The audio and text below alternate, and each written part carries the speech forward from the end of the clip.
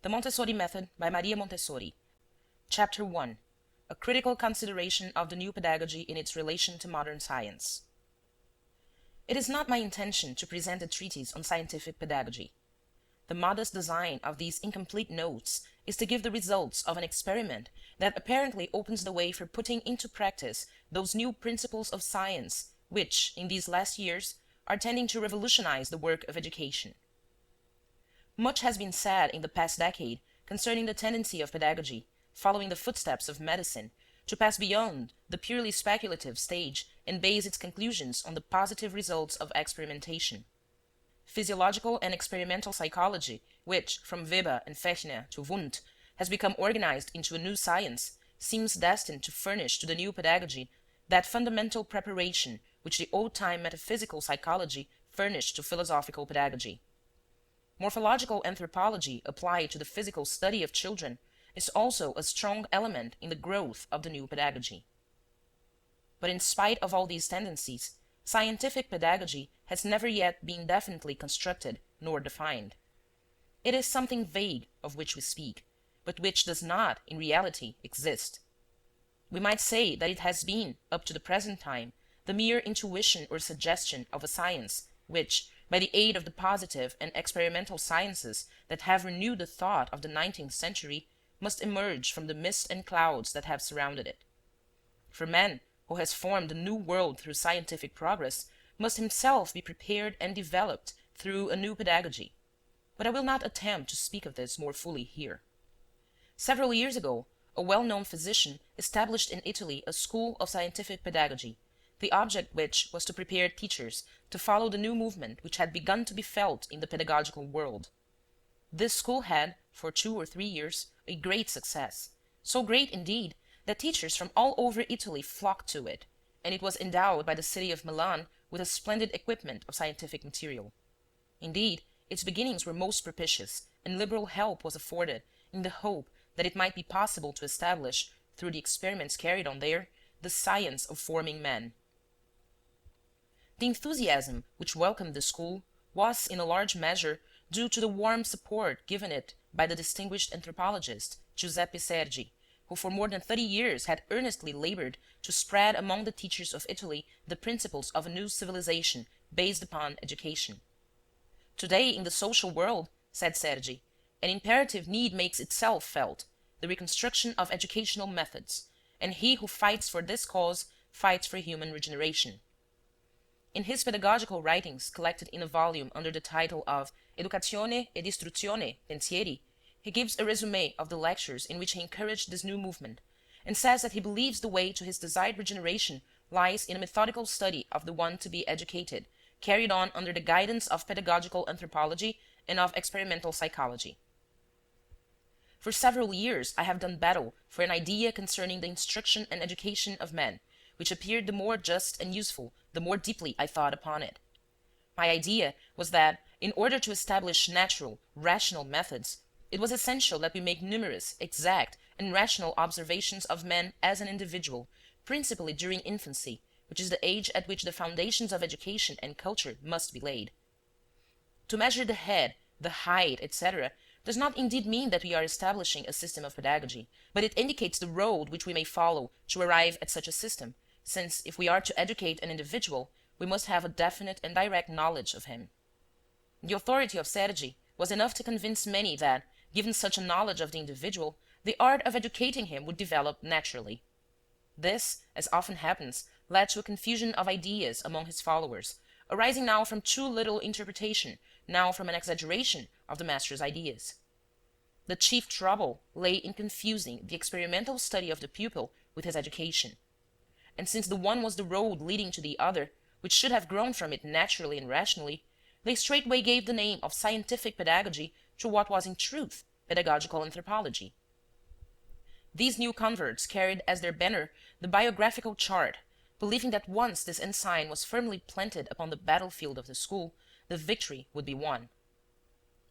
The so-called School of Scientific Pedagogy, therefore, instructed the teachers in the taking of anthropometric measurements, in the use of esthesiometric instruments, in the gathering of psychological data, and the army of new scientific teachers was formed. It should be said that in this movement Italy showed herself to be abreast of the times. In France, in England, and especially in America, experiments have been made in the elementary schools based upon a study of anthropology and psychological pedagogy in the hope of finding in anthropometry and psychometry the regeneration of the school. In these attempts, it has rarely been the teachers who have carried on the research. The experiments have been, in most cases, in the hands of physicians who have taken more interest in their special science than in education. They have usually sought to get from their experiments some contribution to psychology or anthropology, rather than to attempt to organize their work and their results toward the formation of the long-sought scientific pedagogy.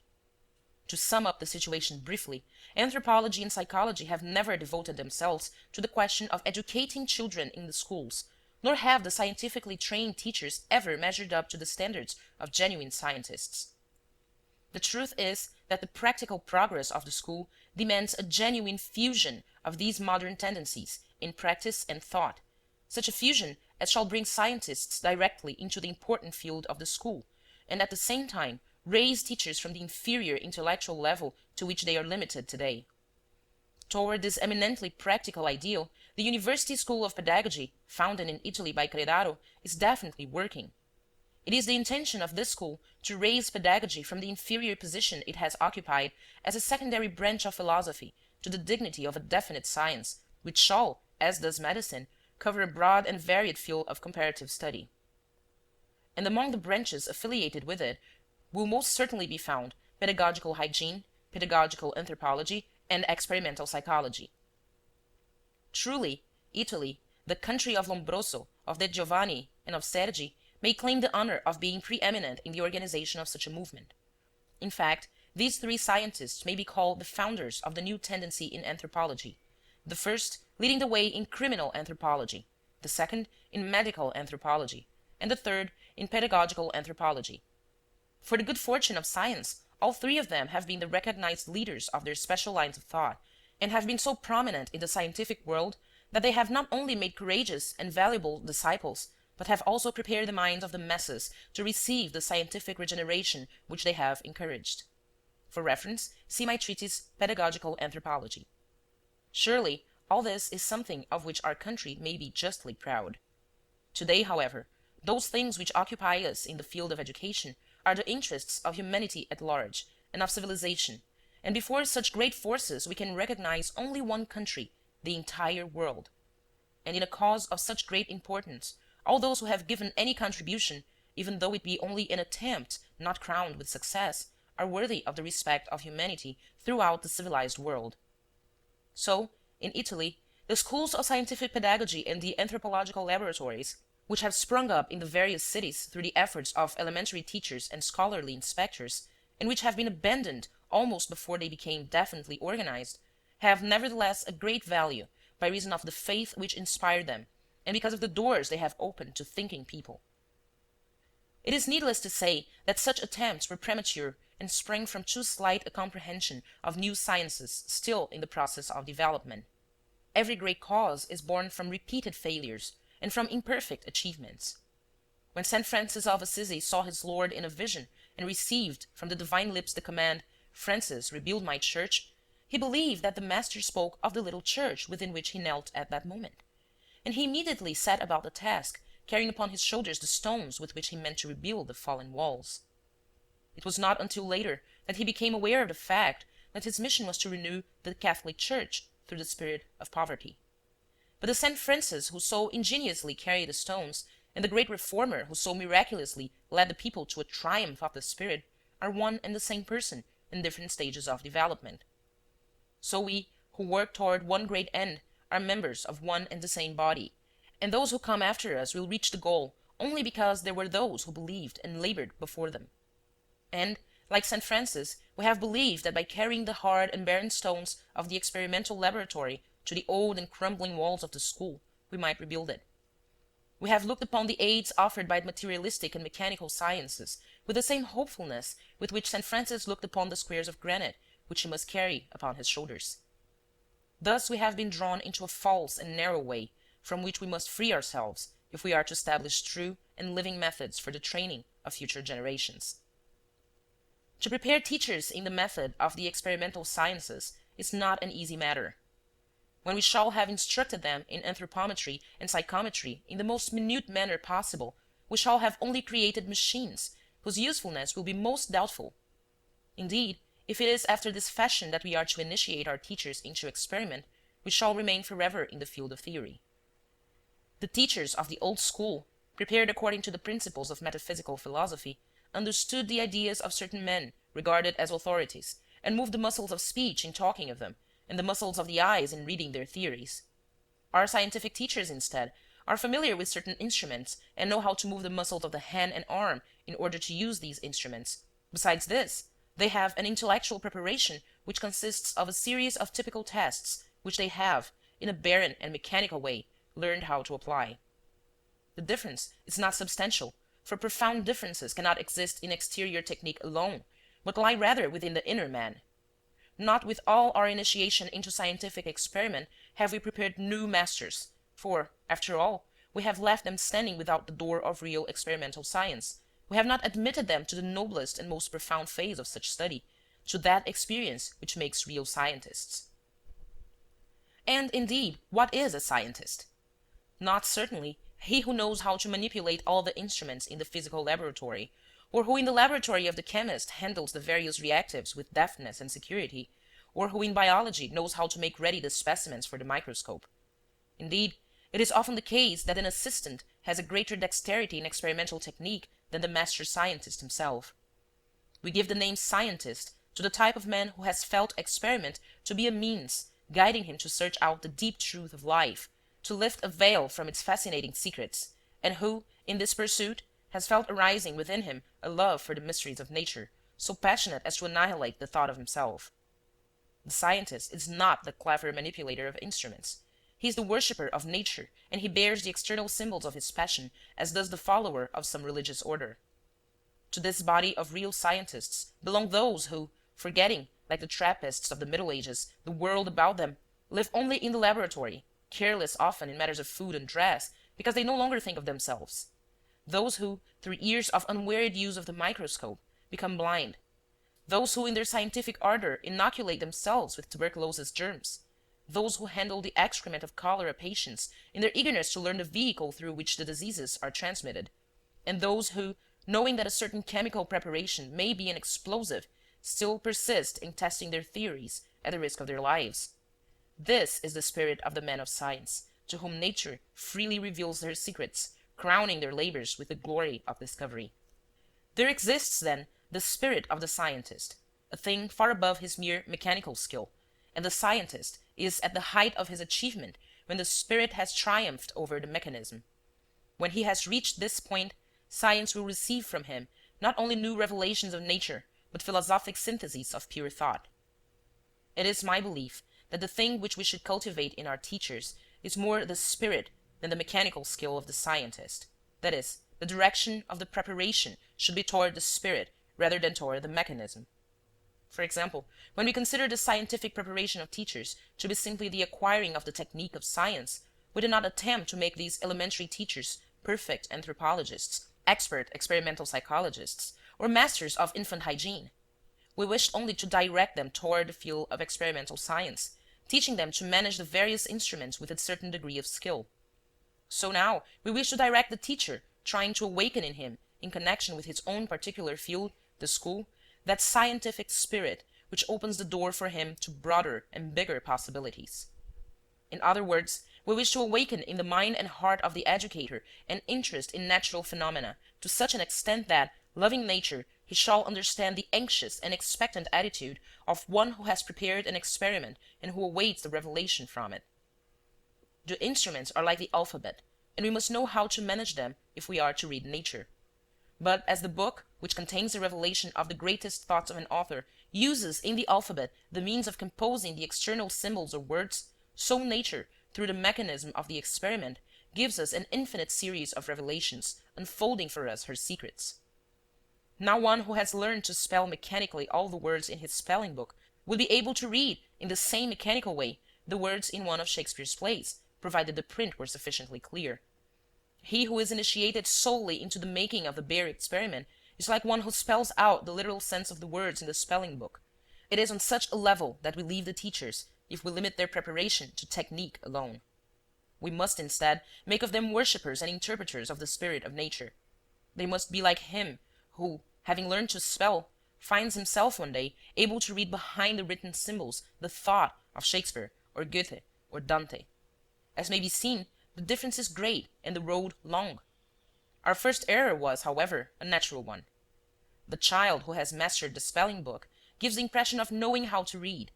Indeed, he does read the signs over the shop doors, the names of newspapers, and every word that comes under his eye. It would be very natural if, entering a library, this child should be deluded into thinking that he knew how to read the sense of all the books he saw there. But attempting to do this, he would soon feel that to know how to read mechanically is nothing, and that he needs to go back to school. So it is with the teachers whom we have thought to prepare for scientific pedagogy by teaching them anthropometry and psychometry. But let us put aside the difficulty of preparing scientific masters in the accepted sense of the word. We will not even attempt to outline a program of such preparation, since this would lead us into a discussion which has no place here. Let us suppose instead that we have already prepared teachers through long and patient exercises for the observation of nature, and that we have led them, for example, to the point attained by those students of natural sciences who rise at night and go into the woods and fields that they may surprise the awakening and the early activities of some family of insects in which they are interested. Here we have the scientist who, though he may be sleepy and tired with walking, is full of watchfulness, who is not aware that he is muddy or dusty, that the mist wets him or the sun burns him, but is intent only upon not revealing in the least degree his presence, in order that the insects may, hour after hour, carry on peacefully those natural functions which he wishes to observe. Let us suppose these teachers to have reached the standpoint of the scientist who, half blind, still watches through his microscope the spontaneous movements of some particular infusory animalcule. These creatures seem to this scientific watcher, in their manner of avoiding each other and in their way of selecting their food, to possess a dim intelligence. He then disturbs this sluggish life by an electric stimulus, observing how some group themselves about the positive pole, and others about the negative. Experimenting further with a luminous stimulus, he notices how some run toward the light, while others fly from it. He investigates these and like phenomena, having always in mind this question, whether the fleeing from or running to the stimulus be of the same character as the avoidance of one another or the selection of food, that is, whether such differences are the result of choice and are due to that dim consciousness, rather than to physical attraction or repulsion similar to that of the magnet. And let us suppose that this scientist, finding it to be 4 o'clock in the afternoon and that he has not yet lunched, is conscious, with a feeling of pleasure, of the fact that he has been at work in his laboratory instead of in his own home, where they would have called him hours ago, interrupting his interesting observation in order that he might eat. Let us imagine, I say, that the teacher has arrived, independently of his scientific training, at such an attitude of interest in the observation of natural phenomena. Very well, but such a preparation is not enough. The master, indeed, is destined, in his particular mission, not to the observation of insects or of bacteria, but of man. He is not to make a study of man in the manifestations of his daily physical habits, as one studies some family of insects, following their movements from the hour of their morning awakening. The master is to study man in the awakening of his intellectual life. The interest in humanity to which we wish to educate the teacher must be characterized by the intimate relationship between the observer and the individual to be observed, a relationship which does not exist between the student of zoology or botany and that form of nature which he studies. Man cannot love the insect or the chemical reaction which he studies without sacrificing a part of himself. This self-sacrifice seems to one who looks at it from the standpoint of the world a veritable renunciation of life itself, almost a martyrdom. But the love of man for man is a far more tender thing, and so simple that it is universal. To love in this way is not the privilege of any specially prepared intellectual class, but lies within the reach of all men. To give an idea of this second form of preparation, that of the spirit, let us try to enter into the minds and hearts of those first followers of Christ Jesus, as they heard him speak of a kingdom not of this world, greater far than any earthly kingdom, no matter how royally conceived. In their simplicity they asked of him, "Master, tell us who shall be greatest in the kingdom of heaven?"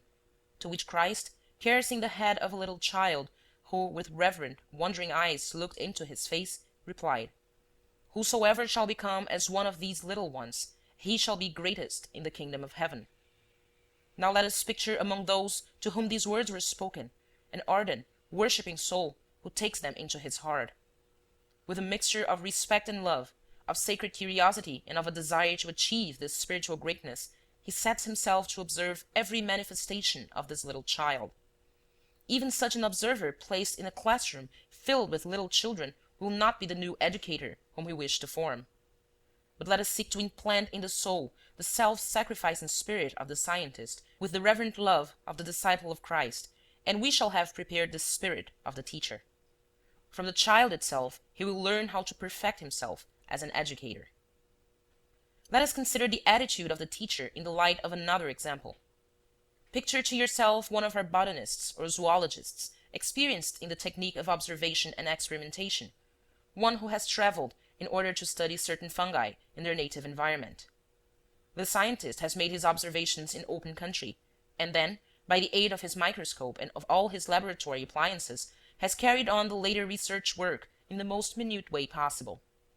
He is, in fact, a scientist who understands what it is to study nature and who is conversant with all the means which modern experimental science offers for this study. Now let us imagine such a man appointed, by reason of the original work he has done, to a chair of science in some university, with the task before him of doing further original research work with Hymenoptera. Let us suppose that, arrived at his post, he is shown a glass-covered case containing a number of beautiful butterflies, mounted by means of pins, their outspread wings motionless. The student will say that this is some child's play, not material for scientific study, that these specimens in the box are more fitly a part of the game which the little boys play, chasing butterflies and catching them in a net. With such material as this, the experimental scientist can do nothing. The situation would be very much the same if we should place a teacher who, according to our conception of the term, is scientifically prepared, in one of the public schools where the children are repressed in the spontaneous expression of their personality till they are almost like dead beings.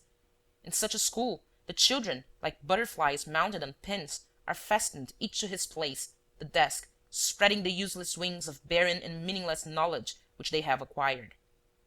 It is not enough, then, to prepare in our masters the scientific spirit. We must also make ready the school for their observation. The school must permit the free, natural manifestations of the child if, in the school, scientific pedagogy is to be born. This is the essential reform. No one may affirm that such a principle already exists in pedagogy and in the school. It is true that some pedagogues, led by Rousseau, have given voice to impracticable principles and vague aspirations for the liberty of the child, but the true concept of liberty is practically unknown to educators. They often have the same concept of liberty which animates the people in their hour of rebellion from slavery, or perhaps the conception of social liberty, which, although it is a more elevated idea, is still invariably restricted. Social liberty signifies always one more round of Jacob's ladder. In other words, it signifies a partial liberation, the liberation of a country, of a class, or of thought. That concept of liberty which must inspire pedagogy is instead universal. The biological sciences of the 19th century have shown it to us when they have offered us the means for studying life. If, therefore, the old-time pedagogy foresaw or vaguely expressed the principle of studying the pupil before educating him, and of leaving him free in his spontaneous manifestations, such an intuition, indefinite and barely expressed, was made possible of practical attainment only after the contribution of the experimental sciences during the last century. This is not a case for sophistry or discussion. It is enough that we state our point. He who would say that the principle of liberty informs the pedagogy of today would make us smile as at a child who, before the box of mounted butterflies, should insist that they were alive and could fly. The principle of slavery still pervades pedagogy, and therefore the same principle pervades the school. I need only give one proof: the stationary desks and chairs. Here we have, for example, a striking evidence of the errors of the early materialistic scientific pedagogy, which, with mistaken zeal and energy, carried the barren stones of science to the rebuilding of the crumbling walls of the school. The schools were at first furnished with the long, narrow benches upon which the children were crowded together. Then came science and perfected the bench. In this work, much attention was paid to the recent contributions of anthropology. The age of the child and the length of his limbs were considered in placing the seat at the right height.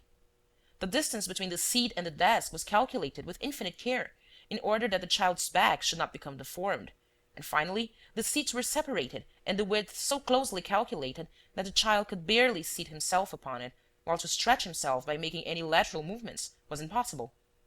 This was done in order that he might be separated from his neighbor. These desks are constructed in such a way as to render the child visible in all his immobility. One of the ends sought through this separation is the prevention of immoral acts in the schoolroom. What shall we say of such prudence in a state of society where it would be considered scandalous to give voices to principles of sex morality in education, for fear we might thus contaminate innocence? And yet, here we have science lending itself to this hypocrisy, fabricating machines. Not only this, obliging science goes farther still, perfecting the benches in such a way as to permit to the greatest possible extent the immobility of the child, or, if you wish, to repress every movement of the child. It is all so arranged that, when the child is well fitted into his place, the desk and chair themselves force him to assume the position considered to be hygienically comfortable. The seat, the footrest, the desks are arranged in such a way that the child can never stand at his work. He is allotted only sufficient space for sitting in an erect position. It is in such ways that schoolroom desks and benches have advanced toward perfection. Every cult of the so-called scientific pedagogy has designed a model scientific desk. Not a few nations have become proud of their national desk, and in the struggle of competition, these various machines have been patented. Undoubtedly, there is much that is scientific underlying the construction of these benches. Anthropology has been drawn upon in the measuring of the body and the diagnosis of the age, physiology in the study of muscular movements, psychology in regard to perversion of instincts, and above all, hygiene in the effort to prevent curvature of the spine. These desks were indeed scientific, following in their construction the anthropological study of the child. We have here, as I have said, an example of the literal application of science to schools. I believe that before very long we shall all be struck with great surprise by this attitude. It will seem incomprehensible that the fundamental error of the desk should not have been revealed earlier through the attention given to the study of infant hygiene, anthropology, and sociology, and through the general progress of thought. The marvel is greater when we consider that, during the past years, there has been stirring in almost every nation a movement toward the protection of the child. I believe that it will not be many years before the public, scarcely believing the descriptions of these scientific benches, will come to touch with wondering hands the amazing seats that were constructed for the purpose of preventing among our school children curvature of the spine. The development of these scientific benches means that the pupils were subjected to a regime which, even though they were born strong and straight, made it possible for them to become humpbacked. The vertebral column, biologically the most primitive, fundamental, and oldest part of the skeleton, the most fixed portion of our body, since the skeleton is the most solid portion of the organism, the vertebral column, which resisted and was strong through the desperate struggles of primitive man when he fought against the desert lion, when he conquered the mammoth, when he quarried the solid rock and shaped the iron to his uses, bends and cannot resist under the yoke of the school. It is incomprehensible that so-called science should have worked to perfect an instrument of slavery in the school without being enlightened by one ray from the movement of social liberation growing and developing throughout the world. For the age of scientific benches was also the age of the redemption of the working classes from the yoke of unjust labor. The tendency towards social liberty is most evident and manifests itself on every hand. The leaders of the people make it their slogan. The laboring masses repeat the cry. Scientific and socialistic publications voice the same movement. Our journals are full of it. The underived workman does not ask for tonic, but for better economic conditions which shall prevent malnutrition. The miner, who, through the stooping position maintained during many hours of the day, is subject to inguinal rupture, does not ask for an abdominal support, but demands shorter hours and better working conditions in order that he may be able to lead a healthy life like other men. And when, during this same social epoch, we find that the children in our schoolrooms are working amid unhygienic conditions, so poorly adapted to normal development that even the skeleton becomes deformed, our response to this terrible revelation is an orthopedic bench. It is much as if we offered to the miner the abdominal brace or arsenic to the unnerved workman. Some time ago, a woman, believing me to be in sympathy with all scientific innovations concerning the school, showed me with evident satisfaction a corset or brace for pupils. She had invented this and felt that it would complete the work of the bench. Surgery has still other means for the treatment of spinal curvature. I might mention orthopedic instruments, braces, and a method of periodically suspending the child by the head or shoulders in such a fashion that the weight of the body stretches and thus straightens the vertebral column. In the school, the orthopedic instrument in the shape of the desk is in great favor. Today, someone proposes the brace, one step farther, and it will be suggested that we give the scholars a systematic course in the suspension method. All this is the logical consequence of a material application of the methods of science to the decadent school. Evidently, the rational method of combating spinal curvature in the pupils is to change the form of their work, so that they shall no longer be obliged to remain for so many hours a day in a harmful position. It is a conquest of liberty which the school needs, not the mechanism of a bench. Even were the stationary seat helpful to the child's body, it would still be a dangerous and unhygienic feature of the environment through the difficulty of cleaning the room perfectly when the furniture cannot be moved. The footrests, which cannot be removed, accumulate the dirt carried in daily from the street by the many little feet. Today, there is a general transformation in the matter of house furnishings. They are made lighter and simpler so that they may be easily moved, dusted, and even washed. But the school seems blind to the transformation of the social environment. It behooves us to think of what may happen to the spirit of the child who is condemned to grow in conditions so artificial that his very bones may become deformed. When we speak of the redemption of the working man, it is always understood that beneath the most apparent forms of suffering, such as poverty of the blood or ruptures, there exists that other wound from which the soul of the man who is subjected to any form of slavery must suffer. It is at this deeper wrong that we aim when we say that the workman must be redeemed through liberty. We know only too well that when a man's very blood has been consumed, or his intestines wasted away through his work, his soul must have lain oppressed in darkness, rendered insensible, or it may be killed within him. The moral degradation of the slave is above all things the weight that opposes the progress of humanity, humanity striving to rise and held back by this great burden.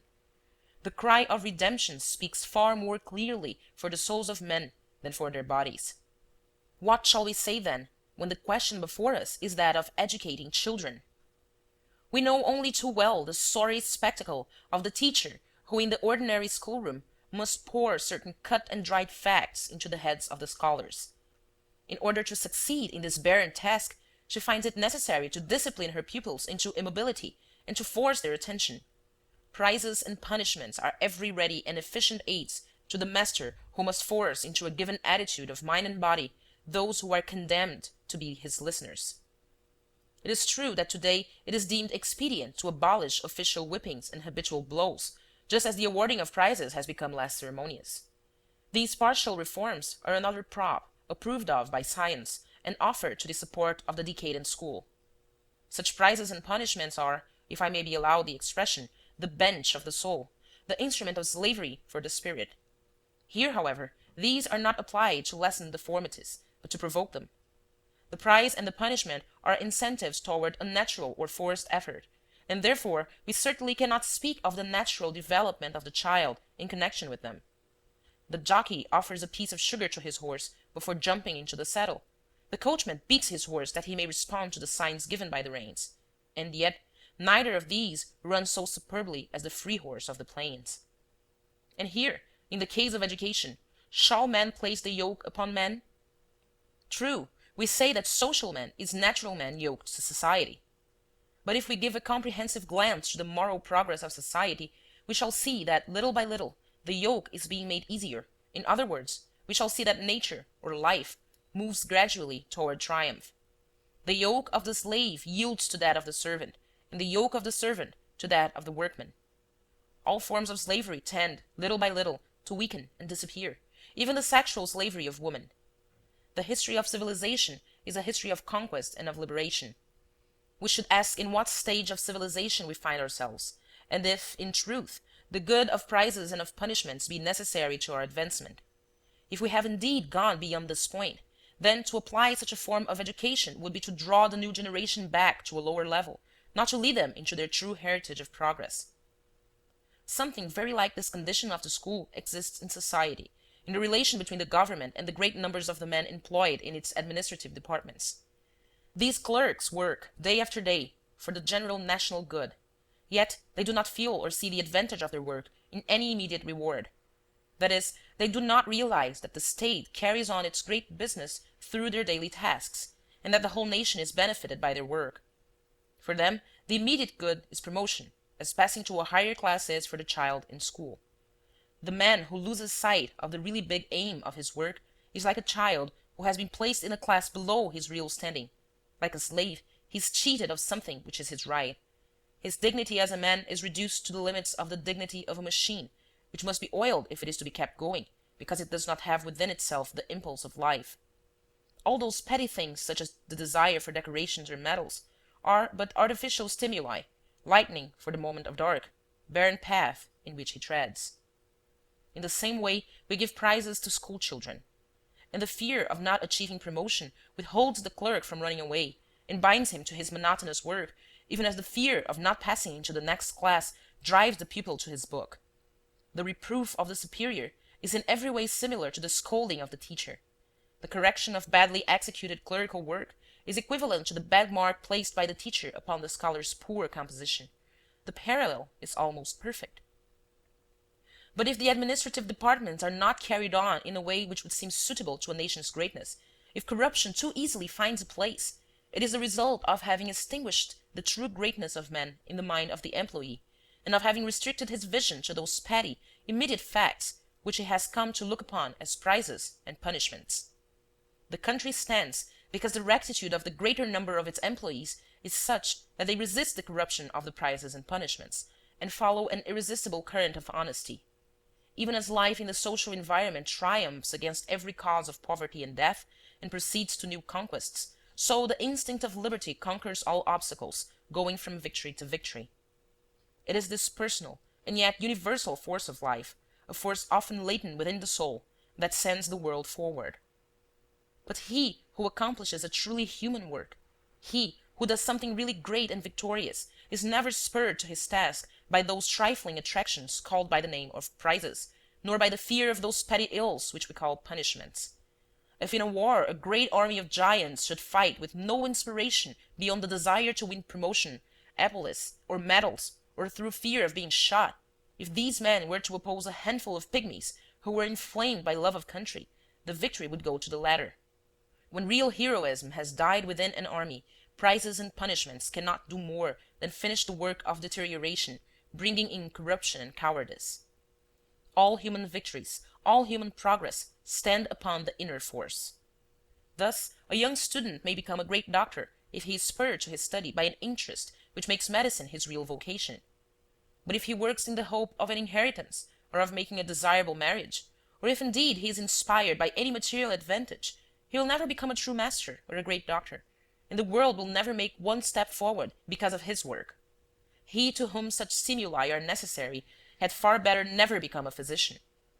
Every one has a special tendency, a special vocation, modest perhaps, but certainly useful.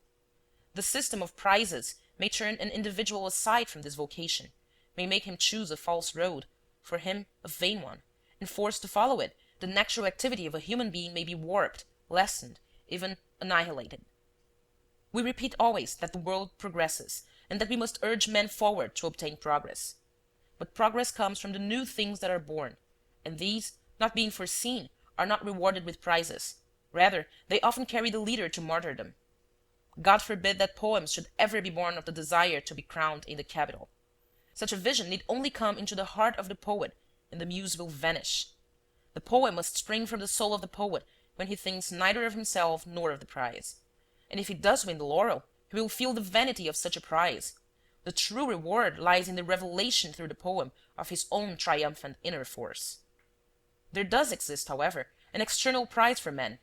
When, for example, the orator sees the faces of his listeners change with the emotions he has awakened, he experiences something so great that it can only be likened to the intense joy with which one discovers that he is loved. Our joy is to touch and conquer souls, and this is the one prize which can bring us a true compensation. Sometimes there is given to us a moment when we fancy ourselves to be among the great ones of the world. These are moments of happiness given to man that he may continue his existence in peace. It may be through love attained, or because of the gift of a son, through a glorious discovery, or the publication of a book. In some such moment, we feel that there exists no man who is above us. If in such a moment someone vested with authority comes forward to offer us a medal or a prize, he is the important destroyer of our real reward. And who are you? Our vanished illusion shall cry. Who are you that recalls me to the fact that I am not the first among men? Who stands so far above me that he may give me a prize? The prize of such a man, in such a moment, can only be divine. As for punishments, the soul of the normal man grows perfect through expanding, and punishment, as commonly understood, is always a form of repression. It may bring results with those inferior natures who grow in evil, but these are very few, and social progress is not affected by them. The penal code threatens us with punishment if we are dishonest within the limits indicated by the laws. But we are not honest through fear of the laws. If we do not rob, if we do not kill, it is because we love peace, because the natural trend of our lives leads us forward, leading us even farther and more definitely away from the peril of low and evil acts. Without going into the ethical or metaphysical aspects of the question, we may safely affirm that the delinquent, before he transgresses the law, has, if he knows of the existence of a punishment, felt the threatening weight of the criminal code upon him. He has defied it, or he has been lured into the crime, deluding himself with the idea that he would be able to avoid the punishment of the law. But there has occurred within his mind a struggle between the crime and the punishment. Whether it be efficacious in hindering crime or not, this penal code is undoubtedly made for a very limited class of individuals, namely criminals. The enormous majority of citizens are honest, without any regard whatever to the threats of the law. The real punishment of normal men is the loss of the consciousness of that individual power and greatness which are the sources of his inner life. Such a punishment often falls upon men in the fullness of success. A man whom we would consider crowned by happiness and fortune may be suffering from this form of punishment. Far too often man does not see the real punishment which threatens him. And it is just here that education may help. Today we hold the pupils in school restricted by those instruments so degrading to body and spirit, the desk and material prizes and punishments. Our aim in all this is to reduce them to the discipline of immobility and silence, to lead them where? Far too often toward no definite end. Often the education of children consists in pouring into their intelligence the intellectual content of school programs. And often these programs have been compiled in the official Department of Education, and their use is imposed by law upon the teacher and the child. Before such dense and willful disregard of the life which is growing within these children, we should hide our heads in shame and cover our guilty faces with our hands.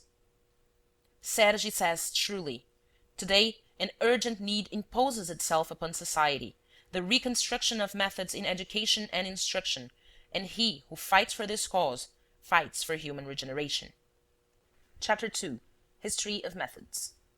If we are to develop a system of scientific pedagogy, we must then proceed along lines very different from those which have been followed up to the present time.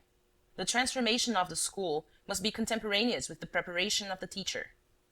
For if we make of the teacher an observer, familiar with the experimental methods, then we must make it possible for her to observe and to experiment in the school. The fundamental principle of scientific pedagogy must be, indeed, the liberty of the pupil, such liberty as shall permit a development of individual, spontaneous manifestations of the child's nature.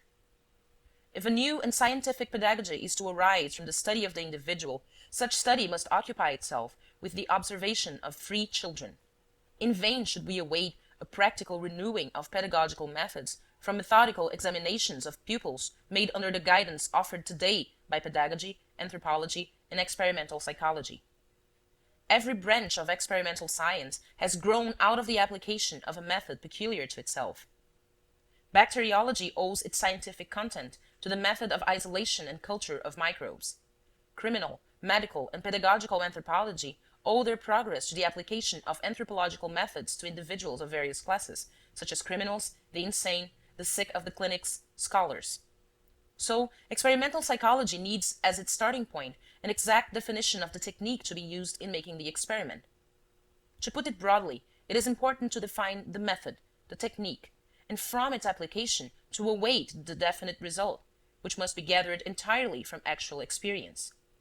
One of the characteristics of experimental sciences is to proceed to the making of an experiment without preconceptions of any sort as to the final result of the experiment itself. For example, should we wish to make scientific observations concerning the development of the head as related to varying degrees of intelligence, one of the conditions of such an experiment would be to ignore, in the taking of the measurements, which were the most intelligent and which the most backward among the scholars examined. And this because the preconceived idea that the most intelligent should have the head more fully developed will inevitably alter the results of the research. He who experiments must, while doing so, divest himself of every preconception. It is clear, then, that if we wish to make use of a method of experimental psychology, the first thing necessary is to renounce all former creeds and to proceed by means of the method in the search for truth. We must not start, for example, from any dogmatic ideas which we may happen to have held upon the subject of child psychology. Instead, we must proceed by a method which shall tend to make possible to the child complete liberty. This we must do if we are to draw from the observation of his spontaneous manifestations conclusions which shall lead to the establishment of a truly scientific child psychology. It may be that such a method holds for us great surprises, unexpected possibilities.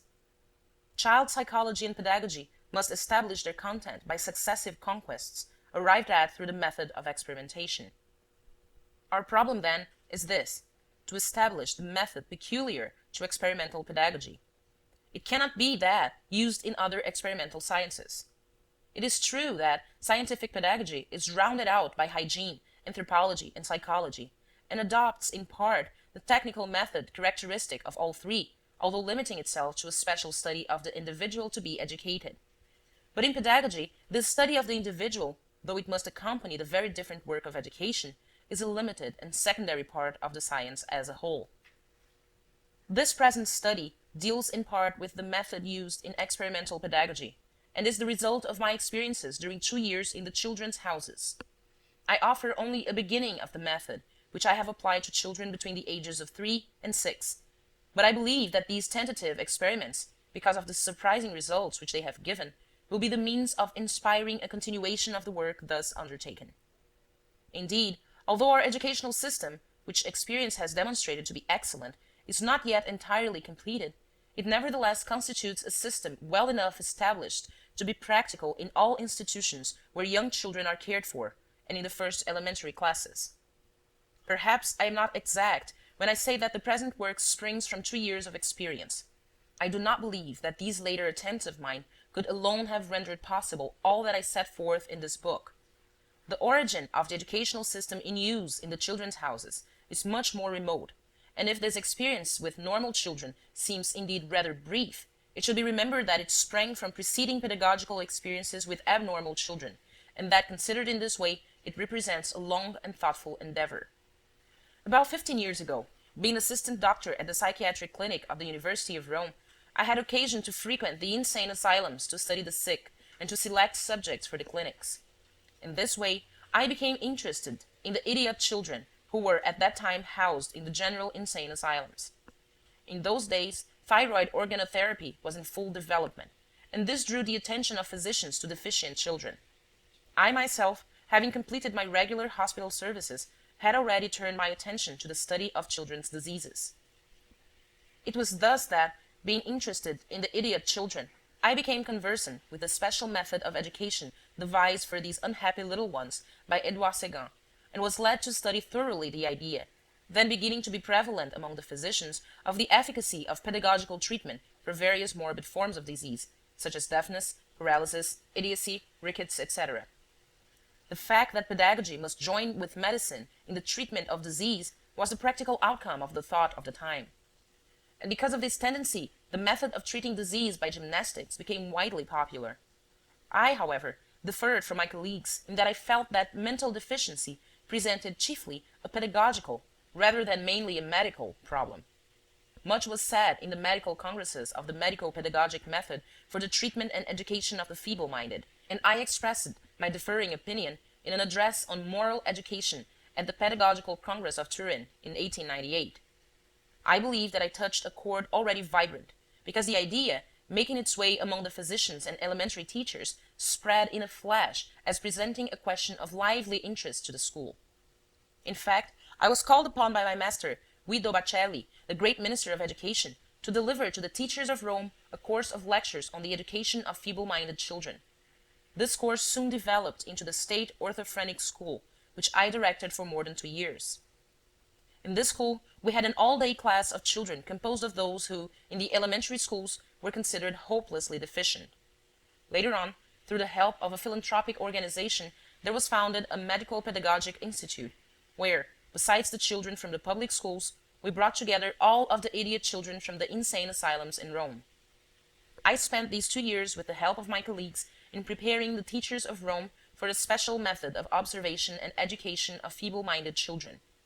Not only did I train teachers, but what was much more important, after I had been in London and Paris for the purpose of studying in a practical way the education of deficients, I gave myself over completely to the actual teaching of the children, directing at the same time the work of the other teachers in our institute. I was more than an elementary teacher, for I was present, or directly taught the children, from 8 in the morning to 7 in the evening, without interruption. These 2 years of practice are my first and indeed my true degree in pedagogy. From the very beginning of my work with deficient children, 1898 to 1900, I felt that the methods which I used had in them nothing peculiarly limited to the instruction of idiots. I believed that they contained educational principles more rational than those in use, so much more so, indeed, that through their means an inferior mentality would be able to grow and develop. This feeling, so deep as to be in the nature of an intuition, became my controlling idea after I had left the school for deficients, and little by little I became convinced that similar methods applied to normal children would develop or set free their personality in a marvelous and surprising way. It was then that I began a genuine and thorough study of what is known as remedial pedagogy, and then, wishing to undertake the study of normal pedagogy and of the principles upon which it is based, I registered as a student of philosophy at the university. A great faith animated me, and although I did not know that I should ever be able to test the truth of my idea, I gave up every other occupation to deepen and broaden its conception. It was almost as if I prepared myself for an unknown mission. The methods for the education of deficients had their origin at the time of the French Revolution, in the work of a physician whose achievements occupy a prominent place in the history of medicine, as he was the founder of that branch of medical science which today is known as osteatria, diseases of the ear. He was the first to attempt a methodical education of the sense of hearing. He made these experiments in the Institute for Deaf Mutes, founded in Paris by Pereire, and actually succeeded in making the semi-deaf hear clearly. Later on, having in charge for 8 years the idiot boy known as the Wild Boy of Aveyron, he extended to the treatment of all the senses those educational methods which had already given such excellent results in the treatment of the sense of hearing. A student of Pinel, Itard, was the first educator to practice the observation of the pupil in the way in which the sick are observed in the hospitals, especially those suffering from diseases of the nervous system. The pedagogic writings of Itard are most interesting and minute descriptions of educational efforts and experiences, and anyone reading them today must admit that they were practically the first attempts at experimental psychology. But the merit of having completed a genuine educational system for deficient children was due to Edouard Séguin, first a teacher and then a physician. He took the experiences of Itard as his starting point, applying these methods, modifying and completing them during a period of 10 years' experience with children taken from the insane asylums and placed in a little school in Rue Pigalle in Paris. This method was described for the first time in a volume of more than 600 pages, published in Paris in 1846, with the title Traitement moral, hygiène et éducation des idiots. Later, Séguin emigrated to the United States of America, where he founded many institutions for deficients, and where, after another 20 years of experience, he published the second edition of his method under a very different title, Idiocy and its Treatment by the Physiological Method. This volume was published in New York in 1866, and in it Séguin had carefully defined his method of education, calling it the physiological method. He no longer referred in the title to a method for the education of idiots, as if the method were special to them, but spoke now of idiocy treated by a physiological method. If we consider that pedagogy always had psychology as its base, and that Wundt defines a physiological psychology, the coincidence of these ideas must strike us and lead us to suspect in the physiological method some connection with physiological psychology. While I was assistant at the psychiatric clinic, I had read Edouard Séguin's French book with great interest. But the English book, which was published in New York 20 years later, although it was quoted in the works about special education by Bourneville, was not to be found in any library. I made a vain quest for it, going from house to house of nearly all the English physicians who were known to be specially interested in deficient children, or who were superintendents of special schools. The fact that this book was unknown in England, although it had been published in the English language, made me think that the Séguin system had never been understood. In fact, although Séguin was constantly quoted in all the publications dealing with institutions for deficients, the educational applications described were quite different from the applications of Séguin's system. Almost everywhere, the methods applied to deficients are more or less the same as those in use for normal children. In Germany especially, a friend who had gone there in order to help me in my researches noticed that although special materials existed here and there in the pedagogical museums of the schools for deficients, these materials were rarely used. Indeed, the German educators hold the principle that it is well to adapt to the teaching of backward children the same method used for normal ones, but these methods are much more objective in Germany than with us. At the Bicêtre, where I spent some time, I saw that it was the didactic apparatus of Séguin far more than his method which was being used, although the French text was in the hands of the educators. The teaching there was purely mechanical, each teacher following the rules according to the letter. I found, however, wherever I went, in London as well as in Paris, a desire for fresh counsel and for new experiences, since far too often Séguin's claim that with his methods the education of idiots was actually possible had proved only a delusion. After the study of the methods in use throughout Europe, I concluded my experiments upon the deficients of Rome and taught them throughout 2 years. I followed Séguin's book, and also derived much help from the remarkable experiments of Itard. Guided by the work of these two men, I had manufactured a great variety of didactic material. These materials, which I have never seen complete in any institution, became in the hands of those who knew how to apply them a most remarkable and efficient means, but unless rightly presented, they failed to attract the attention of the deficients. I felt that I understood the discouragement of those working with feeble-minded children, and could see why they had, in so many cases, abandoned the method. The prejudice that the educator must place himself on a level with the one to be educated sinks the teacher of deficients into a species of apathy. He accepts the fact that he is educating an inferior personality, and for that very reason he does not succeed. Even so, those who teach little children too often have the idea that they are educating babies, and seek to place themselves on the child's level by approaching him with games, and often with foolish stories. Instead of all this, we must know how to call to the man which lies dormant within the soul of the child. I felt this intuitively, and believed that not the didactic material, but my voice which called to them, awakened the children, and encouraged them to use the didactic material, and through it to educate themselves. I was guided in my work by the deep respect which I felt for their misfortune, and by the love which these unhappy children know how to awaken in those who are near them. Séguin, too, expressed himself in the same way on this subject. Reading his patient attempts, I understand clearly that the first didactic material used by him was spiritual. Indeed, at the close of the French volume, the author, giving a résumé of his work, concludes by saying, rather sadly, that all he has established will be lost or useless if the teachers are not prepared for their work. He holds rather original views concerning the preparation of teachers of deficients. He would have them good to look upon, pleasant-voiced, careful in every detail of their personal appearance, doing everything possible to make themselves attractive.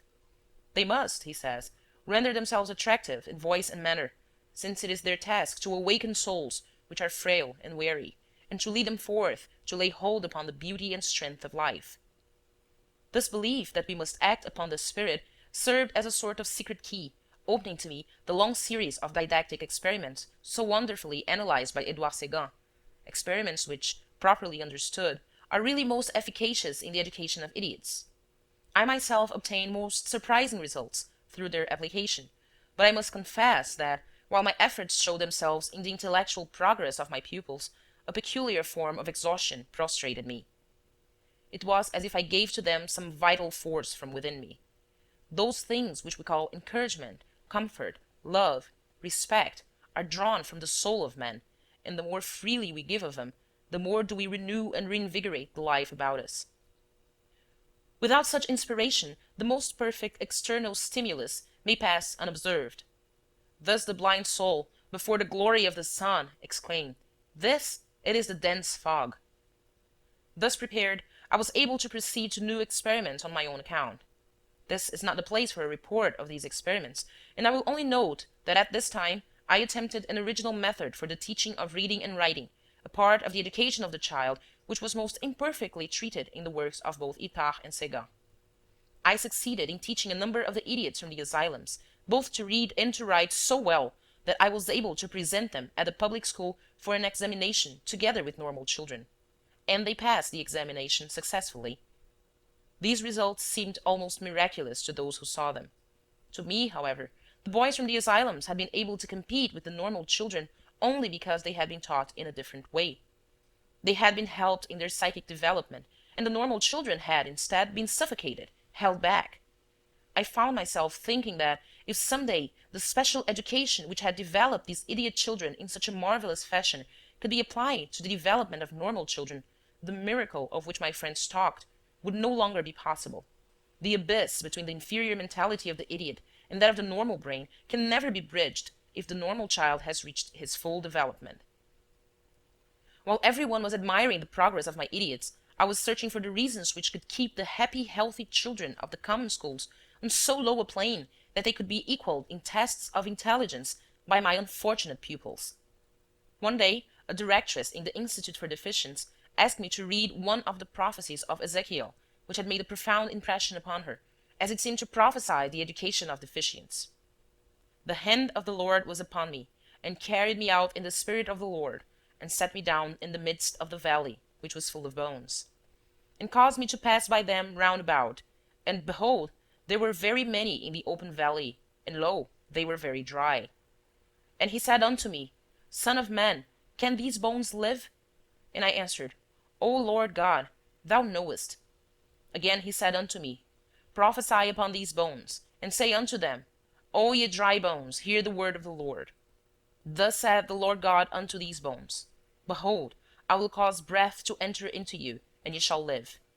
And I will lay sinews upon you, and will bring up flesh upon you, and cover you with skin, and put breath in you, and ye shall live, and ye shall know that I am the Lord. So I prophesied, and I was commended. And as I prophesied, there was a noise, and behold, a shaking, and the bones came together, bone to his bone. And when I beheld, lo, the sinews and the flesh came up upon them, and the skin covered them above, but there was no breath in them. Then said he unto me, Prophesy unto the wind, prophesy, son of man, and say to the wind, Thus saith the Lord God, Come from the four winds, O breath, and breathe upon these slain, that they may live. So I prophesied as he commanded me, and the breath came into them, and they lived, and stood up upon their feet, an exceeding great army. Then he said unto me, Son of man, these bones are the whole house of Israel. Behold, they say, Our bones are dried, and our hope is lost. We are cut off for our parts. In fact, the words, I will cause breath to enter into you, and ye shall live, seem to me to refer to the direct individual work of the master who encourages, calls to, and helps his pupil, preparing him for education. And the remainder, I will lay sinews upon you, and will bring up flesh upon you, recall the fundamental phrase which sums up Séguin's whole method, to lead the child, as it were, by the hand, from the education of the muscular system to that of the nervous system and of the senses. It was thus that Séguin taught the idiots how to walk, how to maintain their equilibrium in the most difficult movements of the body, such as going upstairs, jumping, etc., and finally to feel, beginning the education of the muscular sensations by touching and reading the difference of temperature, and ending with the education of the particular senses. But if the training goes no further than this, we have only led these children to adapt themselves to a low order of life, almost a vegetable existence. Call to the spirit, says the prophecy, and the spirit shall enter into them, and they shall have life. Séguin, indeed, led the idiot from the vegetative to the intellectual life, from the education of the senses to general notions, from general notions to abstract thought, from abstract thought to morality. But when this wonderful work is accomplished, and by means of a minute physiological analysis and of a gradual progression in method, the idiot has become a man, he is still an inferior in the midst of his fellow men, an individual who will never be able fully to adapt himself to the social environment.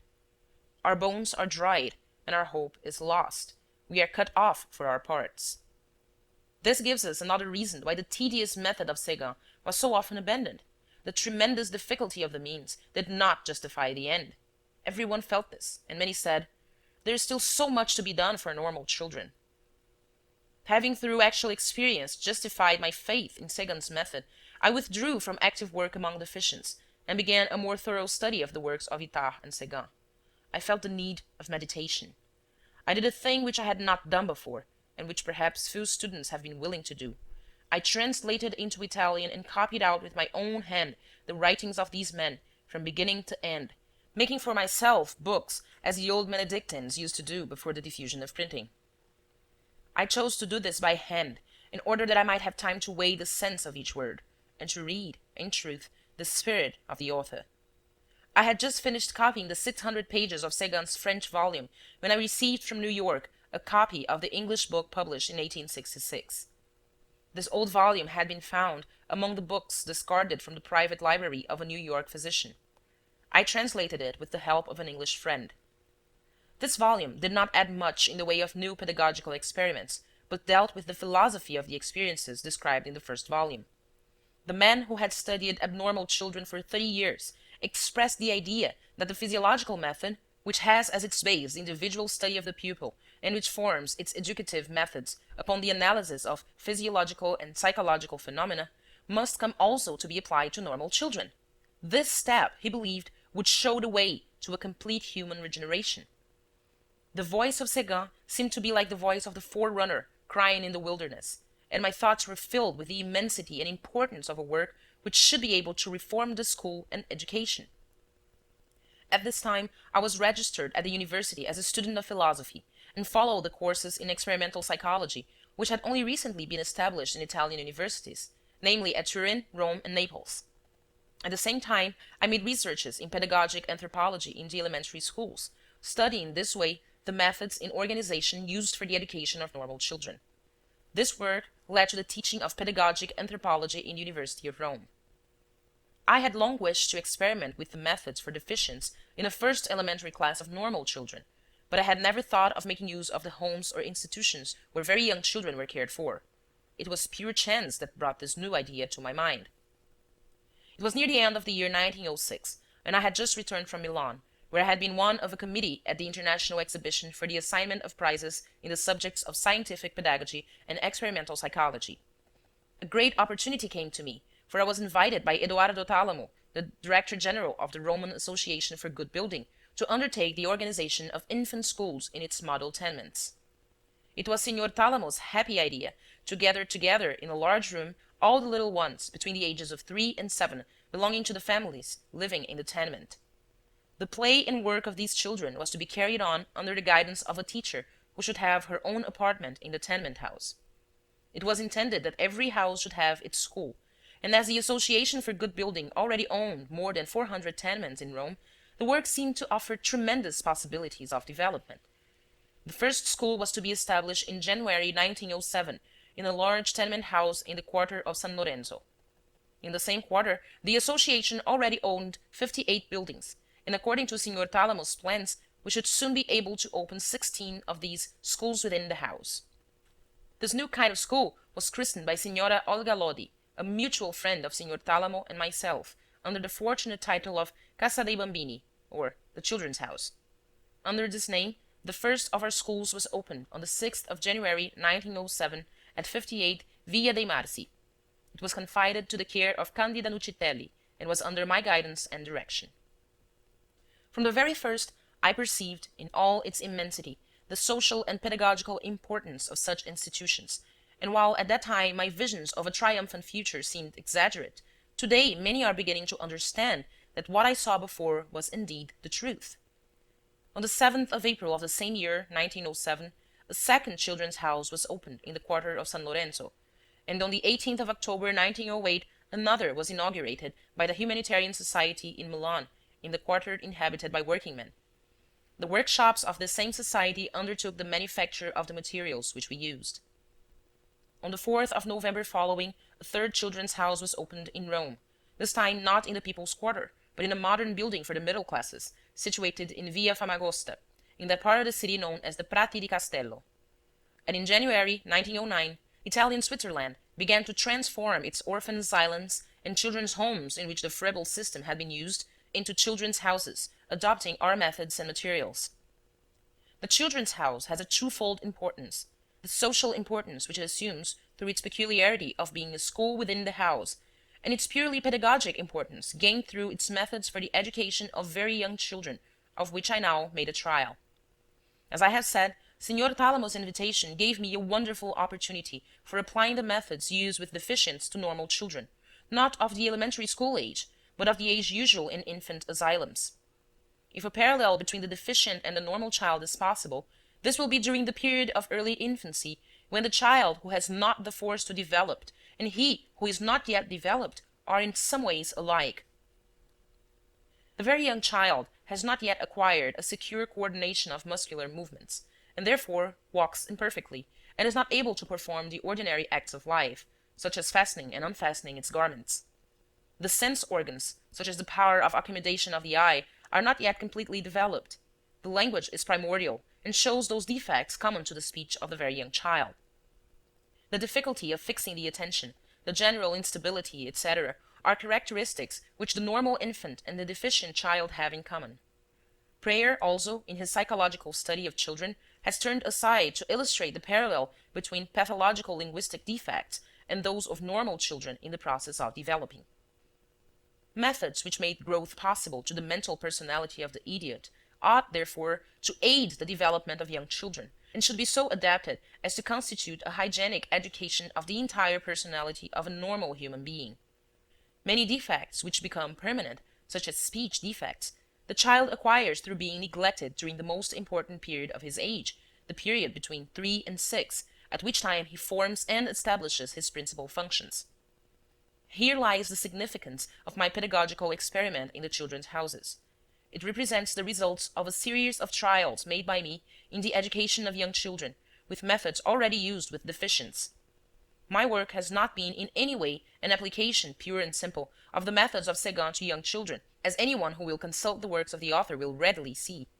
But it is none the less true that, underlying these 2 years of trial, there is a basis of experiment which goes back to the days of the French Revolution, and which represents the earnest work of the lives of Itard and Séguin. As for me, 30 years after the publication of Séguin's second book, I took up again the ideas, and, I may even say, the work of this great man, with the same freshness of spirit with which he received the inheritance of the work and ideas of his master Itard. For 10 years, I not only made practical experiments according to their methods, but through reverent meditation absorbed the works of these noble and consecrated men, who have left to humanity most vital proof of their obscure heroism. Thus, my 10 years of work may in a sense be considered as a summing up of the 40 years of work done by Itard and Séguin. Viewed in this light, 50 years of active work preceded and prepared for this apparently brief trial of only 2 years, and I feel that I am not wrong in saying that these experiments represent the successive work of 3 physicians, who, from Itard to me, show in a greater or less degree the first steps along the path of psychiatry. As definite factors in the civilization of the people, the children's houses deserve a separate volume. They have, in fact, solved so many of the social and pedagogic problems in ways which have seemed to be utopian, that they are a part of that modern transformation of the home which must most surely be realized before many years have passed. In this way, they touch directly the most important side of the social question, that which deals with the intimate or home life of the people. It is enough here to reproduce the inaugural discourse delivered by me on the occasion of the opening of the second children's house in Rome, and to present the rules and regulations which I arranged in accordance with the wishes of Signor Talamo. It will be noticed that the club to which I refer, and the dispensary, which is also an outpatients institution for medical and surgical treatment, all such institutions being free to the inhabitants, have already been established. In the modern tenement, Casa Moderna, in the Prati di Castello, opened November 4th, 1908, through the philanthropy of Signor Talamo, they are also planning to annex a communal kitchen. Chapter 3. Inaugural Address Delivered on the Occasion of the Opening of One of the Children's Houses. It may be that the life lived by the very poor is a thing which some of you here today have never actually looked upon in all its degradation. You may have only felt the misery of deep human poverty through the medium of some great book, or some gifted actor may have made your soul vibrate with its horror. Let us suppose that in some such moment a voice should cry to you, "Go look upon these homes of misery and blackest poverty, for there have sprung up amid the terror and the suffering oases of happiness, of cleanliness, of peace. The poor are to have an ideal house which shall be their own. In quarters where poverty and vice ruled, a work of moral redemption is going on. The soul of the people is being set free from the torpor of vice, from the shadows of ignorance.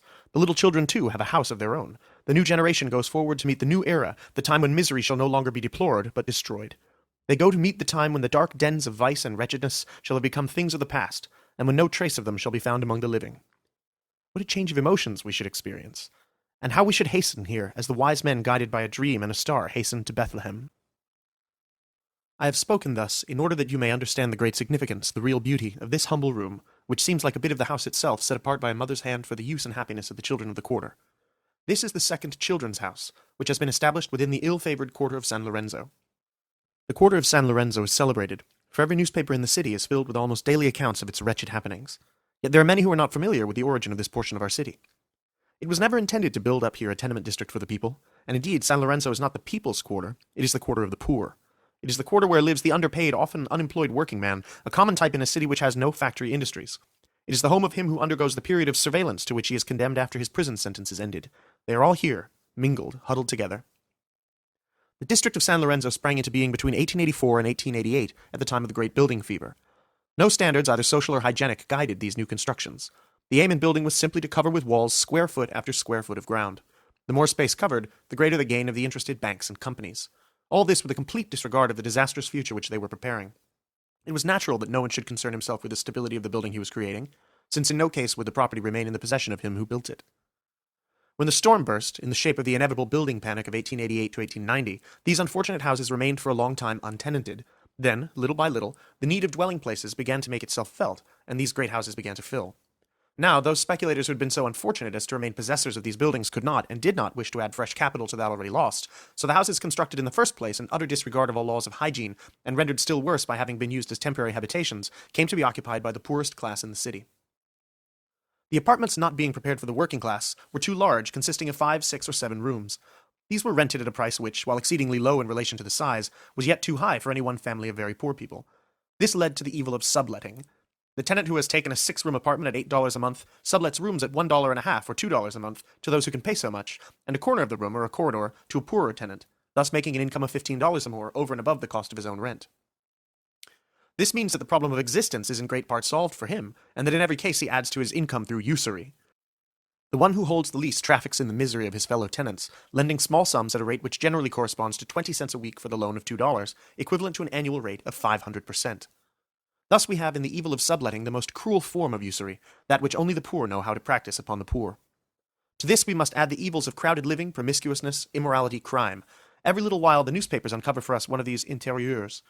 A large family, growing boys and girls, sleep in one room, while one corner of the room is occupied by an outsider, a woman who receives the nightly visits of men. This is seen by the girls and the boys. Evil passions are kindled that lead to the crime and bloodshed which unveil for a brief instant before our eyes, in some lurid paragraph, this little detail of the mass of misery. Whoever enters for the first time one of these apartments is astonished and horrified, for this spectacle of genuine misery is not at all like the garish scene he has imagined. We enter here a world of shadows, and that which strikes us first is the darkness which, even though it be midday, makes it impossible to distinguish any of the details of the room. When the eye has grown accustomed to the gloom, we perceive within the outlines of a bed, upon which lies huddled a figure, someone ill and suffering. If we have come to bring money from some society for mutual aid, a candle must be lighted before the sum can be counted and the receipt signed. Oh, when we talk of social problems, how often we speak vaguely, drawing upon our fancy for details instead of preparing ourselves to judge intelligently through a personal investigation of facts and conditions. We discuss earnestly the question of home study for school children, when for many of them home means a straw pallet thrown down in the corner of some dark hovel. We wish to establish circulating libraries that the poor may read at home. We plan to send among these people books which shall form their domestic literature, books through whose influence they shall come to higher standards of living. We hope through the printed page to educate these poor people in matters of hygiene, the morality of culture, and in this we show ourselves profoundly ignorant of their most crying needs, for many of them have no light by which to read. There lies before the social crusader of the present day a problem more profound than that of the intellectual elevation of the poor. The problem, indeed, of life. In speaking of the children born in these places, even the conventional expressions must be changed, for they do not first see the light of day. They come into a world of gloom. They grow among the poisonous shadows which envelop overcrowded humanity. These children cannot be other than filthy in body, since the water supply in an apartment originally intended to be occupied by 3 or 4 persons, when distributed among 20 or 30, is scarcely enough for drinking purposes. We Italians have elevated our word casa to the almost sacred significance of the English word home, the enclosed temple of domestic affection, accessible only to dear ones. Far removed from this conception is the condition of the many who have no casa, but only ghastly walls within which the most intimate acts of life are exposed upon the pillory. Here there can be no privacy, no modesty, no gentleness. Here there is often not even light, nor air, nor water. It seems a cruel mockery to introduce here our idea of the home as essential to the education of the masses, and as furnishing, along with the family, the only solid basis for the social structure. In doing this we would be not practical reformers, but visionary poets. Conditions such as I have described make it more decorous, more hygienic for these people to take refuge in the street and to let their children live there. But how often these streets are the scene of bloodshed, of quarrel, of sights so vile as to be almost inconceivable. The papers tell us of women pursued and killed by drunken husbands, of young girls with the fear of worse than death, stoned by low men. Again we see untellable things, a wretched woman thrown by the drunken men who have preyed upon her forth into the gutter. There, when day has come, the children of the neighborhood crowd about her like scavengers about their dead prey, shouting and laughing at the sight of this wreck of womanhood, kicking her bruised and filthy body as it lies in the mud of the gutter. Such spectacles of extreme brutality are possible here at the very gate of a cosmopolitan city, the mother of civilization and queen of the fine arts, because of a new fact which was unknown to past centuries, namely, the isolation of the masses of the poor. In the Middle Ages, leprosy was isolated. The Catholics isolated the Hebrews in the ghetto, but poverty was never considered a peril and an infamy so great that it must be isolated. The homes of the poor were scattered among those of the rich, and the contrast between these was a commonplace in literature up to our own times. When I was a child in school, teachers, for the purpose of moral education, frequently resorted to the illustration of the kind princess who sends help to the poor cottage next door, or of the good children from the great house who carry food to the sick woman in the neighboring attic. Today all this would be as unreal and artificial as a fairy tale. The poor may no longer learn from their more fortunate neighbors lessons in courtesy and good breeding. They no longer have the hope of help from them in cases of extreme need. We have herded them together far from us, without the walls, leaving them to learn of each other in the abandon of desperation, the cruel lessons of brutality and vice. Anyone in whom the social conscience is awake must see that we have thus created infected regions that threaten with deadly peril the city which, wishing to make all beautiful and shining according to an aesthetic and aristocratic ideal, has thrust without its walls whatever is ugly or diseased. When I passed for the first time through these streets, it was as if I found myself in a city upon which some great disaster had fallen. It seemed to me that the shadow of some recent struggle still oppressed the unhappy people who, with something very like terror in their pale faces, passed me in these silent streets. The very silence seemed to signify the life of a community interrupted, broken. Not a carriage, not even the cheerful voice of the ever-present street vendor, nor the sound of the hand organ playing in the hope of a few pennies, not even these things, so characteristic of poor quarters, enter here to lighten this sad and heavy silence. Observing these streets with their deep holes, the doorsteps broken and tumbling, we might almost suppose that this disaster had been in the nature of a great inundation which had carried the very earth away. But looking about us at the houses stripped of all decorations, the walls broken and scarred, we are inclined to think that it was perhaps an earthquake which has afflicted this quarter. Then, looking still more closely, we see that in all this thickly settled neighborhood there is not a shop to be found. So poor is the community that it has not been possible to establish even one of those popular bazaars, where necessary articles are sold at so low a price as to put them within the reach of anyone. The only shops of any sort are the low wine shops, which open their evil-smelling doors to the passer-by. As we look upon all this, it is borne upon us that the disaster which has placed its weight of suffering upon these people is not a convulsion of nature, but poverty. Poverty with its inseparable companion, vice. This unhappy and dangerous state of things, to which our attention is called at intervals by newspaper accounts of violent and immoral crime, stirs the hearts and consciences of many who come to undertake among these people some work of generous benevolence. One might almost say that every form of misery inspires a special remedy, and that all have been tried here, from the attempt to introduce hygienic principles into each house, to the establishment of creches, children's houses, and dispensaries. But what indeed is benevolence? Little more than an expression of sorrow, it is pity translated into action. The benefits of such a form of charity cannot be great, and through the absence of any continued income and the lack of organization, it is restricted to a small number of persons. The great and widespread peril of evil demands, on the other hand, a broad and comprehensive work directed toward the redemption of the entire community. Only such an organization as, working for the good of others, shall itself grow and prosper through the general prosperity which it has made possible, can make a place for itself in this quarter and accomplish a permanent good work. It is to meet this dire necessity that the great and kindly work of the Roman Association of Good Building has been undertaken. The advanced and highly modern way in which this work is being carried on is due to Eduardo Talamo, Director General of the Association. His plans, so original, so comprehensive, yet so practical, are without counterpart in Italy or elsewhere. This association was incorporated 3 years ago in Rome, its plan being to acquire city tenements, remodel them, put them into a productive condition, and administer them as a good father of a family would. The first property acquired comprised a large portion of the quarter of San Lorenzo, where today the association possesses 58 houses, occupying a ground space of about 30,000 square meters, and containing, independent of the ground floor, 1,600 small apartments. Thousands of people will in this way receive the beneficent influence of the protective reforms of the Good Building Association. Following its beneficent program, the association set about transforming these old houses, according to the most modern standards, paying as much attention to questions related to hygiene and morals as to those relating to buildings. The constructional changes would make the property of real and lasting value, while the hygienic and moral transformation would, through the improved condition of the inmates, make the rent from these apartments a more definite asset. The Association of Good Building therefore decided upon a program which would permit of a gradual attainment of their ideal. It is necessary to proceed slowly, because it is not easy to empty a tenement house at a time when houses are scarce, and the humanitarian principles which govern the entire movement make it impossible to proceed more rapidly in this work of regeneration. So it is that the association has up to the present time transformed only 3 houses in the quarter of San Lorenzo. The plan followed in this transformation is as follows. A. To demolish in every building all portions of the structure not originally constructed with the idea of making homes, but, from a purely commercial standpoint, of making the rental roll larger. In other words, the new management tore down those parts of the building which encumbered the central court, thus doing away with dark, ill-ventilated apartments, and giving air and light to the remaining portion of the tenement. Broad, airy courts take the place of the inadequate air and light shafts, rendering the remaining apartments more valuable and infinitely more desirable. B. To increase the number of stairways and to divide the room space in a more practical way, the large 6 or 7 room suites are reduced to small apartments of 1, 2, or 3 rooms and a kitchen. The importance of such changes may be recognized from the economic point of view of the proprietor, as well as from the standpoint of the moral and the material welfare of the tenant. Increasing a number of stairways diminishes that abuse of walls and stairs inevitable where so many persons must pass up and down. The tenants more readily learn to respect the building and acquire habits of cleanliness and order. Not only this, but in reducing the chances of contact among the inhabitants of the house, especially late at night, a great advance has been made in the matter of moral hygiene.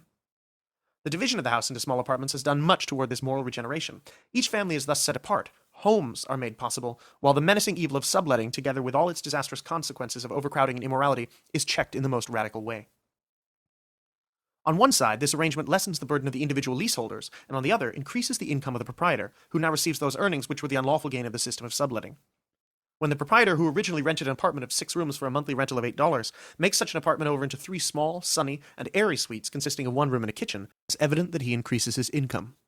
The moral importance of this reform as it stands today is tremendous, for it has done away with those evil influences and low opportunities which arise from crowding and from promiscuous contact, and has brought to life among these people for the first time the gentle sentiment of feeling themselves free within their own homes in the intimacy of the family. But the project of the association goes beyond even this. The house which it offers to its tenants is not only sunny and airy, but in perfect order and repair, almost shining, and as if perfumed with purity and freshness. These good things, however, carry with them a responsibility which the tenant must assume if he wishes to enjoy them. He must pay an actual tax of care and goodwill. The tenant who receives a clean house must keep it so, must respect the walls from the big general entrance to the interior of his own little apartment. He who keeps his house in good condition receives the recognition and consideration due such a tenant. Thus, all the tenants unite in an ennobling warfare for practical hygiene, an end made possible by the simple task of conserving the already perfect conditions. Here indeed is something new. So far only our great national buildings have had a continued maintenance fund. Here, in these houses offered to the people, the maintenance is confided to 100 or so working men, that is, to all the occupants of the building. This care is almost perfect. The people keep the house in perfect condition without a single spot. The building in which we find ourselves today has been for 2 years under the sole protection of the tenants, and the work of maintenance has been left entirely to them, yet few of our houses can compare in cleanliness and freshness with this home of the poor. The experiment has been tried and the result is remarkable. The people acquire together with the love of homemaking that of cleanliness. They come, moreover, to wish to beautify their homes. The association helps this by placing growing plants and trees in the courts and about the halls. Out of this honest rivalry in matters so productive of good grows a species of pride new to this quarter. This is the pride which the entire body of tenants takes in having the best cared for building and in having risen to a higher and more civilized plane for living. They not only live in a house, but they know how to live. They know how to respect the house in which they live. This first impulse has led to other reforms. From the clean home will come personal cleanliness. Dirty furniture cannot be tolerated in a clean house, and those persons living in a permanently clean house will come to desire personal cleanliness. One of the most important hygienic reforms of the association is that of the baths. Each remodeled tenement has a place set apart for bathrooms, furnished with tubs or shower, and having hot and cold water. All the tenants in regular turn may use these baths, as, for example, in various tenements the occupants go according to turn to wash their clothes in the fountain of the court. This is a great convenience which invites the people to be clean. These hot and cold baths within the house are a great improvement upon the general public baths. In this way, we make possible to these people at one and the same time health and refinement, opening not only to the sun but to progress, those dark habitations once the caves of misery. But in striving to realize its ideal of a semi-gratuitous maintenance of its buildings, the association met with difficulty in regard to those children under school age, who must often be left alone during the entire day while their parents went out to work. These little ones, not being able to understand the educative motives which taught their parents to respect the house, became ignorant little vandals, defacing the walls and stairs. And here we have another reform, the expense of which may be considered as indirectly assumed by the tenants, as was the care of the building. This reform may be considered as the most brilliant transformation of a tax which progress and civilization have as yet devised. The children's house is earned by the parents through the care of the building. Its expenses are met by the sum that the association would have otherwise been forced to spend upon repairs. A wonderful climax, this, of moral benefits received.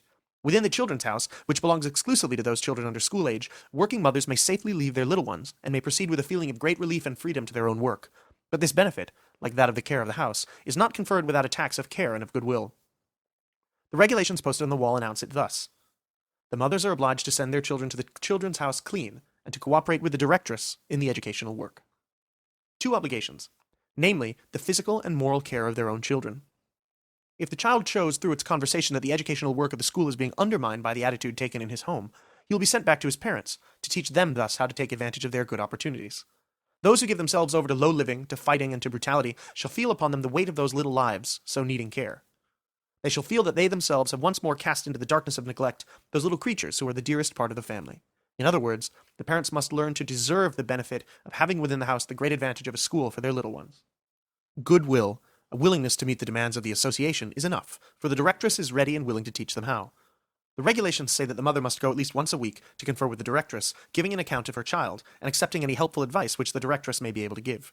The advice thus given will undoubtedly prove most illuminating in regard to the child's health and education, since to each of the children's houses is assigned a physician, as well as a directress.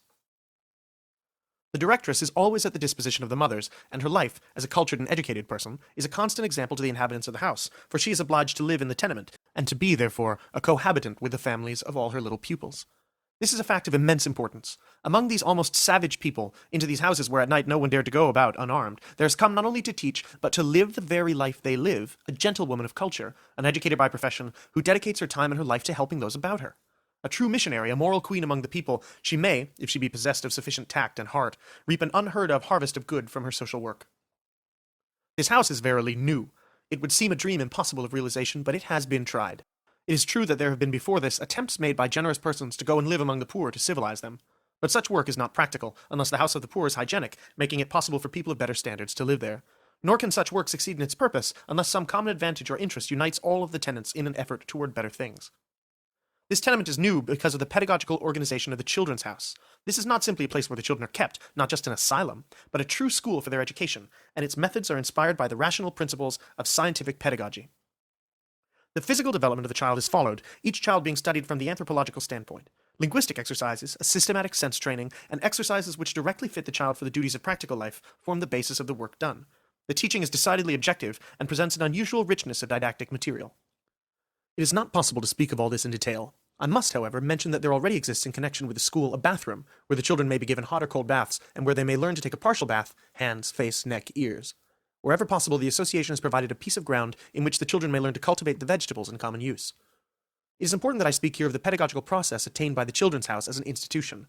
Those who are conversant with the chief problems of the school know that today much attention is given to a great principle, one that is ideal and almost beyond realization, the union of the family and the school in the matter of educational aims. But the family is always something far away from the school, and is almost always regarded as rebelling against its ideals. It is a species of phantom upon which the school can never lay its hands. The home is closed not only to the pedagogical process, but often to social progress. We see here for the first time the possibility of realizing the long-talked-of pedagogical ideal. We have put the school within the house. And this is not all. We have placed it within the house as the property of the collectivity, leaving under the eyes of the parents the whole life of the teacher in the accomplishment of her high mission. The idea of collective ownership of the school is new, and very beautiful, and profoundly educational. The parents know that the Children's House is their property, and is maintained by a portion of the rent they pay. The mothers may go at any hour of the day to watch, to admire, or to meditate upon the life there. It is in every way a continual stimulus to reflection, and a fount of evident blessing and help to their own children. We may say that the mothers adore the Children's House, and the directress. How many delicate and thoughtful attentions these good mothers show the teacher of their little ones. They often leave sweets or flowers upon the sill of the schoolroom window, as a silent token, reverently, almost religiously given. And when, after 3 years of such a novitiate, the mothers send their children to the common schools, they will be excellently prepared to cooperate in the work of education, and will have acquired a sentiment, rarely found even among the best classes, namely, the idea that they must merit, through their own conduct and with their own virtue, the possession of an educated son. Another advance made by the Children's Houses as an institution is related to scientific pedagogy. This branch of pedagogy, heretofore, being based upon the anthropological study of the pupil whom it is to educate, has touched only a few of the positive questions which tend to transform education. For a man is not only a biological but a social product, and the social environment of individuals in the process of education is the home. Scientific pedagogy will seek in vain to better the new generation if it does not succeed in influencing also the environment within which this new generation grows. I believe, therefore, that in opening the house to the light of new truths and to the progress of civilization, we have solved the problem of being able to modify directly the environment of the new generation, and have thus made it possible to apply, in a practical way, the fundamental principles of scientific pedagogy. The Children's House marks still another triumph. It is the first step toward the socialization of the house. The inmates find under their own roof the convenience of being able to leave their little ones in a place not only safe, but where they have every advantage. And let it be remembered that all the mothers in the tenement may enjoy this privilege, going away to their works with easy minds. Until the present time, only one class in society may have this advantage. Rich women were able to go about their various occupations and amusements, leaving their children in the hands of a nurse or governess. Today, the women of the people who live in these remodeled houses may say, like the great lady, "I have left my son with the governess or the nurse." More than this, they may add, like the princess of the blood, and the house physician watches over them and directs their sane and sturdy growth. These women, like the most advanced class of English and American mothers, possess a biographical chart, which, filled for the mother by the directress or the doctor, gives her the most practical knowledge of her child's growth and condition. We are all familiar with the ordinary advantages of the communistic transformation of the general environment. For example, the collective use of railway carriages, of streetlights, of the telephone, all these are great advantages. The enormous production of useful articles brought about by industrial progress makes possible to all clean clothes, carpets, curtains, table delicacies, better tableware, etc. The making of such benefits generally tends to level social caste. All this we have seen in its reality. But the communizing of persons is new. That the collectivity shall benefit from the services of the servant, the nurse, the teacher, this is a modern ideal. We have in the Children's Houses a demonstration of this ideal which is unique in Italy or elsewhere. Its significance is most profound, for it corresponds to a need of the times. We can no longer say that the convenience of leaving their children takes away from the mother a natural social duty of first importance, namely that of caring for and educating her tender offspring. No, for today the social and economic evolution calls the working woman to take her place among wage earners, and takes away from her by force those duties which would be most dear to her. The mother must, in any event, leave her child, and often with the pain of knowing him to be abandoned. The advantages furnished by such institutions are not limited to the laboring classes, but extend also to the general middle class, many of whom work with the brain. Teachers, professors, often obliged to give private lessons after school hours, frequently leave their children to the care of some rough and ignorant maid of all work. Indeed, the first announcement of the Children's House was followed by a deluge of letters from persons of the better class demanding that these helpful reforms be extended to their dwellings. We are, then, communizing a maternal function, a feminine duty, within the house. We may see here in this practical act the solving of many of woman's problems which have seemed to many impossible of solution. What then will become of the home, one asks, if the woman goes away from it? The home will be transformed and will assume the functions of the woman. I believe that in the future of society, other forms of communistic life will come. Take, for example, the infirmary. Woman is the natural nurse for the dear ones of her household, but who does not know how often in these days she is obliged to tear herself unwillingly from the bedside of her sick to go to her work? Competition is great, and her absence from her post threatens the tenure of her position, from which she draws the means of support. To be able to leave the sick one in a house infirmary, to which she may have access any free moments she may have, and where she is at liberty to watch during the night, would be an evident advantage to such a woman. And how great would be the progress made in the matter of family hygiene, in all that relates to isolation and disinfection. Who does not know the difficulties of a poor family when one child is ill of some contagious disease, and should be isolated from the others? Often such a family may have no kindred or friends in the city to whom the other children may be sent. Much more distant, but not impossible, is the communal kitchen, where the dinner ordered in the morning is sent at the proper time, by means of a dumbwaiter, to the family dining room. Indeed, this has been successfully tried in America. Such a reform would be of the greatest advantage to those families of the middle class who must confide their health and the pleasures of the table to the hands of an ignorant servant who ruins the food. At present, the only alternative in such cases is to go outside the home to some café where a cheap table d'hôte may be had. Indeed, the transformation of the house must compensate for the loss in the family of the presence of the woman who has become a social wage earner. In this way, the house will become a center, drawing into itself all those good things which have hitherto been lacking: schools, public baths, hospitals, etc. Thus the tendency will be to change the tenement houses, which have been places of vice and peril, into centers of education, of refinement, of comfort. This will be helped if, besides the schools for the children, there may grow up also clubs and reading rooms for the inhabitants, especially for the men, who will find there a way to pass the evening pleasantly and decently. The tenement club, as possible and as useful in all social classes as is the children's house, will do much toward closing the gambling houses and saloons to the great moral advantage of the people. And I believe that the Association of Good Building will before long establish such clubs in its reformed tenements here in the quarter of San Lorenzo, clubs where the tenants may find newspapers and books, and where they may hear simple and helpful lectures. We are, then, very far from the dreaded dissolution of the home and of the family, through the fact that woman has been forced by changed social and economic conditions to give her time and strength to remunerative work. The home itself assumes the gentle feminine attributes of the domestic housewife.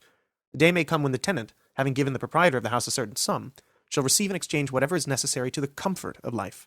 In other words, the administration shall become the steward of the family.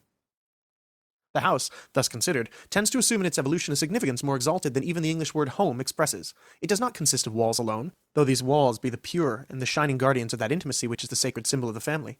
The home shall become more than this. It lives. It has a soul. It may be said to embrace its inmates with the tender, consoling arms of woman.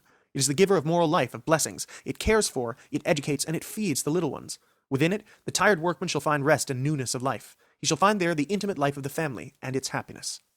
The new woman, like the butterfly come forth from the chrysalis, shall be liberated from all those attributes which once made her desirable to man only as the source of the material blessings of existence.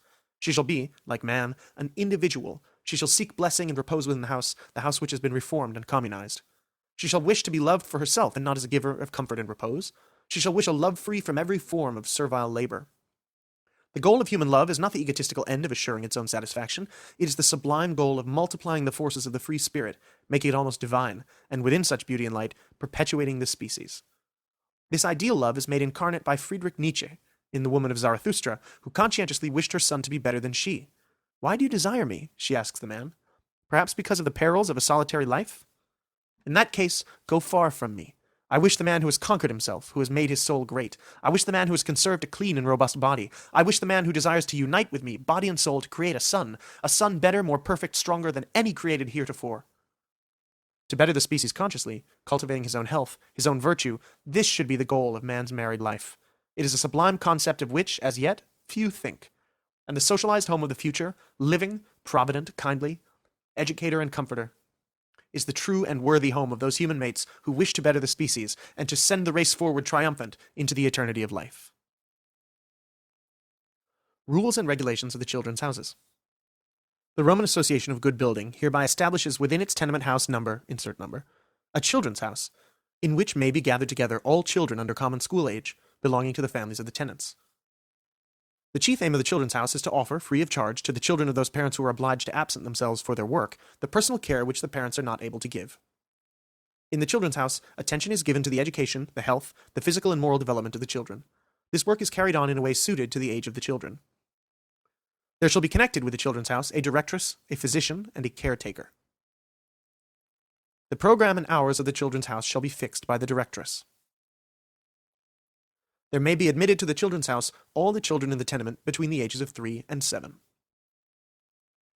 The parents who wish to avail themselves of the advantages of the children's house pay nothing. They must, however, assume these binding obligations. A. To send their children to the children's house at the appointed time, clean in body and clothing, and provided with a suitable apron. B. To show the greatest respect and deference toward the directress and toward all persons connected with the children's house, and to cooperate with the directress herself in the education of the children. Once a week, at least, the mothers may talk with the directress, giving her information concerning the home life of the child, and receiving helpful advice from her. There shall be expelled from the children's house: A. Those children who present themselves unwashed or in soiled clothing. B. Those who show themselves to be incorrigible. C. Those whose parents fail in respect to the persons connected with the children's house, or who destroy through bad conduct the educational work of the institution. Chapter 4. Pedagogical Methods Used in the Children's Houses.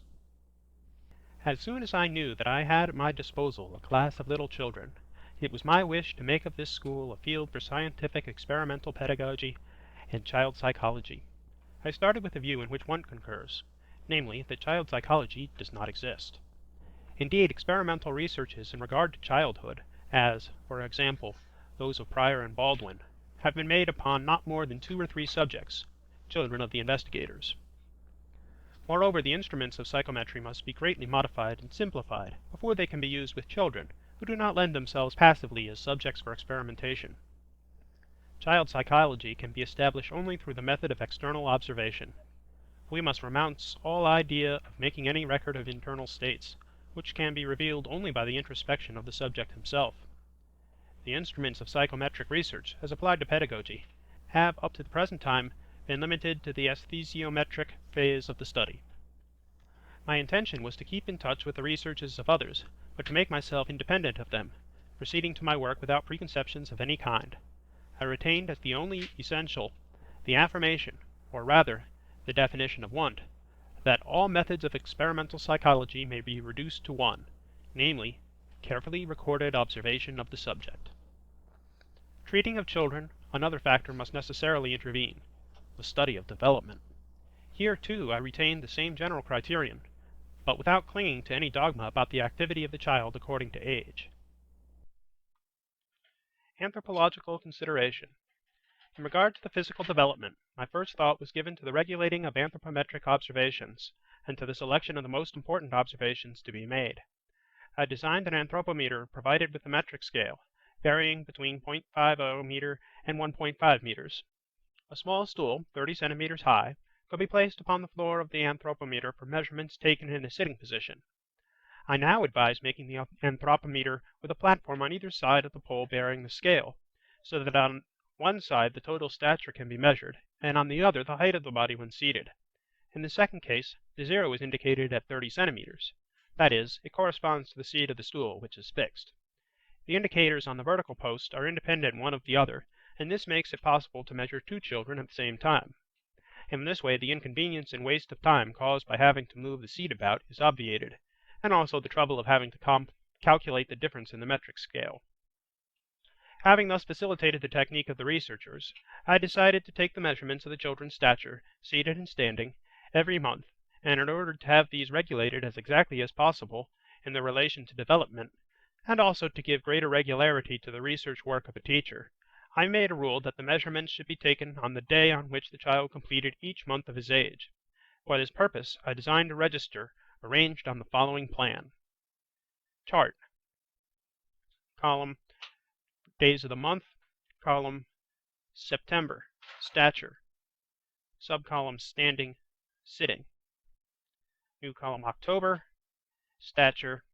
Subcolumn, standing, sitting, etc. End of chart.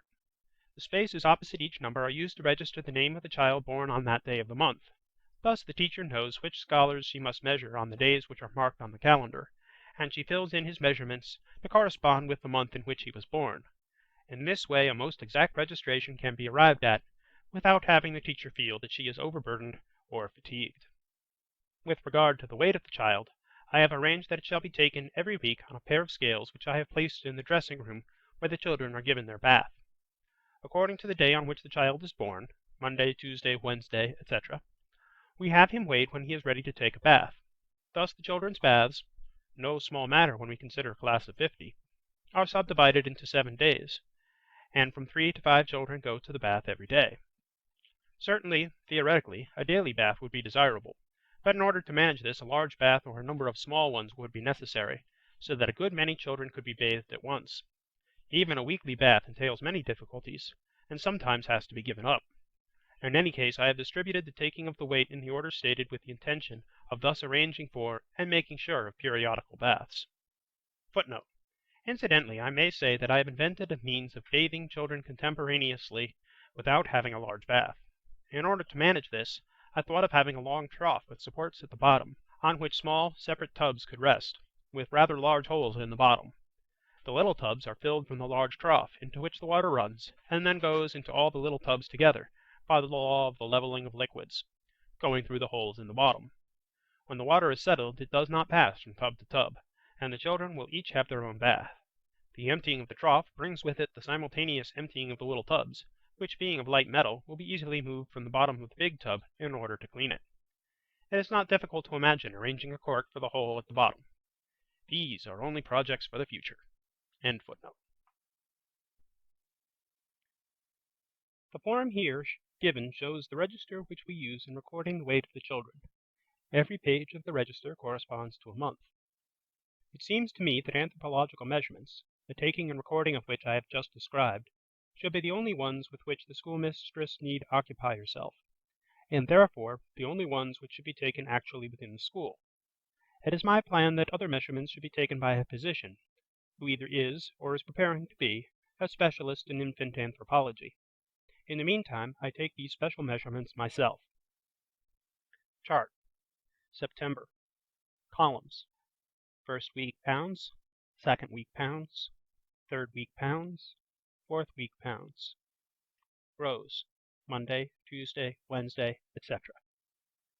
The examination made by the physician must necessarily be complex, and to facilitate and regulate the taking of these measurements, I have designed and had printed biological charts, of which I here give an example.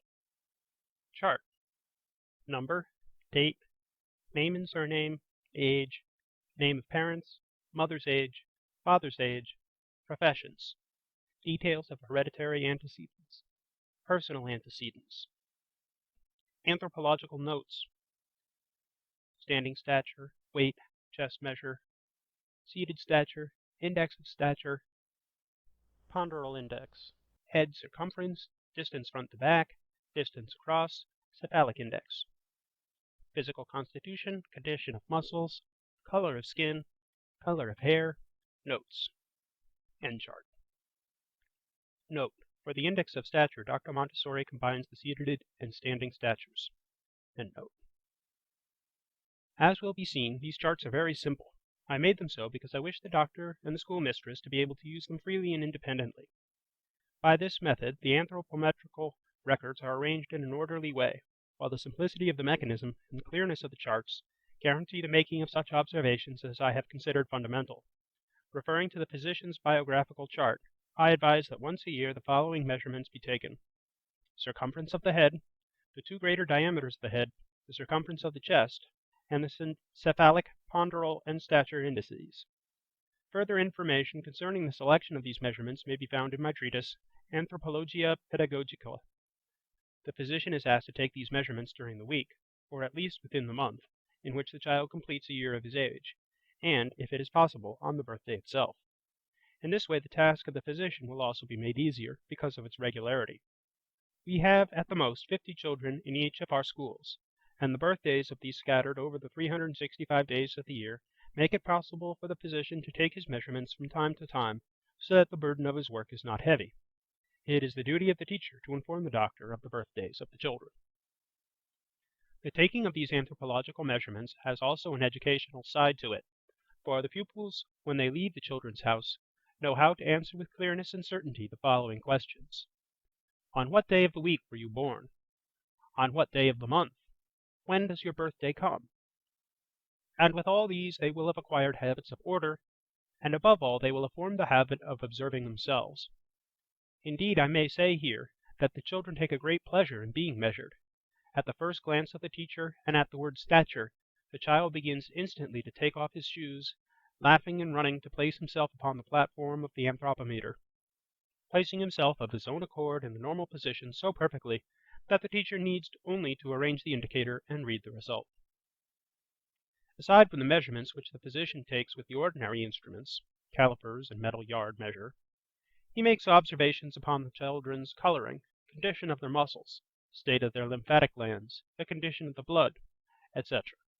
He notices any malformations, describes any pathological conditions with care, any tendency of rickets, infant paralysis, defective sight, etc. This objective study of the child will guide the doctor when he finds it advisable to talk with the parents concerning its condition. Following this, when the doctor has found it desirable, he makes a thorough sanitary inspection of the home of the child, prescribing necessary treatment, and eventually doing away with such troubles as eczema, inflammation of the ear, feverish conditions, intestinal disturbances, etc. This careful following of the case in hand is greatly assisted by the existence of the dispensary within the house, which makes feasible direct treatment and continual observation. I have found that the usual questions asked patients who present themselves at the clinics are not adapted for use in our schools, as the members of the families living in these tenements are for the greater part perfectly normal. I therefore encourage the directress of the school to gather from her conversation with the mothers information of a more practical sort. She informs herself as to the education of the parents, their habits, the wages earned, the money spent for household purposes, etc., and from all this she outlines a history of each family, much on the order of those used by Le Play. This method is, of course, practical only where the directress lives among the families of her scholars. In every case, however, the physician's advice to the mothers concerning the hygienic care of each particular child, as well as his directions concerning hygiene in general, will prove most helpful. The directress should ask as the go-between in these matters, since she is in the confidence of the mothers, and since from her such advice comes naturally. Environment. Schoolroom furnishings. The method of observation must undoubtedly include the methodical observation of the morphological growth of the pupils. But let me repeat that, while this element necessarily enters, it is not upon this particular kind of observation that the method is established. The method of observation is established upon one fundamental base: the liberty of the pupils in their spontaneous manifestations. With this in view, I first turned my attention to the question of environment, and this, of course, included the furnishing of the schoolroom. In considering an ample playground with space for a garden as an important part of the school environment, I am not suggesting anything new. The novelty lies perhaps in my idea for the use of this open-air space, which is to be in direct communication with the schoolroom, so that the children may be free to go and come as they like throughout the entire day. I shall speak of this more fully later on. The principal modification in the matter of school furnishings is the abolition of desks and benches or stationary chairs. I have had tables made with wide, solid, octagonal legs, spreading in such a way that the tables are at the same time solidly firm and very light, so light, indeed, that 2 4-year-old children can easily carry them about. These tables are rectangular and sufficiently large to accommodate 2 children along the long side, there being room for 3 if they sit rather close together. There are smaller tables at which 1 child can work alone. I also designed and had manufactured little chairs. My first plan for these was to have them cane-seated, but experience has shown the wear on these to be so great that I now have chairs made entirely of wood. These are very light and of an attractive shape. In addition to these, I have in each schoolroom a number of comfortable little armchairs, some of wood and some of wicker. Another piece of our school furniture consists of a little washstand, so low that it can be used by even a 3-year-old child. It is painted with a waterproof enamel, and, besides the broad upper and lower shelves which hold the little white enameled basins and pitchers, there are small side shelves for the soap dishes, nail brushes, towels, etc. There is also a receptacle into which the basins may be emptied. Wherever possible, a small cupboard provides each child with a space where he may keep his own soap, nail brush, tool brush, etc. In each of our schoolrooms we have provided a series of long, low cupboards, especially designed for the reception of the didactic materials. The doors of these cupboards open easily, and the care of the materials is confided to the children. The tops of these cases furnish room for potted plants, small aquariums, or for the various toys with which the children are allowed to play freely. We have ample blackboard space, and these boards are so hung as to be easily used by the smallest child. Each blackboard is provided with a small case in which are kept the chalk and the white cloths which we use instead of the ordinary erasers. Above the blackboards are hung attractive pictures, chosen carefully, representing simple scenes in which children would naturally be interested. Among the pictures in our children's house in Rome we have hung a copy of Raphael's Madonna della Seggiola, and this picture we have chosen as the emblem of the children's houses. For indeed these children's houses represent not only social progress, but universal human progress, and are closely related to the elevation of the idea of motherhood, to the progress of woman, and to the protection of her offspring. In this beautiful conception, Raphael has not only shown us the Madonna as a divine mother holding in her arms the babe who is greater than she, but by the side of the symbol of all motherhood he has placed the figure of St. John, who represents humanity. So in Raphael's picture we see humanity rendering homage to maternity. Maternity, the sublime fact and the definite triumph of humanity. In addition to this beautiful symbolism, the picture has a great value as being one of the greatest works of art of Italy's greatest artist. And if the day shall come when the children's houses shall be established throughout the world, it is our wish that this picture of Raphael shall have its place in each of the schools, speaking eloquently of the country in which they originated. The children, of course, cannot comprehend the symbolic significance of the Madonna of the chair, but they will see something more beautiful than that which they feel in more ordinary pictures, in which they see mother, father, and children. And the constant companionship with this picture will awaken in their heart a religious impression. This, then, is the environment which I have selected for the children we wish to educate. I know the first objection which will present itself to the minds of persons accustomed to the old-time methods of discipline. The children in these schools moving about will overturn the little tables and chairs, producing noise and disorder. But this is a prejudice which has long existed in the minds of those dealing with little children, and for which there is no real foundation. Swaddling clothes have for many centuries been considered necessary to the newborn babe, walking chairs to the child who is learning to walk. So in the school we still believe it necessary to have heavy desks and chairs fastened to the floor.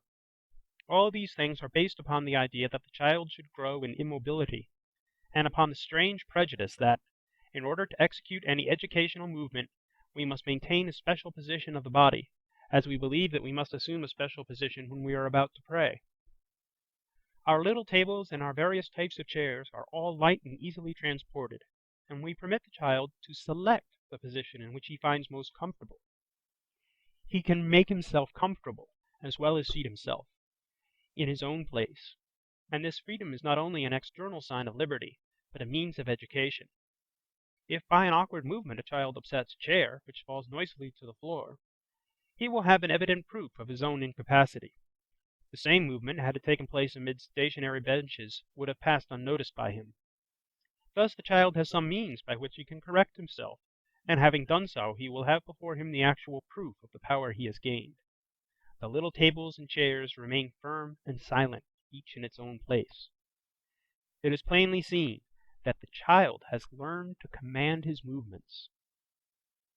In the old method, the proof of discipline attained lay in a fact entirely contrary to this, that is, in the immobility and silence of the child himself.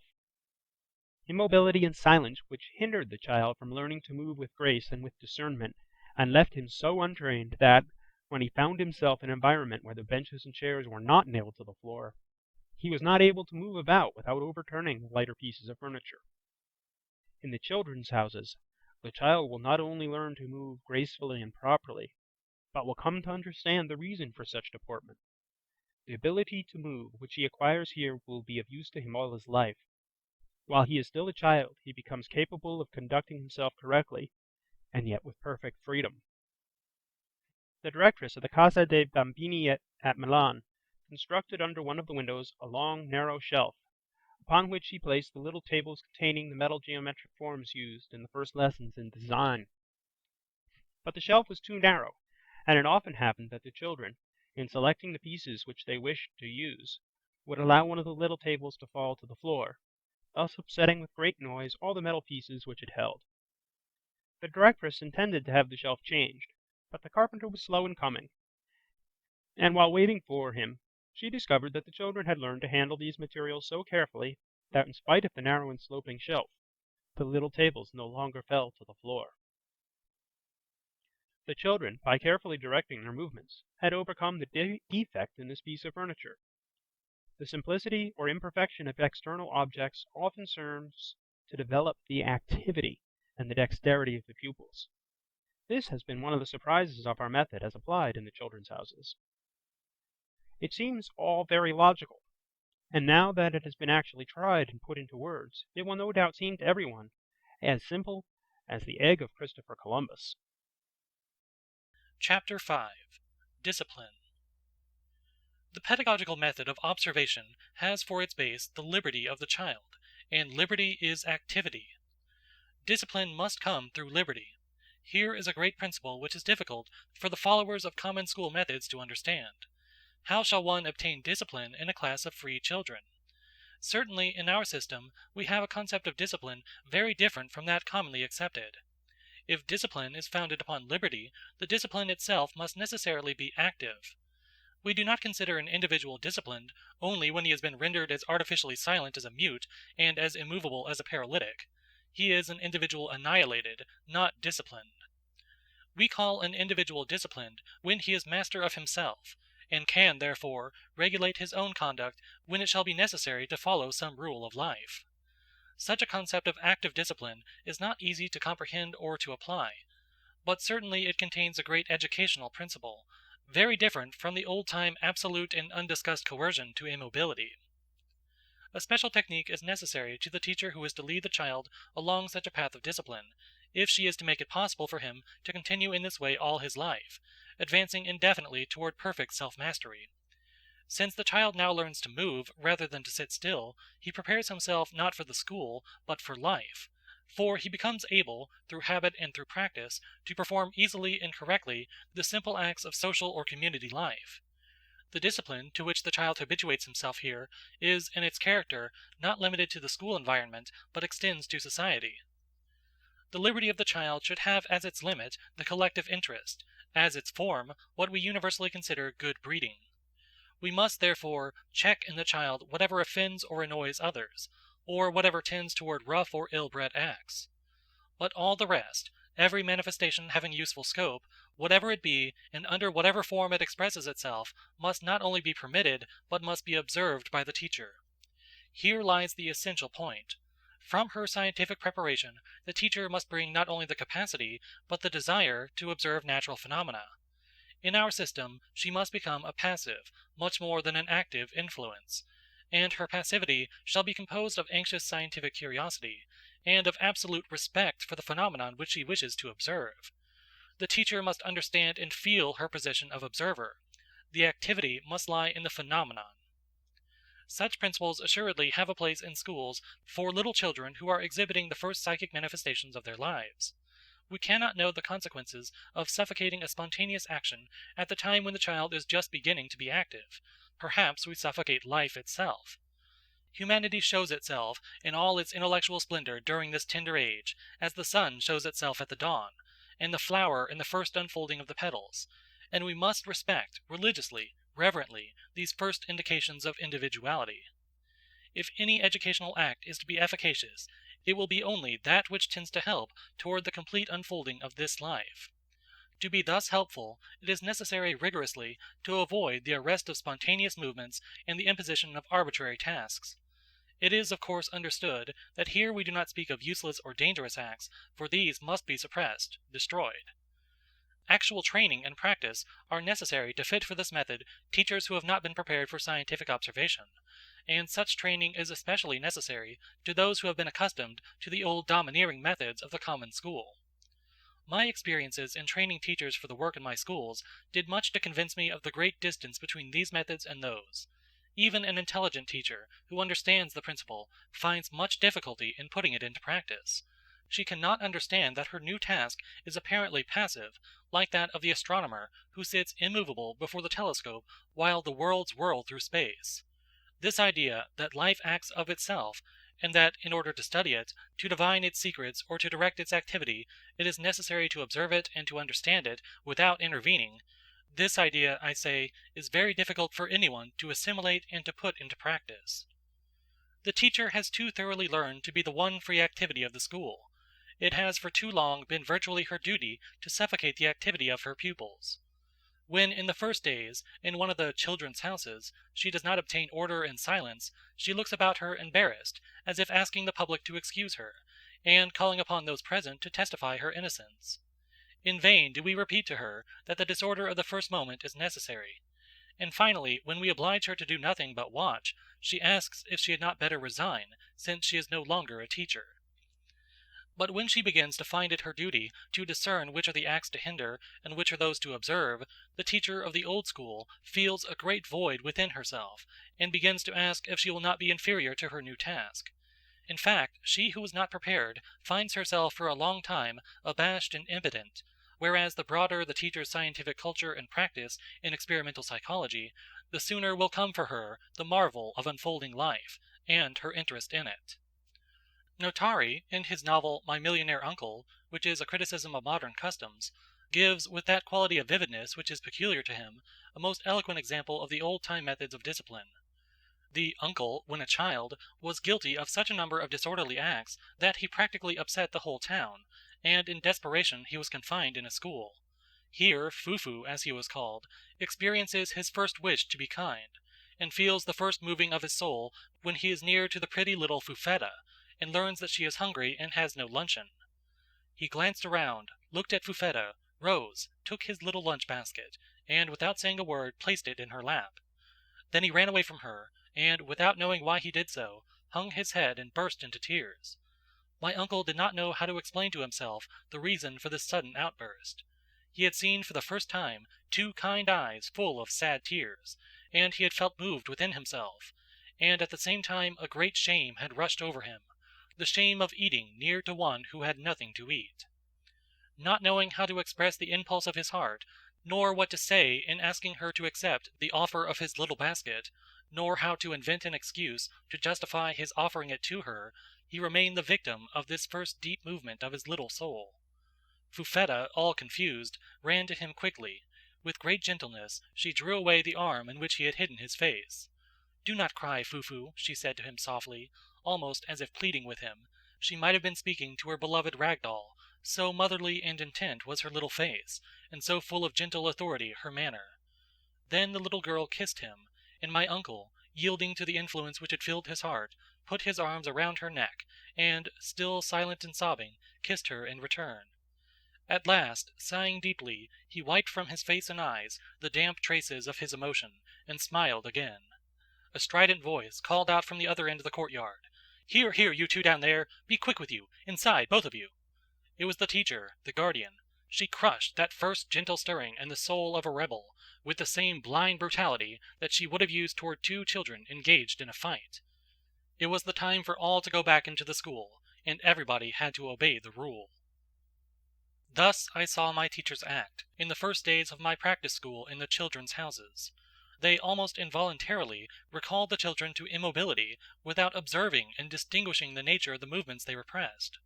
There was, for example, a little girl who gathered her companions about her, and then, in the midst of them, began to talk and gesticulate. The teacher at once ran to her, took hold of her arms, and told her to be still. But I, observing the child, saw that she was playing at being teacher or mother to the others, and teaching them the morning prayer, the invocation to the saints, and the sign of the cross. She already showed herself as a director. Another child, who continually made disorganized and misdirected movements, and who was considered abnormal, one day, with an expression of intense attention, set about moving the tables. Instantly they were upon him, to make him stand still, because he had made too much noise. Yet this was one of the first manifestations, in this child, of movements that were coordinated, and directed toward a useful end, and it was, therefore, an action that should have been respected. In fact, after this, the child began to be quiet and happy like the others, whenever he had any small objects to move about and to arrange upon his desk. It often happened that while the directress replaced in the boxes various materials that had been used, a child would draw near, picking up the objects with the evident desire of imitating the teacher. The first impulse was to send the child back to her place with the remark, "Let it alone, go to your seat." Yet the child expressed by this act a desire to be useful. The time, with her, was ripe for a lesson in order. One day the children had gathered themselves, laughing and talking, into a circle about a basin of water containing some floating toys. We had in the school a little boy, barely 2½ years old. He had been left outside the circle, alone, and it was easy to see that he was filled with intense curiosity. I watched him from a distance with great interest. He first drew near to the other children and tried to force his way among them, but he was not strong enough to do this, and then he stood looking about him. The expression of thought on his little face was intensely interesting. I wished that I had had a camera, so that I might have photographed him. His eye lighted upon a little chair, and evidently he made up his mind to place it behind the group of children and then to climb up on it. He began to move toward the chair, his face illuminated with hope, but at that moment the teacher seized him brutally, or perhaps she would have said gently, in her arms, and lifting him up above the heads of the other children, showed him the basin of water, saying, "Come, poor little one, you shall see too." Undoubtedly the child, seeing the floating toys, did not experience the joy that he was about to feel through conquering the obstacle with his own force. The sight of those objects could be of no advantage to him, while his intelligent efforts would have developed his inner powers. The teacher hindered the child, in this case, from educating himself, without giving him any compensating good in return. The little fellow had been about to feel himself a conqueror, and he found himself held within 2 imprisoning arms, impotent. The expression of joy, anxiety, and hope, which had interested me so much, faded from his face, and left on it the stupid expression of the child who knows that others will act for him. When the teachers were weary of my observations, they began to allow the children to do whatever they pleased. I saw children with their feet on the tables, or with their fingers in their noses, and no intervention was made to correct them. I saw others push their companions, and I saw dawn in the faces of these an expression of violence, and not the slightest attention on the part of the teacher. Then I had to intervene to show with what absolute rigor it is necessary to hinder, and little by little suppress, all those things which we must not do, so that the child may come to discern clearly between good and evil. If discipline is to be lasting, its foundations must be laid in this way, and these first days are the most difficult for the directress. The first idea that the child must acquire, in order to be actively disciplined, is that of the difference between good and evil. And the task of the educator lies in seeing that the child does not confound good with immobility and evil with activity, as often happens in the case of the old-time discipline. And all this because our aim is to discipline for activity, for work, for good, not for immobility, not for passivity, not for obedience. A room in which all the children move about usefully, intelligently, and voluntarily, without committing any rough or rude act, would seem to me a classroom very well disciplined indeed. To seat the children in rows, as in the common schools, to assign to each little one a place, and to propose that they shall sit thus quietly, observant of the order of the whole class as an assemblage, this can be attained later, as the starting place of collective education. For also in life it sometimes happens that we must all remain seated and quiet, when, for example, we attend a concert or a lecture. And we know that even to us, as grown people, this costs no little sacrifice. If we can, when we have established individual discipline, arrange the children, sending each one to his own place in order, trying to make them understand the idea that thus placed they look well, and that it is a good thing to be thus placed in order, that it is a good and pleasing arrangement in the room, this ordered and tranquil adjustment of theirs, then their remaining in their places quiet and silent, is the result of a species of lesson, not an imposition. To make them understand the idea, without calling their attention too forcibly to the practice, to have them assimilate the principle of collective order, that is the important thing. If, after they have understood this idea, they rise, speak, change to another place, they no longer do this without knowing and without thinking, but they do it because they wish to rise, to speak, etc. That is, from that state of repose and order, well understood, they depart in order to undertake some voluntary action, and knowing that there are actions which are prohibited, this will give them a new impulse to remember to discriminate between good and evil. The movements of the children from the state of order become always more coordinated and perfect with the passing of the days. In fact, they learn to reflect upon their own acts. Now, with the idea of order understood by the children, the observation of the way in which the children pass from the first disordered movements to those which are spontaneous and ordered, this is the book of the teacher. This is the book which must inspire her actions. It is the only one in which she must read and study if she is to become a real educator. For the child, with such exercises, makes, to a certain extent, a selection of his own tendencies, which were at first confused in the unconscious disorder of his movements. It is remarkable how clearly individual differences show themselves, if we proceed in this way. The child, conscious and free, reveals himself. There are those who remain quietly in their seats, apathetic or drowsy, others who leave their places to quarrel, to fight, or to overturn the various blocks and toys. And then there are those others who set out to fulfill a definite and determined act, moving a chair to some particular spot and sitting down in it, moving one of the unused tables, and arranging upon it the game they wish to play. Our idea of liberty for the child cannot be the simple concept of liberty we use in the observation of plants, insects, etc. The child, because of the peculiar characteristics of helplessness with which he is born, and because of his qualities as a social individual, is circumscribed by bonds which limit his activity. An educational method that shall have liberty as its basis must intervene to help the child to a conquest of these various obstacles. In other words, his training must be such as shall help him to diminish, in a rational manner, the social bonds which limit his activity. Little by little, as the child grows in such an atmosphere, his spontaneous manifestations will become more clear, with the clearness of truth, revealing his nature. For all these reasons, the first form of educational intervention must tend to lead the child toward independence. Independence. No one can be free unless he is independent. Therefore, the first active manifestations of the child's individual liberty must be so guided that through this activity he may arrive at independence. Little children, from the moment in which they are weaned, are making their way toward independence. What is a weaned child? In reality, it is a child that has become independent of the mother's breast. Instead of this one source of nourishment, he will find various kinds of food. For him the means of existence are multiplied, and he can, to some extent, make a selection of his food, whereas he was at first limited absolutely to one form of nourishment. Nevertheless, he is still dependent, since he is not yet able to walk, and cannot wash and dress himself, and since he is not yet able to ask for things in a language which is clear and easily understood. He is still in this period to a great extent the slave of everyone. By the age of 3, however, the child should have been able to render himself to a great extent independent and free. That we have not yet thoroughly assimilated the highest concept of the term independence is due to the fact that the social form in which we live is still servile. In an age of civilization where servants exist, the concept of that form of life which is independence cannot take root or develop freely. Even so, in the time of slavery, the concept of liberty was distorted and darkened. Our servants are not our dependents, rather it is we who are dependent upon them. It is not possible to accept universally, as a part of our social structure, such a deep human error without feeling the general effects of it in the form of moral inferiority.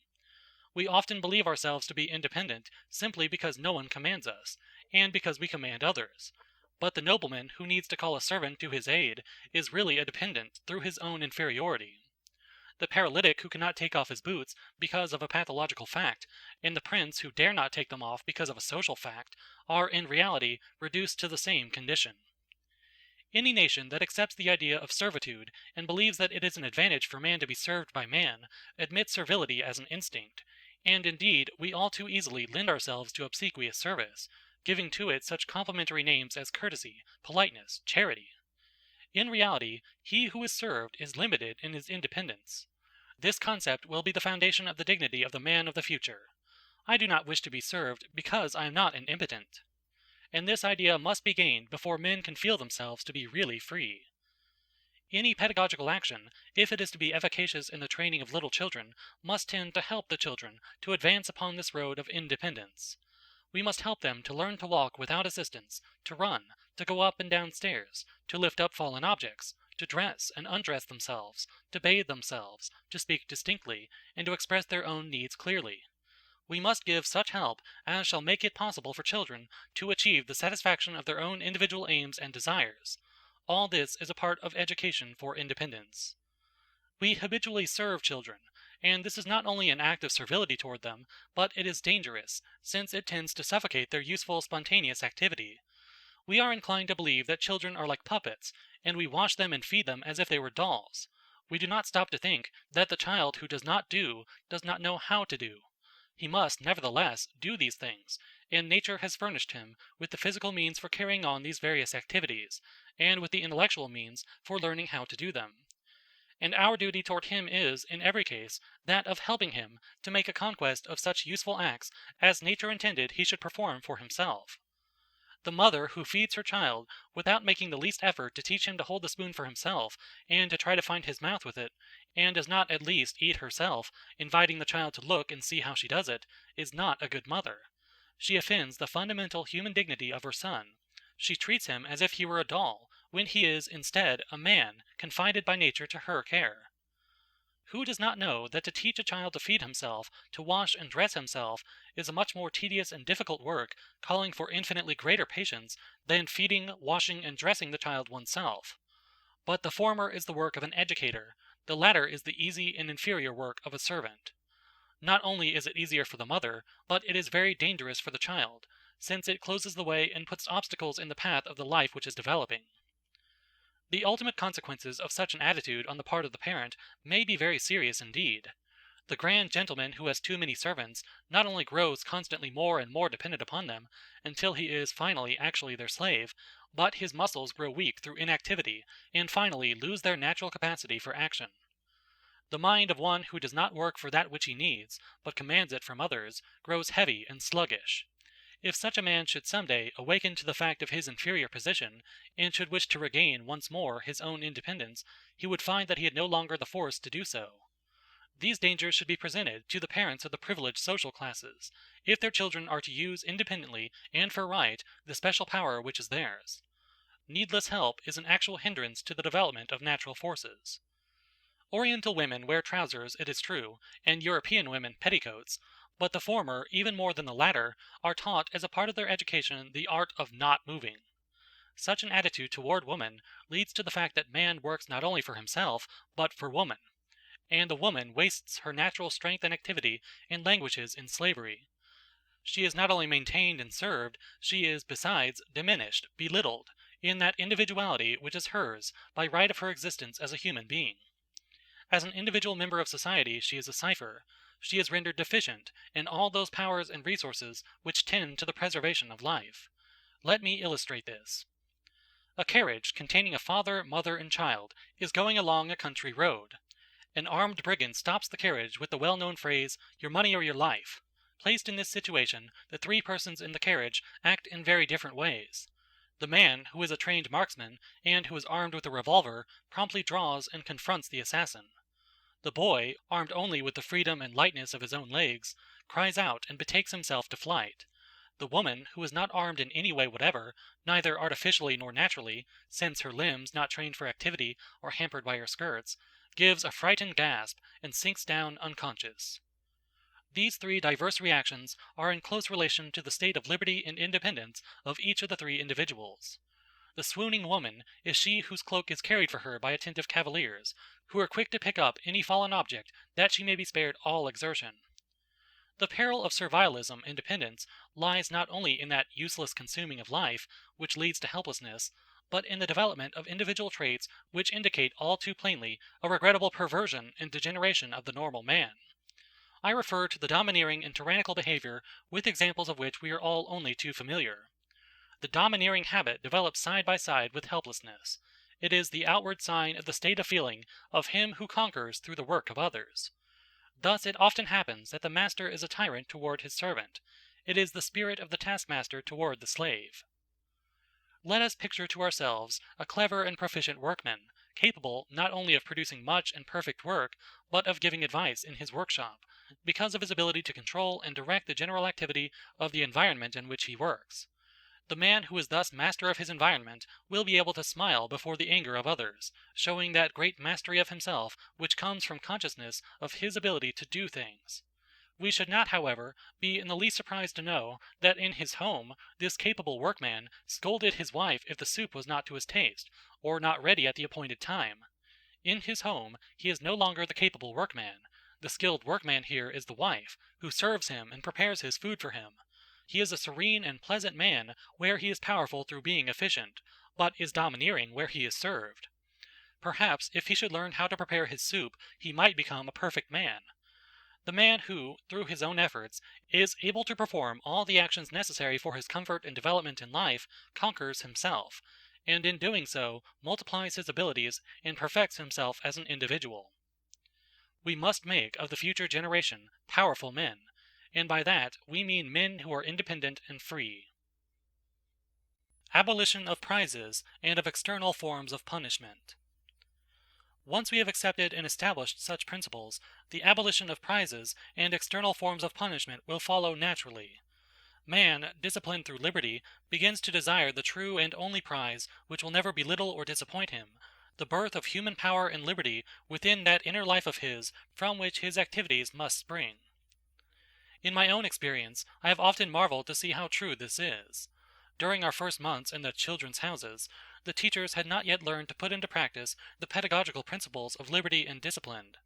One of them especially busied herself, when I was absent, in remedying my ideas by introducing a few of those methods to which she had been accustomed.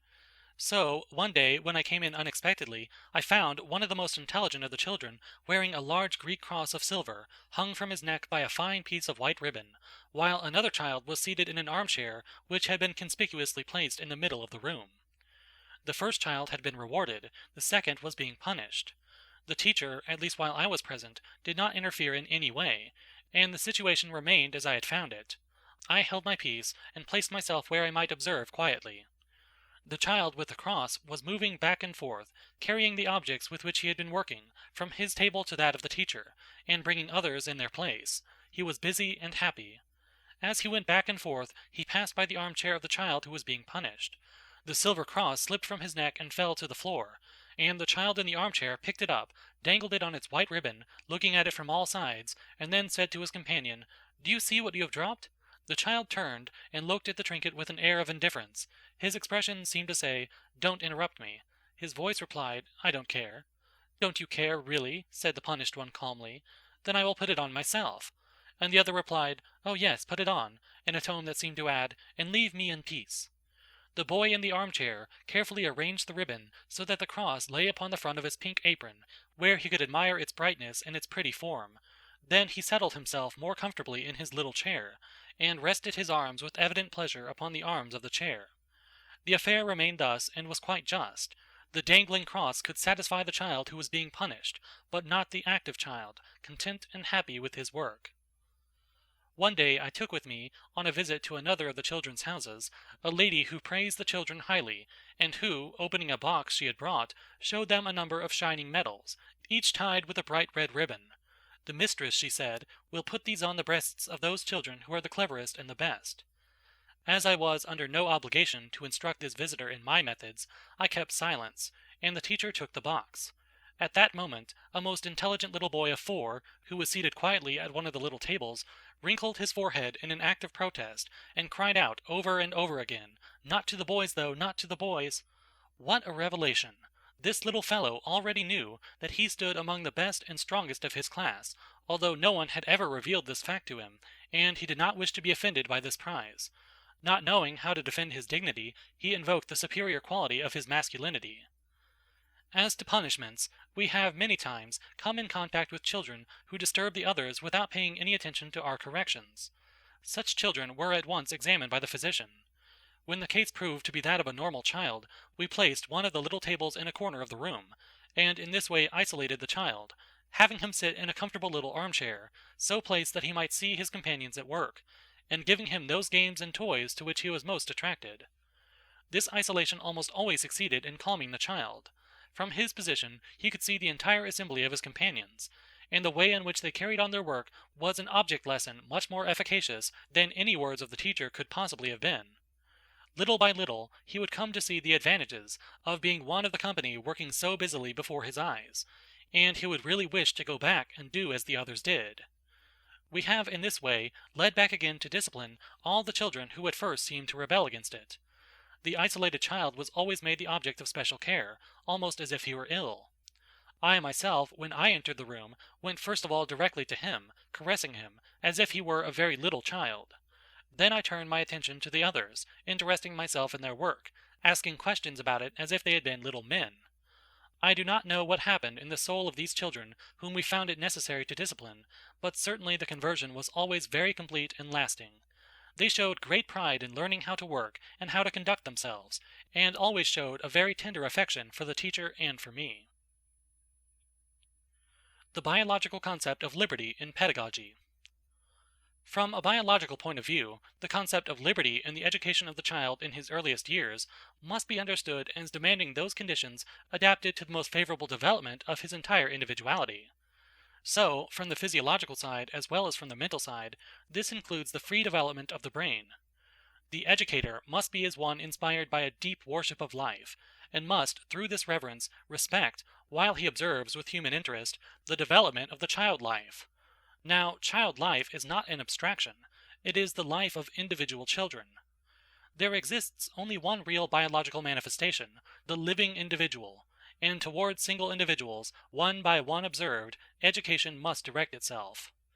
By education must be understood the active help given to the normal expansion of the life of the child. The child is a body which grows, and a soul which develops.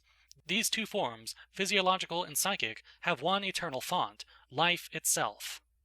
We must neither mar nor stifle the mysterious powers which lie within these two forms of growth, but we must await from them the manifestations which we know will succeed one another. Environment is undoubtedly a secondary factor in the phenomena of life. It can modify, in that it can help or hinder, but it can never create. The modern theories of evolution, from Nageli to De Vries, consider throughout the development of the two biological branches, animal and vegetable, this interior factor as the essential force in the transformation of the species, and in the transformation of the individual. The origins of the development, both in the species and in the individual, lie within. The child does not grow because he is nourished, because he breathes, because he is placed in conditions of temperature to which he is adapted. He grows because the potential life within him develops, making itself visible, because the fruitful germ from which his life has come develops itself according to the biological destiny which was fixed for it by heredity. Adolescence does not come because the child laughs, or dances, or does gymnastic exercises, or is well nourished, but because he has arrived at that particular physiological state. Life makes itself manifest, life creates, life gives, and is in its turn held within certain limits and bound by certain laws, which are insuperable. The fixed characteristics of the species do not change, they can only vary. This concept, so brilliantly set forth by De Vries in his mutation theory, illustrates also the limits of education.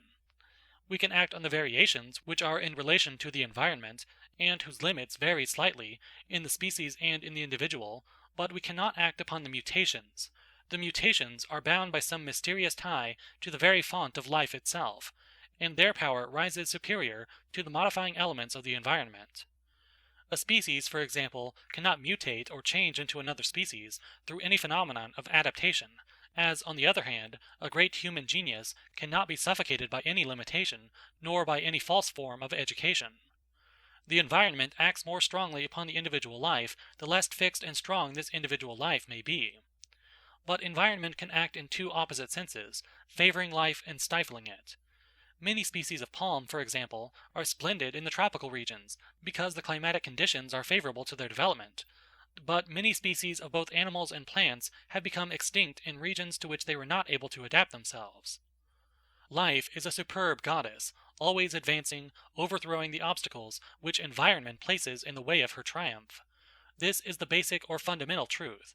Whether it be a question of species or of individuals, there persists always the forward march of those victorious ones in whom this mysterious life force is strong and vital. It is evident that in the case of humanity, and especially in the case of our civil humanity, which we call society, the important and imperative question is that of the care, or perhaps we might say, the culture of human life. Chapter 6. How Lessons Should Be Given. Let all thy words be counted. Dante, Inferno, Canto 10. Given the fact that through the regime of liberty the pupils can manifest their natural tendencies in the school, and that with this in view we have prepared the environment and the materials, the objects with which the child is to work, the teacher must not limit her action to observation, but must proceed to experiment. In this method the lesson corresponds to an experiment. The more fully the teacher is acquainted with the methods of experimental psychology, the better will she understand how to give the lesson. Indeed, a special technique is necessary if the method is to be properly applied. The teacher must at least have attended the training classes in the children's houses in order to acquire a knowledge of the fundamental principles of the method and to understand their application. The most difficult portion of this training is that which refers to the method for discipline. In the first days of the school, the children do not learn the idea of collective order. This idea follows and comes as a result of those disciplinary exercises through which the child learns to discern between good and evil. This being the case, it is evident that at the outset the teacher cannot give collective lessons. Such lessons, indeed, will always be very rare, since the children, being free, are not obliged to remain in their places quiet and ready to listen to the teacher, or to watch what she is doing. The collective lessons, in fact, are of very secondary importance, and have almost been abolished by us. Characteristics of the individual lessons: conciseness, simplicity, objectivity. The lessons, then, are individual, and brevity must be one of their chief characteristics. Dante gives excellent advice to teachers when he says, "Let thy words be counted." The more carefully we cut away useless words, the more perfect will become the lesson. And in preparing the lessons which she is to give, the teacher must pay special attention to this point, counting and weighing the value of the words which she is to speak. Another characteristic of the quality of the lesson in the children's houses is its simplicity. It must be stripped of all that is not absolute truth. That the teacher must not lose herself in vain words is included in the first quality of conciseness. This second, then, is closely related to the first. That is, the carefully chosen words must be the most simple it is possible to find, and must refer to the truth. The third quality of the lesson is its objectivity. The lesson must be presented in such a way that the personality of the teacher shall disappear. There shall remain in evidence only the object to which she wishes to call the attention of the child. This brief and simple lesson must be considered by the teacher as an explanation of the object, and of the use which the child can make of it. In the giving of such lessons, the fundamental guide must be the method of observation, in which is included and understood the liberty of the child. So the teacher shall observe whether the child interests himself in the object, how he is interested in it, for how long, etc., even noticing the expression of his face. And she must take great care not to offend the principles of liberty, for if she provokes the child to make an unnatural effort, she will no longer know what is the spontaneous activity of the child. If, therefore, the lesson rigorously prepared in this brevity, simplicity, and truth is not understood by the child, is not accepted by him as an explanation of the object, the teacher must be warned of two things. First, not to insist by repeating the lesson, and second, not to make the child feel that he has made a mistake, or that he has not understood, because in doing so she will cause him to make an effort to understand, and will thus alter the natural state which must be used by her in making her psychological observation. A few examples may serve to illustrate this point. Let us suppose, for example, that the teacher wishes to teach a child the two colors, red and blue. She desires to attract the attention of the child to the object. She says, therefore, "Look at this." Then, in order to teach the colors, she says, showing him the red, "This is red," raising her voice a little and pronouncing the word red slowly and clearly, then showing him the other color, "This is blue." In order to make sure that the child has understood, she says to him, "Give me the red, give me the blue." Let us suppose that the child, in following this last direction, makes a mistake. The teacher does not repeat and does not insist. She smiles, gives the child a friendly caress, and takes away the colors. Teachers ordinarily are greatly surprised at such simplicity. They often say, "But everybody knows how to do that." Indeed, this again is a little like the egg of Christopher Columbus, but the truth is that not everyone knows how to do this simple thing, to give a lesson with such simplicity. To measure one's own activity, to make it conform to these standards of clearness, brevity, and truth, is practically a very difficult matter. Especially is this true of teachers prepared by the old-time methods, who have learned to labor to deluge the child with useless and often false words.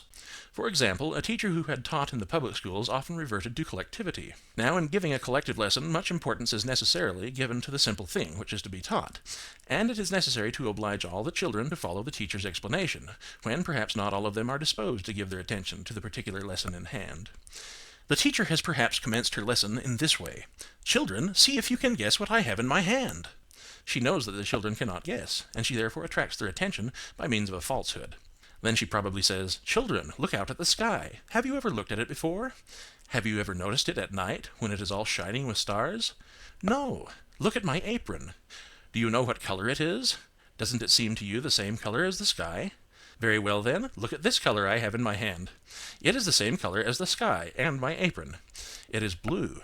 Now look around you a little and see if you can find something in the room which is blue. And do you know what color cherries are? And the color of the burning coals in the fireplace? Etc., etc. Now, in the mind of the child, after he has made the useless effort of trying to guess, there revolves a confused mass of ideas. The sky, the apron, the cherries, etc. It will be difficult for him to extract from all this confusion the idea which it was the scope of the lesson to make clear to him, namely, the recognition of the two colors blue and red. Such a work of selection is almost impossible for the mind of a child who is not yet able to follow a long discourse. I remember being present at an arithmetic lesson where the children were being taught that 2 and 3 make 5. To this end, the teacher made use of a counting board having colored beads strung on its thin wires. She arranged, for example, 2 beads on the top line, then on a lower line 3, and at the bottom 5 beads. I do not remember very clearly the development of this lesson, but I do know that the teacher found it necessary to place beside the 2 beads on the upper wire a little cardboard dancer with a blue skirt, which she christened on the spot the name of one of the children in the class, saying, "This is Mariatina." And then beside the other 3 beads she placed a little dancer dressed in a different color, which she called Gigina. I do not know exactly how the teacher arrived at the demonstration of the sum, but certainly she talked for a long time with these little dancers, moving them about, etc. If I remember the dancers more clearly than I do the arithmetic process, how must it have been with the children? If by such a method they were able to learn that 2 and 3 make 5, they must have made a tremendous mental effort, and the teacher must have found it necessary to talk with the little dancers for a long time. In another lesson, a teacher wished to demonstrate to the children the difference between noise and sound. She began by telling a long story to the children. Then suddenly someone in league with her knocked noisily at the door. The teacher stopped and cried out, "What is it? What's happened? What is the matter? Children, do you know what this person at the door has done? I can no longer go on with my story. I cannot remember it any more. I will have to leave it unfinished. Do you know what has happened? Did you hear? Have you understood? That was a noise. That is a noise. Oh, I would much rather play with this little baby, taking up a mandolin, which she had dressed up in a table cover. Yes, dear baby, I had rather play with you. Do you see this baby that I am holding in my arms? Several children replied, It isn't a baby. Others said, It's a mandolin. The teacher went on, No, it is a baby, really, a baby. I love this little baby. Do you want me to show you that it is a baby? Keep very, very quiet then. It seems to me that the baby is crying, or perhaps it is talking, or perhaps it is going to say Papa or Mama. Putting her hand under the cover, she touched the strings of the mandolin. There, did you hear the baby cry? Did you hear it call out? The children cried out, It's a mandolin, you touched the strings, you made it play. The teacher then replied, Be quiet, children, listen to what I am going to do. Then she uncovered the mandolin and began to play on it, saying, This is sound. To suppose that the child from such a lesson as this shall come to understand the difference between noise and sound is ridiculous. The child will probably get the impression that the teacher wished to play a joke, and that she is rather foolish because she lost the thread of her discourse when she was interrupted by noise, and because she mistook a mandolin for a baby. Most certainly it is the figure of the teacher herself that is impressed upon the child's mind through such a lesson, and not the object for which the lesson was given.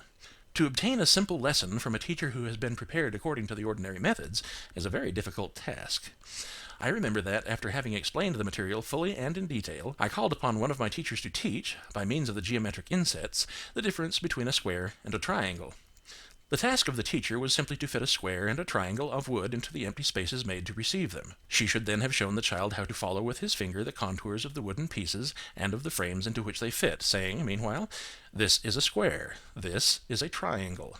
The teacher whom I had called upon began by having the child touch the square, saying, This is a line, another, and another. There are 4 lines. Count them with your little finger and tell me how many there are. And the corners. Count the corners. Feel them with your little finger. See, there are 4 corners, too. Look at this piece well. It is a square. I corrected the teacher, telling her that in this way she was not teaching the child to recognize a form, but was giving him an idea of sides, of angles, of number, and that this was a very different thing from that which she was to teach in this lesson. But, she said, trying to justify herself, it is the same thing. It is not, however, the same thing. It is the geometric analysis and the mathematics of the thing. It would be possible to have an idea of the form of the quadrilateral without knowing how to count to 4, and therefore without appreciating the number of sides and angles. The sides and the angles are abstractions which in themselves do not exist. That which does exist is this piece of wood of a determined form. The elaborate explanations of the teacher not only confused the child's mind, but bridged over the distance that lies between the concrete and the abstract, between the form of an object and the mathematics of the form. Let us suppose, I said to the teacher, that an architect shows you a dome, the form of which interests you. He can follow one of 2 methods in showing you his work. He can call attention to the beauty of the line, the harmony of the proportions, and may then take you inside the building and up into the cupola itself, in order that you may appreciate the relative proportion of the parts, in such a way that your impression of the cupola as a whole shall be founded on general knowledge of its parts. Or he can have you count the windows, the wide or narrow cornices, and can in fact make you a design showing the construction. He can illustrate for you the static laws, and write out the algebraic formulae necessary in the calculation of such laws. In the first place you will be able to retain in your mind the form of the cupola. In the second, you will have understood nothing, and will come away with the impression that the architect fancied himself speaking to a fellow engineer, instead of to a traveller whose object was to become familiar with the beautiful things around him. Very much the same thing happens if we, instead of saying to the child, This is a square, and by simply having him touch the contour establish materially the idea of the form, proceed rather to a geometrical analysis of the contour. Indeed, we should feel that we are making the child precocious if we taught him the geometric forms in the plane, presenting at the same time the mathematical concept. But we do not believe that the child is too immature to appreciate the simple form. On the contrary, it is no effort for a child to look at a square window or table. He sees all these forms about him in his daily life. To call his attention to a determined form is to clarify the impression he has already received of it, and to fix the idea of it. It is very much as if, while we are looking absent-mindedly at the shore of a lake, an artist should suddenly say to us, How beautiful the curve is that the shore makes there under the shade of that cliff. At his words, the view which we have been observing almost unconsciously is impressed upon our minds, as if it had been illuminated by a sudden ray of sunshine, and we experience the joy of having crystallized an impression which we had before only imperfectly felt. And such is our duty toward the child, to give a ray of light, and to go on our way. I may liken the effects of these first lessons to the impressions of one who walks quietly, happily through a wood, alone and thoughtful, letting his inner life unfold freely. Suddenly the chime of a distant bell recalls him to himself, and in that awakening he feels more strongly than before the peace and beauty of which he has been but dimly conscious. To stimulate life, leaving it then free to develop, to unfold, herein lies the first task of the educator. In such a delicate task, a great art must suggest the moment and limit the intervention, in order that we shall arouse no perturbation, cause no deviation, but rather that we shall help the soul which is coming into the fullness of life, and which shall live from its own forces.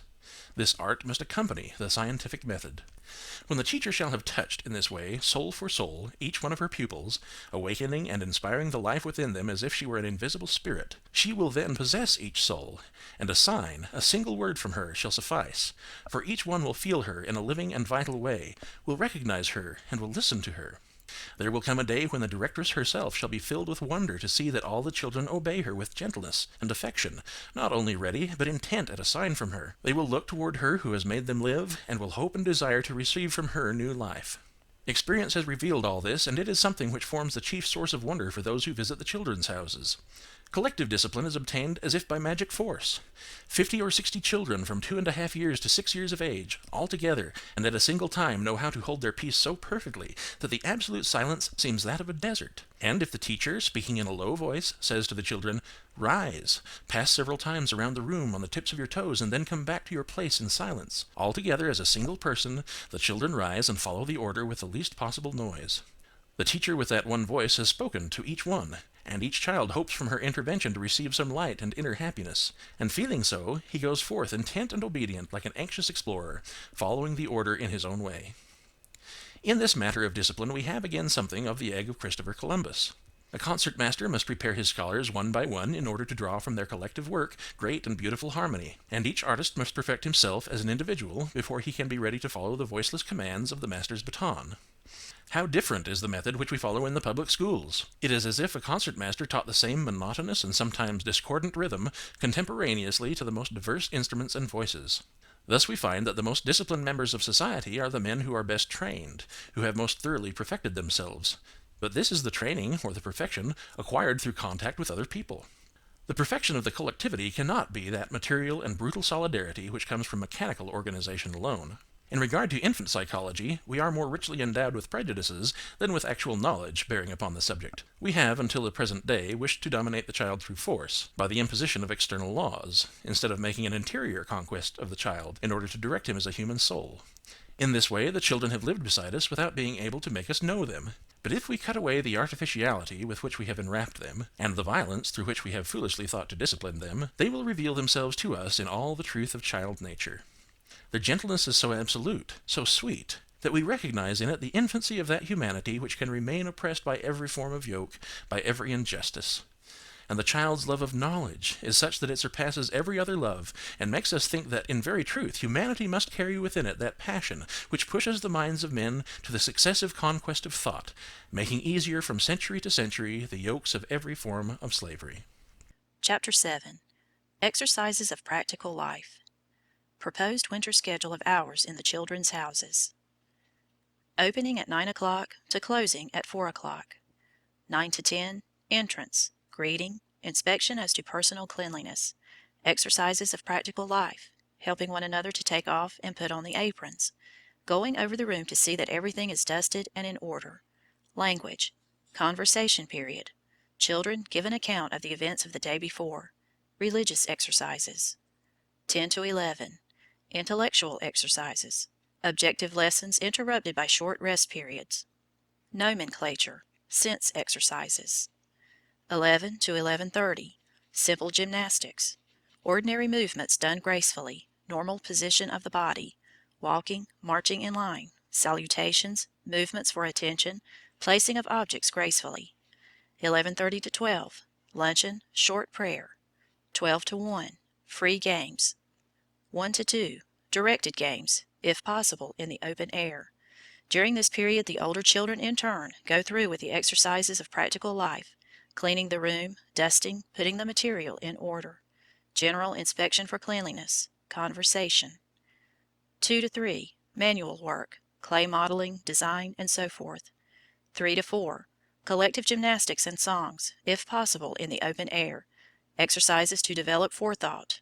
Visiting and caring for the plants and animals. As soon as a school is established, the question of schedule arises. This must be considered from 2 points of view. the length of the school day, and the distribution of study and of the activities of life. I shall begin by affirming that in the Children's Houses, as in the School for Deficients, the hours may be very long, occupying the entire day. For poor children, and especially for the Children's Houses annexed to working men's tenements, I should advise that the school day should be from 9 in the morning to 5 in the evening in winter, and from 8 to 6 in summer. These long hours are necessary if we are to follow a directed line of action which shall be helpful to the growth of the child. It goes without saying that in the case of little children such a long school day should be interrupted by at least an hour's rest in bed. And here lies the great practical difficulty. At present we must allow our little ones to sleep in their seats in a wretched position, but I foresee a time, not distant, when we shall be able to have a quiet, darkened room where the children may sleep in low-swung hammocks. I should like still better to have this nap taken in the open air. In the Children's Houses in Rome, we send the little ones to their own apartments for the nap, as this can be done without their having to go out into the streets. It must be observed that these long hours include not only the nap, but the luncheon. This must be considered in such schools as the Children's Houses, whose aim is to help and to direct the growth of children in such an important fashion of development as that from 3 to 6 years of age. The Children's House is a garden of child culture, and we most certainly do not keep the children for so many hours in school with the idea of making students of them. The first step which we must take in our method is to call to the pupil. We call now to his attention, now to his interior life, now to the life he leads with others. Making a comparison which must not be taken in a literal sense, it is necessary to proceed as in experimental psychology or anthropology when one makes an experiment. That is, after having prepared the instrument, to which in this case the environment may correspond, we prepare the subject. Considering the method as a whole, we must begin our work by preparing the child for the forms of social life, and we must attract his attention to these forms. In the schedule which we outlined when we established the first Children's House, but which we have never followed entirely, assign that a schedule in which the material is distributed in arbitrary fashion is not adapted to the regime of liberty. We begin the day with a series of exercises of practical life, and I must confess that these exercises were the only part of the program which proved thoroughly stationary. These exercises were such a success that they formed the beginning of the day in all the Children's Houses. First, cleanliness, order, poise, conversation. As soon as the children arrive at school, we make an inspection for cleanliness. If possible, this should be carried on in the presence of the mothers, but their attention should not be called to it directly. We examine the hands, the nails, the neck, the ears, the face, the teeth, and care is given to the tidiness of the hair. If any of the garments are torn or soiled or ripped, if the buttons are lacking, or if the shoes are not clean, we call the attention of the child to this.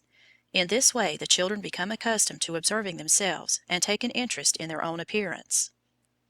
The children in our Children's Houses are given a bath in turn, but this of course cannot be done daily. In the class, however, the teacher, by using a little washstand with small pitchers and basins, teaches the children to take a partial bath. For example, they learn how to wash their hands and clean their nails. Indeed, sometimes we teach them how to take a foot bath. They are shown especially how to wash their ears and eyes with great care. They are taught to brush their teeth and rinse their mouths carefully. In all of this, we call their attention to the different parts of the body which they are washing, and to the different means which we use in order to cleanse them. Clear water for the eyes, soap and water for the hands, the brush for the teeth, and so forth. We teach the big ones to help the little ones, and so encourage the younger children to learn quickly to take care of themselves. After this care of their persons, we put on the little aprons. The children are able to put these on themselves, or with the help of each other. Then we begin our visit about the schoolroom.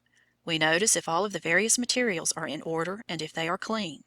The teacher shows the children how to clean out the little corners where dust has accumulated, and shows them how to use the various objects necessary in cleaning a room, dust cloths, dust brushes, little brooms, and so forth. All of this, when the children are allowed to do it by themselves, is very quickly accomplished. Then the children go each to his own place.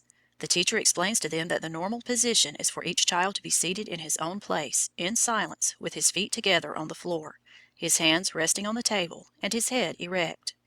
In this way she teaches them poise and equilibrium.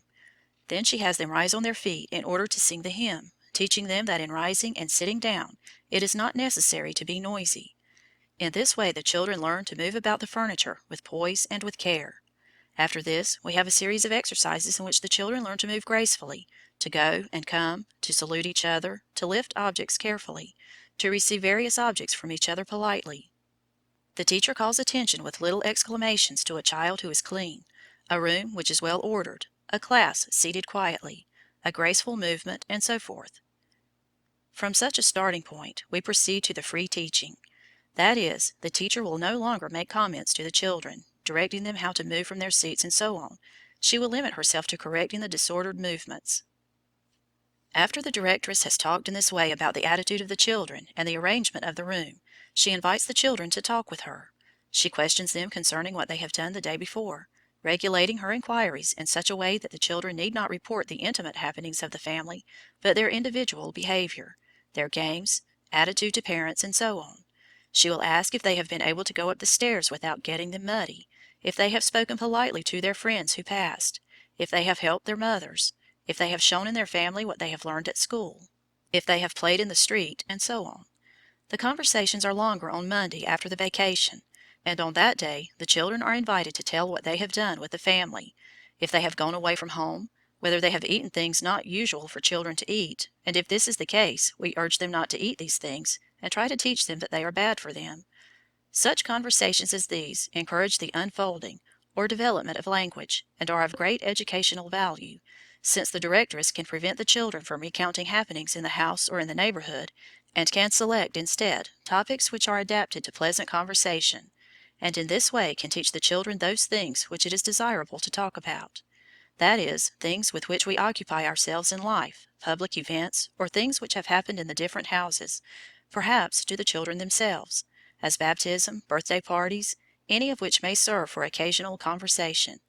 Things of this sort will encourage children to describe themselves. After this morning talk, we pass to the various lessons. Chapter 8. Refection, the Child's Diet. In connection with the exercises of practical life, it may be fitting to consider the matter of refection. In order to protect the child's development, especially in neighborhoods where standards of child hygiene are not yet prevalent in the home, it would be well if a large part of the child's diet could be entrusted to the school. It is well known today that the diet must be adapted to the physical nature of the child, and as the medicine of children is not the medicine of adults in reduced doses, so the diet must not be that of the adult in lesser quantitative proportions. For this reason, I should prefer that even in the children's houses which are situated in tenements and from which little ones, being at home, can go up to eat with the family, school refection should be instituted. Moreover, even in the case of rich children, school refection would always be advisable until a scientific course in cooking shall have introduced into the wealthier families the habit of specializing in children's food. The diet of little children must be rich in fats and sugar, the first for reserve matter and the second for plastic tissue. In fact, sugar is a stimulant to tissues in the process of formation. As the form of preparation, it is well that the alimentary substances should always be minced, because the child has not yet the capacity for completely masticating the food, and his stomach is still incapable of fulfilling the function of mincing food matter. Consequently, soups, purees, and meatballs should constitute the ordinary form of dish for the child's table. The nitrogenous diet for a child from 2 or 3 years of age ought to be constituted chiefly of milk and eggs, but after the second year, broths are also to be recommended. After 3 years and a half, meat can be given, or, in the case of poor children, vegetables. Fruits are also to be recommended for children. Perhaps a detailed summary on child diet may be useful, especially for mothers. Method of preparing broth for little children. Age 3 to 6. After that, the child may use the common broth of the family. The quantity of meat should correspond to 1 gram for every cubic centimeter of broth and should be put in cold water. No aromatic herbs should be used, the only wholesome condiment being salt. The meat should be left to boil for 2 hours. Instead of removing the grease from the broth, it is well to add butter to it, or, in the case of the poor, a spoonful of olive oil. But substitutes for butter, such as margarine, etc., should never be used. The broth must be prepared fresh. It would be well, therefore, to put the meat on the fire 2 hours before the meal, because as soon as broth is cool, there begins to take place a separation of chemical substances, which are injurious to the child and may easily cause diarrhea. Soups. A very simple soup, and one to be highly recommended for children, is bread boiled in salt water or in broth and abundantly seasoned with oil. This is the classic soup of poor children, and an excellent means of nutrition. Very like this is the soup which consists of little cubes of bread toasted in butter and allowed to soak in the broth which is itself fat with butter. Soups of grated bread also belong in this class. Pastine. Those very fine forms of vermicelli used in soups. especially the glutinous pastine, which are of the same nature, are undoubtedly superior to the others for digestibility, but are accessible only to the privileged social classes. The poor should know how much more wholesome is a broth made from remnants of stale bread than soups of coarse spaghetti, often dried and seasoned with meat juice. Such soups are most indigestible for little children. Excellent soups are those consisting of purees of vegetables, beans, peas, lentils.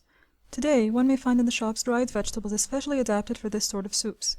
Boiled in salt water, the vegetables are peeled, put to cool, and passed through a sieve, or simply compressed if they are already peeled. Butter is then added, and the paste is stirred slowly into the boiling water, care being taken that it dissolves and leaves no lumps. Vegetable soups can also be seasoned with pork. Instead of broth, sugared milk may be the base of vegetable purees.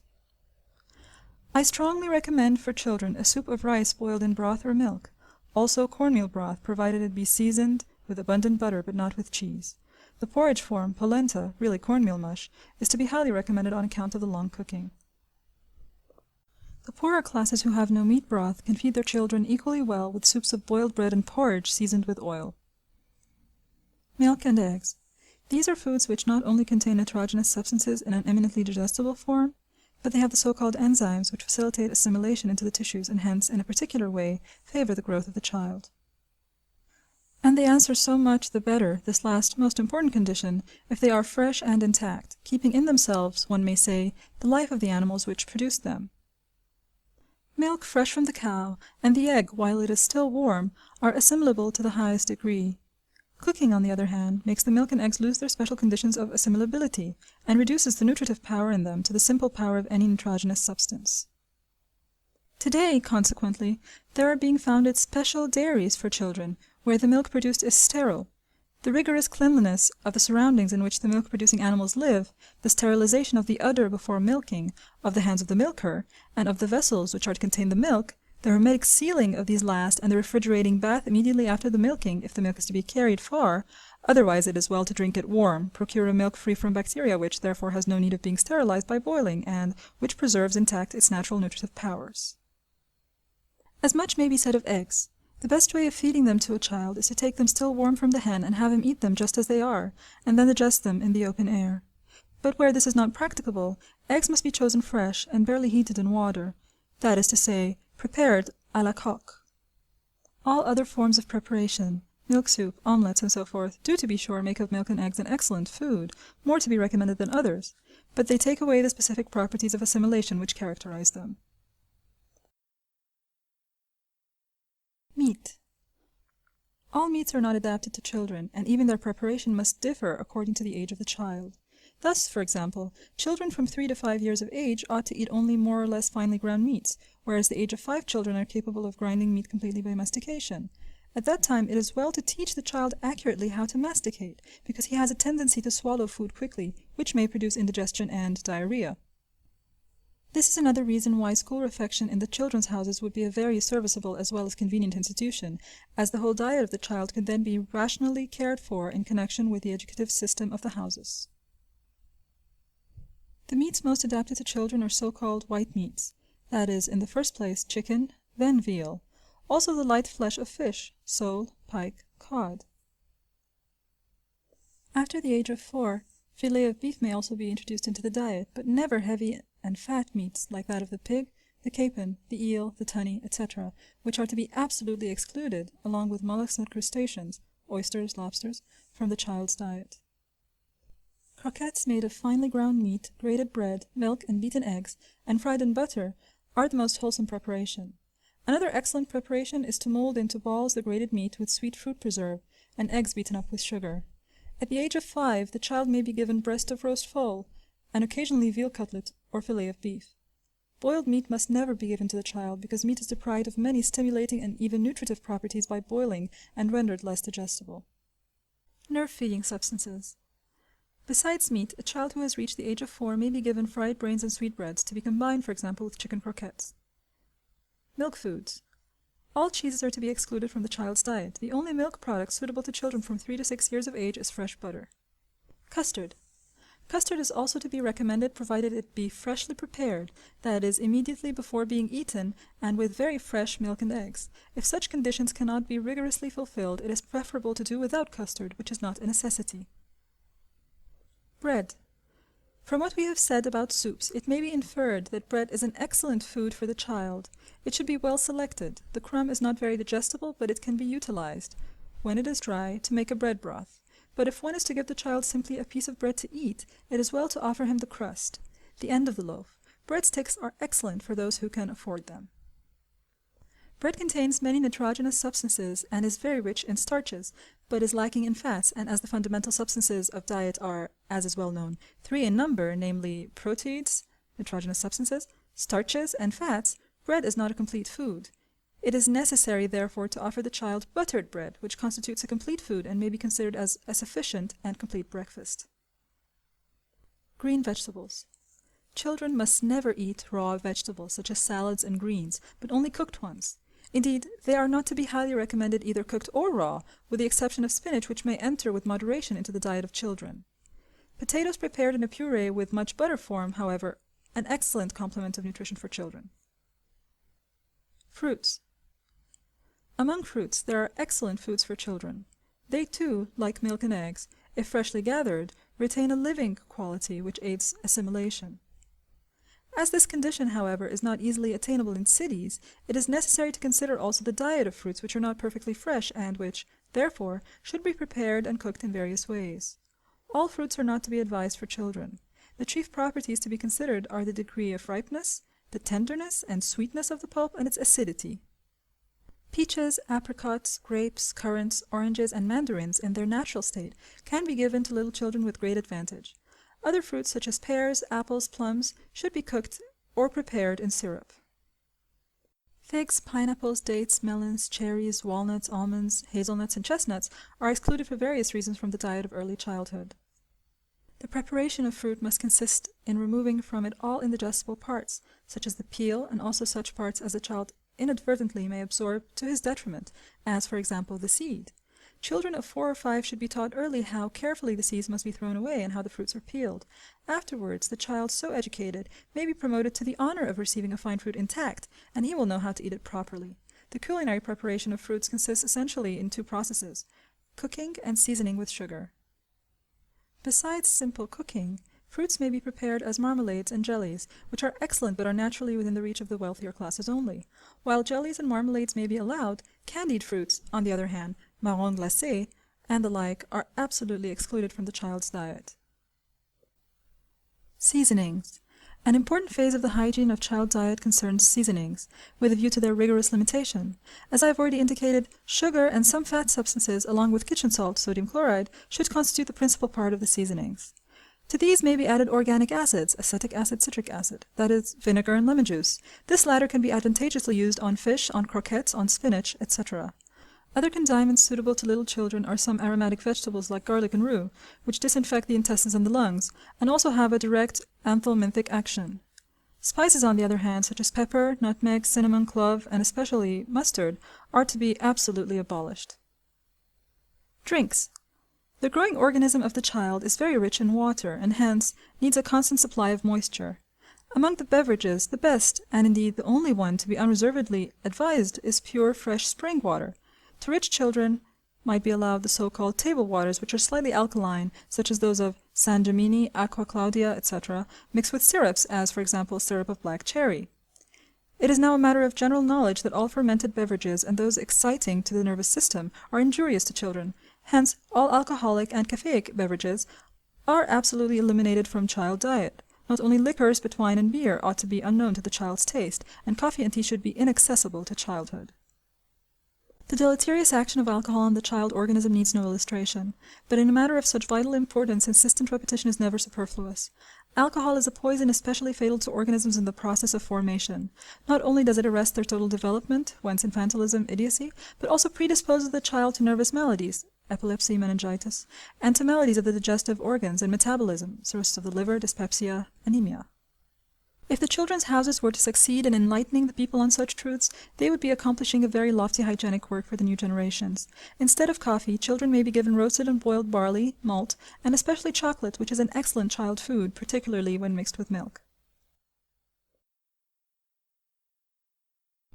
Distribution of the meals. Another chapter of child diet concerns the distribution of the meals.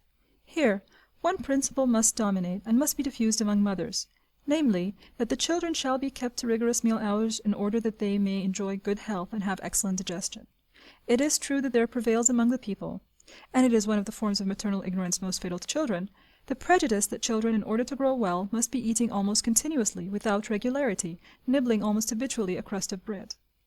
On the contrary, the child, in view of the special delicacy of his digestive system, has more need of regular meals than the adult has. It seems to me that the children's houses with very prolonged programs are, for this reason, suitable places for child culture, as they can direct the child's diet.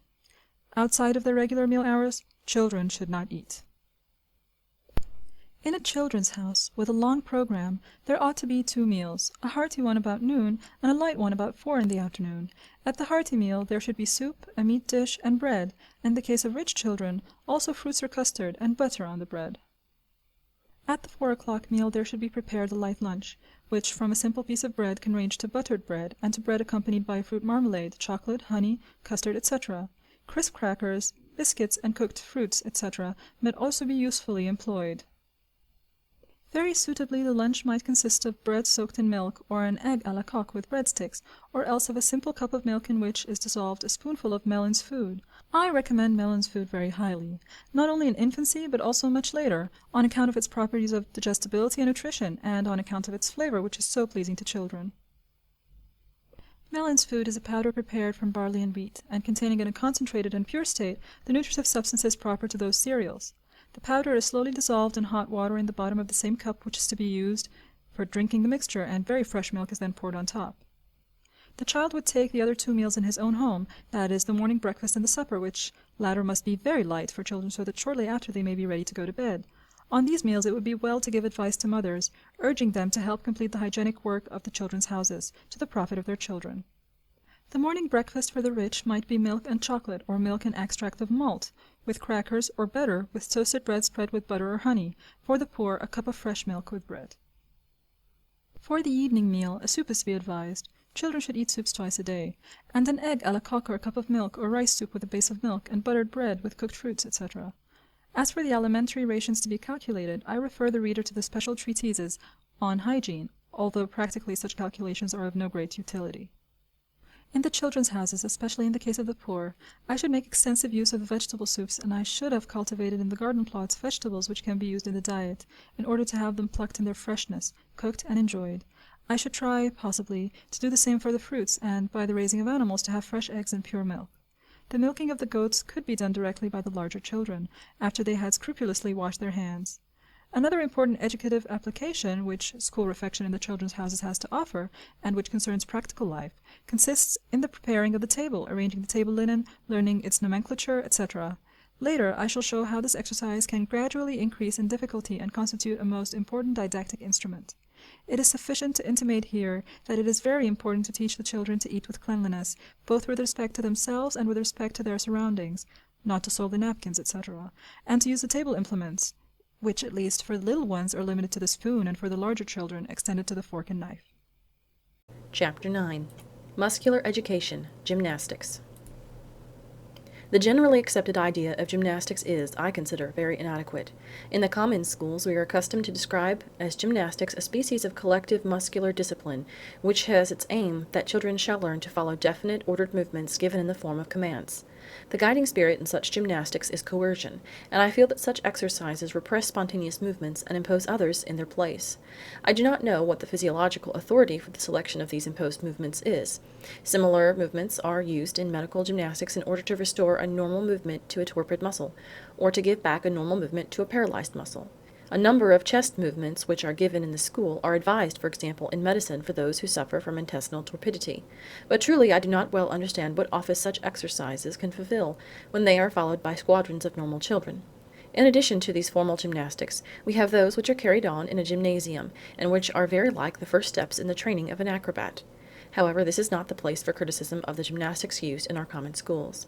Certainly in our case we are not considering such gymnastics. Indeed, many who hear me speak of gymnastics for infant schools very plainly show disapprobation, and they will disapprove more heartily when they hear me speak of a gymnasium for little children. Indeed, if the gymnastic exercises and the gymnasium were those of the common schools, no one would agree more heartily than I in the disapproval expressed by these critics. We must understand by gymnastics, and in general by muscular education, a series of exercises tending to aid the normal development of physiological movements, such as walking, breathing, speech, to protect this development when the child shows himself backward or abnormal in any way, and to encourage in the children those movements which are useful in the achievement of the most ordinary acts of life, such as dressing, undressing, buttoning their clothes, and lacing their shoes, carrying such objects as balls, cubes, etc. If there exists an age in which it is necessary to protect a child by means of a series of gymnastics exercises, between 3 and 6 years is undoubtedly the age. The special gymnastics necessary, or better still, hygienic in this period of life, refer chiefly to walking. A child in the general morphological growth of his body is characterized by having a torso greatly developed in comparison with the lower limbs. In the newborn child, the length of the torso from the top of the head to the curve of the groin is equal to 68% of the normal length of the body. The limbs then arc barely 32% of the stature. During growth, these relative proportions change in a most noticeable way. Thus, for example, in the adult, the torso is fully half of the entire stature, and, according to the individual, corresponds to 51 or 52% of it. This morphological difference between the newborn child and the adult is bridged so slowly during growth that in the first years of the child's life, the torso remains tremendously developed as compared with the limbs. In 1 year, the height of the torso corresponds to 65% of the total stature, in 2 years to 63, in 3 years to 62. At the age when a child enters the infant school, his limbs are still very short as compared with his torso. That is, the length of his limbs barely corresponds to 38% of the stature. Between the years of 6 and 7, the proportion of the torso to the stature is from 57 to 56%. In such a period, therefore, the child not only makes a noticeable growth in height, he measures indeed at the age of 3 years about 0.85 meter, and at 6 years 1.05 meter, but changing so greatly the relative proportions between the torso and the limbs, the latter make a most decided growth. This growth is related to the layers of cartilage which still exist at the extremity of the long bones, and is related in general to the still incomplete ossification of the entire skeleton. The tender bones of the limbs must therefore sustain the weight of the torso, which is then disproportionately large. We cannot, if we consider all these things, judge the manner of walking in little children by the standard set for our own equilibrium. If a child is not strong, the erect posture and walking are really sources of fatigue for him, and the long bones of the lower limbs, yielding to the weight of the body, easily become disformed and usually bowed. This is particularly the case among the badly nourished children of the poor, or among those in whom the skeleton structure, while not actually showing the presence of rickets, still seems to be slow in attaining normal ossification. We are wrong, then, if we consider little children from this physical point of view as little men. They have, instead, characteristics and proportions that are entirely special to their age. The tendency of the child to stretch out on his back and kick his legs in the air is an expression of the physical needs related to the proportions of his body. The baby loves to walk on all fours just because, like the quadruped animals, his limbs are short in comparison with his body. Instead of this, we divert these natural manifestations by foolish habits which we impose on the child. We hinder him from throwing himself upon the earth, from stretching, etc., and we oblige him to walk with grown people and to keep up with them, and excuse ourselves by saying that we don't want him to become capricious and think he can do as he pleases. It is indeed a fatal error, and one which has made bow-legs common among little children. It is well to enlighten the mothers on these important particulars of infant hygiene. Now we, with the gymnastics, can, and indeed should, help the child in his development by making our exercises correspond to the movement which he needs to make, and in this way save his limbs from fatigue. One very simple means for helping the child in his activity was suggested to me by my observation of the children themselves. The teacher was having the children march, leading them about the courtyard between the walls of the house and the central garden. This garden was protected by a little fence made of strong wires which were stretched in parallel lines, and were supported at intervals by wooden palings driven into the ground. Along the fence ran a little ledge on which the children were in the habit of sitting down when they were tired of marching. In addition to this, I always brought out little chairs which I placed against the wall. Every now and then the little ones of 2 1/2 and 3 years would drop out of the marching line, evidently being tired. But instead of sitting down on the ground or in the chairs, they would run to the little fence, and catching hold of the upper line of wire, they would walk along sideways, resting their feet on the wire which was nearest the ground. That this gave them a great deal of pleasure was evident from the way in which they laughed as, with bright eyes, they watched their larger companions who were marching about. The truth was that these little ones had solved one of my problems in a very practical way. They moved themselves along on the wires, pulling their bodies sideways. In this way they moved their limbs without throwing upon them the weight of the body. Such an apparatus placed at the gymnasium for little children will enable them to fulfill the need which they feel of throwing themselves on the floor and kicking their legs in the air, for the movements they make on the little fence correspond even more correctly to the same physical needs. Therefore, I advise the manufacture of this little fence for the use in children's playrooms. It can be constructed of parallel bars supported by upright poles firmly fixed on to the heavy base. The children, while playing upon this little fence, will be able to look out and see with great pleasure what the other children are doing in the room. Other pieces of gymnasium apparatus can be constructed upon the same plan, that is, having as their aim the furnishing of the child with a proper outlet for his individual activities. One of the things invented by Séguin to develop the lower limbs, and especially to strengthen the articulation of the knee in weak children, is the trampolino. This is a kind of swing, having a very wide seat, so wide indeed that the limbs of the child, stretched out in front of him, are entirely supported by this broad seat. This little chair is hung from strong cords and is left swinging. The wall in front of it is reinforced by a strong smooth board against which the children press their feet in pushing themselves back and forth in the swing. The child seated in this swing exercises his limbs, pressing his feet against the board each time that he swings toward the wall. The board against which he swings may be erected at some distance from the wall, and may be so low that the child can see over the top of it. As he swings in this chair, he strengthens his limbs, through the species of gymnastics limited to the lower limbs, and this he does without resting the weight of his body upon his legs.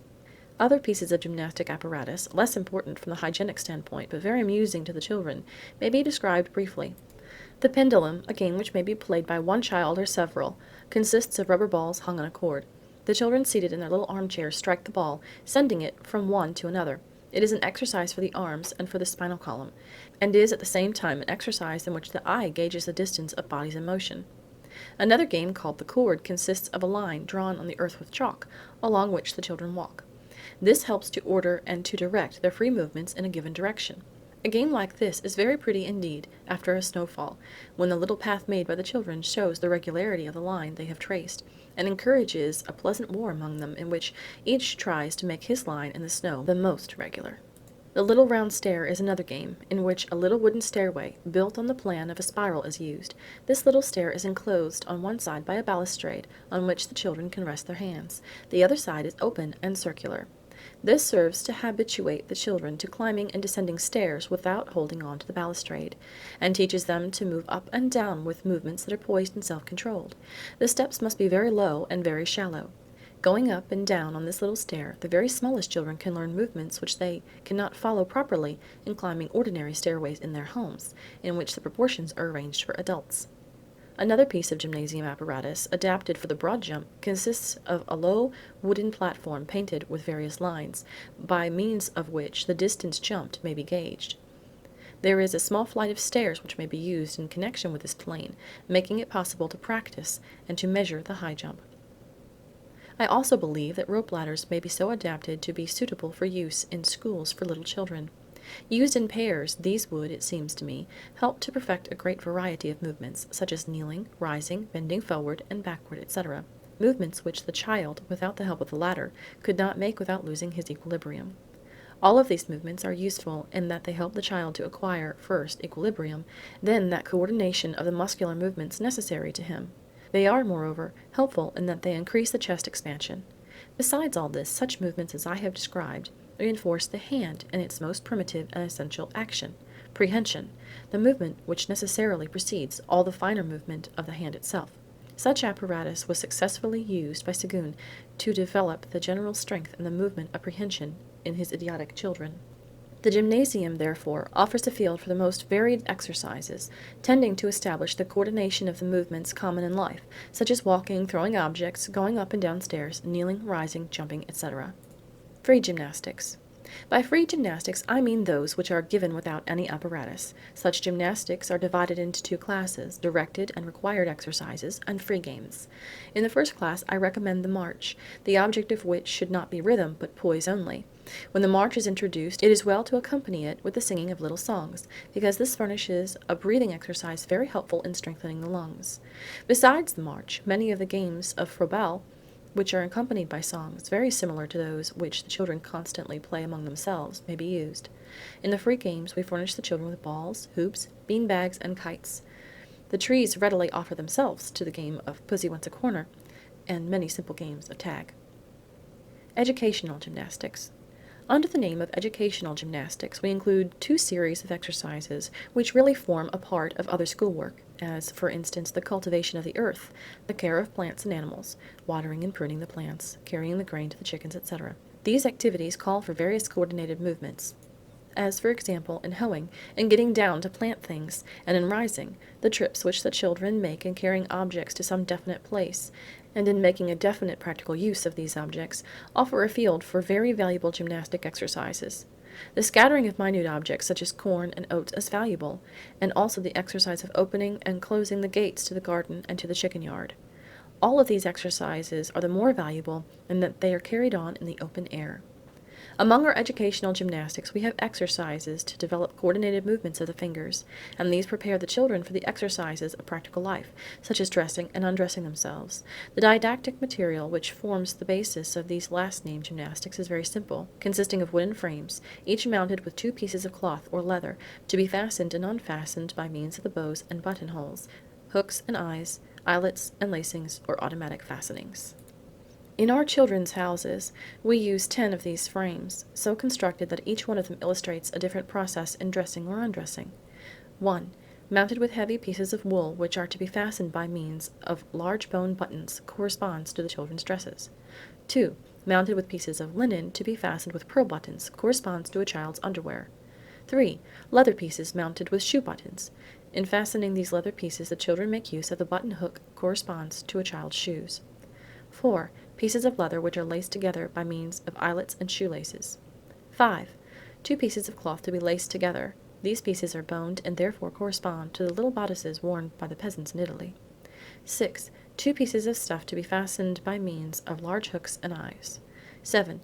2 pieces of linen to be fastened by means of small hooks and worked eyelets. 8. 2 pieces of cloth to be fastened by means of broad colored ribbon, which is to be tied into bows. 9. Pieces of cloth laced together with round cord, on the same order as the fastenings on many of the children's underclothes. 10. 2 pieces to be fastened together by means of the modern automatic fasteners. Through the use of such toys, the children can practically analyze the movements necessary in dressing and undressing themselves, and can prepare themselves separately for these movements by means of repeated exercises. We succeed in teaching the child to dress himself without his really being aware of it, that is, without any direct or arbitrary command. We have led him to this mastery. As soon as he knows how to do it, he begins to wish to make a practical application of his ability, and very soon he will be proud of being sufficient unto himself, and will take delight in an ability which makes his body free from the hands of others, and which leads him the sooner to that modesty and activity which develops far too late in those children of today who are deprived in this most practical form of education. The fastening games are very pleasing to the little ones, and often when 10 of them are using the frames at the same time, seated around the little tables, quiet and serious, they give the impression of a workroom filled with tiny workers. Respiratory gymnastics. The purpose of these gymnastics is to regulate the respiratory movements, in other words, to teach the art of breathing. They also help greatly the correct formation of the child's speech habits. The exercises which we use were introduced into school literature by Professor Sala. We have chosen the simple exercises described by him in his treatise, Cura della Balbuzie. These include a number of respiratory gymnastic exercises, with which are coordinated muscular exercises. I give here an example. Mouth wide open, tongue held flat, hands on hips. Breathe deeply, lift the shoulders rapidly, lowering the diaphragm. Expel breath slowly, lowering shoulders slowly, returning to normal position. The directors should select or devise simple breathing exercises to be accompanied with arm movements, etc. Exercises for the proper use of lips, tongue, and teeth. These exercises teach the movements of the lips and tongue in the pronunciation of certain fundamental consonant sounds, reinforcing the muscles and making them ready for these movements. These gymnastics prepare the organs used in the formation of language. In presenting such exercises, we begin with the entire class, but finish by testing the children individually. We ask the child to pronounce aloud and with force the syllable of a word. When all are intent upon putting the greatest possible force into this, we call each child separately and have him repeat the word. If he pronounces it correctly, we send him to the right, if badly, to the left. Those who have difficulty with the word are encouraged to repeat it several times. The teacher takes note of the age of the child, and of the particular defects in the movements of the muscles used in articulation. She may then touch the muscles which should be used, tapping, for example, the curve of the lips, or even taking hold of the child's tongue and placing it against the dental arch, or showing him clearly the movements which she herself makes when pronouncing the syllable. She must seek in every way to aid the normal development of the movements necessary to the exact articulation of the word. As for the basis for these gymnastics, we have the children pronounce the words pain, fame, Tana, Zina, Stella, Rana, Gatto. In the pronunciation of pain, the child should repeat with much force pa, pa, pa, thus exercising the muscles producing orbicular contraction of the lips. In fame, repeating fa, fa, fa, the child exercises the movements of the lower lip against the upper dental arch. In Tana, having him repeat ta, ta, ta, we cause him to exercise the movement of the tongue against the upper dental arch. In Zina, we provide the contact of the upper and lower dental arches. With Stella, we have him repeat the whole word, bringing the teeth together and holding the tongue, which has a tendency to protrude, close to the upper teeth. In Rana, we have him repeat ar, ar, thus exercising the tongue in the vibratory movements. In Gatto, we hold the voice upon the guttural g.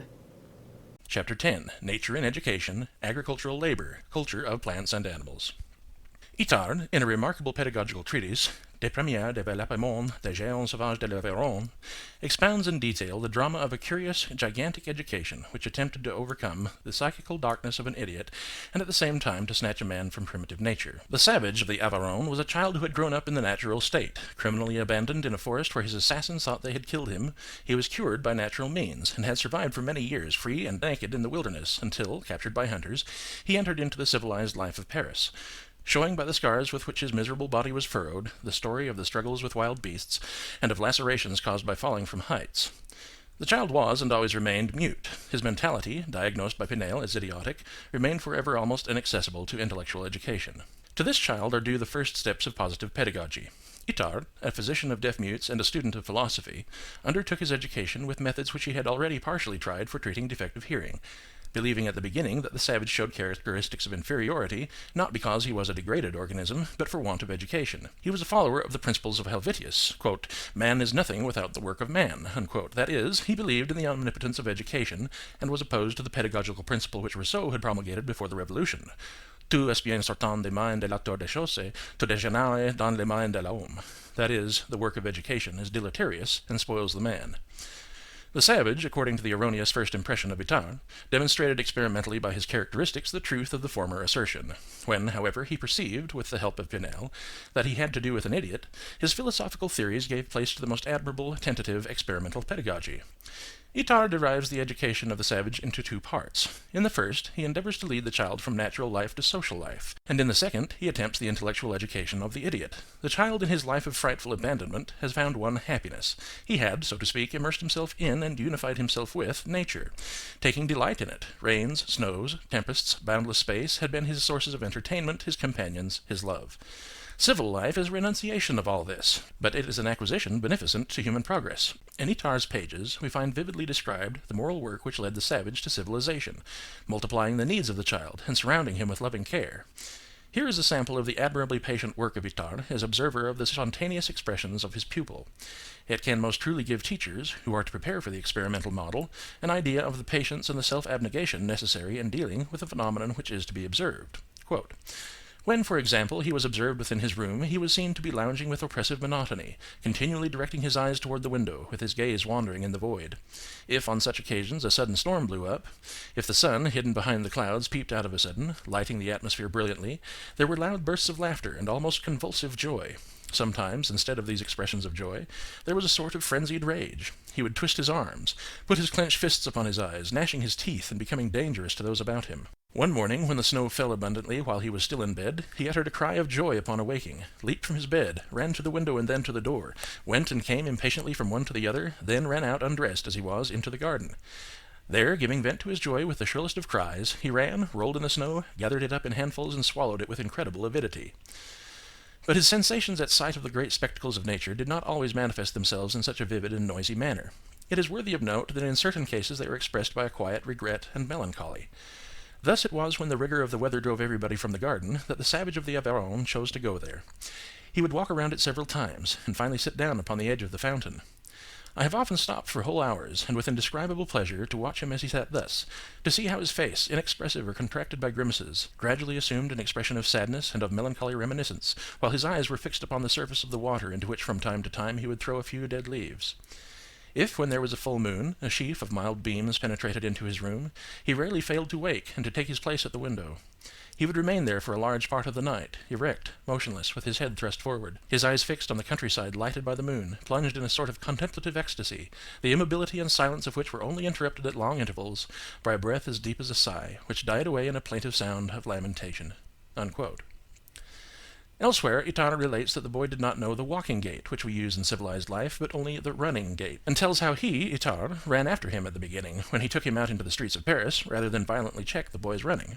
The gradual and gentle leading of the savage through all the manifestations of social life, the early adaptation of the teacher to the pupil, rather than of the pupil to the teacher, the successive attraction to a new life which was to win over the child by its charms, and not be imposed upon him violently so that the pupil should feel it as a burden and a torture, are as many precious educative expressions, which may be generalized and applied to the education of the child.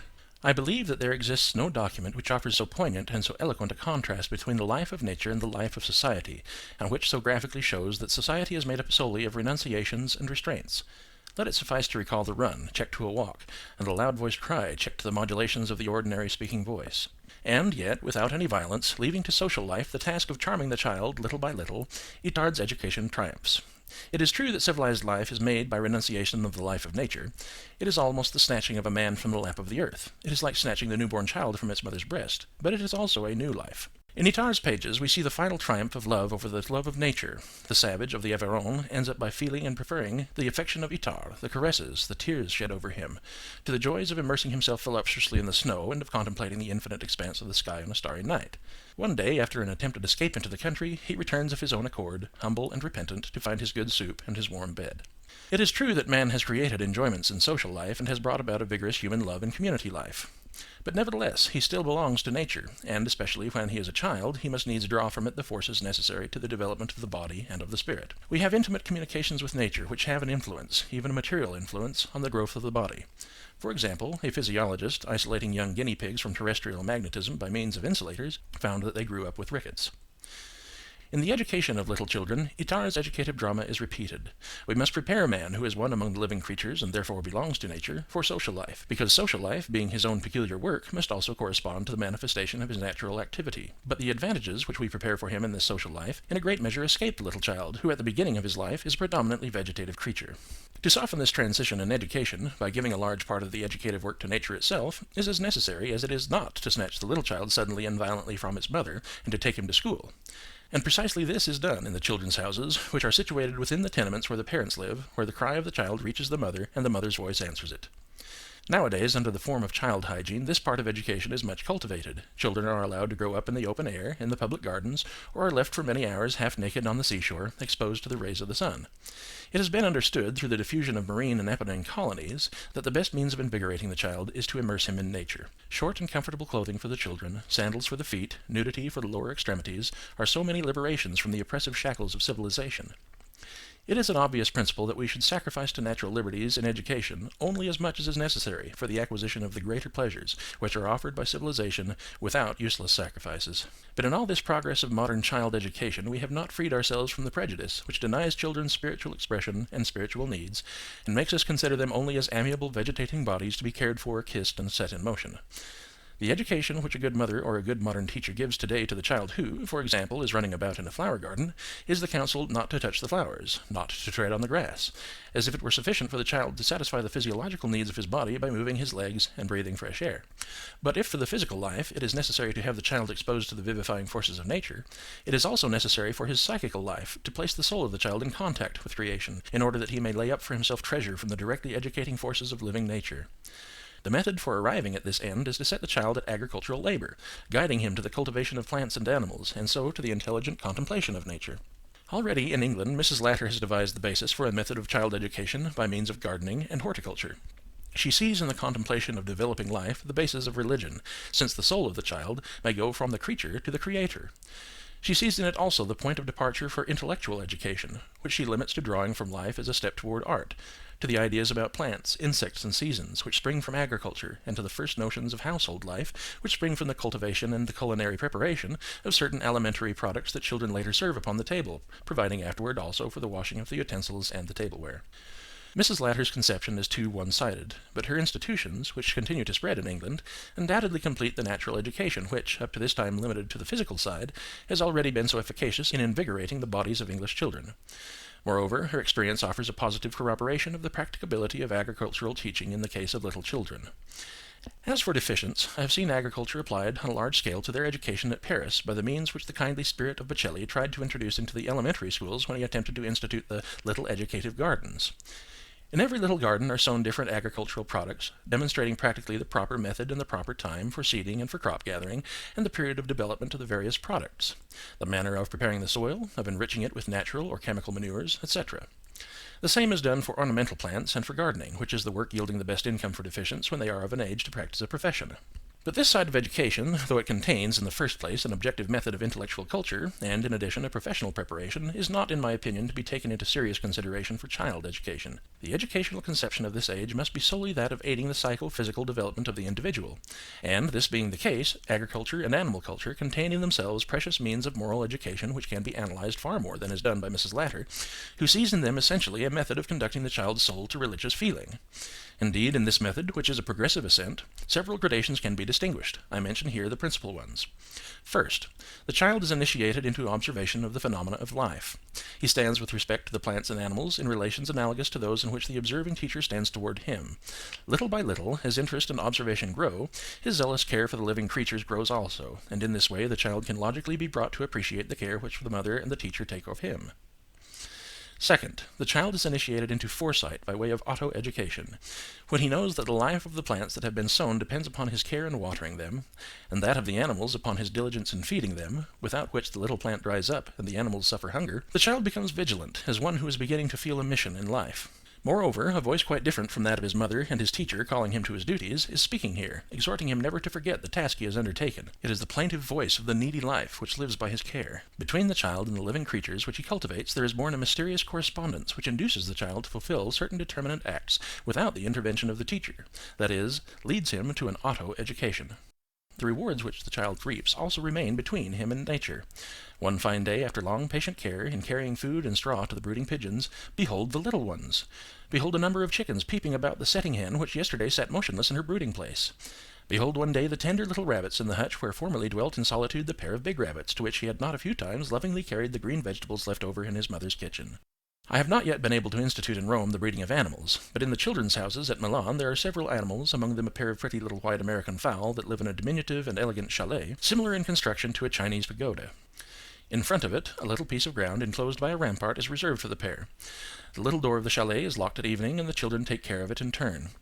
With what delight they go in the morning to unlock the door, to fetch the water and straw, and with what care they watch during the day, and at evening lock the door after having made sure the fowl lack nothing. The teacher informs me that among all the educative exercises this is the most welcome, and seems almost the most important of all. Many a time, when the children are tranquilly occupied in their tasks, each at the work he prefers, 1, 2, or 3 get up silently and go out to cast a glance at the animals to see if they need care. Often it happens that a child absents himself for a long time, and the teacher surprises him watching enchantedly the fish gliding ruddy and resplendent in the sunlight in the waters of the fountain. One day I received from the teacher in Milan a letter in which she spoke to me with great enthusiasm of a truly wonderful piece of news. The little pigeons were hatched. For the children it was a great festival. They felt themselves to some extent the parents of these little ones, and no artificial reward which had flattered their vanity would ever have provoked such a truly fine emotion. Not less great are the joys which vegetable nature provides. In one of the children's houses at Rome, where there was no soil that could be cultivated, there have been arranged, through the efforts of Signora Talamo, flower pots all around the large terrace, and climbing plants near the walls. The children never forget to water the plants with their little watering pots. One day I found them seated on the ground, all in a circle, around a splendid red rose which had bloomed in the night, silent and calm, literally immersed in mute contemplation. Third, the children are initiated into the virtue of patience and into confident expectation, which is a form of faith and of philosophy of life. When the children put a seed into the ground and wait until it fructifies, and see the first appearance of the shapeless plant, and wait for the growth and the transformations into flower and fruit, and see how some plants sprout sooner and some later, and how the deciduous plants have a rapid life and the fruit trees a slower growth, they end by acquiring a peaceful equilibrium of conscience, and absorb the first germs of that wisdom which so characterized the tillers of the soil in the time when they still kept their primitive simplicity. Fourth, the children are inspired with a feeling for nature, which is maintained by the marvels of creation, that creation which rewards with a generosity not measured by the labor of those who help it to evolve the life of its creatures.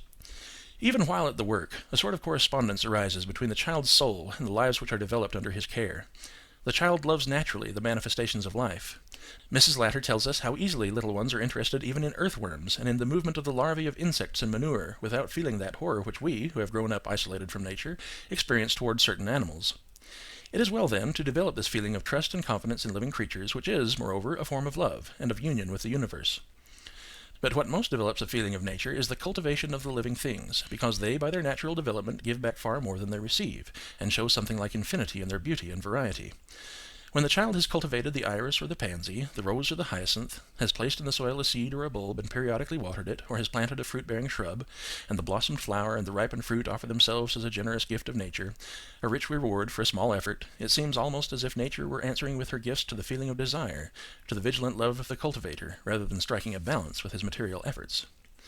It will be quite different when the child has together the material fruits of his labor, motionless, uniform objects which are consumed and dispersed rather than increased and multiplied. The difference between the products of nature and those of industry, between divine products and human products, it is this that must be born spontaneously in the child's conscience, like the determination of a fact. But at the same time, as the plant must give its fruit, so man must give his labor.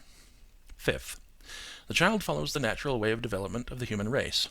In short, such education makes the evolution of the individual harmonize with that of humanity. Man passed from the natural to the artificial state through agriculture. When he discovered the secret of intensifying the production of the soil, he obtained the reward of civilization. The same path must be traversed by the child who is destined to become a civilized man. The action of educative nature, so understood, is very practically accessible, because even if the vast stretch of ground and the large courtyard necessary for physical education are lacking, it will always be possible to find a few square yards of land that may be cultivated, or a little place where pigeons can make their nest, things sufficient for spiritual education. Even a pot of flowers at the window can, if necessary, fulfill the purpose. In the first children's house in Rome, we have a vast courtyard cultivated as a garden where the children are free to run in the open air, and besides a long stretch of ground which is planted on one side with trees, has a branching path in the middle, and on the opposite side has broken ground for the cultivation of plants. This last we have divided into so many portions, reserving one for each child. While the smaller children run freely up and down the paths, or rest in the shade of the trees, the possessors of the earth, children from 4 years of age up, are sowing or hoeing, watering or examining the surface of the soil, watching for the sprouting of plants. It is interesting to note the following fact. The little reservations of the children are placed along the wall of the tenement, in a spot formerly neglected because it leads to a blind road. The inhabitants of the house, therefore, had the habit of throwing from those windows every kind of offal, and at the beginning our garden was thus contaminated. But little by little, without any exhortation on our part, solely through the respect borne in the people's mind for the children's labor, nothing more fell from the windows except the loving glances and smiles of the mothers upon the soil which was the beloved possession of their little children. Chapter 11. Manual Labor, the Potter's Art and Building. Manual labor is distinguished from manual gymnastics by the fact that the object of the latter is to exercise the hand, and the former to accomplish a determinate work, being or stimulating a socially useful object. The one perfects the individual, the other enriches the world. The two things are, however, connected, because in general only one who has perfected his own hand can produce a useful product. I have thought wise, after a short trial, to exclude completely Froebel's exercises, because weaving and sewing on cardboard are ill adapted to the physiological state of the child's visual organs, where the powers of the accommodation of the eye have not yet reached complete development. Hence, these exercises cause an effort of the organ which may have a fatal influence on the development of the sight.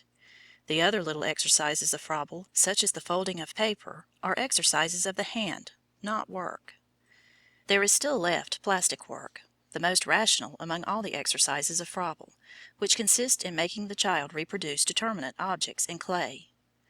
In consideration, however, of the system of liberty which I proposed, I did not like to make the children copy anything, and in giving them clay to fashion in their own manner, I did not direct the children to produce useful things, nor was I accomplishing an educative result, inasmuch as plastic work, as I shall show later, serves for the study of the psychic individuality of the child in his spontaneous manifestations, but not for his education.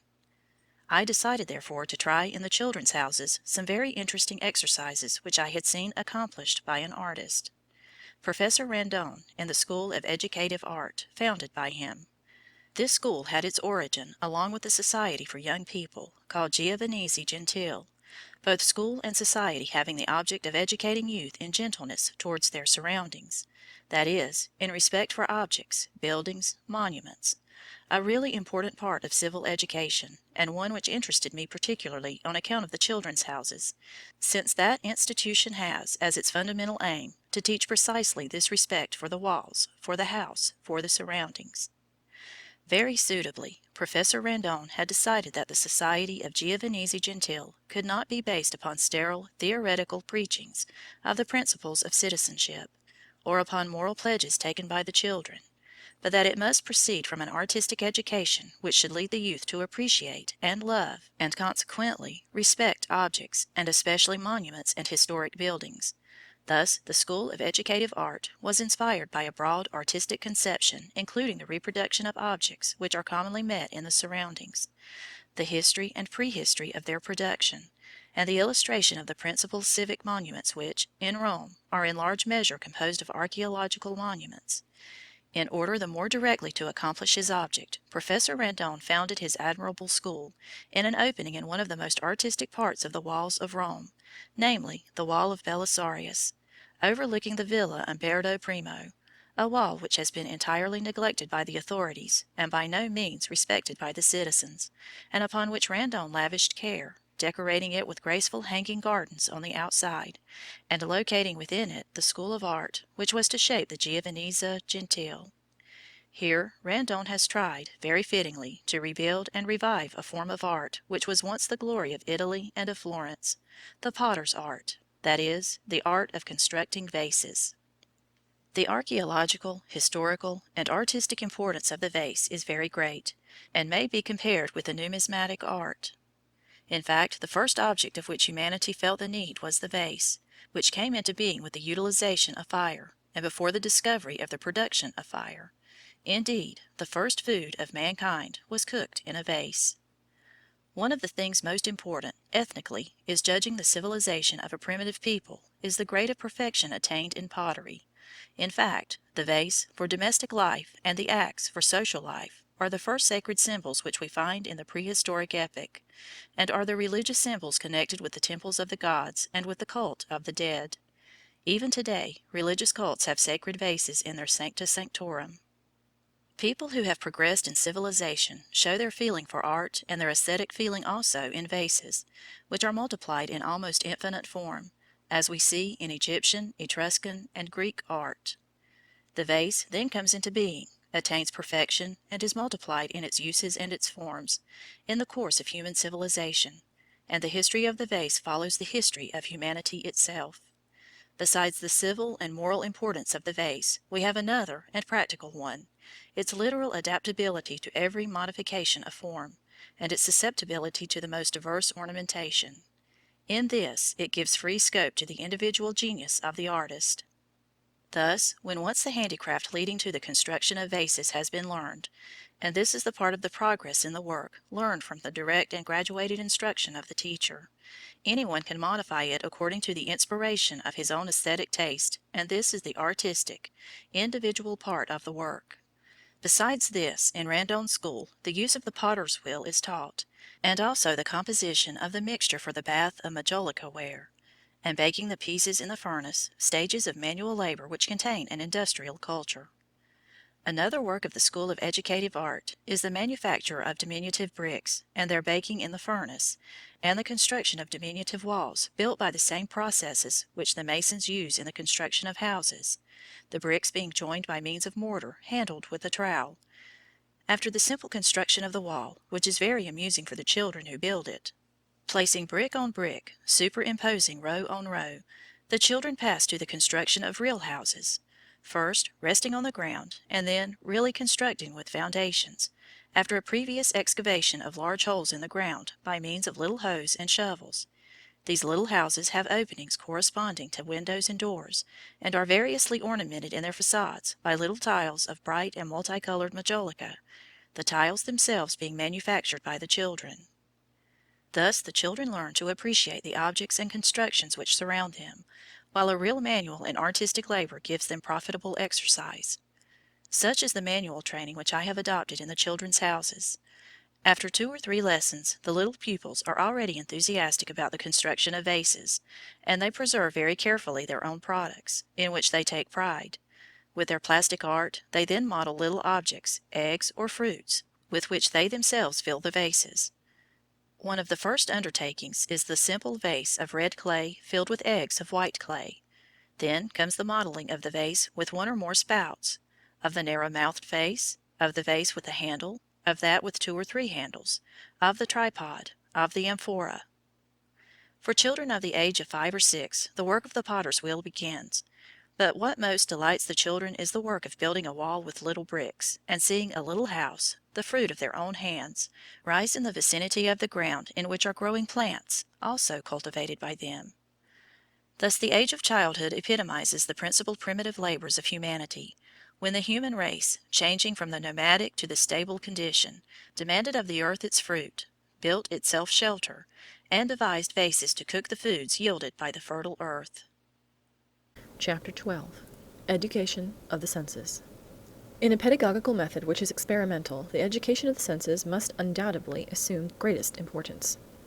Experimental psychology also takes note of movements by means of sense measurements. Pedagogy, however, although it may profit by psychometry, is not designed to measure the senses, but educate the senses. This is a point easily understood, yet one which is often confused. While the proceedings of esthesiometry are not to any great extent applicable to little children, the education of the senses is entirely possible.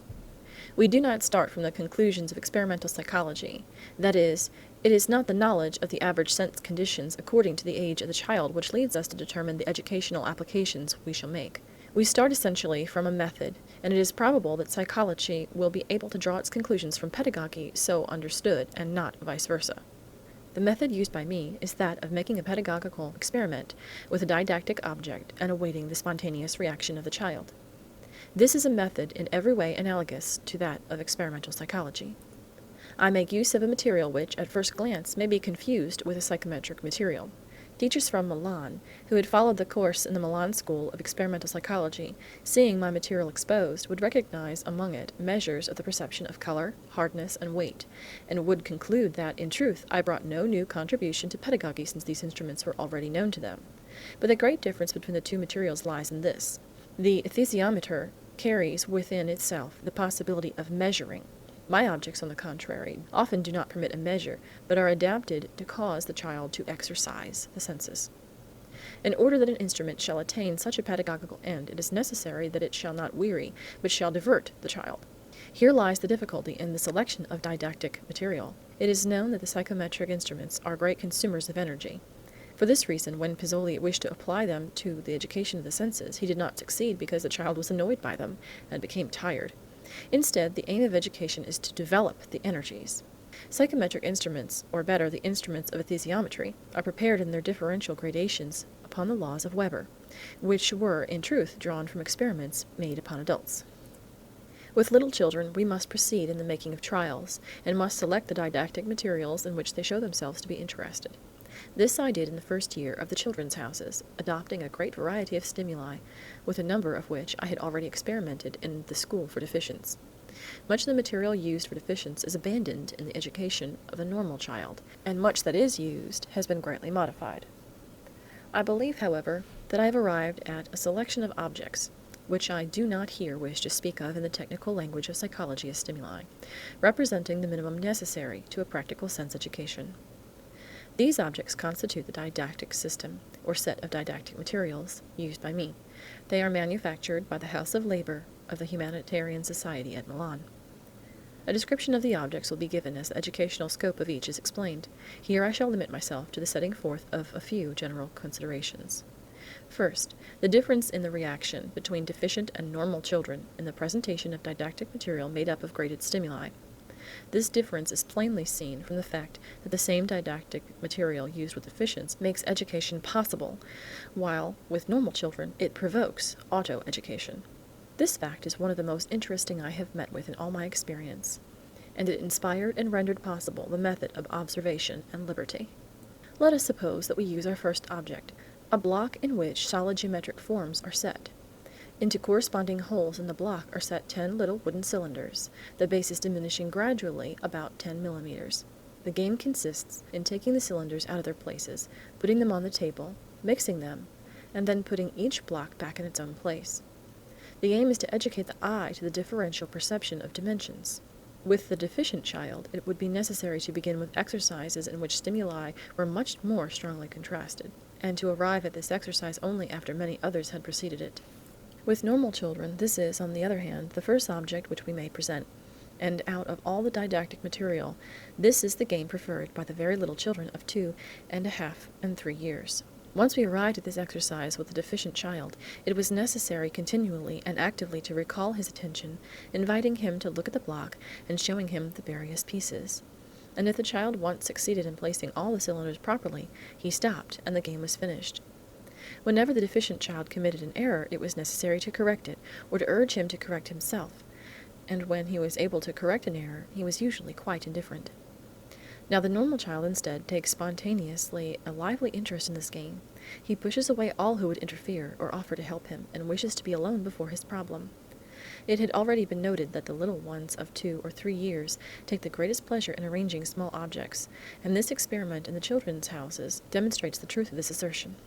Now, and here is the important point, the normal child attentively observes the relation between the size of the opening and that of the object which he is to place in the mold, and is greatly interested in the game, as is clearly shown by the expression of the attention on the little face. If he mistakes, placing one of the objects in an opening that is small for it, he takes it away and proceeds to make various trials, seeking the proper opening. If he makes a contrary error, letting the cylinder fall into an opening that is a little too large for it, and then collects all the successive cylinders in openings just a little too large, he will find himself at the last with a big cylinder in his hand, while only the smallest opening is empty. The didactic material controls every error.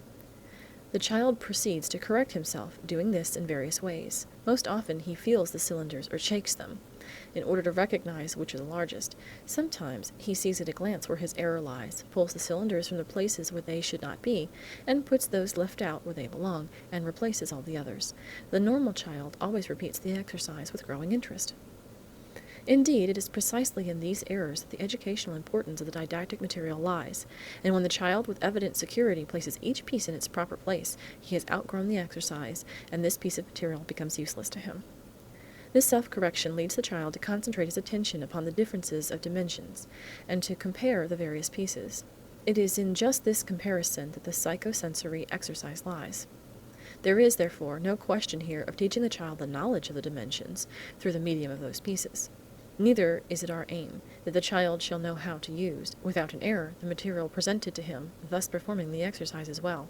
That would place our material on the same basis as many others, for example that of Froebel, and would require again the active work of the teacher, who busies herself furnishing knowledge, and making haste to correct every error in order that the child may learn the use of the objects. Here instead is the work of the child, the auto-correction, the auto-education which acts, for the teacher must not interfere in the slightest way. No teacher can furnish the child with the agility which he acquires through gymnastic exercises. It is necessary that the pupil perfect himself through his own efforts. It is very much the same with the education of the senses. It might be said that the same thing is true of every form of education. A man is not what he is because of the teachers he has had, but because of what he has done. One of the difficulties of putting this method into practice with teachers of the old school lies in the difficulty of preventing them from intervening when the little child remains for some time puzzled before the same error, and with his eyebrows drawn together and his lips puckered, makes repeated efforts to correct himself. When they see this, the old-time teachers are seized with pity, and long, with an almost irresistible force, to help the child. When we prevent this intervention, they burst into words of compassion for the scholar, but he soon shows in his smiling face the joy of having surmounted an obstacle. Normal children repeat such exercises many times. This repetition varies according to the individual. Some children, after having completed the exercise 5 or 6 times, are tired of it. Others will remove and replace the pieces at least 20 times with an expression of evident interest. Once, after I had watched a little one of 4 years repeat this exercise 16 times, I had the other children sing in order to distract her. But she continued unmoved to take out the cylinders, mix them up, and put them back in their places. An intelligent teacher ought to be able to make most interesting individual psychological observations, and, to a certain point, should be able to measure the length of time for which the various stimuli held the attention. In fact, when the child educates himself, and when the control and correction of errors is yielded to the didactic material, there remains for the teacher nothing but to observe.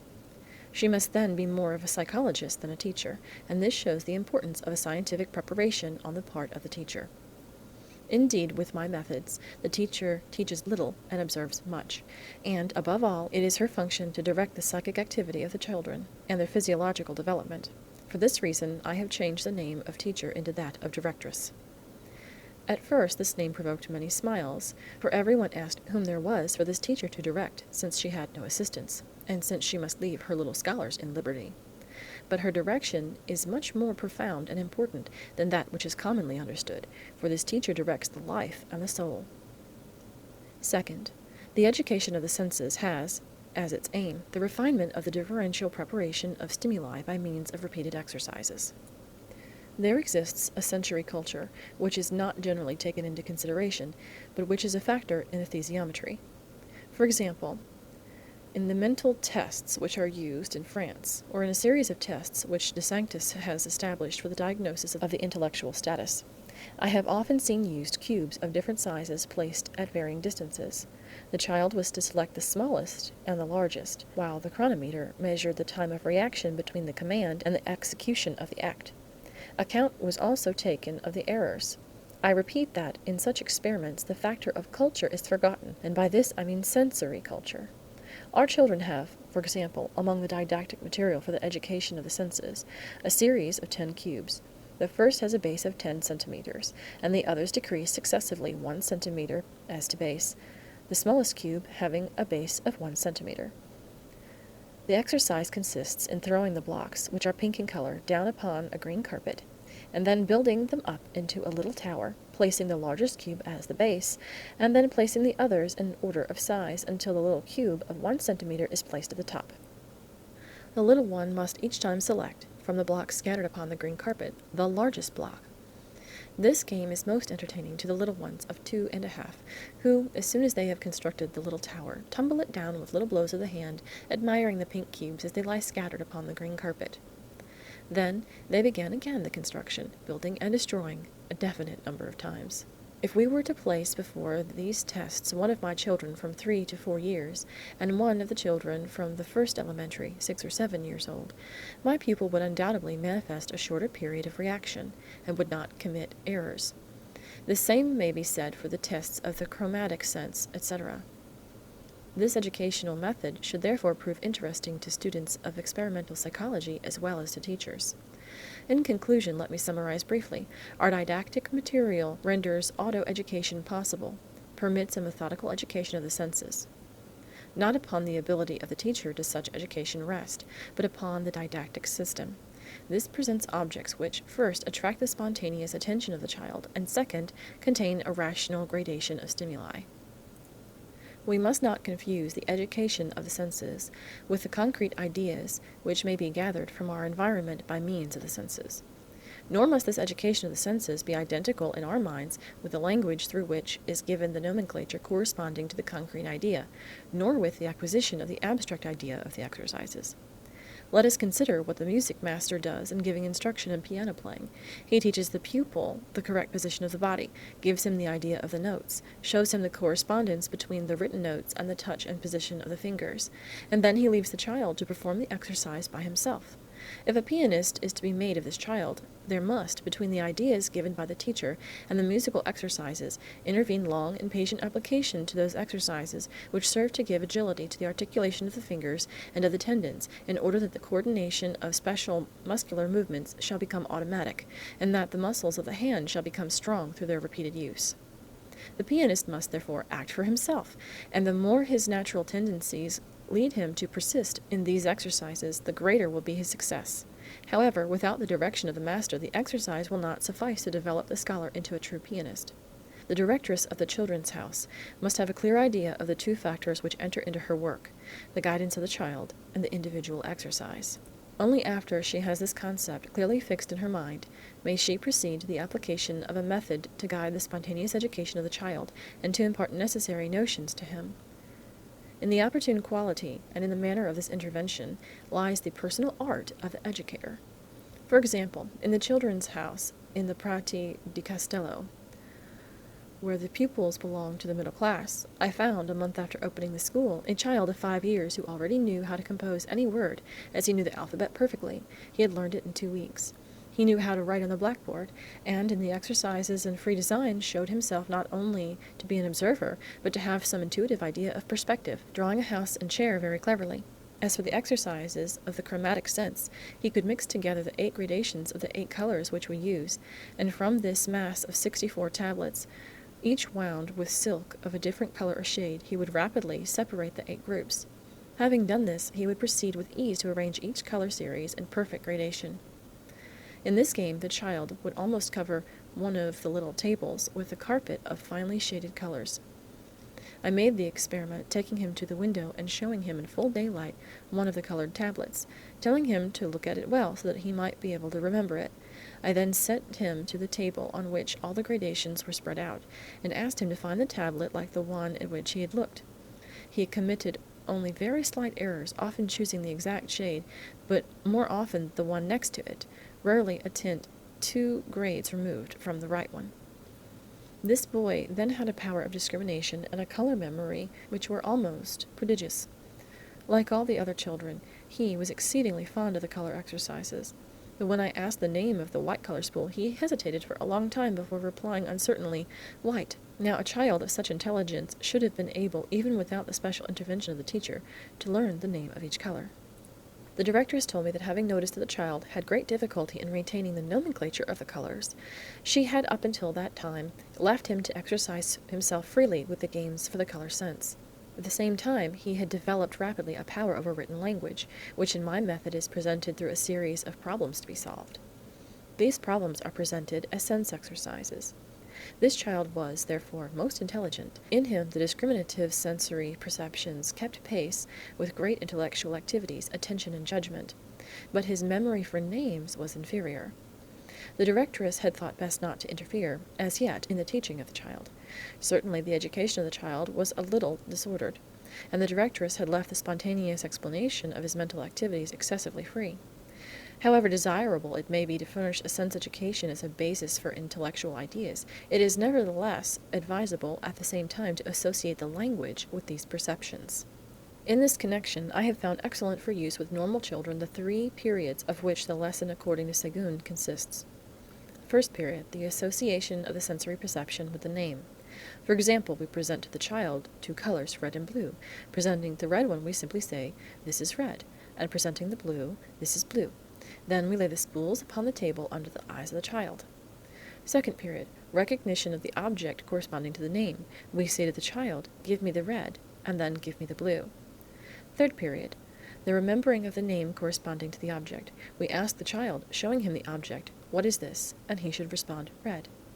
Séguin insists strongly upon these 3 periods, and urges that the colors be left for several instants under the eyes of the child. He also advises us never to present the colors singly, but always 2 at a time, for the contrast helps the chromatic memory. Indeed, I have proved that there cannot be a better method for teaching color to the deficients, who with this method were able to learn the colors much more perfectly than normal children in ordinary schools who have had a haphazard sense education. For normal children, however, there exists a period preceding the 3 periods of Séguin, a period which contains the real sense education. This is the acquisition of a fineness of differential perception, which can be obtained only through auto-education. This, then, is an example of the great superiority of the normal child, and of the greater effect of education which such pedagogical methods may exercise upon the mental development of normal as compared with deficient children. The association of the name with a stimulus is a source of great pleasure to the normal child. I remember one day I had taught a little girl, who was not yet 3 years old, and who was a little tardy in the development of language, the names of 3 colors. I had the children place one of their little tables near a window, and, seating myself in one of the little chairs, I seated the little girl in a similar chair at my right. I had, on the table, 6 of the color spools in pairs, that is, 2 reds, 2 blues, 2 yellows. In the first period I placed one of the spools before the child, asking her to find the one like it. This I repeated for all 3 of the colors, showing her how to arrange them carefully in pairs. After this I passed to the 3 periods of Segun. The little girl learned to recognize the 3 colors and to pronounce the name of each. She was so happy that she looked at me for a long time, and then began to jump up and down. I, seeing her pleasure, said to her, laughing, "Do you know the colors?" And she replied, still jumping up and down, "Yes, yes." Her delight was inexhaustible. She danced about me, waiting joyously for me to ask her the same question, that she might reply with the same enthusiasm, "Yes, yes." Another important particular of the technique of sense education lies in isolating the sense, whenever this is possible. So, for example, the exercises on the sense of hearing can be given more successfully in an environment not only of silence, but even of darkness. For the education of the senses in general, such as in the Tactile, Thermic, Baric, and Stereognostic exercises, we blindfold a child. The reasons for this particular technique have been fully set forth by psychology. Here it is enough to note that in the case of normal children, the blindfold greatly increases their interest, without making the exercises degenerate into noisy fun, and without having the child's attention attracted more to the bandage than to the sense stimuli upon which we wish to focus the attention. For example, in order to test the acuteness of the child's sense of hearing, a most important thing for the teacher to know, I use an empiric test which is coming to be used almost universally by physicians in the making of medical examinations. This test is made by modulating the voice, reducing it to a whisper. The child is blindfolded, or the teacher may stand behind him, speaking his name in a whisper and from varying distances. I establish a solemn silence in the schoolroom, darken the windows, have the children bow their heads upon their hands, which they hold in front of their eyes. Then I call the children by name, one by one, in a whisper, lighter for those who are nearer me, and more clearly for those farther away. Each child awaits, in the darkness, the faint voice which calls him, listening intently, ready to run with keenest joy toward the mysterious and much desired call. The normal child may be blindfolded in the games where, for example, he is to recognize various weights, for this does help him to intensify and concentrate his attention upon the Baric stimuli which he is to test. The blindfold adds to his pleasure, since he is proud of having been able to guess. The effect of these games upon deficient children is very different. When placed in darkness, they often go to sleep, or give themselves up to disordered acts. When the blindfold is used, they fix their attention upon the bandage itself, and change the exercise into a game, which does not fulfill the end we have in view with the exercise. We speak, it is true, of games in education, but it must be made clear that we understand by this term a free activity, ordered to a definite end, not disorderly noise, which distracts the attention.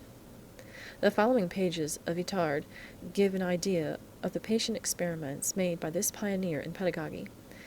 Their lack of success was due largely to errors with which successive experiments have made it possible to correct, and in part to the mentality of his subject. 4. In this last experiment it was not necessary, as in the one preceding, to demand that the pupil repeat the sounds which he perceived. This double work, distributing his attention, was outside the plane of my purpose, which was to educate each organ separately. I therefore limited myself to following the simple perception of sounds. To be certain of this result, I placed my pupil in front of me with his eyes blindfolded, his fists closed, and had him extend a finger each time that I made a sound. He understood this arrangement, and as soon as the sound reached his ear, the finger was raised, with a species of impetuosity, and often with demonstrations of joy which left no doubt as to the pleasure the pupil took in these bizarre lessons. Indeed, whether it be that he found a real pleasure in the sound of the human voice, or that he had at last conquered the annoyance he at first felt on being deprived of the light for so long a time, the fact remains that more than once, during the intervals of rest, he came to me with his blindfold in his hand, holding it over his eyes and jumping with joy when he felt my hands tying it about his head. 5. Having thoroughly assured myself through such experience as the one described above that all sounds of the voice, whatever their intensity, were perceived by Vittorio, I proceeded to the attempt of making him compare these sounds. It was no longer a case of simply noting the sounds of the voice, but of perceiving the differences, and of appreciating all these modifications and varieties of tone which go to make up the music of the word. Between this task and the preceding, there stretched a prodigious difference, especially for a being whose development was dependent upon gradual effort, and who advanced towards civilization only because I led thitherward so gently that he was unconscious of the progress. Facing the difficulty now presented, I had need to arm myself more strongly than ever with patience and gentleness, encouraged by the hope that once I had surmounted this obstacle, all would have been done for the sense of hearing. We began the comparison of vowel sounds, and here too made use of the hand to assure ourselves as to the result of our experiments. Each one of the fingers was made the sign of one of the 5 vowels. Thus the thumb represented A, and was to be raised whenever this vowel was pronounced. The index finger was the sign for E, the middle finger for I, and so on. 6. Not without fatigue, and not for a long time, was I able to give a distinct idea of the vowels. The first to be clearly distinguished was O, and then A. The 3 others presented much greater difficulty, and were for a long time confused. At last, however, the ear began to perceive distinctly, and then there returned in all their vivacity those demonstrations of joy of which I have spoken. This continued until the pleasure taken in the lessons began to be boisterous, the sounds became confused, and the finger was raised indiscriminately. The outbursts of laughter became indeed so excessive that I lost patience. As soon as I placed the blindfold over his eyes, the shouts of laughter began. Itard, finding it impossible to continue his educational work, decided to do away with the blindfold, and indeed the shouts ceased, but now the child's attention was distracted by the slightest movement about him. The blindfold was necessary, but the boy had to be made to understand that he must not laugh so much, and that he was having a lesson. The corrective means of Itard and their touching results are worth reporting here. I wished to intimidate him with my manner, not being able to do so with my glance. I armed myself with a tambourine and struck it lightly whenever he made a mistake. But he mistook this correction for a joke, and his joy became more noisy than ever. I then felt that I must make the correction a little more severe. It was understood, and I saw, with a mixture of pain and pleasure, revealed in the darkened face of the boy the fact that the feeling of injury surpassed the unhappiness of the blow. Tears came from beneath the blindfold. He urged me to take it off, but whether from embarrassment or fear, or from some inner preoccupation, when freed from the bandage, he still kept his eyes tightly closed. I could not laugh at the doleful expression on his face, the closed eyelids from between which trickled an occasional tear. Oh, in this moment, as in many others, ready to renounce my task, and feeling that the time I had consecrated to it was lost, how I regretted ever having known this boy, and how severely I condemned the barren and inhuman curiosity of the men who, in order to make scientific advancement, had torn him away from a life at least innocent and happy. Here also is demonstrated the great educative superiority of scientific pedagogy from normal children. Finally, one particular of the technique consists in the distribution of the stimuli. This will be treated more fully in the description of the didactic system, materials, and of the sense education. Here it is enough to say that one should proceed from few stimuli, strongly contrasting, to many stimuli in gradual differentiation, always more fine and imperceptible. So, for example, we first present together red and blue, the shortest rod beside the longest, the thinnest beside the thickest, etc., passing from these to the delicately differing tints, and to the discrimination of very slight differences in length and size. Chapter 13. Education of the senses and illustrations of the didactic material, general sensibility, the tactile, thermic, baric, and stereognostic senses. The education of the tactile and thermic senses go together, since the warm bath and heat in general render the tactile sense more acute. Since to exercise the tactile sense, it is necessary to touch, bathing the hands in warm water has the additional advantage of teaching the child a principle of cleanliness, that of not touching objects with hands that are not clean. I therefore apply the general notions of practical life regarding the washing of hands, care of the nails, to the exercises preparatory to the discrimination of tactile stimuli. The limitation of the exercises of the tactile sense to the cushioned tips of the fingers is rendered necessary by practical life. It must be made a necessary phase of education because it prepares for a life in which man exercises and uses the tactile sense through the medium of these fingertips. Hence, I have the child wash his hands carefully with soap in a little basin, and in another basin I have him rinse them in a bath of tepid water. Then I show him how to dry and rub his hands gently. In this way, preparing for the regular bath. I next teach the child how to touch. That is, the manner in which he should touch surfaces. For it is necessary to take the finger of the child and to draw it very, very lightly over the surface. Another particular of the technique is to teach the child to hold his eyes closed while he touches, encouraging him to do this by telling him that he will be able to feel the differences better, and so leading him to distinguish, without the help of sight, the change of contact. He will quickly learn and will show that he enjoys the exercise. Often, after the introduction of such exercises, it is a common thing to have a child come to you and, closing his eyes, touch with great delicacy the palm of your hand or the cloth of your dress, especially any silken or velvet trimmings. They do verily exercise the tactile sense. They enjoy keenly touching any soft, pleasant surface, and become exceedingly keen in discriminating between the differences in the sandpaper cards.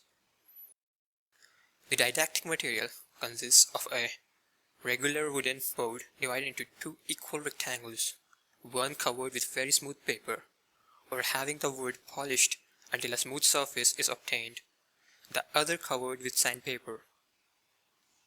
B. A tablet like the preceding covered with alternating strips of smooth paper and sandpaper.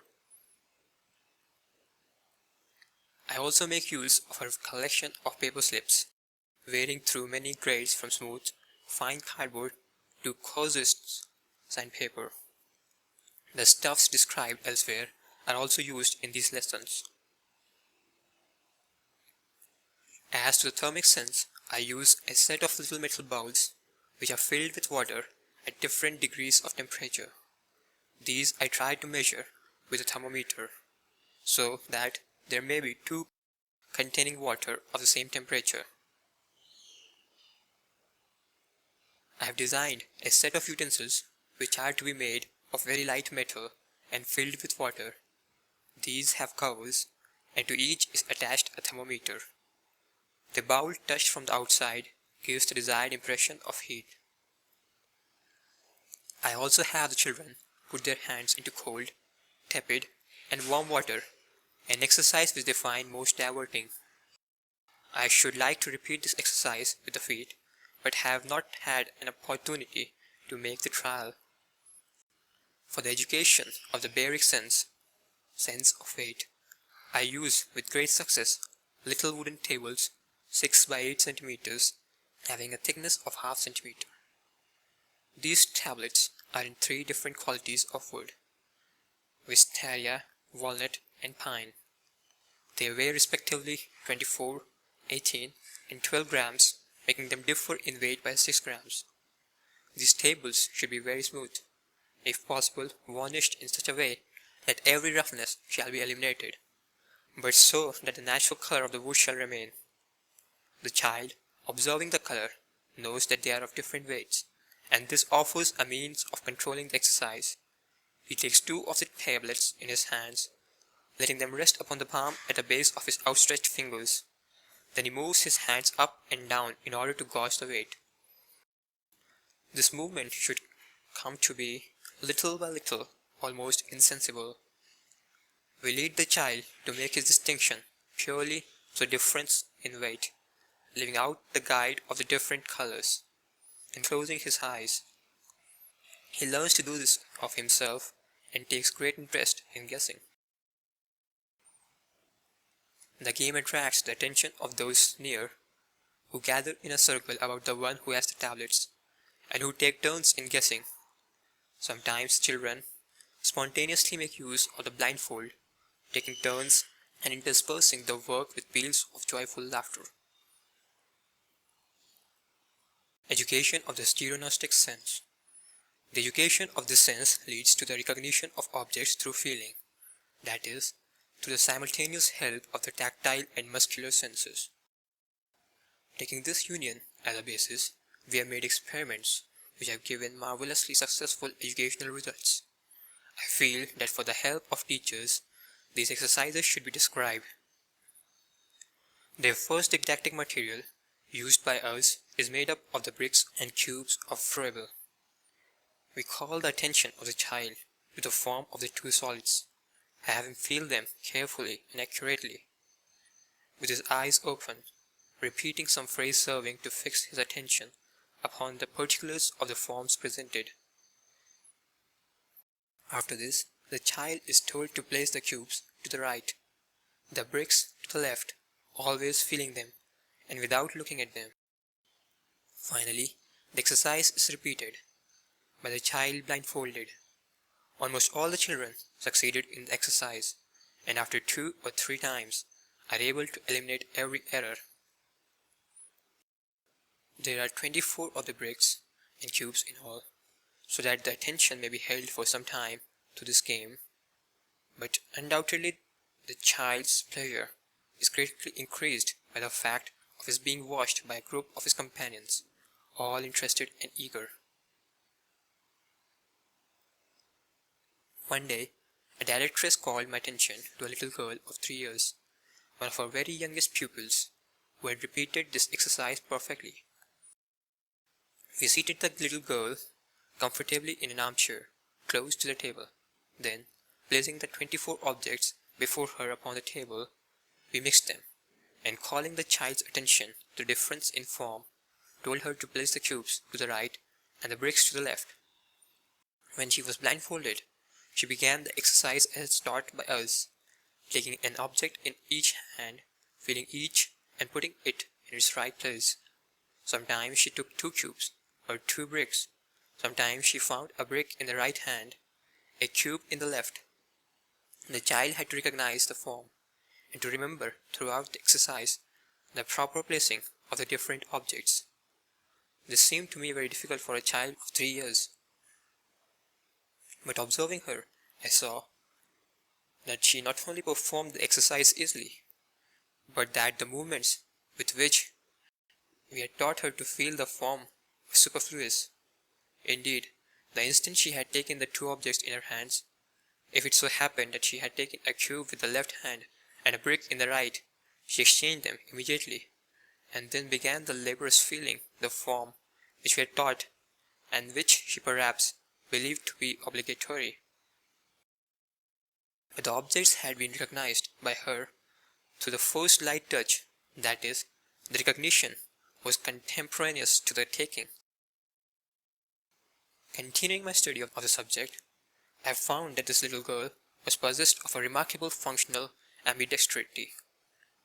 I should be very glad to make a wider study of this phenomenon, having in view the desirability of a simultaneous education of both hands. I repeated the exercise with other children and found that they recognized the objects before feeling their contours. This was particularly true of the little ones. Our educational methods in this respect furnished a remarkable exercise in associative gymnastics, leading to a rapidity of judgment which was truly inspiring and had the advantage of being perfectly adapted to very young children. These exercises of the stereognostic sense may be multiplied in many ways. They amuse the children who find delight in the recognition of a stimulus, as in the thermic exercises. For example, they may raise any small objects, toy soldiers, little balls, and above all, the various coins in common use. They come to discriminate between small forms varying very slightly, such as corn, wheat, and rice. They are very proud of seeing without eyes, holding out their hands and crying, "Here are my eyes. I can see with my hands." Indeed, our little ones walking in the ways we have planned make us marvel over their unforeseen progress, surprising us daily. Often, while they are wild with delights over some new conquest, we watch in deepest wonder and meditation. Education of the senses of taste and smell. This phase of sense education is most difficult, and I have not as yet had any satisfactory results to record. I can only say that the exercises originally used in the test of psychometry do not seem to me to be practical for use with young children. The olfactory sense in children is not developed to any great extent, and this makes it difficult to attract their attention by means of this sense. We have made use of one test which has not been repeated often enough to form the basis of a method. We have the child smell fresh violets and jessamine flowers, we then blindfold him, saying, "Now we are going to present you with flowers." A little friend then holds a bunch of violets under the child's nose, that he may guess the name of the flower. For greater or less intensity, we present fewer flowers, or even one single blossom. But this part of education, like that of the sense of taste, can be obtained by the child during the luncheon hour, when he can learn to recognize various odors. As to taste, the method of touching the tongue with various solutions, bitter or acid, sweet, salty, is perfectly applicable. Children of 4 years readily lend themselves to such games, which serve as a reason for showing them how to rinse their mouths perfectly. The children enjoy recognizing various flavors and learn, after each test, to fill a glass with tepid water and carefully rinse their mouths. In this way, the exercise for the sense of taste is also an exercise in hygiene. Education of the sense of vision. 1.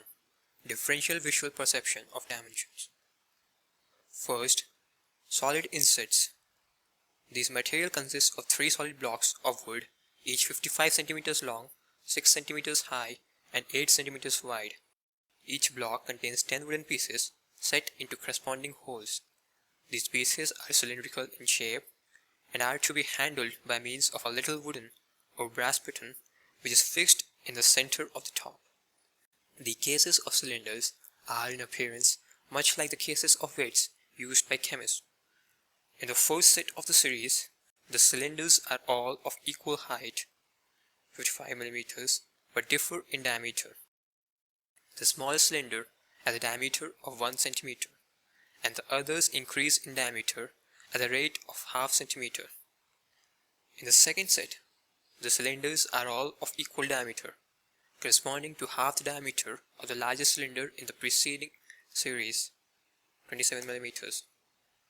The cylinders in this set differ in height, the first being merely a little disc only a centimeter high, the others increase 5 mm each, that 10th one being 55 mm high.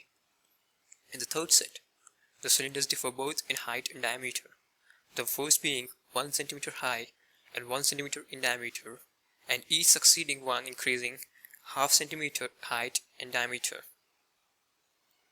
With these insets, the child, working by himself, learns to differentiate objects according to thickness, according to height, and according to size. In the schoolroom, these 3 sets may be played with by 3 children gathered about a table, an exchange of games adding variety. The child takes the cylinders out of the molds, mixes them upon the table, and puts each back into its corresponding opening. These objects are made of hard pine, polished and varnished. Second, large pieces in graded dimensions. There are 3 sets of blocks which come under this head, and it is desirable to have 2 of each of these sets in every school. A. Thickness. This set consists of objects which vary from thick to thin. There are 10 quadrilateral prisms, the largest of which has a base of 10 cm, the others decreasing by 1 cm. The pieces are of equal length, 20 cm.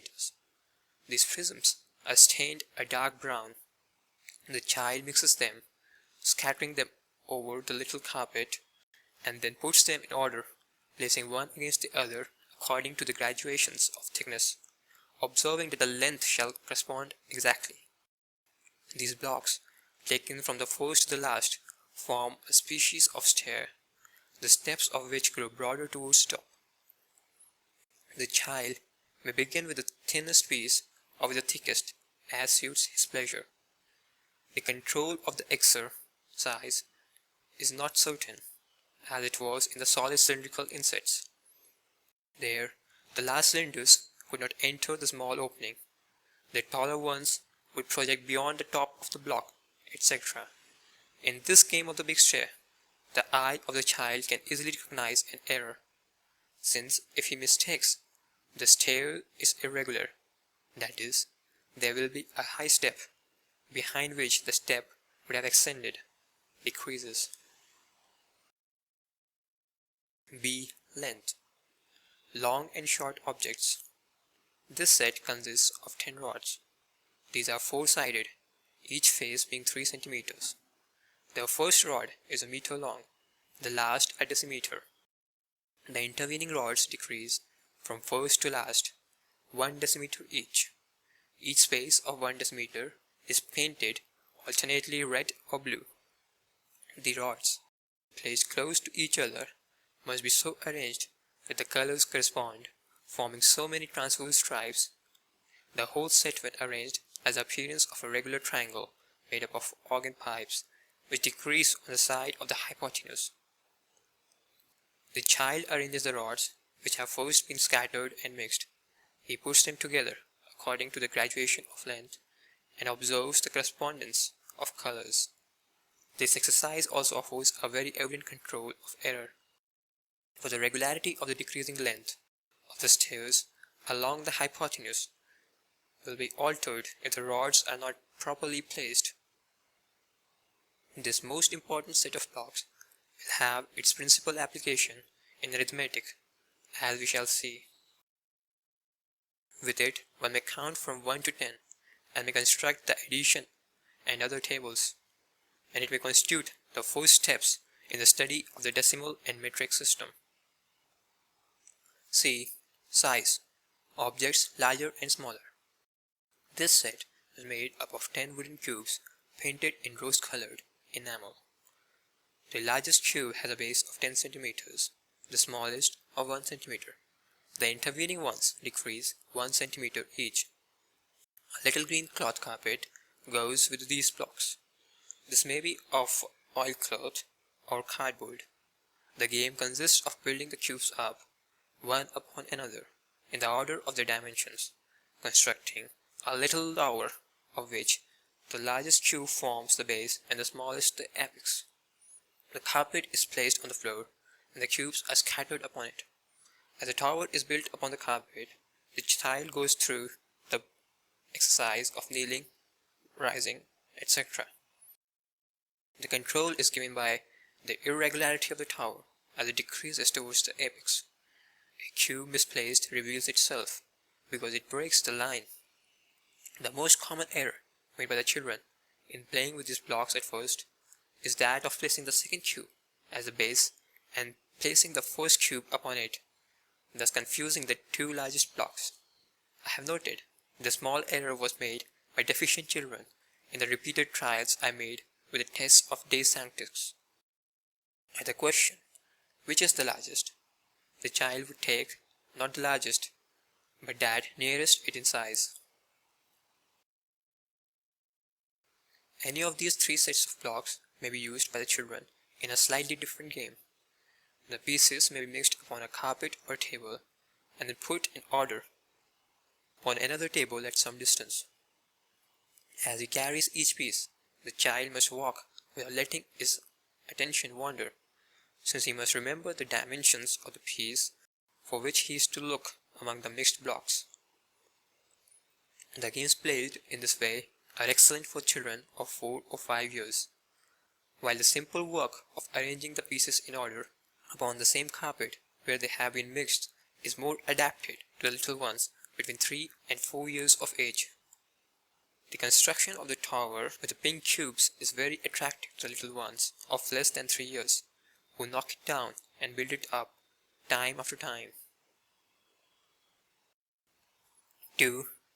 Differential visual perception of form and visual tactile muscular perception.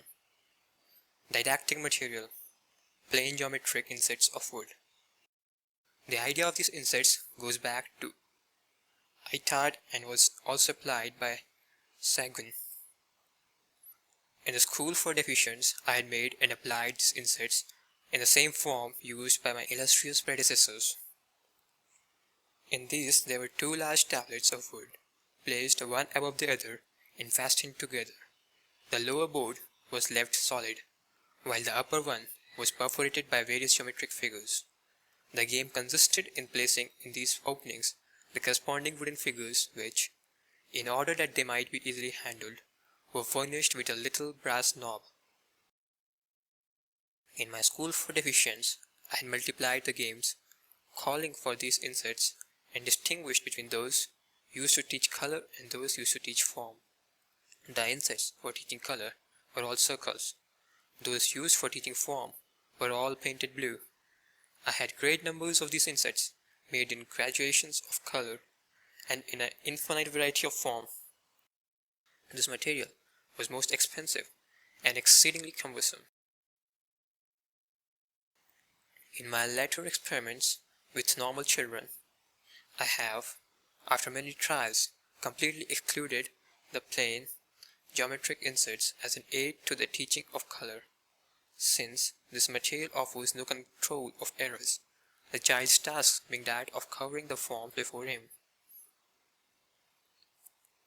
I have kept the geometric inserts, but I have given them a new and original aspect.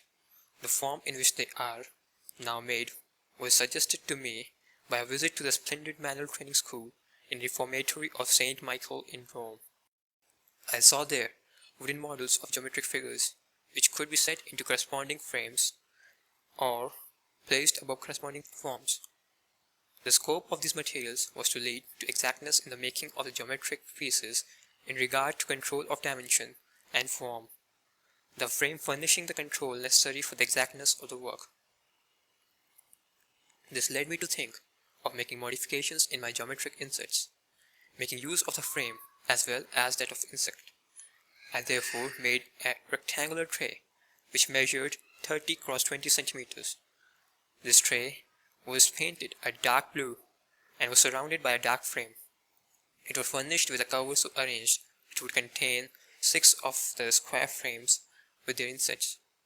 The advantage of this tray is that the forms may be changed, thus allowing us to present any combination we choose.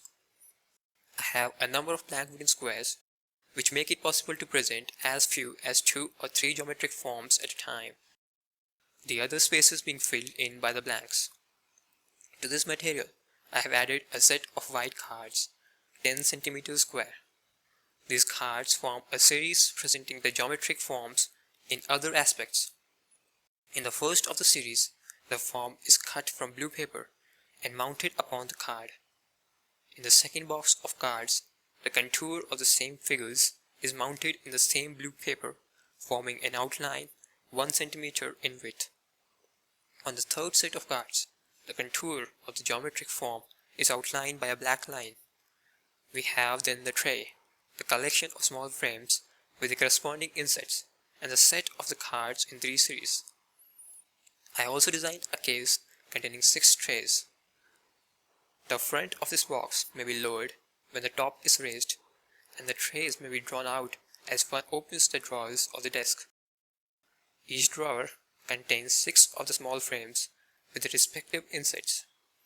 In the first drawer, I keep the 4 plain wooden squares and 2 frames, one containing a rhomboid and the other a trapezoid. In the second, I have a series consisting of a square and 5 rectangles of the same length but varying in width. The third drawer consists 6 circles which diminish in diameter. In the fourth are 6 triangles. In the fifth, 5 polygons from a pentagon to a decagon.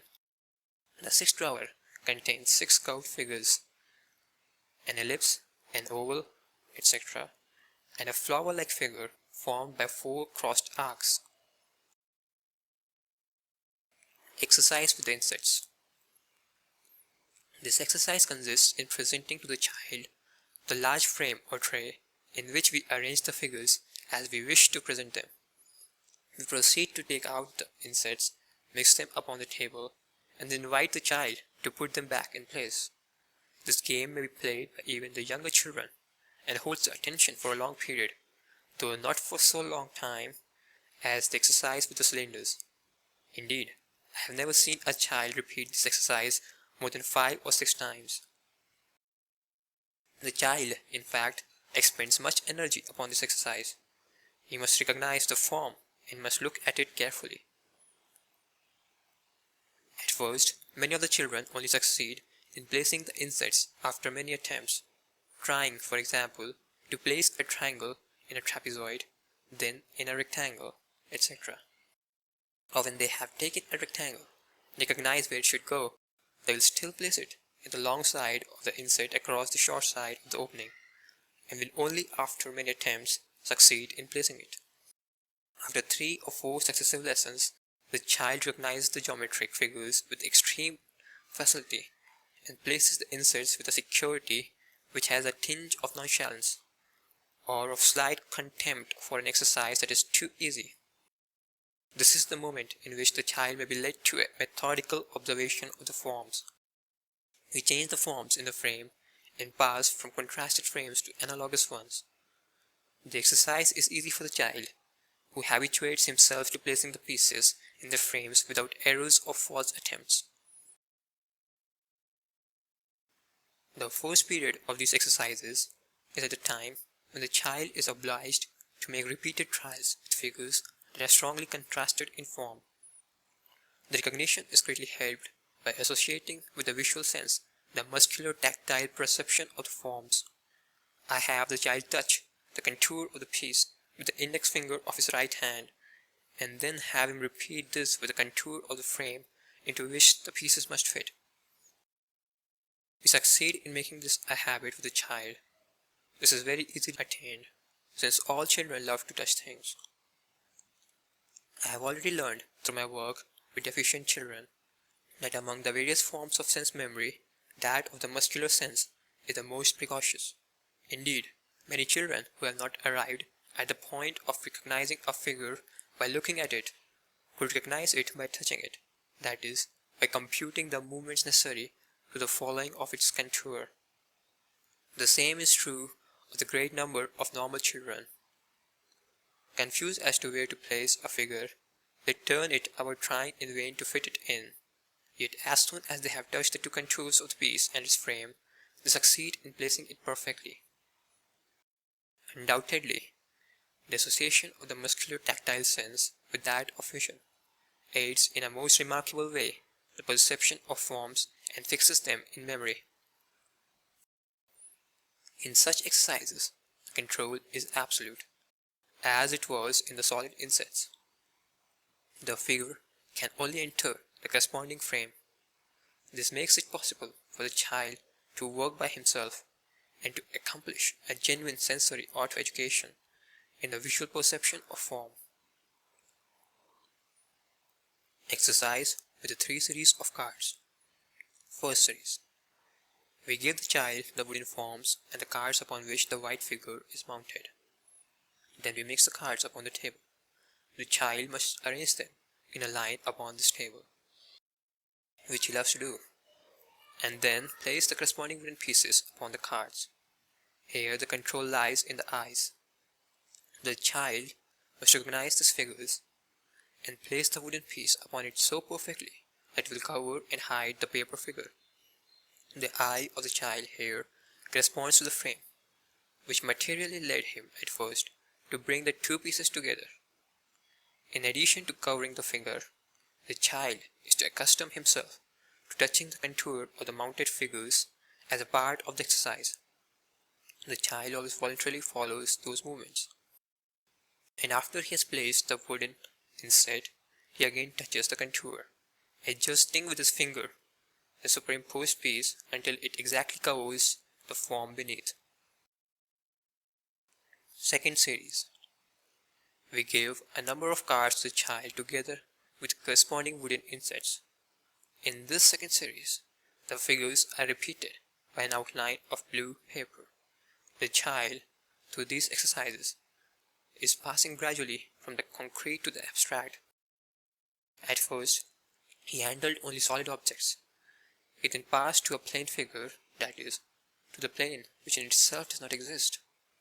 He is now passing to the line, but this line does not represent for him the abstract contour of a playing figure. It is to him the path which he has so often followed with his index finger, that this line is a trace of a movement. Following again the contour of the figure with his finger, the child receives the impression of actually leaving a trace, for the figure is covered by his finger and appears as he moves it. It is the eye now which guides the movement, but it must be remembered that this movement was already prepared when the child touched the contours of the solid pieces of wood. Third series. We now present to the child the cards upon which the figures are drawn in black, giving him, as before, the corresponding wooden pieces. Here, he has actually passed to the line, that is, to an abstraction, yet here, too, there is the idea of the result of a movement. This cannot be, it is true, the trace left by the finger, but, for example, that of a pencil which is guided by the hand in the same movements made before. These geometric figures in simple outline have grown out of a gradual series of representations which were concrete to vision and touch. These representations return to the mind of the child when he performs the exercise of superimposing the corresponding wooden figures. 3. Differential visual perception of contours. Education of the chromatic sense. In many of our lessons on the colors, we make use of pieces of brightly colored stuffs and of balls covered with wool of different colors. The didactic material for the education of the chromatic sense is the following, which I have established after a long series of tests made upon normal children. In the Institute for Deficients, I used, as said above, the geometric inserts. The present material consists of small flat tablets, which are wound with colored wool or silk. These tablets have a little wooden border at each end, which prevents the silk-covered card from touching the table. The child is also taught to take hold of the piece by these wooden extremities, so that he need not soil the delicate colors.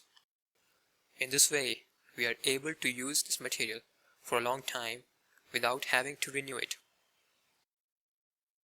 I have chosen 8 tints, and each one has with it 8 gradations of different intensity of color. There are, therefore, 64 colored tablets in all. The 8 tints selected are black, from grey to white, red, orange, yellow, green, blue, violet, and brown. We have duplicate boxes of these 64 colors, giving us 2 of each exercise. The entire set, therefore, consists of 128 tablets. They are contained in 2 boxes, each divided into equal compartments, so that one box may contain 64 tablets. Exercises with the colored tablets. For the earliest of these exercises, we select 3 strong colors, for example, red, blue, and yellow in pairs. These 6 tablets we place upon the table before the child. Showing him one of the colors, we ask him to find its duplicate among the missed tablets upon the table. In this way, we have him arrange the color tablets in a column, 2 by 2, pairing them according to color. The number of tablets in this game may be increased until the 8 colors, or 16 tablets, are given at once. When the strongest tones have been presented, we may proceed to the presentation of the lighter tones. In the same way, finally, we present 2 or 3 tablets of the same color, but of different tone, showing the child how to arrange these in order of gradation. In this way, the 8 gradations are finally present. Following this, we place before the child the 8 gradations of 2 different colors, red and blue. He is shown how to separate the groups and then arrange each group in gradation. As we proceed, we offer groups of more nearly related colors, for example blue and violet, yellow and orange, etc. In one of the children's houses, I have seen the following game played with the greatest success and interest, and with surprising rapidity. The directress places upon a table, about which the children are seated, as many color groups as there are children, for example 3. She then calls each child's attention to the color each is to select, or which she assigns to him. Then she mixes the 3 groups of colors upon the table. Each child takes rapidly from the mixed heap of tablets all the gradations of his color and proceeds to arrange tablets, which, when thus placed in a line, give the appearance of a strip of shaded ribbon. In another house, I have seen the children take the entire box, empty the 64 colored tablets upon the table, and after carefully mixing them, rapidly collect them into groups and arrange them in gradation, constructing a species of little carpet of delicately colored and intermingling tints. The children very quickly acquire an ability before which we stand amazed. Children of 3 years are able to pull all of the tints into gradation. Experiments in color memory. Experiments in color memory may be made by showing the child a tint, allowing him to look at it as long as he will, and then asking him to go to a distinct table upon which all of the colors are arranged, and to select from among them tint similar to the one at which he has looked. The children succeed in this game remarkably, committing only slight errors. Children of 5 years enjoy this immensely, taking great pleasure in comparing the 2 spools and judging as to whether they have chosen correctly. At the beginning of my work, I made use of an instrument invented by Pizzoli. This consisted of a small broken disc having a half-moon shape opening at the top.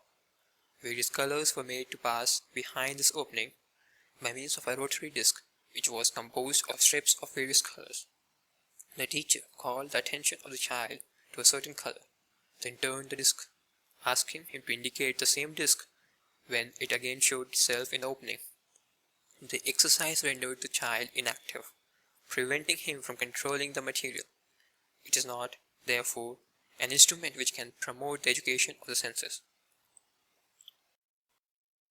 Exercise for the discrimination of sounds. It would be desirable to have in this connection the didactic material used for the auricular education in the principal institutions for deaf-mutes in Germany and America. These exercises are an introduction to the acquisition of language and serve in a very special way to center the children's discriminative attention upon the modulations of the sound of human voice. With very young children, linguistic education must occupy a most important place.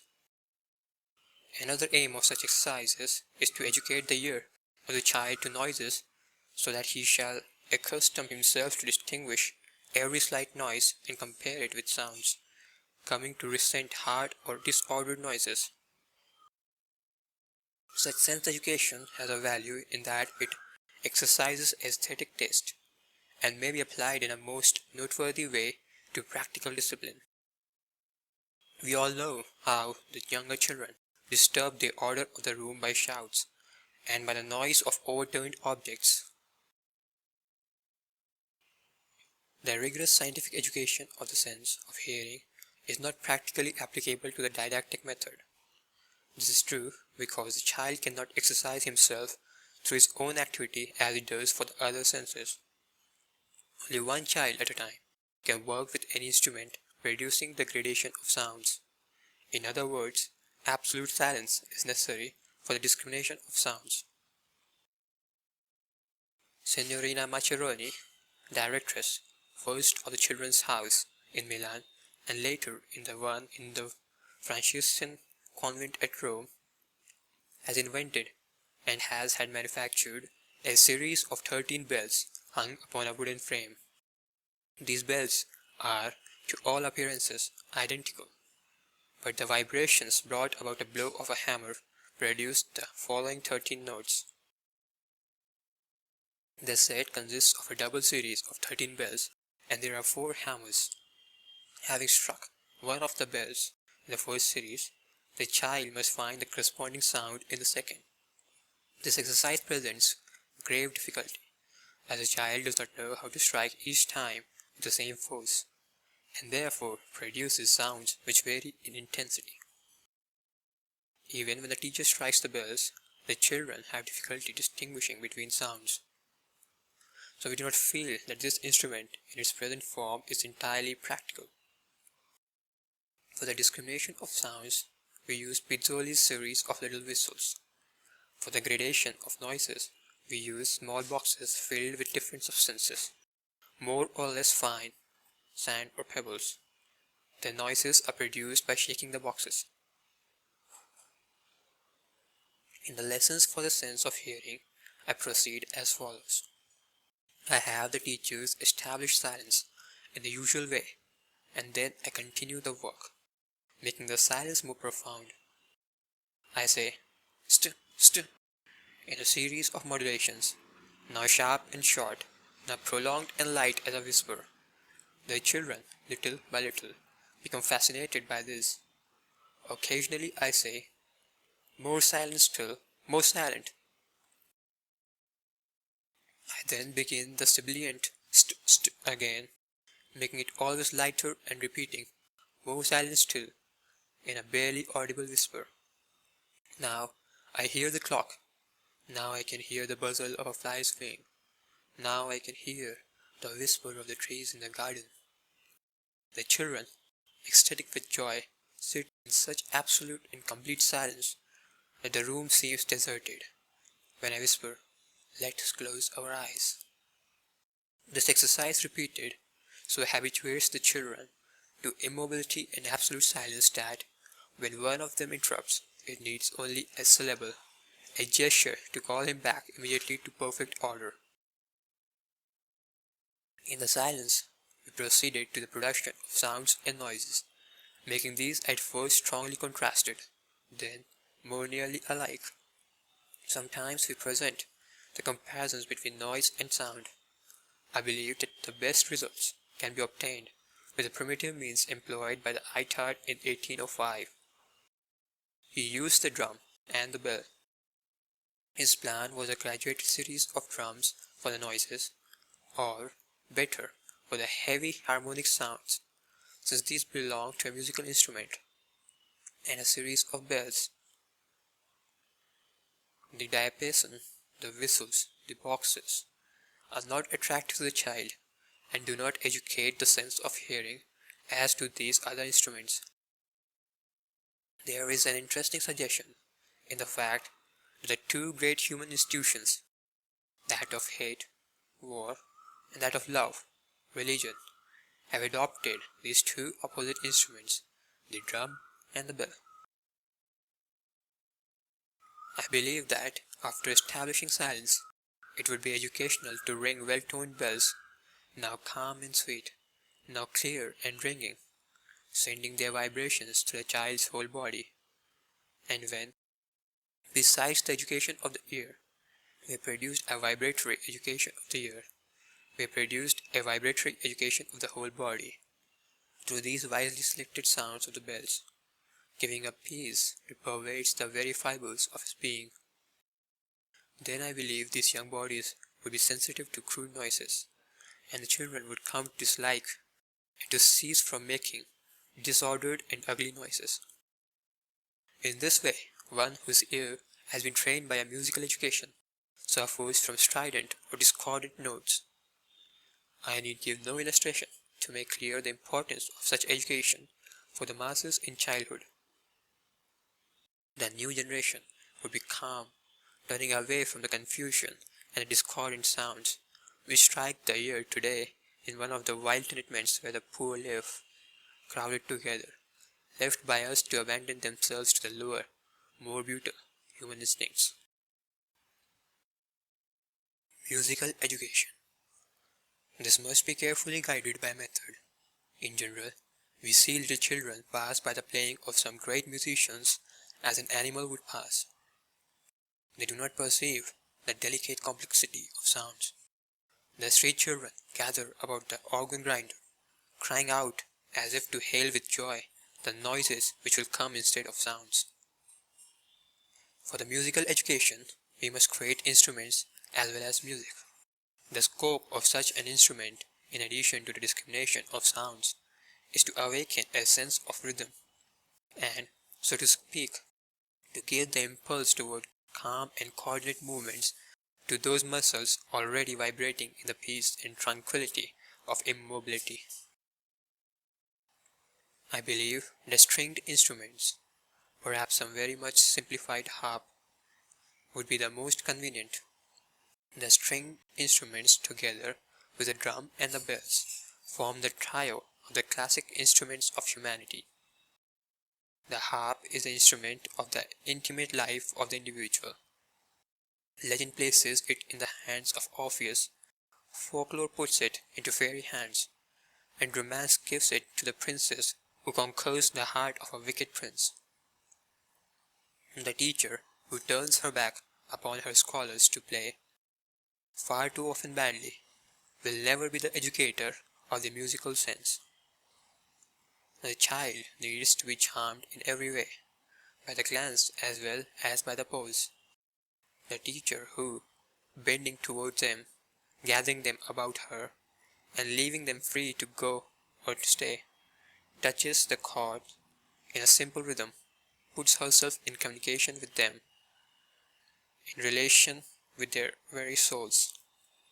So much the better if this touch can be accompanied by her voice, and the children left free to follow her, no one being obliged to sing. In this way, she can select as adapted to education those songs which were followed by all the children, so she may regulate the complexity of rhythm to various ages, for she will see now only the older children following the rhythm, now also the little ones. At any rate, I believe that simple and primitive instruments are the ones best adapted to the awakening of music in the soul of the little child.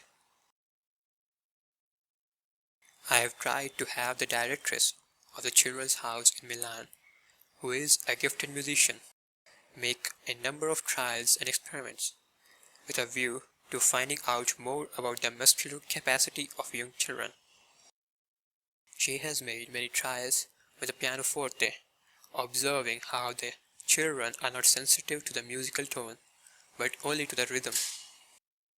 On a basis of rhythm, she arranged simple little dances, with the intention of studying the influence of the rhythm itself upon the coordination of muscular movements. She was greatly surprised to discover the educational disciplinary effect of such music. Her children, who have been led with great wisdom and art through liberty to a spontaneous ordering of their acts and movements, had nevertheless lived in the streets and courts, and had an almost universal habit of jumping.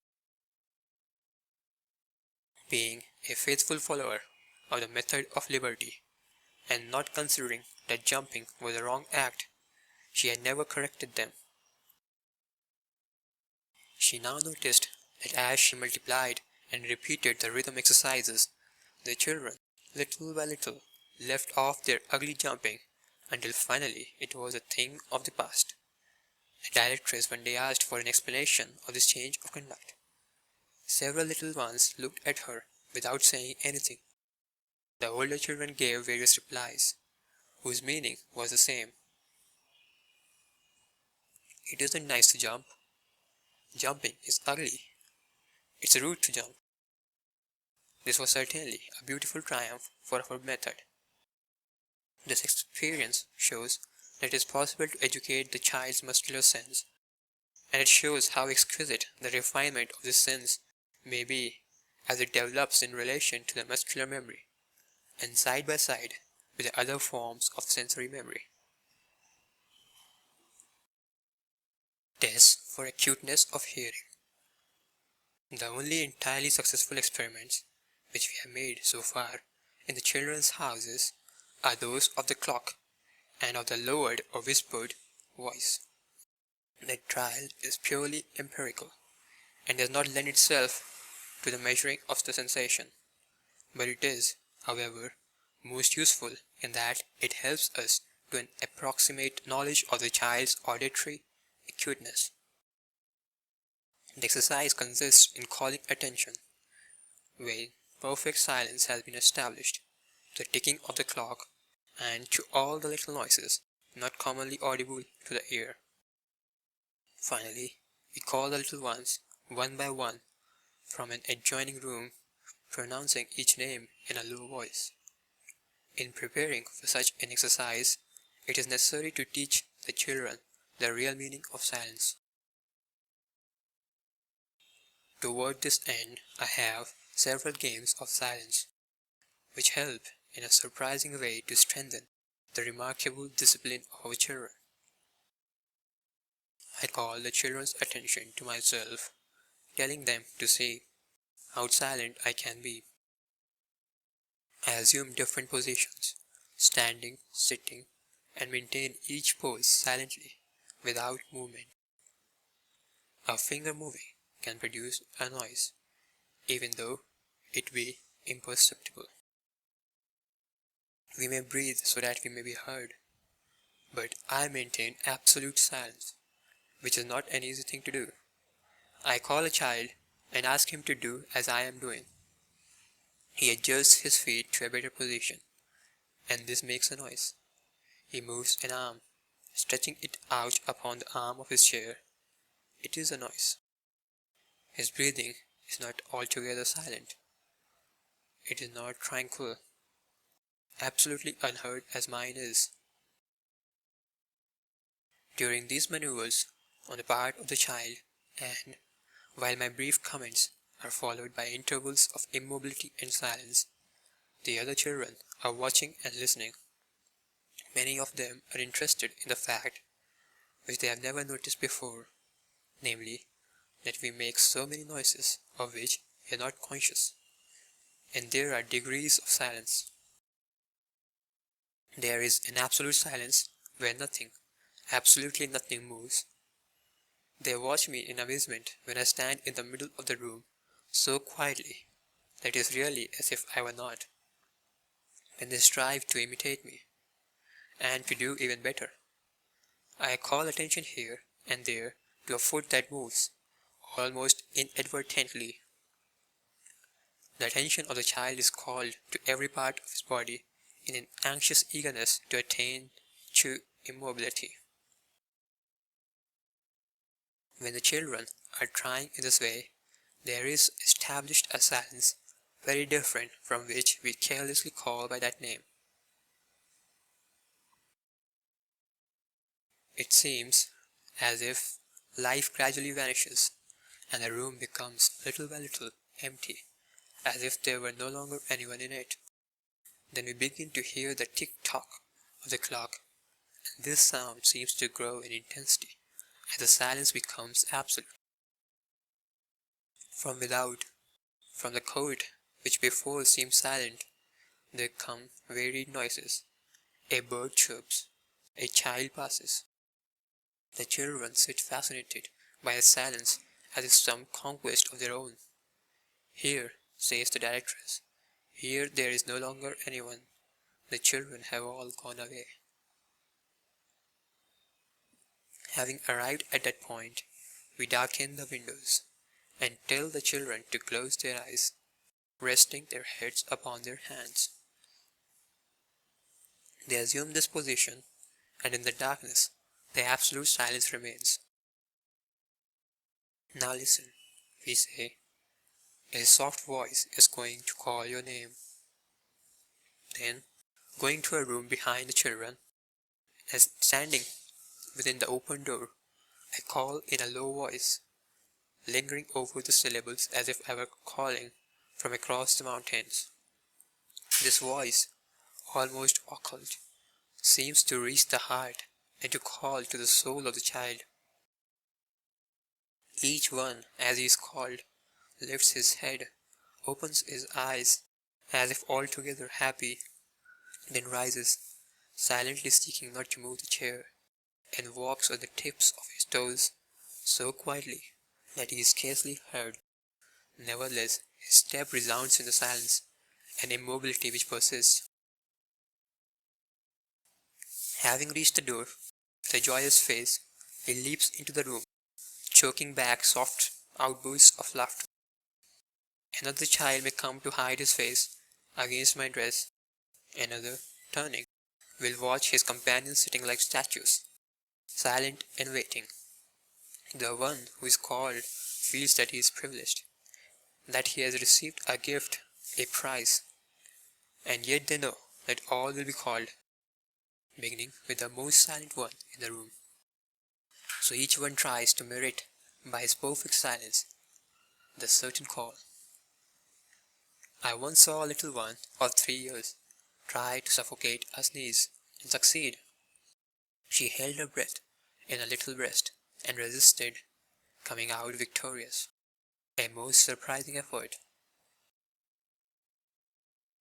This game delights the little ones beyond measure.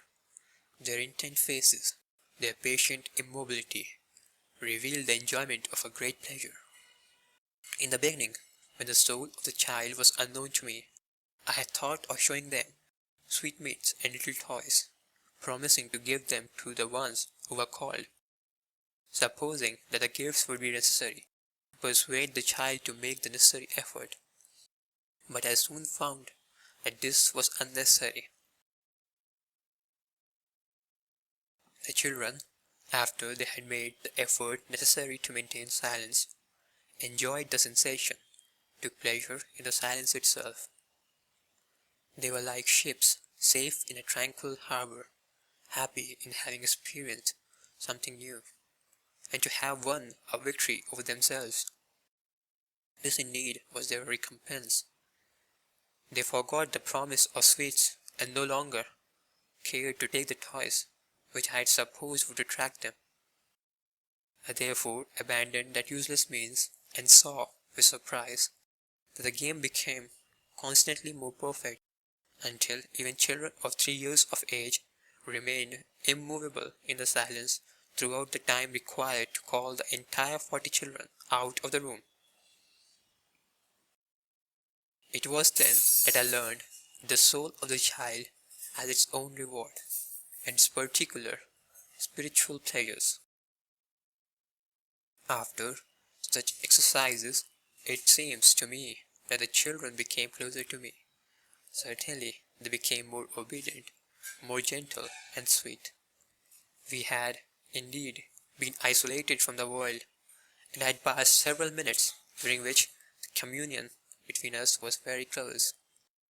I, wishing for them and calling to them, and they receiving, in the perfect silence, the voice which was directed personally toward each one of them, crowning each in turn with happiness. A lesson in silence. I am about to describe a lesson which proved most successful in teaching the perfect silence to which it is possible to attain. One day, as I was about to enter one of the children's houses, I met in the court a mother who held in her arms her little baby of 4 months. The little one was swaddled, as is still the custom among the people of Rome. An infant thus in the swaddling bands is called by us a pupa. This tranquil little one seemed the incarnation of peace. I took her in my arms, where she lay quiet and good. Still holding her, I went toward the schoolroom, from which the children now ran to meet me. They always welcomed me thus, throwing their arms about me, clinging to my skirts, and almost tumbling me over in their eagerness. I smiled at them, showing them the pupa. They understood and skipped about me, looking at me with eyes brilliant with pleasure, but did not touch me through respect for the little one that I held in my arms. I went into the schoolroom, where the children clustered about me. We sat down, I seating myself in a large chair instead of, as usual, in one of the little chairs. In other words, I seated myself solemnly. They looked at my little one with a mixture of tenderness and joy. None of us had yet spoken a word. Finally, I said to them, I have brought to you a little teacher. Surprised glances and laughter. A little teacher, yes, because none of you know how to be quiet as she does. At this, all the children changed their positions and became quiet. Yet no one holds his limbs and feet as quietly as she. Everyone gave closer attention to the position of limbs and feet. I looked at them smiling. Yes, but they can never be as quiet as hers. You move a little bit, but she, not at all. None of you can be as quiet as she. The children looked serious. The idea of the superiority of the little teacher seemed to have reached them. Some of them smiled, and seemed to say with their eyes that the swirling bands deserved all the merit. Not one of you can be silent, voiceless as she. General silence. It is not possible to be as silent as she, because listen to her breathing, how delicate it is. Come near to her on your tiptoes. Several children rose and came slowly forward on tiptoe, bending toward the baby. Great silence. None of you can breathe so silently as she. The children looked about amazed. They had never thought that even when sitting quietly, they were making noises, and the silence of a little babe is more profound than the silence of grown people. They almost ceased to breathe. I rose. Go out quietly, quietly, I said. Walk on the tip of your toes and make no noise. Following them, I said, and yet I still hear some sounds, but she, the baby, walks with me and makes no sound. She goes out silently. The children smiled. They understood the truth and the jest of my words. I went to the open window and placed the baby in the arms of the mother who stood watching us. The little one seemed to have left behind her a subtle charm which enveloped the souls of the children. Indeed, there is in nature nothing more sweet than the silent breathing of a newborn babe. There is an indescribable majesty about this human life, which in repose and silence gathers strength and newness of life. Compared to this, Wordsworth's description of the silent peace of nature seems to lose its force. What calm, what quiet, the one sound, the drip of the suspended oar. The children, too, felt the poetry and beauty in the peaceful silence of a newborn human life. Footnote. Here and elsewhere throughout the book, the word touch is used not only to express contact between the fingers and an object, but the moving of fingers or hand over an object or its outline. Chapter 14. General Notes on the Education of the Senses. I do not claim to have brought to perfection the method of sense training as applied to young children. I do believe, however, that it opens a new field for psychological research, promising rich and valuable results. Experimental psychology has so far devoted its attention to perfecting the instruments by which the sensations are measured. No one has attempted the methodical preparation of the individual for the sensations. It is my belief that the development of psychometry will owe more to the attention given to the preparation of the individual than to the perfecting of the instrument. But putting aside this purely scientific side of the question, the education of the senses must be of the greatest pedagogical interest. Our aim in education in general is twofold, biological and social. From the biological side, we wish to help the natural development of the individual. From the social standpoint, it is our aim to prepare the individual for the environment. Under this last head, technical education may be considered as having a place, since it teaches the individual to make use of his surroundings. The education of the senses is most important from both these points of view. The development of the senses indeed precedes that of superior intellectual activity, and the child between 3 and 7 years is in the period of formation. We can then help the development of the senses while they are in this period. We may graduate and adapt the stimuli just as, for example, it is necessary to help the formation of language before it shall be completely developed. All education of little children must be governed by this principle, to help the natural psychic and physical development of the child. The other aim of education, that of adapting the individual to the environment, should be given more attention later on when the period of intense development is past. These two phases of education are always interlaced, but one or the other has prevalence according to the age of the child. Now, the period of life between the ages of 3 and 7 years covers a period of rapid physical development. It is the time for the formation of the sense activities as related to the intellect. The child in this age develops his senses. His attention is further attracted to the environment under the form of passive curiosity. The stimuli, and not yet the reasons for things, attract his attention. This is, therefore, the time when we should methodically direct the sense stimuli in such a way that the sensations which he receives shall develop in a rational way. This sense training will prepare the ordered foundation upon which he may build up a clear and strong mentality. It is, besides all this, possible with the education of the senses to discover and eventually to correct defects, which today pass unobserved in the school. Now the time comes when the defect manifests itself in an evident and irreparable inability to make use of the forces of life about him, such defects as deafness and nearsightedness. This education, therefore, is physiological and prepares directly for intellectual education, perfecting the organs of sense and the nerve paths of projection and association. But the other part of education, the adaptation of the individual to his environment, is indirectly touched. We prepare with our method the infancy of the humanity of our time. The men of the present civilization are preeminently observers of their environment because they must utilize to the greatest possible extent all the riches of this environment.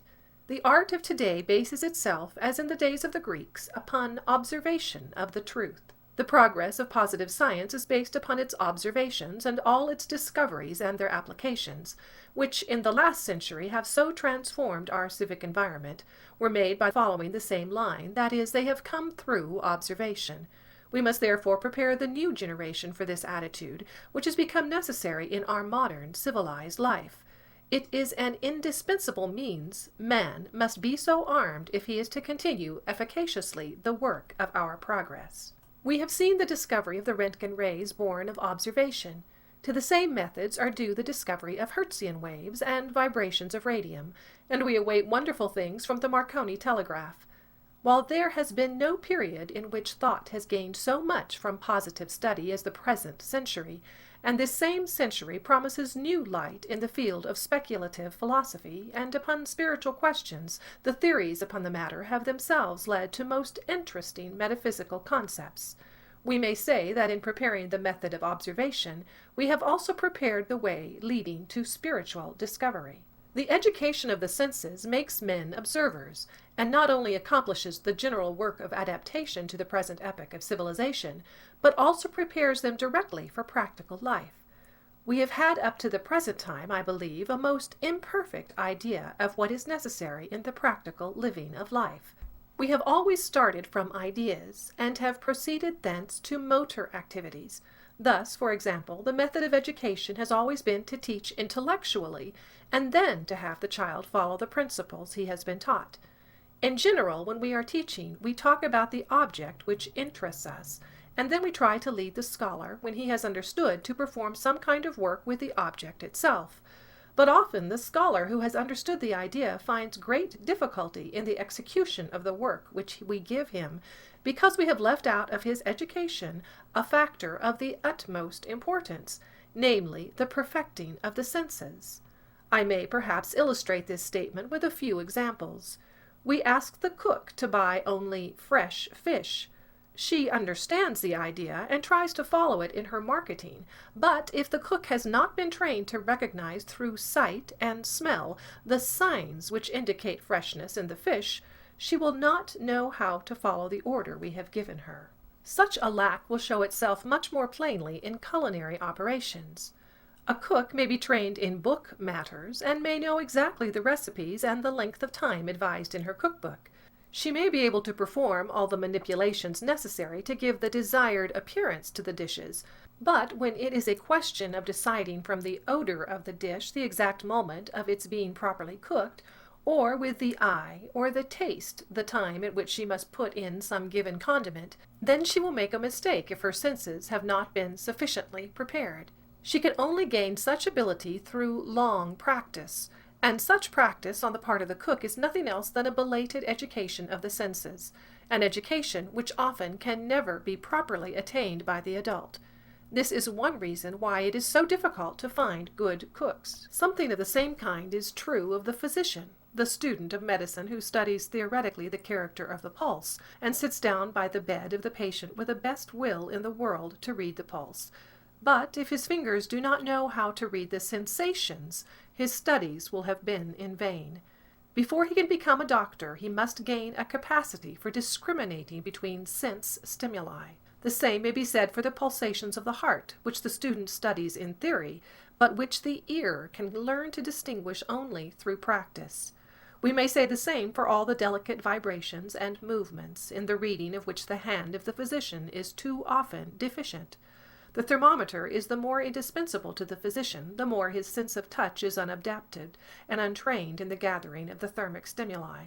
It is well understood that the physician may be learned and most intelligent without being a good practitioner, and that to make a good practitioner long practice is necessary. In reality, this long practice is nothing else than a tardy and often inefficient exercise of the senses. After he has assimilated the brilliant theories, the physician sees himself forced to the unpleasant labor of the semiography, that is, to making a record of the symptoms revealed by his observation of and experiments with the patients.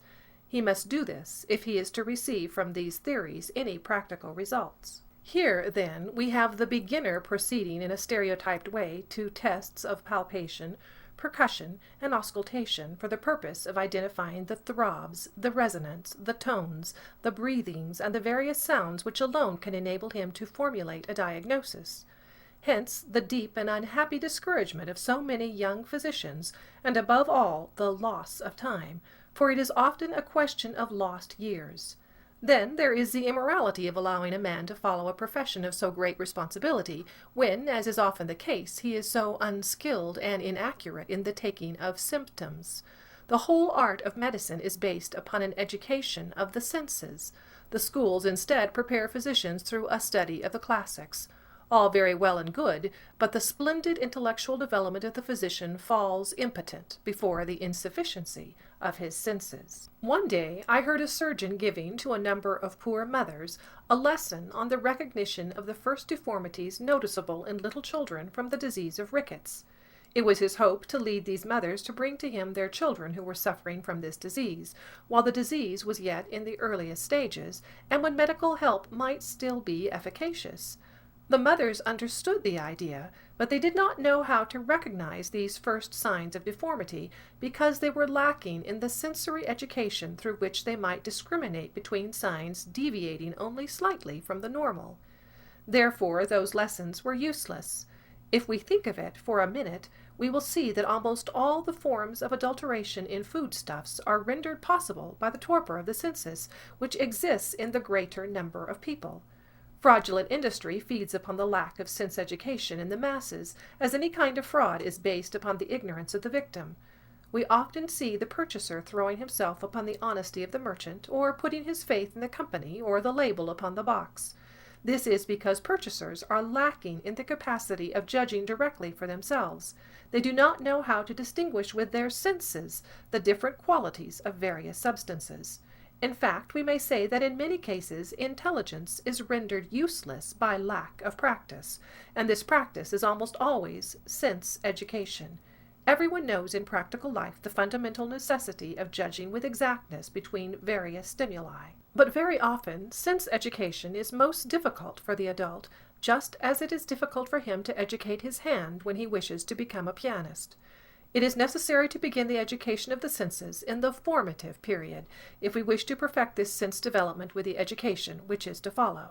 The education of the senses should be begun methodically in infancy, and should continue during the entire period of instruction which is to prepare the individual for life in society. Aesthetic and moral education are closely related to this sensory education. Multiply the sensations and develop the capacity of appreciating fine differences in stimuli, and we refine the sensibility and multiply man's pleasures. Beauty lies in harmony, not in contrast, and harmony is refinement. Therefore, there must be a fineness of the senses if we are to appreciate harmony.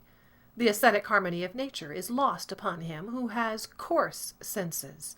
The world to him is narrow and barren. In life about us there exist inexhaustible fonts of aesthetic enjoyment, before which men pass as insensible as the brutes seeking their enjoyment in those sensations which are crude and showy, since they are the only ones accessible to them. Now from the enjoyment of gross pleasures, vicious habits very often spring. Strong stimuli, indeed, do not render acute, but blunt the senses, so that they require stimuli more and more accentuated and more gross.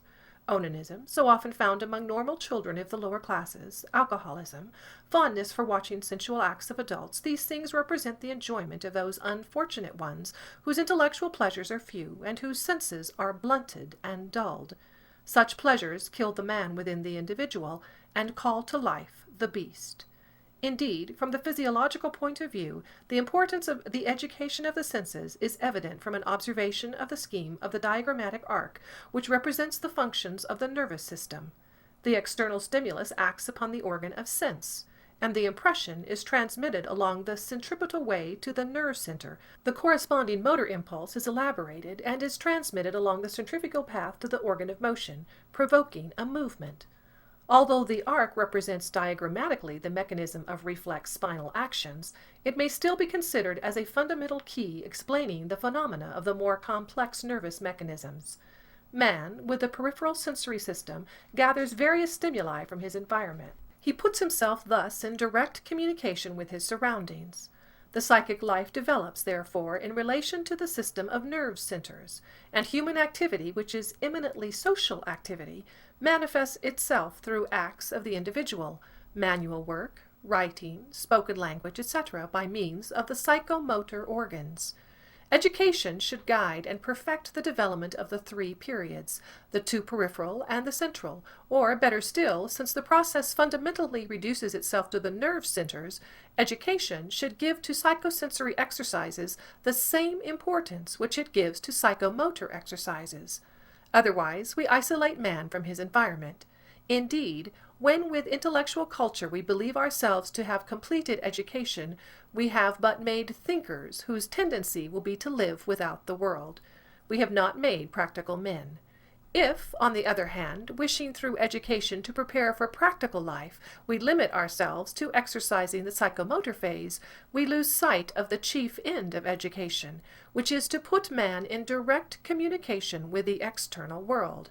Since professional work almost always requires man to make use of his surroundings, the technical schools are not forced to return to the very beginnings of education, sense exercises, in order to supply the great and universal lack. Chapter 15. Intellectual Education. To lead the child from the education of the senses to ideas. Edouard Séguin. The sense exercises constitute a species of auto-education, which, if these exercises be many times repeated, leads to a perfecting of the child's psychosensory processes. The directress must intervene to lead the child from sensations to ideas, from the concrete to the abstract, and to the association of ideas. For this, she should use a method tending to isolate the inner attention of the child and to fix it upon the perceptions, as in the first lessons his objective attention was fixed, through isolation, upon single stimuli. The teacher, in other words, when she gives a lesson, must seek to limit the field of the child's consciousness to the object of the lesson, as, for example, during the sense education, she isolated the sense which she wished the child to exercise. For this, knowledge of a special technique is necessary. The educator must, to the greatest possible extent, limit his intervention, yet he must not allow the child to weary himself in an undue effort of auto-education. It is here that the factor of individual limitation and differing degrees of perception are most keenly felt in the teacher. In other words, in the quality of this intervention lies the art which makes up the individuality of the teacher. a definite and undoubted part of the teacher's work is that of teaching an exact nomenclature. She should, in most cases, pronounce the necessary names and adjectives without adding anything further.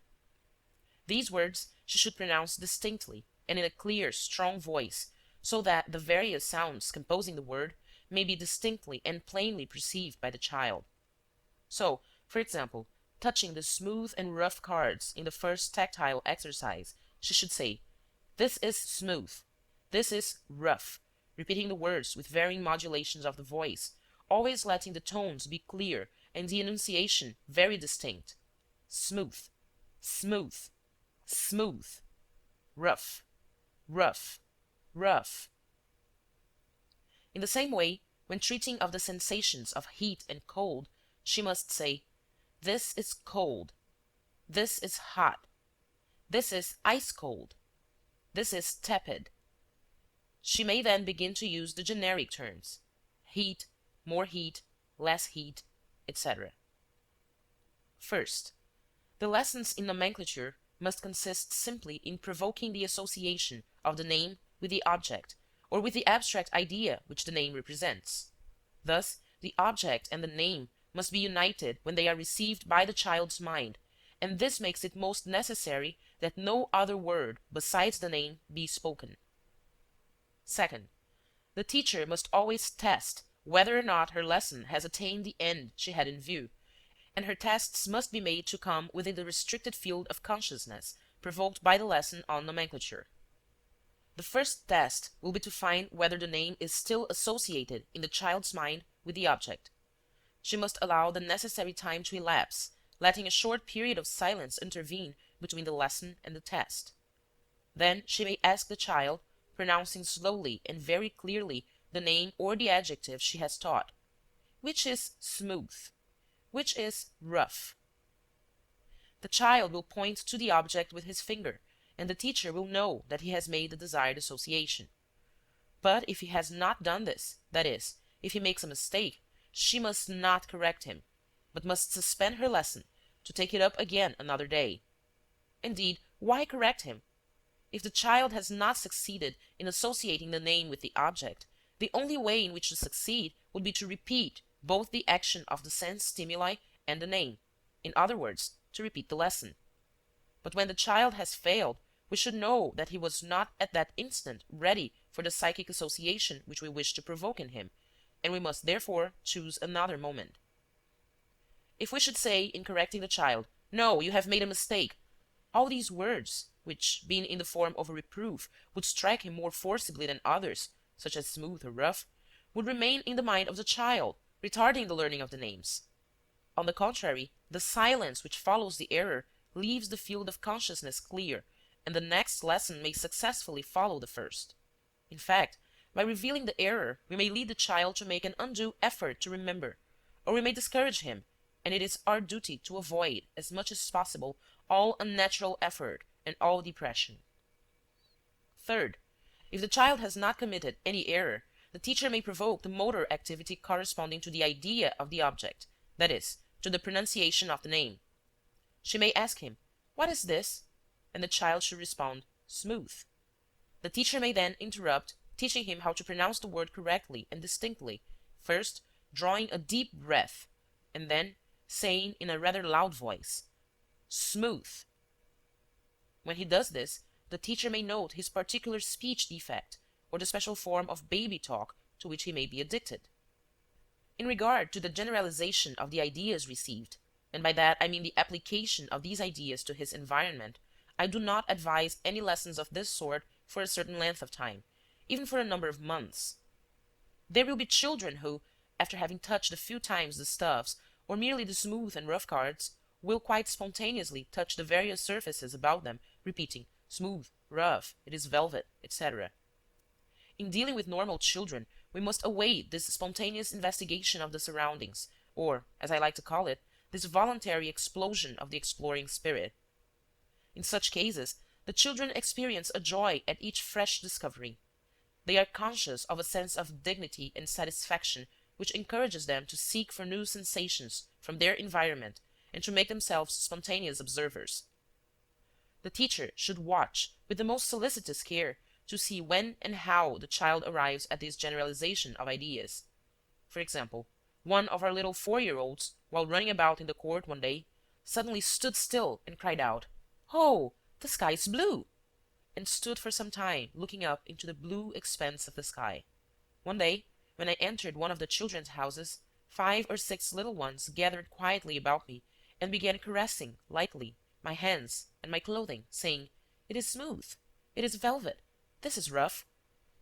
A number of others came near and began, with serious and intent faces, to repeat the same words, touching me as they did so. The directress wished to interfere to release me, but I signed to her to be quiet, and I myself did not move, but remained silent, admiring the spontaneous intellectual activity of my little ones. The greatest triumph of our educational method should always be this: to bring about the spontaneous progress of the child. One day, a little boy, following one of our exercises in design, had chosen to fill in with colored pencils the outline of a tree. To color the trunk, he laid hold upon a red crayon. The teacher wished to interfere, saying, "Do you think trees have red trunks?" I held her back and allowed the child to color the tree red. This design was precious to us. It showed that the child was not yet an observer of his surroundings. My way of treating this was to encourage the child to make use of the games for the chromatic sense. He went daily into the garden with the other children, and could at any time see the tree trunks. When the sense exercises should have succeeded in attracting the child's spontaneous attention to colors about him, then, in some happy moment, he would become aware that the tree trunks were not red, just as the other child during his play had become conscious of the fact that the sky was blue. In fact, the teacher continued to give the child outlines of trees to fill in. He one day chose a brown pencil with which to color the trunk, and made the branches and leaves green. Later, he made the branches brown also, using green only for the leaves. Thus, we have the test of the child's intellectual progress. We cannot create observers by saying, "Observe," but by giving them the power and the means for this observation, and these means are procured through education of the senses. Once we have aroused such activity, auto-education is assured, for refined, well-trained senses lead us to a closer observation of the environment, and this, with its infinite variety, attracts the attention and continues the psychosensory education.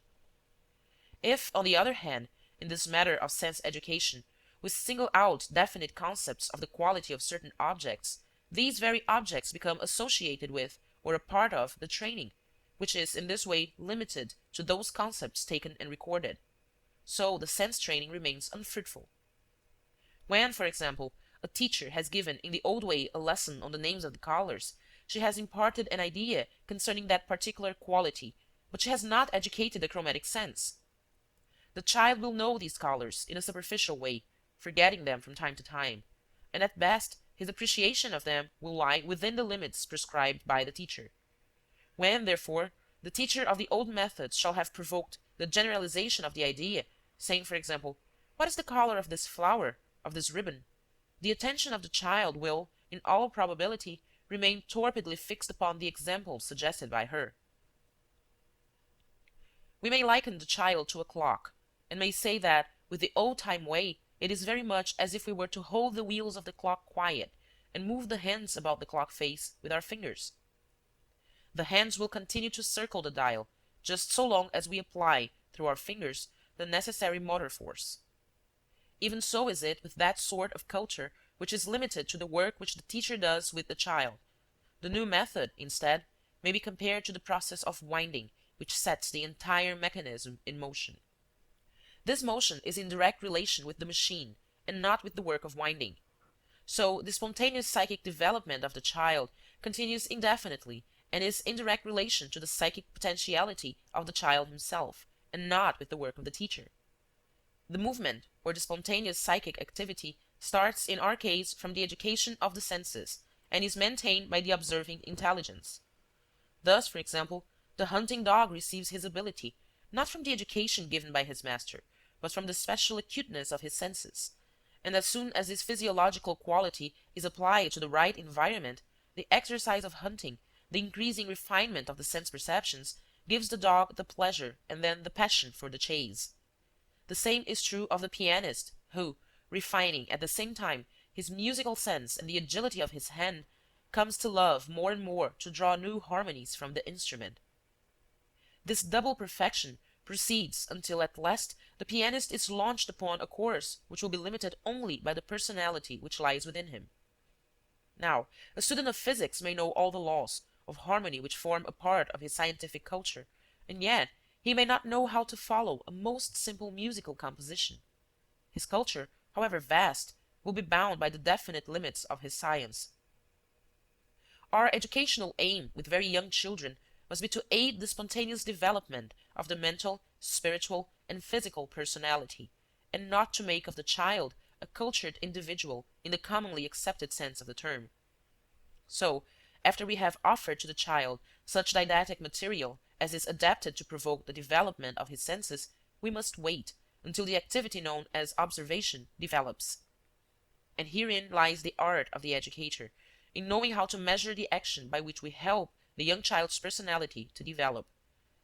To one whose attitude is right, little children soon reveal profound individual differences, which call for very different kinds of help from the teacher. Some of them require almost no intervention on her part, while others demand actual teaching. It is necessary, therefore, that the teaching shall be rigorously guided by the principle of limiting to the greatest possible point the active intervention of the education. Here are a number of games and problems which we have used effectively in trying to follow this principle. Games of the blind. The games of the blind are used for the most part as exercises in general sensibility, as follows. The stuffs.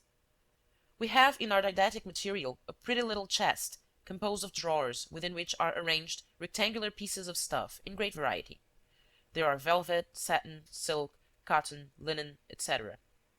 We have the child touch each of these pieces, teaching the appropriate nomenclature and adding something regarding the quality, as coarse, fine, soft. Then we call the child and seat him at one of the tables where he can be seen by his companions, blindfold him, and offer him the stuffs, one by one. He touches them, smooths them, crushes them between his fingers and decides. It is velvet, it is fine linen, it is rough cloth, etc. This exercise provokes general interest. When we offer the child some unexpected foreign object, as for example a sheet of paper, a veal, the little assembly trembles as it awaits his response. Wait. We place the child in the same position, call his attention to the tablets used for the education of the sense of weight, have him notice again the already well-known differences of weight, and then tell him to put all the dark tablets, which are the heavier ones, at the right, and all the light ones, which are the lighter, to the left. We then blindfold him and he proceeds to the game, taking each time 2 tablets. Sometimes he takes 2 of the same color, sometimes 2 of different colors, but in a position opposite to that in which he must arrange them on his desk. These exercises are most exciting when, for example, the child has in his hands 2 of the dark tablets and changes them from one hand to the other, uncertain, and finally places them together on the right. The children watch in a state of intense eagerness, and a great sigh often expresses their final relief. The shouts of the audience when the entire game is followed without an error gives the impression that their little friend sees with his hands the colors of the tablets. Dimension and form. We use games similar to the preceding one, having the child distinguish between different coins, the cubes and bricks of fribble, and dry seeds, such as beans and peas. But such games never awaken the intense interest aroused by the preceding ones. They are, however, useful, and serve to associate with the various objects those qualities peculiar to them, and also to fix the nomenclature. Application of the education of the visual sense to the observation of the environment. Nomenclature. This is one of the most important phases of education. Indeed, nomenclature prepares for an exactness in the use of language, which is not always met with in our schools. Many children, for example, use interchangeably the words thick and big, long and high. With the methods already described, the teacher may easily establish, by means of the didactic material, ideas which are very exact and clear, and may associate the proper word with these ideas. Method of using the didactic material. Dimensions. The directress, after the child has played for a long time with the 3 sets of solid insets, and has acquired a security in the performance of the exercise, takes out all the cylinders of equal height and places them in a horizontal position on the table, one beside the other. Then she selects the two extremes, saying, "This is the thickest, this is the thinnest." She places them side by side so that the comparison may be more marked, and then, taking them by the little button, she compares the bases, calling attention to the great difference. She then places them again beside each other in a vertical position in order to show that they are equal in height, and repeats several times, thick, thin. Having done this, she should follow it with the test, asking, "Give me the thickest, give me the thinnest." And finally, she should proceed to the test of nomenclature, asking, "What is this?" In the lessons which follow this, the directress may take away the two extreme pieces and may repeat the lesson with the two pieces remaining at the extremities, and so on until she has used all the pieces. She may then take these up at random, saying, "Give me one a little thicker than this one," or "Give me one a little thinner than this one." With the second set of solid insets, she proceeds in the same way. Here she stands the pieces upright, as each one has a base sufficiently broad to maintain it in this position, saying, "This is the highest, and this is the lowest." Then, placing the two extreme pieces side by side, she may take them out of the line and compare the bases, showing that they are equal. From the extremes, she may proceed as before, selecting each time the two remaining pieces most strongly contrasted. With the third solid inset, the directress, when she has arranged the pieces in gradation, calls the child's attention to the first one, saying, "This is the largest," and to the last one, saying, "This is the smallest." Then she places them side by side and observes how they differ, both in height and in base. She then proceeds in the same way as in the other two exercises. Similar lessons may be given with a series of graduated prisms, of rods and of cubes. The prisms are thick and thin and of equal length. The rods are long and short and of equal thickness. The cubes are big and little and differ in size and in height. The application of these ideas to environment will come most easily when we measure the children with the anthropometer. They will begin among themselves to make comparisons, saying, "I am taller, you are thicker." These comparisons are also made when the children hold out their little hands to show that they are clean, and the directress stretches hers out also to show that she too has clean hands. Often the contrast between the dimensions of the hands calls forth laughter. The children make a perfect game of measuring themselves. They stand side by side, they look at each other, they decide. Often they place themselves beside grown persons and observe with curiosity and interest the greatest difference in height. Form. When the child shows that he can, with security, distinguish the forms of the plain geometric insets, the directress may begin the lessons in nomenclature. She should begin with two strongly contrasted forms, as the square and the circle, and should follow the usual method, using the 3 periods of Séguin.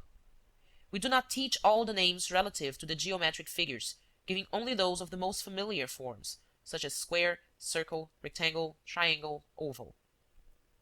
We now call attention to the fact that there are rectangles which are narrow and long, and others which are broad and short, while the squares are equal on all sides and can be only big and little. These things are most easily shown with the insets, for, though we turn the square about, it still enters its frame, while the rectangle, if placed across the opening, will not enter.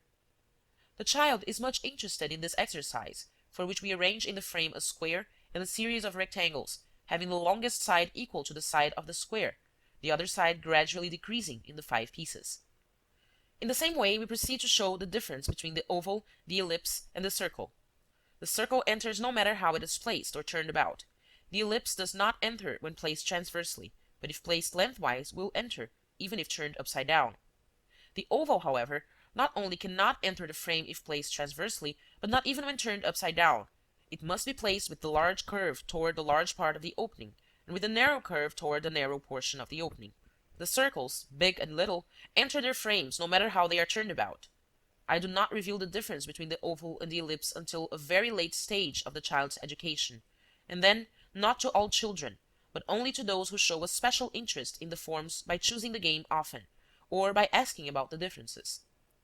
I prefer that such differences should be recognized later by the child, spontaneously, perhaps in the elementary school. It seems to many persons that in teaching these forms we are teaching geometry, and that this is premature in schools for such young children. Others feel that, if we wish to present geometric forms, we should use the solids, as being more concrete. I feel that I should say a word here to combat such prejudices. To observe a geometric form is not to analyze it, and in the analysis geometry begins. When, for example, we speak to the child of sides and angles and explain these to him, even though with objective methods, as Froebel advocates, for example, the square has 4 sides and can be constructed with 4 sticks of equal length, then indeed we do enter the field of geometry, and I believe that little children are too immature for these steps. But the observation of the form cannot be too advanced for a child at this age. The plane of the table at which the child sits while eating his supper is probably a rectangle. The plate which contains his food is a circle, and we certainly do not consider that the child is too immature to be allowed to look at the table and the plate. The insets which we present simply call the attention to a given form. As to the name, it is analogous to other names by which the child learns to call things. Why should we consider it premature to teach the child the words circle, square, oval, when in his home he repeatedly hears the word round used in connection with plates, etc.? He will hear his parents speak of the square table, the oval table, etc., and these words in common use will remain for a long time confused in his mind and in his speech if we do not interpose such help as that we give in the teaching of forms. We should reflect upon the fact that many times a child, left to himself, makes an undue effort to comprehend the language of the adults and the meaning of the things about him. Opportune and rational instruction prevents such an effort, and therefore does not weary but relieves the child and satisfies his desire for knowledge. Indeed, he shows his contentment by various expressions of pleasure. At the same time, his attention is called to the word which, if he is allowed to pronounce badly, develops in him an imperfect use of language. This often arises from an effort on his part to imitate the careless speech of persons about him, while the teacher, by pronouncing clearly the word referring to the object which arouses the child's curiosity, prevents such effort and such imperfections. Here also we face a widespread prejudice, namely, the belief that the child, left to himself, gives absolute repose to his mind. If this were so, he would remain a stranger to the world, and instead we see him, little by little, spontaneously conquer various ideas and words. He is a traveler through life, who observes the new things among which he journeys, and who tries to understand the unknown tongue spoken by those about him. Indeed, he makes a great and voluntary effort to understand and to imitate. The instruction given to little children should be so directed as to lessen this expenditure of poorly directed effort, converting it instead into the enjoyment of conquest made easy and infinitely broadened. We are the guides of these travelers, just entering the great world of human thought.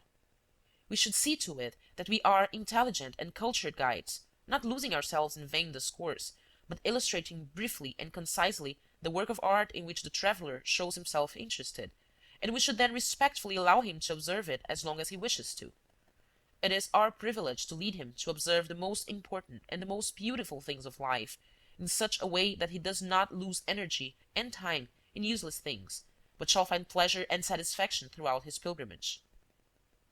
I have already referred to the prejudice that it is more suitable to present the geometric forms to the child in the solid rather than in the plane, giving him, for example, the cube, the sphere, the prism. Let us put aside the physiological side of the question, showing that the visual recognition of the solid figure is more complex than that of the plane, and let us view the question only from the more purely pedagogical standpoint of practical life. The greater number of objects which we look upon every day present more nearly the aspect of our plain geometric insets. In fact, doors, window frames, framed pictures, the wooden or marble top of a table are indeed solid objects, but with one of the dimensions greatly reduced, and with the 2 dimensions determining the form of the plane surface made most evident. When the plane form prevails, we say that the window is rectangular, the picture frame oval, the table square, etc. Solids having a determined form prevailing in the plane surface are almost the only ones which come to our notice, and such solids are clearly represented by our plain geometric insets. The child will very often recognize in his environment forms which he has learned in this way, but he will rarely recognize the solid geometric forms. That the table leg is a prism, or a truncated cone, or an elongated cylinder, will come to his knowledge long after he has observed that the top of the table upon which he places things is rectangular. We do not, therefore, speak of the fact of recognizing that a house is a prism or a cube. Indeed, the pure solid geometric forms never exist in the ordinary objects about us. These present, instead, a combination of forms.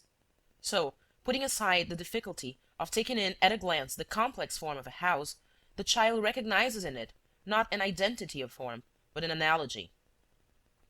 He will, however, see the plain geometric forms perfectly represented in windows and doors, and in the faces of many solid objects in use at home. Thus, the knowledge of the forms given him in the plain geometric insets will be for him a species of magic key opening the external world and making him feel that he knows its secrets. I was walking one day upon the Pincian Hill with a boy from the elementary school. He had studied geometric design and understood the analysis of plain geometric figures. As we reached the highest terrace, from which we could see the Piazza del Popolo with the city stretching away behind it, I stretched out my hand, saying, "Look, all the works of man are a great mass of geometric figures." And, indeed, rectangles, ovals, triangles, and semicircles, perforated or ornamented in 100 different ways the grey rectangular facades of the various buildings. Such uniformity in such an expanse of buildings seemed to prove the limitation of human intelligence, while, in an adjoining garden plot, the shrubs and flowers spoke eloquently of the infinite variety of forms in nature. The boy had never made these observations. He had studied the angles, the sides, and the construction of outline geometric figures, but without thinking beyond this, and feeling only annoyance at this arid work. At first he laughed at the idea of man's massing geometric figures together. Then he became interested, looked long at the buildings before him, and an expression of lively and thoughtful interest came into his face. To the right of the Ponte Margherita was a factory building in the process of construction, and its steel framework delineated a series of rectangles. "What tedious work!" said the boy, alluding to the workmen. And then, as we drew near the garden and stood for a moment in silence, admiring the grass and the flowers which sprang so freely from the earth, "It is beautiful," he said. But that word "beautiful" referred to the inner awakening of his own soul. This experience made me think that, in the observation of the plain geometric forms, and in that of the plants which they saw growing in their own little gardens, there existed for the children precious sources of spiritual as well as intellectual education. For this reason, I have wished to make my work broad, leading the child not only to observe the forms about him, but to distinguish the work of man from that of nature, and to appreciate the fruits of human labor. A. Free design. I give the child a sheet of white paper and a pencil, telling him that he may draw whatever he wishes to. Such drawings have long been of interest to experimental psychologists. Their importance lies in the fact that they reveal the capacity of the child for observing, and also show his individual tendencies. Generally, the first drawings are unformed and confused, and the teacher should ask the child what he wished to draw, and should write it underneath the design, that it may be a record. Little by little, the drawings become more intelligible, and verily reveal the progress which the child makes in the observation of the forms about him. Often, the most minute details of an object have been observed and recorded in the crude sketch. And, since the child draws what he wishes, he reveals to us which are the objects that most strongly attract his attention. B. Design consisting of the filling in of outline figures. These designs are most important, as they constitute the preparation for writing. They do for the color sense what free design does for the sense of form. In other words, they reveal the capacity of the child in the matter of observation of colors, as the free design showed us the extent to which he was an observer of form in the objects surrounding him. I shall speak more fully of this work in the chapter on writing. The exercises consist in filling in with colored pencil certain outlines drawn in black. These outlines present the simple geometric figures and various objects with which the child is familiar in the schoolroom, the home, and the garden. The child must select his color, and in doing so, he shows us whether he has observed the colors of the things surrounding him. Free plastic work. These exercises are analogous to those in free design and in the filling in of figures with colored pencils. Here, the child makes whatever he wishes with clay. That is, he models those objects which he remembers most distinctly and which have impressed him most deeply. We give the child a wooden tray containing a piece of clay, and then we await his work. We possess some very remarkable pieces of clay work done by our little ones. Some of them reproduce, with surprising minuteness of detail, objects which they have seen.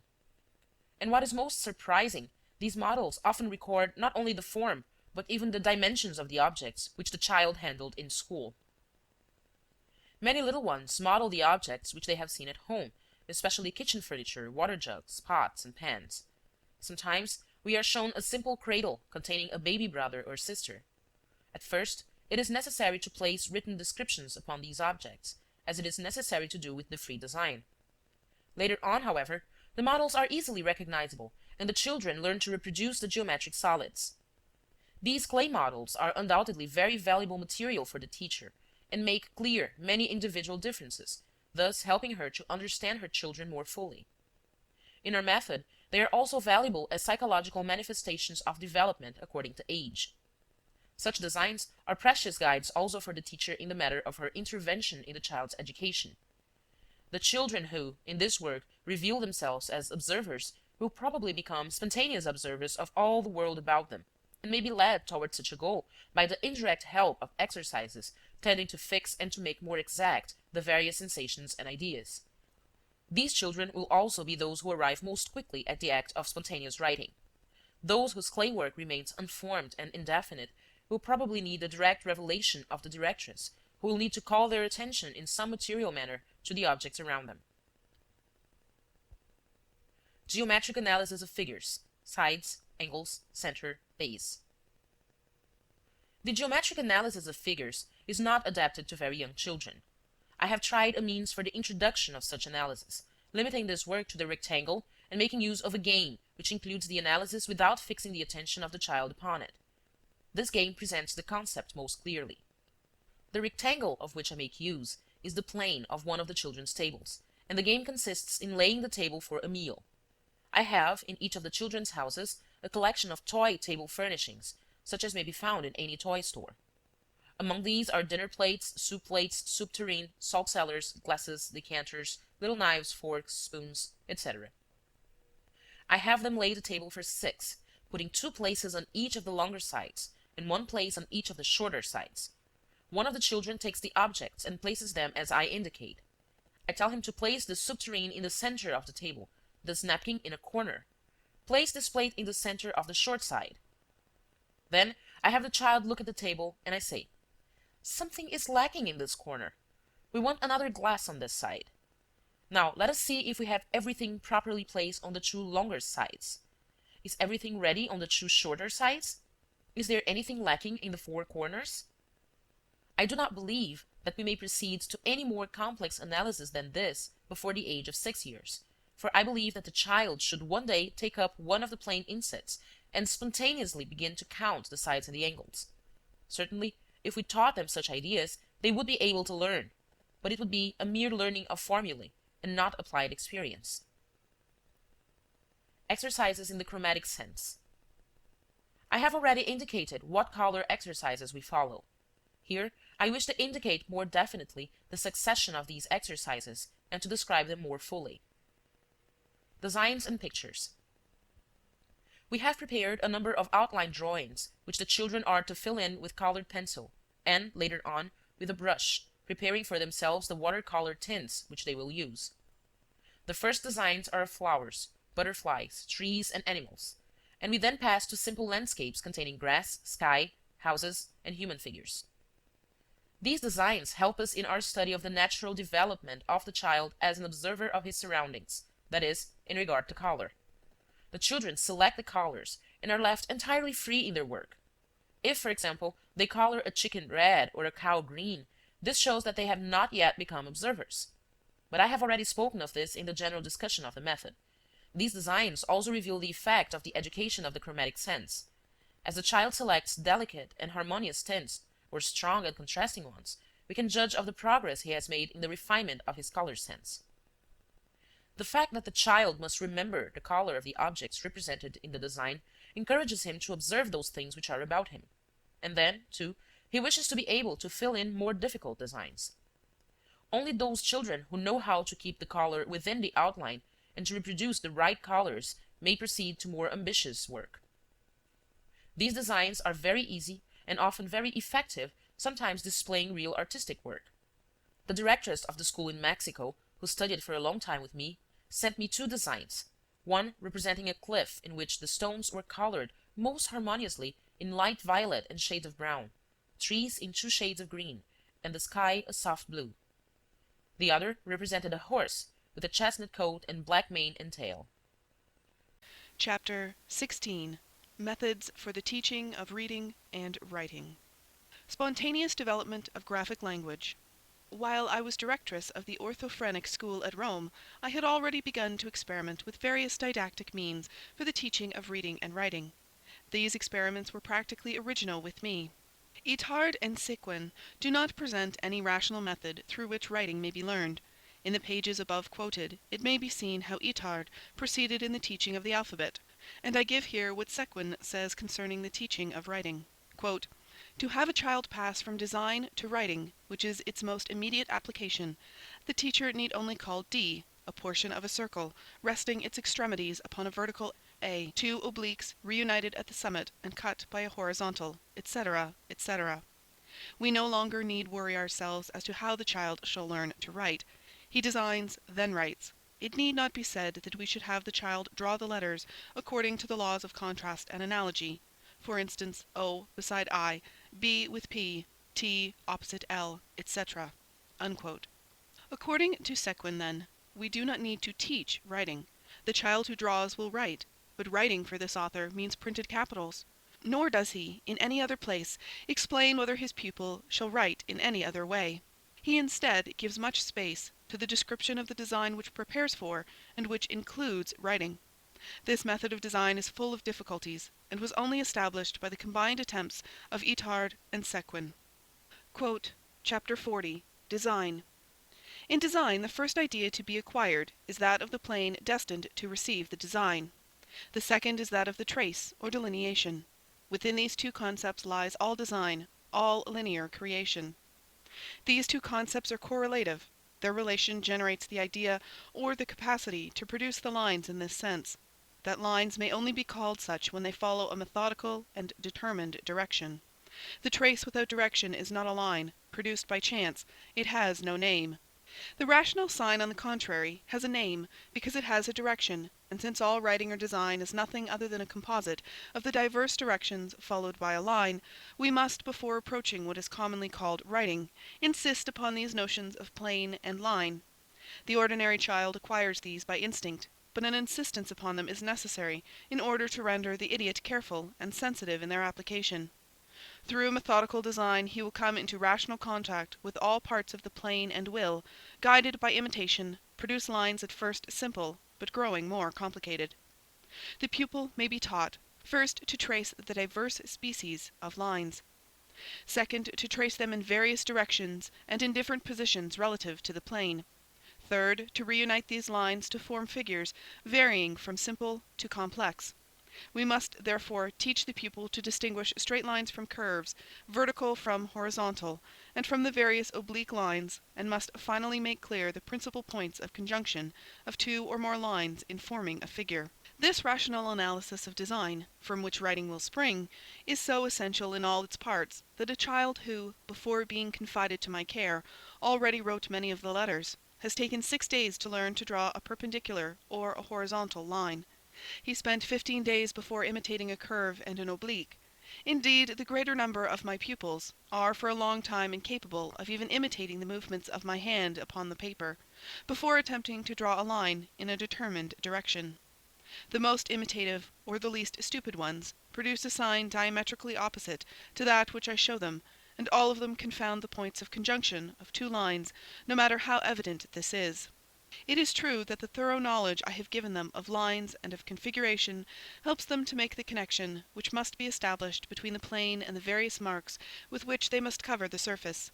But in the study rendered necessary by the deficiency of my pupils, the progression in the matter of the vertical, the horizontal, the oblique, and the curve must be determined by the consideration of the difficulty of comprehension and of execution which each offers to a torpid intelligence and to a weak, unsteady hand.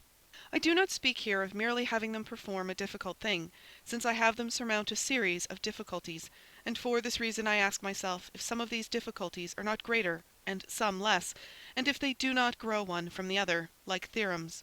Here are the ideas which have guided me in this respect. The vertical is a line which the eye and the hand follow directly, going up and down.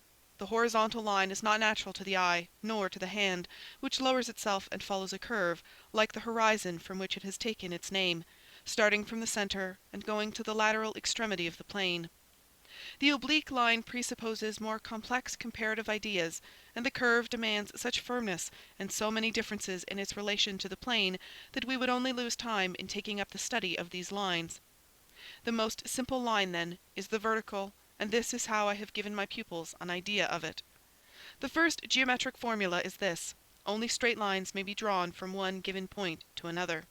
Starting from this axiom, which the hand alone can demonstrate, I have fixed 2 points upon the blackboard, and have connected them by means of a vertical. My pupils try to do the same between the dots they have upon their paper, but with some the vertical descends to the right of the point, and with others to the left, to say nothing of those whose hand diverges in all directions. To arrest these various deviations, which are often far more defects of the intelligence and of the vision than of the hand, I have thought it wise to restrict the field of the plane, drawing 2 vertical lines to left and right of the points which the child is to join, by means of a parallel line halfway between the 2 enclosing lines.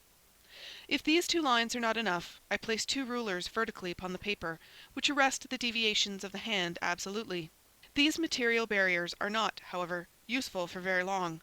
We first suppress the rulers and return to the 2 parallel lines, between which the idiot learns to draw the third line.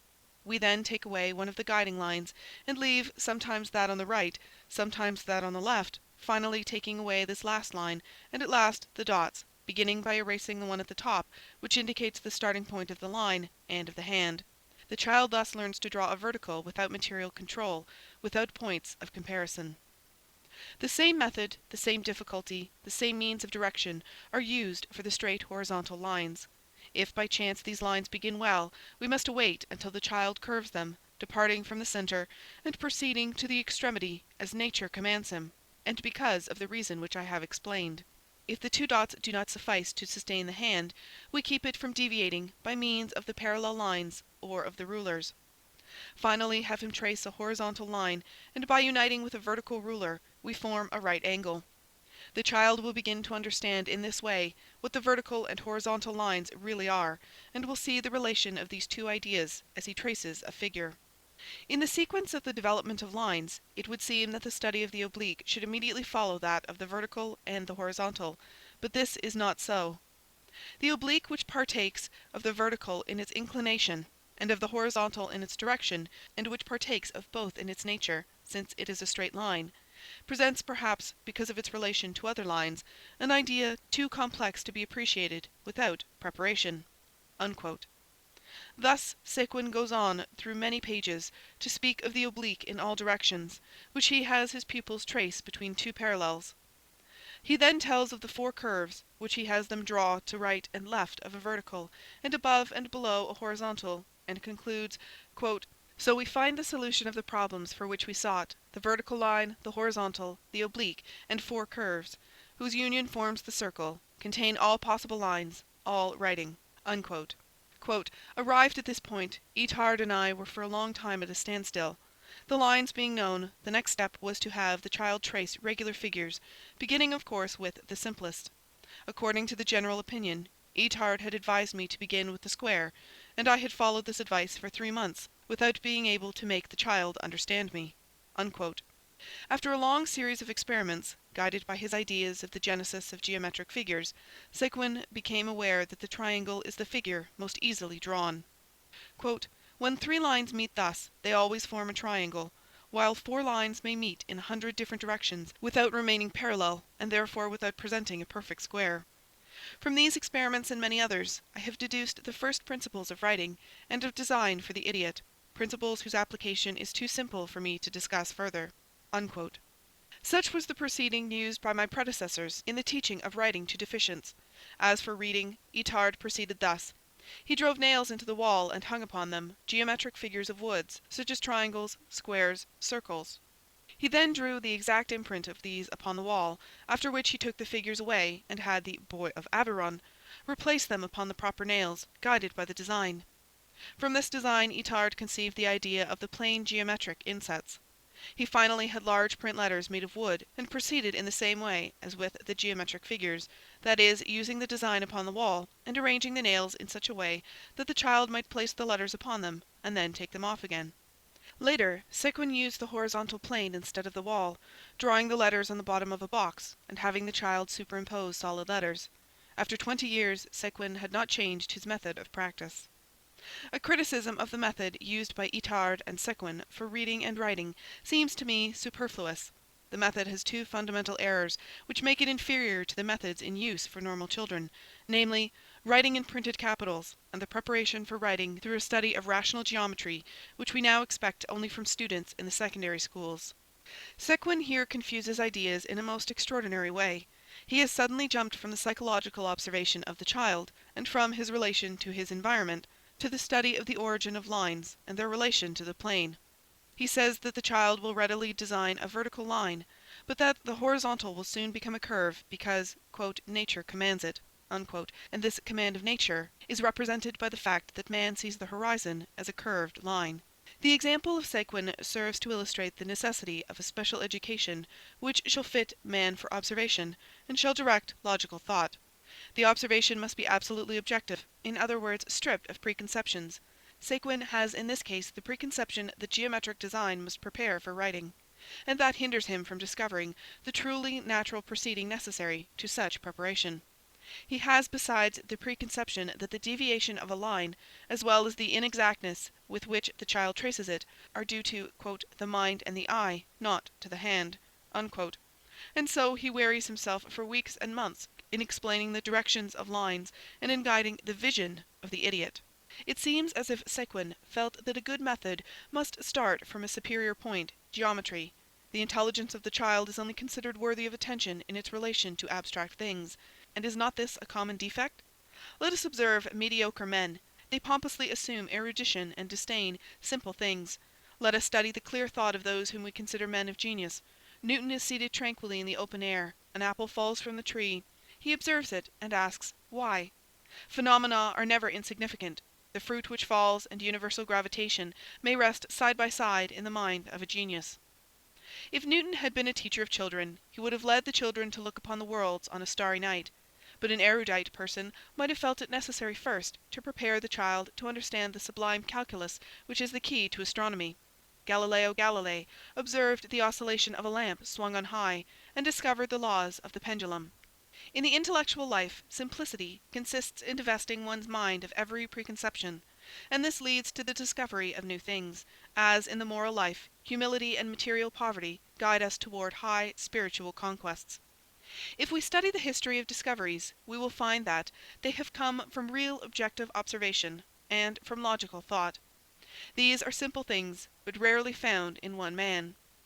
Does it not seem strange, for instance, that after the discovery by Laveran of the malarial parasite which invades the red blood corpuscles, we did not, in spite of the fact that we know the blood system to be a system of closed vessels, even so much as suspect the possibility that a stinging insect might inoculate us with the parasite? Instead, the theory that the evil emanated from low ground, that it was carried by the African winds, or that it was due to dampness, was given credence. Yet these were vague ideas, while the parasite was a definite biological specimen. When the discovery of the malarial mosquito came to complete logically the discovery of Laveran, this seemed marvelous, stupefying. Yet we know in biology that the reproduction of molecular vegetable bodies is by scission with alternate sporation, and that of molecular animals is by scission with alternate conjunction. That is, after a certain period in which the primitive cell has divided and subdivided into fresh cells, equal among themselves, there comes the formation of two diverse cells, one male and one female, which must unite to form a single cell, capable of recommencing the cycle of reproduction by division. All this being known at the time of Laveran, and the malarial parasite being known to be a protozoon, it would have seemed logical to consider its segmentation in the stroma of the red corpuscle as the phase of scission, and to await until the parasite gave place to the sexual forms, which must necessarily come in the phase succeeding scission. Instead, the division was looked upon as spore formation, and neither Laveran nor the numerous scientists who followed the research knew how to give an explanation of the appearance of the sexual forms. Laveran expressed an idea, which was immediately received, that these two forms were degenerate forms of the malarial parasite, and therefore incapable of producing the changes determining the disease. Indeed, the malaria was apparently cured at the appearance of the two sexual forms of the parasite, the conjunction of the two cells being impossible in the human blood. The theory then recent of Morel upon human degeneration, accompanied by deformity and weakness, inspired Laveran in his interpretation, and everybody found the idea of the illustrious pathologist a fortunate one, because it was inspired by the great concepts of the Morellian theory. Had anyone instead limited himself to reasoning thus: the original form of the malarial insect is a protozoon. It reproduces itself by scission, under our eyes. When the scission is finished, we see two diverse cells, one a half-moon, the other thread-like. These are the feminine and masculine cells, which must, by conjunction, alternate the scission. Such a reasoner would have opened the way to the discovery. But so simple a process of reasoning did not come. We might almost ask ourselves how great would be the world's progress if a special form of education prepared men for pure observation and logical thought. A great deal of time and intellectual force are lost in the world, because the false seems great and the truth so small and insignificant.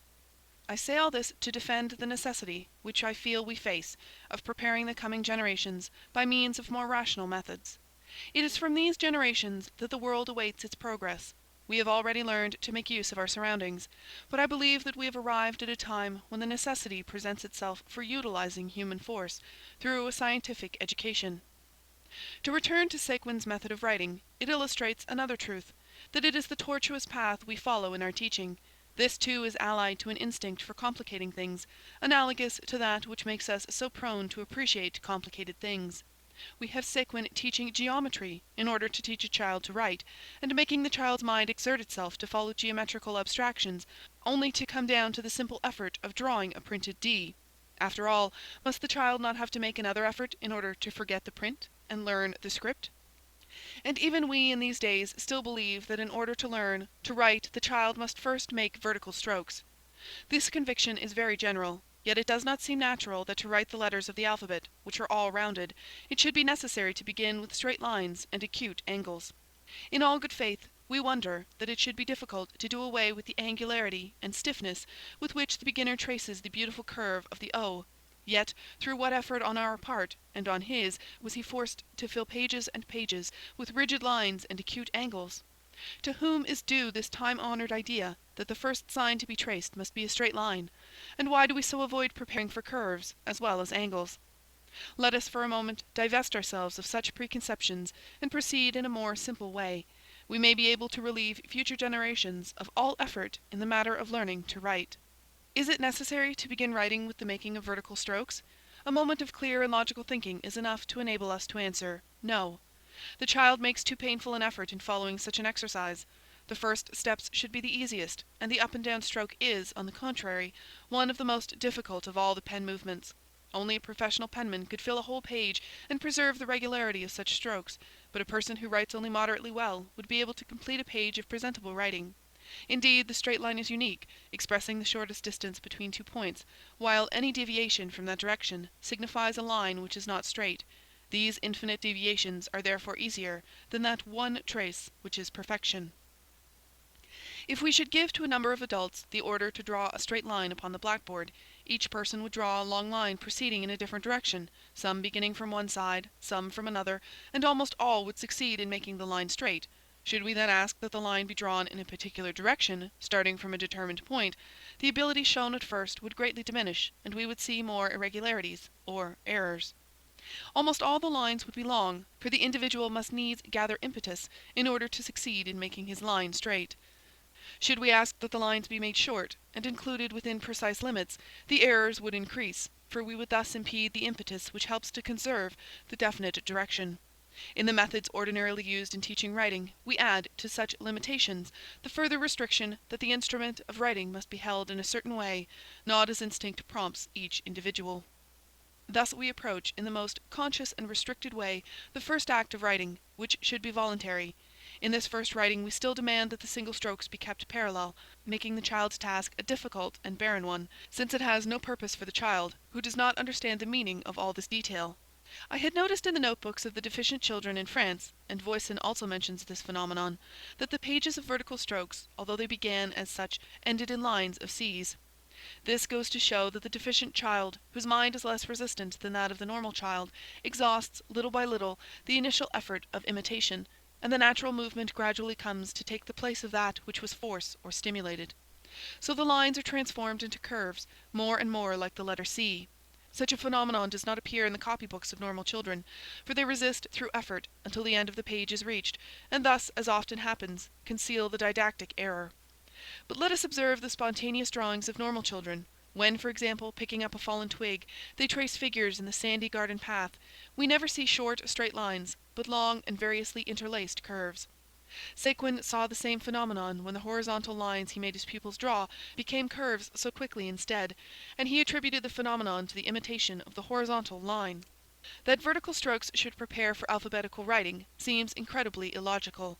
The alphabet is made up of curves, therefore we must prepare for it by learning to make straight lines. But, says someone, in many letters of the alphabet the straight line does exist. True, but there is no reason why as a beginning of writing we should select one of the details of a complete form. We may analyze the alphabetical signs in this way, discovering straight lines and curves, as by analyzing discourse we find grammatical rules. But we all speak independently of such rules, why then should we not write independently of such analysis, and without the separate execution of the parts constituting the letter? It would be sad indeed if we could speak only after we had studied grammar.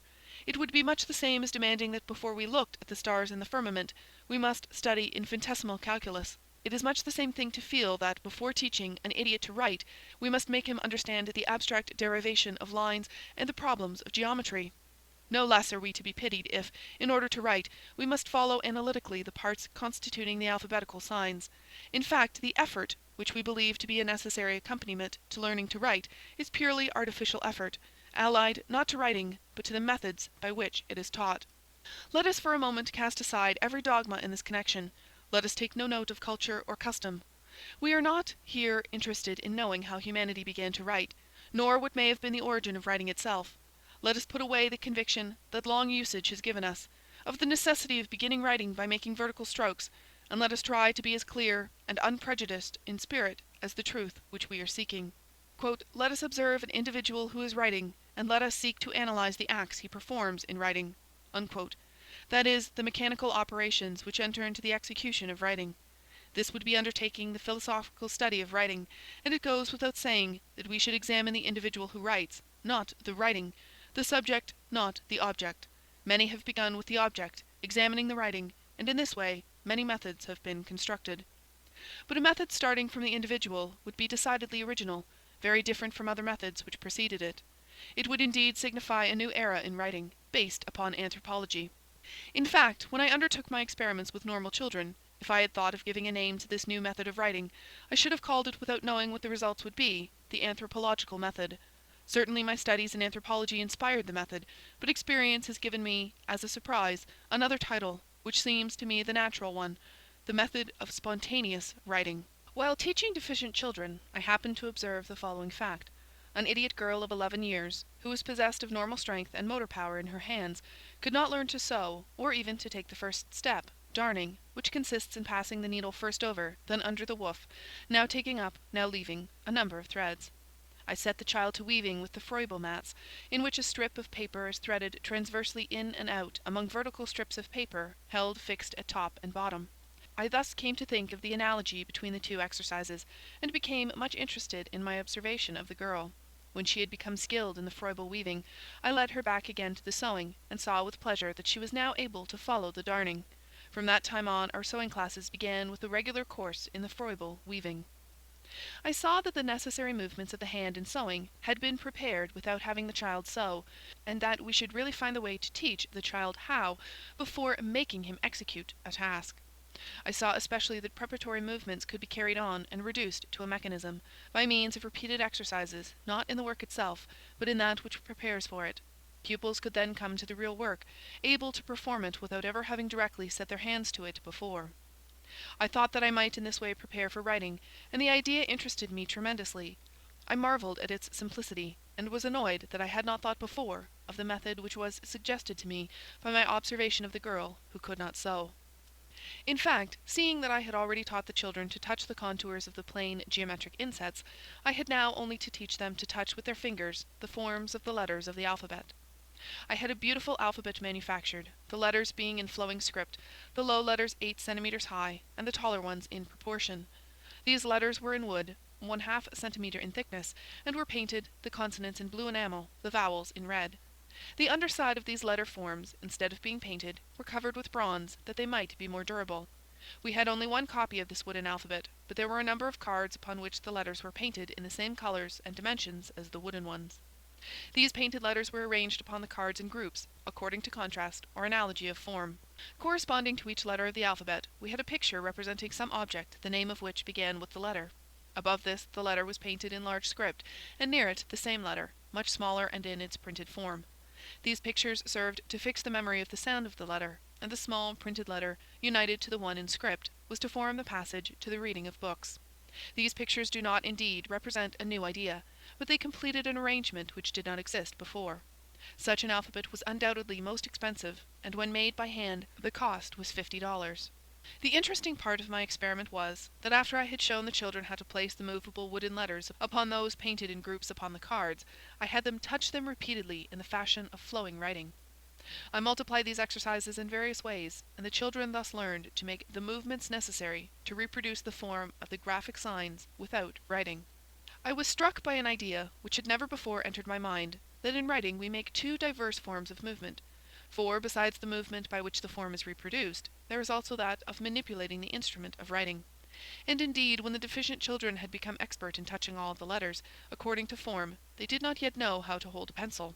To hold and to manipulate a little stick securely corresponds to the acquisition of a special muscular mechanism which is independent of the writing movement. It must, in fact, go along with the motions necessary to produce all of the various letter forms. It is, then, a distinct mechanism, which must exist together with the motor memory of the single graphic signs. When I provoked in the deficients the movement characteristic of writing by having them touch the letters with their fingers, I exercised mechanically the psychomotor paths and fixed the muscular memory of each letter. There remained the preparation of the muscular mechanism necessary in holding and managing the instrument of writing, and this I provoked by adding 2 periods to the one already described. In the second period, the child touched the letter, not only with the index finger of his right hand, but with 2, the index and the middle finger. In the third period, he touched the letters with a little wooden stick, held as a pen in writing. In substance, I was making him repeat the same movements, now with, and now without, holding the instrument. I have said that the child was to follow the visual image of the outlined letter.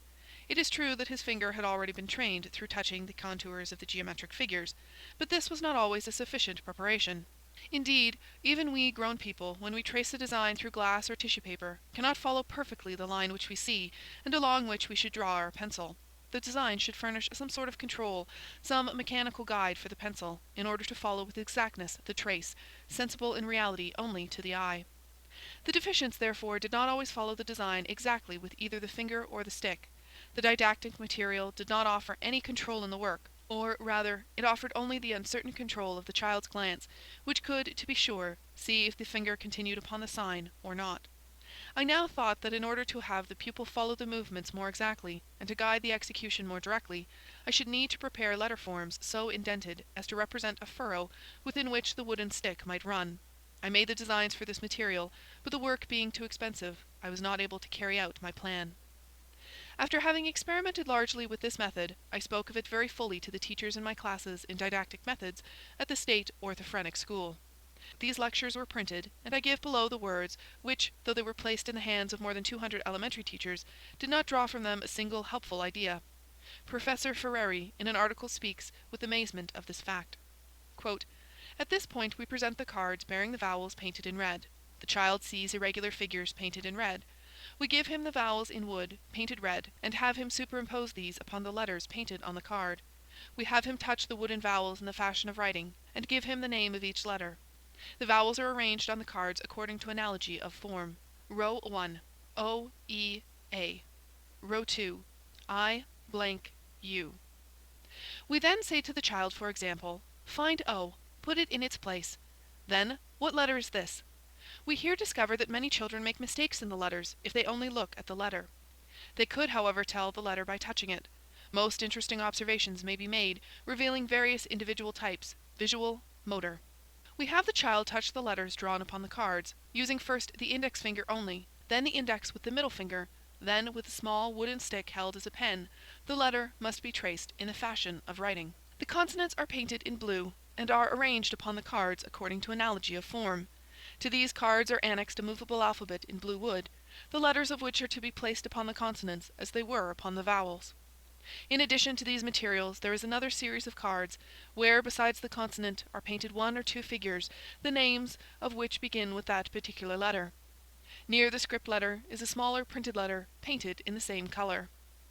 The teacher, naming the consonant according to the phonetic method, indicates the letter, and then the card, pronouncing the names of the objects painted there, and emphasizing the first letter, as, for example, P, pear. Give me the consonant P. Put it in its place. Touch it, etc. In all this we study the linguistic defects of the child. Tracing the letter in the fashion of writing begins the muscular education which prepares for writing. One of our little girls taught by this method has reproduced all the letters with the pen, though she does not as yet recognize them all. She has made them about 8 centimeters high, and with surprising regularity. This child also does well in handwork. The child who looks, recognizes, and touches the letters in this manner of writing, prepares himself simultaneously for reading and writing. Touching the letters and looking at them at the same time fixes the image more quickly, through the cooperation of the senses. Later the two facts separate. Looking becomes reading, touching becomes writing.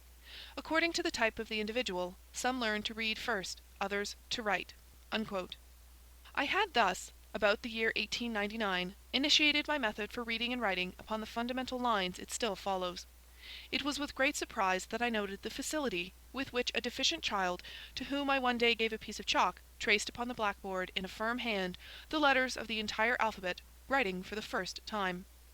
This had arrived much more quickly than I had supposed. As I have said, some of the children wrote the letters with a pen, and yet could not recognize one of them. I have noticed also in normal children that the muscular sense is most easily developed in infancy, and this makes writing exceedingly easy for children.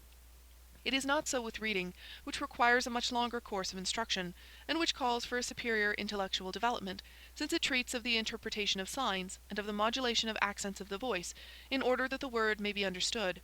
And all this is a purely mental task, while in writing, the child, under dictation, materially translates sounds into signs, and moves, a thing which is always easy and pleasant for him. Writing develops in the little child with facility and spontaneity, analogous to the development of spoken language, which is a motor translation of audible sounds. Reading, on the contrary, makes part of an abstract intellectual culture, which is the interpretation of ideas from graphic symbols, and is only acquired later on. My first experiments with normal children were begun in the first half of the month of November, 1907. In the 2 children's houses in San Lorenzo, I had, from the date of their respective inaugurations, January 6th in one and March 7th in the other, used only the games of practical life and of the education of the senses. I had not presented exercises for writing, because, like everybody else, I held the prejudice that it was necessary to begin as late as possible the teaching of reading and writing, and certainly to avoid it before the age of 6. But the children seemed to demand some conclusion of the exercises, which had already developed them intellectually in a most surprising way. They knew how to dress and undress, and to bathe themselves. They knew how to sweep the floors, dust the furniture, put the room in order, to open and close boxes, to manage the keys in the various locks. They could replace the objects in the cupboards in perfect order, could care for the plants. They knew how to observe things, and how to see objects with their hands. A number of them came to us and frankly demanded to be taught to read and write. Even in the face of our refusal, several children came to school, and proudly showed us that they knew how to make an O on the blackboard. Finally, many of the mothers came to beg us as a favor to teach the children to write, saying, "Here in the children's houses the children are awakened, and learn so many things easily that if you only teach reading and writing they will soon learn, and will then be spared the great fatigue this always means in the elementary school." This faith of the mothers, that their little ones would, from us, be able to learn to read and write without fatigue, made a great impression upon me. Thinking upon the results I had obtained in the school for deficients, I decided, during the August vacation, to make a trial upon the reopening of the school in September. Upon second thought, I decided that it would be better to take up the interrupted work in September, and not to approach reading and writing until October, when the elementary schools opened. This presented the added advantage of permitting us to compare the progress of the children of the first elementary with that made by ours, who would have begun the same branch of instruction at the same time. In September, therefore, I began a search for someone who could manufacture didactic materials, but found no one willing to undertake it. I wished to have a splendid alphabet made, like the one used with the deficients. Giving this up, I was willing to content myself with the ordinary enamelled letters used upon shop windows, but I could find them in script form nowhere. My disappointments were many. So passed the whole month of October. The children in the first elementary had already filled pages of vertical strokes, and mine were still waiting. I then decided to cut out large paper letters, and to have one of my teachers colour these roughly on one side with a blue tint. As for the touching of the letters, I thought of cutting the letters of the alphabet out of sandpaper, and of gluing them upon smooth cards, thus making objects much like those used in the primitive exercises for the tactile sense. Only after I had made these simple things did I become aware of the superiority of this alphabet to that magnificent one I had used for my deficients, and in the pursuit of which I had wasted 2 months. If I had been rich, I would have had that beautiful but barren alphabet of the past. We wish the old things because we cannot understand the new, and we are always seeking after that gorgeousness which belongs to things already on the decline, without recognizing in the humble simplicity of new ideas the germ which shall develop in the future. I finally understood that a paper alphabet could easily be multiplied, and could be used by many children at one time, not only for the recognition of letters, but for the composition of words. I saw that in the sandpaper alphabet I had found the looked-for guide for the fingers which touched the letter. This was furnished in such a way that no longer the sight alone, but the touch, lent itself directly to teaching the movement of writing with exactness of control. In the afternoon after school, the 2 teachers and I, with great enthusiasm, set about cutting out letters from writing paper and others from sandpaper. The first we painted blue, the second we mounted on cards, and while we worked, there unfolded before my mind a clear vision of the method in all its completeness, so simple that it made me smile to think I had not seen it before. The story of our first attempts is very interesting. One day one of the teachers was ill, and I sent as a substitute a pupil of mine, Signorina Anna Fedeli, a professor of pedagogy in a normal school. When I went to see her at the close of the day, she showed me 2 modifications of the alphabet which she had made. One consisted in placing behind each letter a transverse strip of white paper, so that the child might recognize the direction of the letter, which he often turned about and upside down. The other consisted in the making of a cardboard case, where each letter might be put away in its own compartment, instead of being kept in a confused mass as at first. I still keep this rude case made from an old pasteboard box, which Signorina Fedeli had found in the court, and roughly sewed with white thread. She showed it to me laughing and excusing herself for the miserable work, but I was most enthusiastic about it. I saw at once that the letters in the case were a precious aid to the teaching. Indeed, it offered to the eye of the child the possibility of comparing all of the letters, and of selecting those he needed. In this way the didactic material described below had its origin. I need only add that at Christmas time, less than a month and a half later, while the children in the first elementary were laboriously working to forget their wearisome pothooks, and to prepare for making the curves of O and the other vowels, 2 of my little ones of 4 years old wrote, each one in the name of his companions, a letter of good wishes and thanks to Signor Edoardo Talamo. These were written upon notepaper, without blot or erasure, and the writing was adjudged equal to that which is obtained in the 3rd elementary grade. Chapter 17. Description of the method and didactic material used. First period. Exercise tending to develop the muscular mechanism necessary in holding and using the instrument in writing. Design preparatory to writing, didactic material. Small wooden tables, metal insets, outline drawings, colored pencils. I have among my materials 2 little wooden tables, the tops of which form an inclined plane, sloping toward a narrow cornice, which prevents objects placed upon the table from slipping off. The top of each table is just large enough to hold 4 of the square frames, into which the metal plane geometric insets are fitted, and is so painted as to represent 3 of these brown frames, each containing a square center of the same dark blue as the centers of the metal insets. The metal insets are in dimension and form a reproduction of the series of plain geometric insets in wood already described. Exercises. Placed side by side upon the teacher's desk, or upon one of the little tables belonging to the children, these 2 little tables may have the appearance of being one long table containing 8 figures. The child may select 1 or more figures, taking at the same time the frame of the inset. The analogy between these metal insets and the plain geometric insets of wood is complete. But in this case the child can freely use the pieces, where before he arranged them in the wooden frame. He first takes the metal frame, places it upon a sheet of white paper, and with a colored pencil draws around the contour of the empty center. Then he takes away the frame, and upon the paper there remains a geometric figure. This is the first time that the child has reproduced through design a geometric figure. Until now, he has only placed the geometric insets above the figures delineated on the 3 series of cards. He now places upon the figure, which he himself has drawn, the metal inset, just as he placed the wooden inset upon the cards. His next act is to follow the contour of this inset with a pencil of a different color. Lifting the metal piece, he sees the figure reproduced upon the paper in 2 colors. Here, for the first time, is born the abstract concept of the geometric figure, for, from 2 metal pieces so different in form as the frame and the inset, there has resulted the same design, which is a line expressing a determined figure. This fact strikes the attention of the child. He often marvels to find the same figure reproduced by means of 2 pieces so different, and looks for a long time with evident pleasure at the duplicate design, almost as if it were actually produced by the objects which serve to guide his hand. Besides all this, the child learns to trace lines determining figures. There will come a day in which, with still greater surprise and pleasure, he will trace graphic designs determining words. After this, he begins the work which directly prepares for the formation of the muscular mechanism relative to the holding and manipulation of the instrument of writing. With a colored pencil of his own selection, held, as the pen is held in writing, he fills in the figure which he has outlined. We teach him not to pass outside the contour, and in doing so we attract his attention to this contour, and thus fix the idea that a line may determine a figure.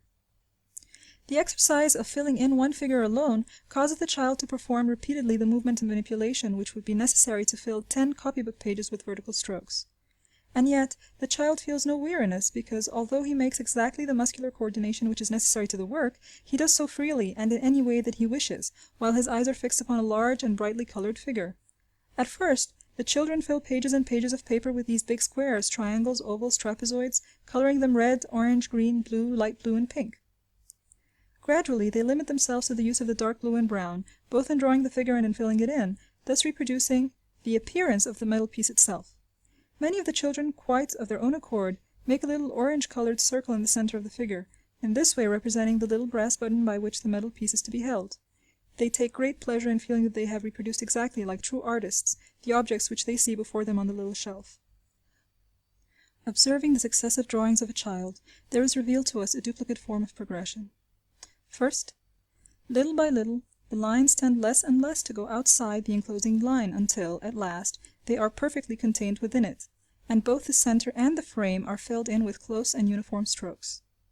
Second, the strokes with which the child fills in the figures, from being at first short and confused, become gradually longer and more nearly parallel, until in many cases the figures are filled in by means of perfectly regular up and down strokes, extending from one side of the figure to the other.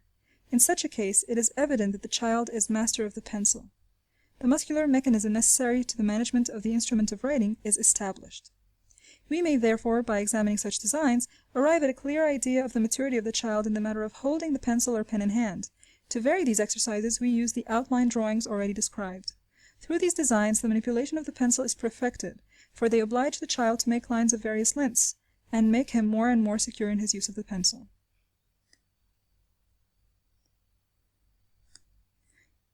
If we could count the lines made by a child in the filling in of these figures, and could transform them into the signs used in writing, they would fill many, many copybooks. Indeed, the security which our children attain is likened to that of children in our ordinary 3rd elementary grade, when, for the first time, they take a pen or a pencil in hand. They know how to manage it almost as well as a person who has written for a long time. I do not believe that any means can be found which will so successfully and, in so short a space of time, establish this mastery. And with it all, the child is happy and diverted. My old method for the deficients, that of following with a small stick the contours of raised letters, was, when compared with this, barren and miserable. Even when the children know how to write, they continue these exercises, which furnish an unlimited progression, since the designs may be varied and complicated. The children follow in each design essentially the same movements, and acquire a varied collection of pictures which grow more and more perfect, and of which they are very proud. For I not only provoke but perfect the writing through the exercises which we call preparatory. The control of the pen is rendered more and more secure, not by repeated exercises in the writing, but by means of these filled-in designs. In this way, my children perfect themselves in writing without actually writing. Second period. Exercising tending to establish the visual muscular image of the alphabetical signs, and to establish the muscular memory of the movements necessary to writing. Didactic material. cards upon which the single letters of the alphabet are mounted in sandpaper, larger cards containing groups of the same letters. The cards upon which the sandpaper letters are mounted are adapted in size and shape to each letter. The vowels are in light-colored sandpaper and are mounted upon dark cards. The consonants and the groups of letters are in black sandpaper mounted upon white cards. The grouping is so arranged as to call attention to contrasted or analogous forms. The letters are cut in clear script form, shaded parts being made broader. We have chosen to reproduce the vertical script in use in the elementary schools. Exercises. In teaching the letters of the alphabet, we begin with the vowels and proceed to the consonants, pronouncing the sound, not the name. In the case of the consonants, we immediately unite the sound with one of the vowel sounds, repeating the syllable according to the usual phonetic method. The teaching proceeds according to the 3 periods already illustrated. First, association of the visual and muscular tactile sensation with the letter sound. The directress presents to the child 2 of the cards upon which vowels are mounted, or 2 of the consonants as the case may be. Let us suppose that we present the letters I and O, saying, "This is I, this is O." As soon as we have given the sound of a letter, we have the child trace it, taking care to show him how to trace it, and if necessary guiding the index finger of his right hand over the sandpaper letter in the sense of writing. Knowing how to trace will consist in knowing the direction in which a given graphic sign must be followed. The child learns quickly, and his finger, already expert in the tactile exercise, is led by the slight roughness of the fine sandpaper over the exact track of the letter. He may then repeat indefinitely the movements necessary to produce the letters of the alphabet without the fear of the mistakes of which a child writing with a pencil for the first time is so conscious. If he deviates, the smoothness of the card immediately warns him of his error.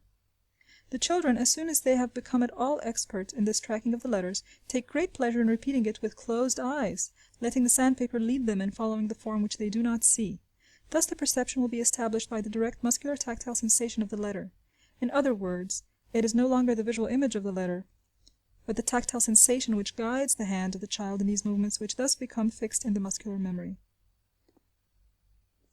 There develop contemporaneously 3 sensations when the directress shows the letters to the child and has him trace it: the visual sensation, the tactile sensation, and the muscular sensation.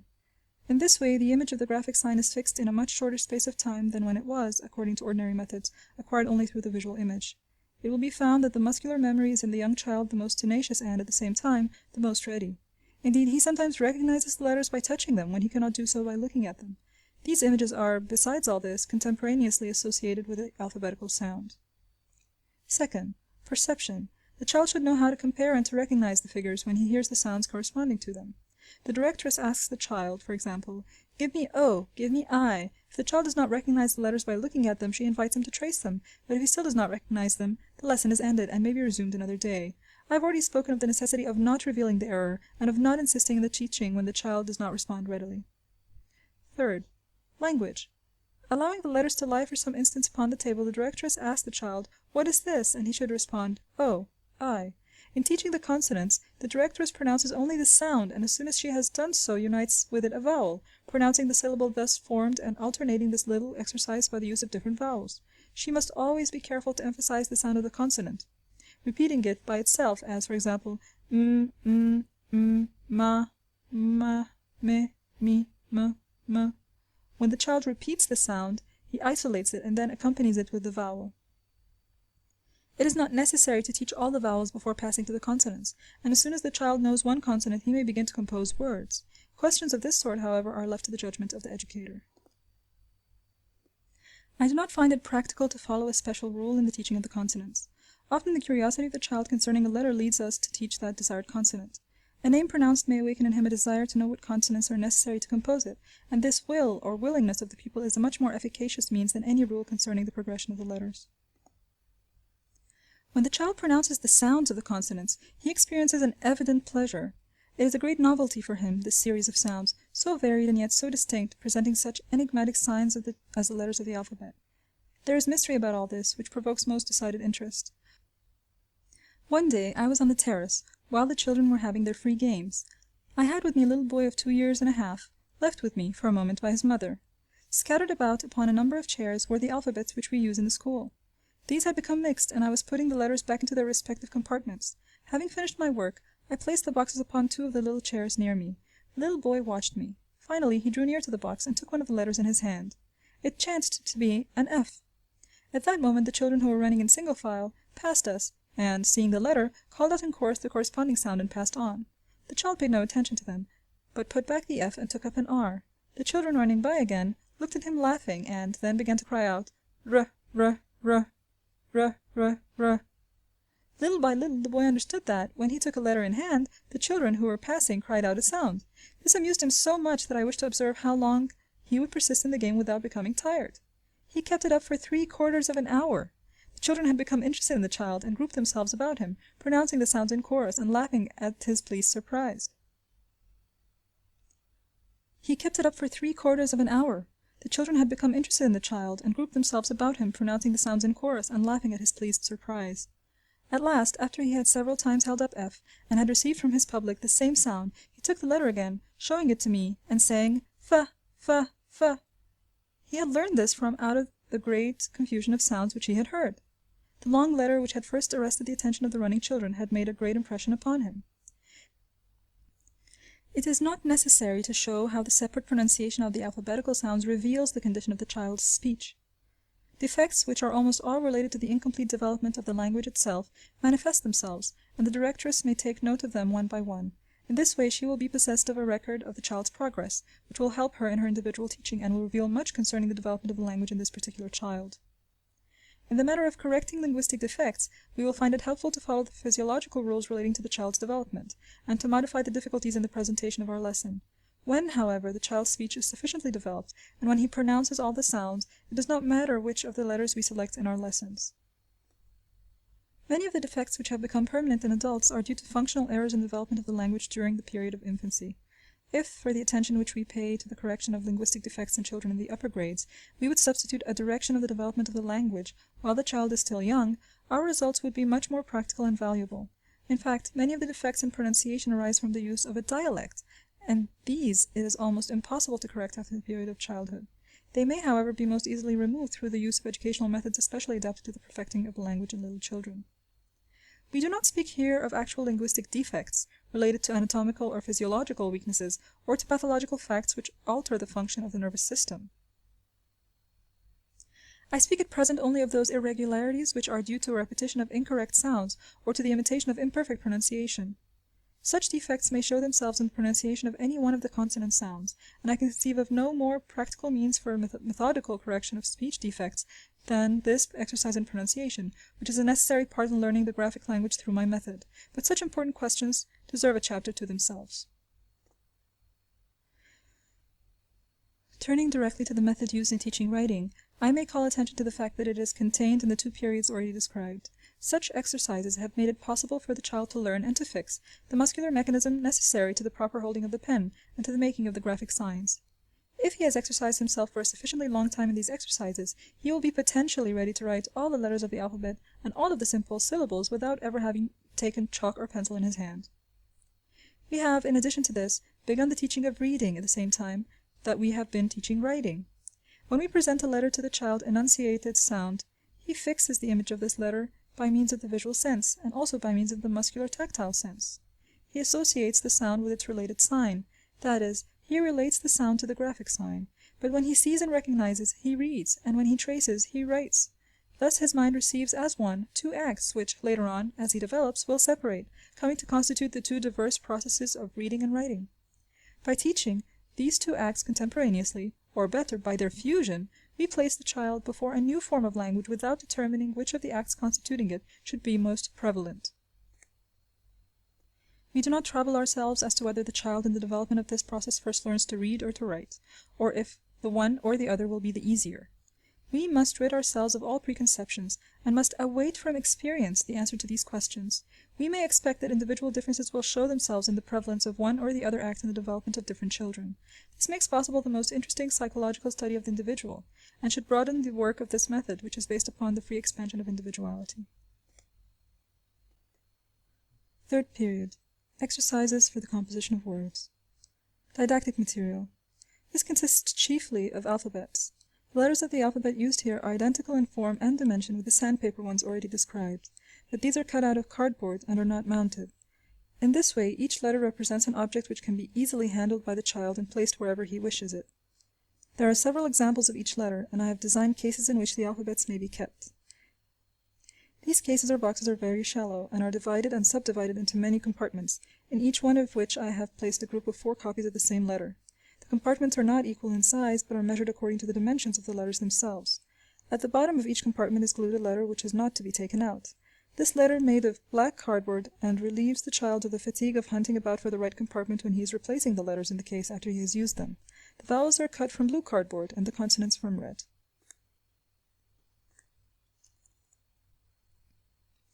In addition to these alphabets, we have a set of the capital letters mounted in sandpaper upon cardboard, and another in which they are cut from cardboard. The numbers are treated in the same way. Exercises. As soon as the child knows some of the vowels and the consonants, we place before him the big box containing all the vowels and the consonants which he knows. The directress pronounces very clearly a word. For example, mama.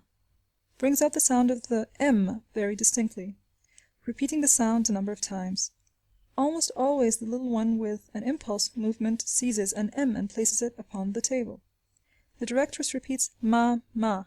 The child selects the A and places it near the M. He then composes the other syllable very easily, but the reading of the word which he has composed is not so easy. Indeed, he generally succeeds in reading it only after a certain effort. In this case, I help the child, urging him to read and read the word with him once or twice, always pronouncing very distinctly mama, mama. But once he has understood the mechanism of the game, the child goes forward by himself and becomes intensely interested. We may pronounce any word, taking care only that the child understands separately the letters of which it is composed. He composes the new word, placing one after the other the signs corresponding to the word. It is most interesting indeed to watch the child at this work. Intensely attentive, he sits watching the box, moving his lips almost imperceptibly, and taking one by one the necessary letters, rarely committing an error in spelling. The movement of the lips reveals the fact that he repeats to himself an infinite number of times the words whose sounds he is translating into signs. Although the child is able to compose any word which is clearly pronounced, we generally dictate to him only those words which are well known, since we wish his composition to result in an idea. When these familiar words are used, he spontaneously rereads many times the word he has composed, repeating its sounds in a thoughtful, contemplative way. The importance of these exercises is very complex. The child analyzes, perfects, fixes his own spoken language, placing an object in correspondence to every sound which he utters. The composition of the word furnishes him with substantial proof of the necessity for clear and forceful enunciation.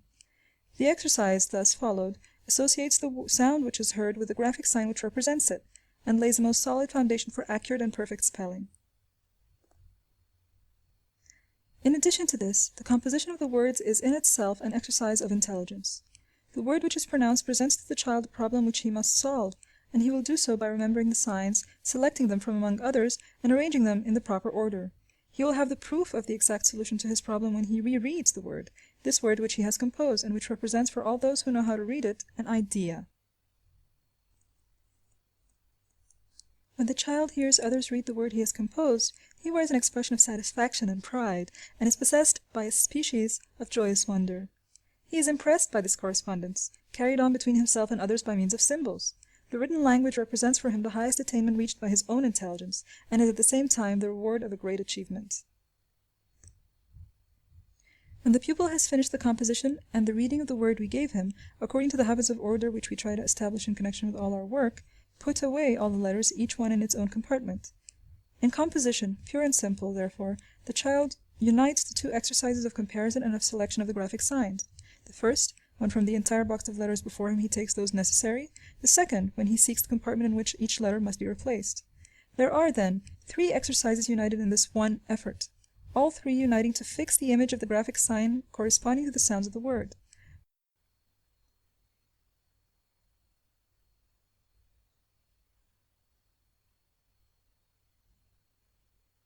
The work of learning is in this case facilitated in 3 ways, and the ideas are acquired in 1/3 of the time which would have been necessary with the old methods.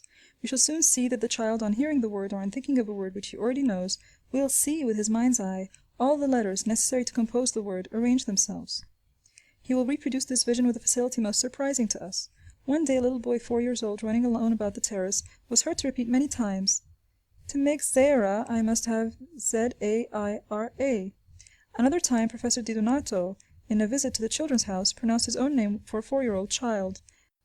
The child was composing the name using small letters and making it all one word, and had begun thus, D-I-T-O-N, diton. The professor at once pronounced the word more distinctly, di-do-na-to, whereupon the child, without scattering the letters, picked up the syllable to and placed it to one side, putting do in the empty space. He then placed an a after the n, and taking up the to, which he had put aside, completed the word with it. This made it evident that the child, when the word was pronounced more clearly, understood that the syllable to did not belong at that place in the word, realized that it belonged at the end of the word, and therefore placed it aside until he should need it. This was most surprising in a child of 4 years, and amazed all of those present. It can be explained by the clear and, at the same time, complex vision of the signs which the child must have, if he is to form a word which he hears spoken. This extraordinary act was largely due to the orderly mentality which the child had acquired through repeated spontaneous exercises tending to develop his intelligence. These 3 periods contain the entire method for the acquisition of written language. The significance of such a method is clear. The psychophysiological acts which unite to establish reading and writing are prepared separately and carefully. The muscular movements peculiar to the making of the signs or letters are prepared apart, and the same is true of the manipulation of the instrument of writing. The composition of the words, also, is reduced to a psychic mechanism of association between images heard and seen. There comes a moment in which the child, without thinking of it, fills in the geometric figures with an up and down stroke, which is free and regular, a moment in which he touches the letters with closed eyes, and in which he reproduces their form, making his finger through the air, a moment in which the composition of words has become a psychic impulse, which makes the child, even when alone, repeat to himself, "To make Zara, I must have Z-A-I-R-A." Now this child, it is true, has never written, but he has mastered all the acts necessary to writing. The child who, when taking dictation, not only knows how to compose the word, but instantly embraces in his thought its composition as a whole, will be able to write, since he knows how to make, with his eyes closed, the movements necessary to produce these letters, and since he manages almost unconsciously the instrument of writing. More than this, the freedom with which the child has acquired this mechanical dexterity makes it possible for the impulse or spirit to act at any time through the medium of his mechanical ability. He should, sooner or later, come into his full power by way of a spontaneous explosion into writing. This is indeed the marvelous reaction which has come from my experiment with normal children. In one of the children's houses, directed by Signora Bettini, I had been especially careful in the way in which writing was taught, and we have had from this school most beautiful specimens of writing, and for this reason, perhaps I cannot do better than to describe the development of the work in this school. One beautiful December day, when the sun shone and the air was like spring, I went up on the roof with the children. They were playing freely about, and a number of them were gathered about me. I was sitting near a chimney, and said to a little 5-year-old boy who sat beside me, "Draw me a picture of this chimney," giving him as I spoke a piece of chalk. He got down obediently and made a rough sketch of the chimney on the tiles which formed the floor of this roof terrace. As is my custom with little children, I encouraged him, praising his work. The child looked at me, smiled, remained for a moment as if on the point of bursting into some joyous act, and then cried out, "I can write! I can write!" And kneeling down again, he wrote on the pavement the word hand.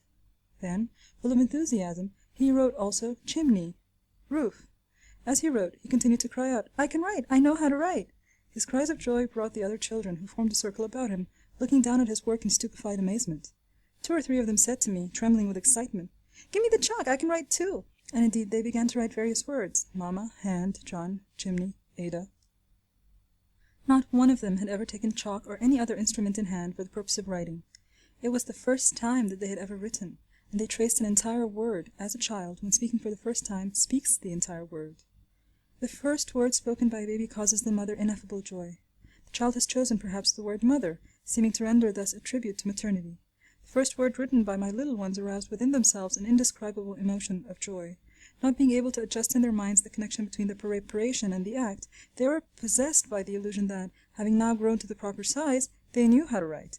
In other words, writing seemed to them only one among the many gifts of nature. They believe that, as they grow bigger and stronger, there will come some beautiful day when they shall know how to write. And indeed, this is what it is in reality. The child who speaks first prepares himself unconsciously, perfecting the psychomuscular mechanism which leads to the articulation of the word.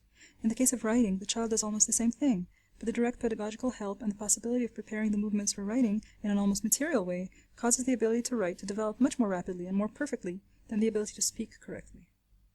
In spite of the ease with which this is accomplished, the preparation is not partial, but complete.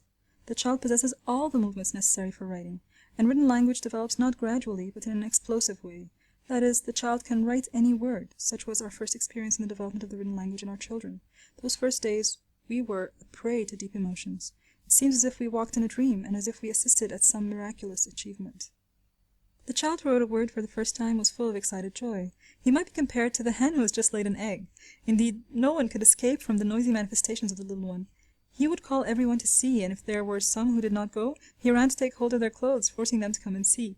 We all had to go and stand about the written word to admire the marvel, and to unite our exclamations of surprise with the joyous cries of the fortunate author. Usually the first word was written on the floor, and then the child knelt down before it in order to be nearer to his work and to contemplate it more closely. After the first word, the children, with a species of frenzied joy, continued to write everywhere. I saw children crowding about one another at the blackboard, and behind the little ones who were standing on the floor another line would form consisting of children mounted upon chairs, so that they might write above the heads of the little ones. In a fury at being thwarted, other children, in order to find a little place where they might write, overturned the chairs upon which their companions were mounted.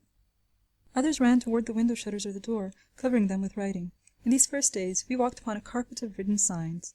Daily accounts showed us that the same thing was going on at home, and some of the mothers, in order to save their pavements, and even the crust of their loaves upon which they found words written, made their children presents of paper and pencil. One of these children brought to me one day a little notebook entirely filled with writing, and the mother told me that the child had written all day long and all evening, and had gone to sleep in his bed with the paper and pencil in his hand. This impulsive activity, which we could not, in those first days, control, made me think upon the wisdom of nature, who develops the spoken language little by little, letting it go hand in hand with the gradual formation of ideas. Think of what the result would have been, had nature acted imprudently as I had done. Suppose nature had first allowed the human being to gather, by means of the senses, a rich and varied material, and to acquire a store of ideas, and had then completely prepared in him the means for articulate language, saying finally to the child, "Mute until that hour. Go speak!" The result would have been a species of sudden madness, under the influence of which the child, feeling no restraints, would have burst into an exhausting torrent of the most strange and difficult words. I believe, however, that there exists between the two extremes a happy medium which is the true and practical way. We should lead the child more gradually to the conquest of written language, yet we should still have it come as a spontaneous fact, and his work should, from the first, be almost perfect. Figure A. It's a picture of children blindfolded and touching some material. The note says, A. Training the sense of touch. Learning the difference between rough and smooth by running fingers alternately over sandpaper and smooth cardboard, distinguishing different shapes by fitting geometric insets into place, distinguishing textures. B. Learning to write and read by touch. The child at the left is tracing sandpaper letters and learning to know them by touch. The boy and girl are making words out of cardboard letters. A. Children touching letters. The child on the left has acquired lightness and delicacy of touch by very thorough preparatory exercises. The one on the right has not had so much training. Chapter 17, Part 2. Description of the method and didactic material used. I believe, however, that there exists between the two extremes a happy medium which is the true and practical way. We should lead the child more gradually to the conquest of written language, yet we should still have it come as a spontaneous fact, and his work should from the first be almost perfect. Experience has shown us how to control this phenomenon, and how to lead the child more calmly to this new power. The fact that the children see their companions writing leads them, through imitation, to write as soon as they can. In this way, when the child writes, he does not have the entire alphabet at his disposal, and the number of words which he can write is limited. He is not even capable of making all of the words possible through a combination of the letters which he does know. He still has the great joy of the first written word, but this is no longer the source of an overwhelming surprise, since he sees just such wonderful things happening each day, and knows that sooner or later the same gift will come to all. This tends to create a calm and ordered environment, still full of beautiful and wonderful surprises. Making a visit to the children's house, even during the opening weeks, one makes fresh discoveries. Here, for instance, are two little children who, though they fairly radiate pride and joy, are writing tranquilly. Yet these children, until yesterday, had never thought of writing. The directress tells me that one of them began to write yesterday morning at 11 o'clock, the other at 3 in the afternoon. We have come to accept the phenomenon with calmness, and tacitly recognize it as a natural form of the child's development. The wisdom of the teacher shall decide when it is necessary to encourage a child to write. This can only be when he is already perfect in the 3 periods of the preparatory exercise, and yet does not write of his own accord. There is danger that, in retarding the act of writing, the child may plunge finally into a tumultuous effort, due to the fact that he knows the entire alphabet and has no natural check. The signs by which the teacher may almost precisely diagnose the child's maturity in this respect are the regularity of the parallel lines which fill in the geometric figures, the recognition with closed eyes of the sandpaper letters, the scrutiny and readiness shown in the composition of words. Before intervening by means of a direct invitation to write, it is best to wait at least a week in the hope that the child may write spontaneously. When he has begun to write spontaneously, the teacher may intervene to guide the process of the writing. The first help which she may give is that of ruling the blackboard, so that the child may be led to maintain regularity and proper dimensions in his writing. The second is that of inducing the child, whose writing is not firm, to repeat the tracing of the sandpaper letters. She should do this instead of directly correcting his actual writing, for the child does not perfect himself by repeating the act of writing, but by repeating the acts preparatory to writing. I remember a little beginner who, wishing to make his blackboard writing perfect, brought all of the sandpaper letters with him, and before writing touched 2 or 3 times all of the letters needed in the words he wished to write. If a letter did not seem to him to be perfect, he erased it and retouched the letter upon the card before rewriting. Our children, even after they have been writing for a year, continue to repeat the 3 preparatory exercises. They thus learn both to write and to perfect their writing without really going through the actual act. With our children, actual writing is a test. It springs from an inner impulse, and from the pleasure of explaining a superior activity. It is not an exercise. As the soul of the mystic perfects itself through prayer, even so in our little ones. The highest expression of civilization, written language, is acquired and improved through exercises which are akin to, but which are not, writing. There is educational value in this idea of preparing oneself before trying, and of perfecting oneself before going on. To go forward correcting his own mistakes, boldly attempting things which he does imperfectly, and of which he is as yet unworthy, dulls the sensitiveness of the child's spirit toward his own errors. My method of writing contains an educative concept, teaching the child that prudence which makes him avoid errors, that dignity which makes him look ahead, and which guides him to perfection, and that humility which unites him closely to those sources of good through which alone he can make a spiritual conquest, putting far from him the illusion that the immediate success is ample justification for continuing in the way he has chosen. The fact that all the children, those who are just beginning the 3 exercises, and those who have been writing for months, daily repeat the same exercise, unites them and makes it easy for them to meet upon an apparently equal plane. Here there are no distinctions of beginners and experts. All of the children fill in the figures with colored pencils, touch the sandpaper letters, and compose words with the movable alphabets. The little ones beside the big ones who help them. He who prepares himself and he who perfects himself both follow the same path. It is the same way in life, for, deeper than any social distinction, there lies an equality, a common meeting point, where all men are brothers, or, as in the spiritual life, aspirants and saints again and again pass through the same experiences. Writing is very quickly learned, because we begin to teach it only to those children who show a desire for it by a spontaneous attention to the lesson given by the directress to other children, or by watching the exercises in which the others are occupied.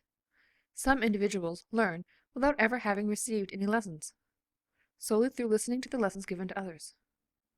In general, all children of 4 are intensely interested in writing, and some of our children have begun to write at the age of 3 1/2. We find that children are particularly enthusiastic about tracing the sandpaper letters.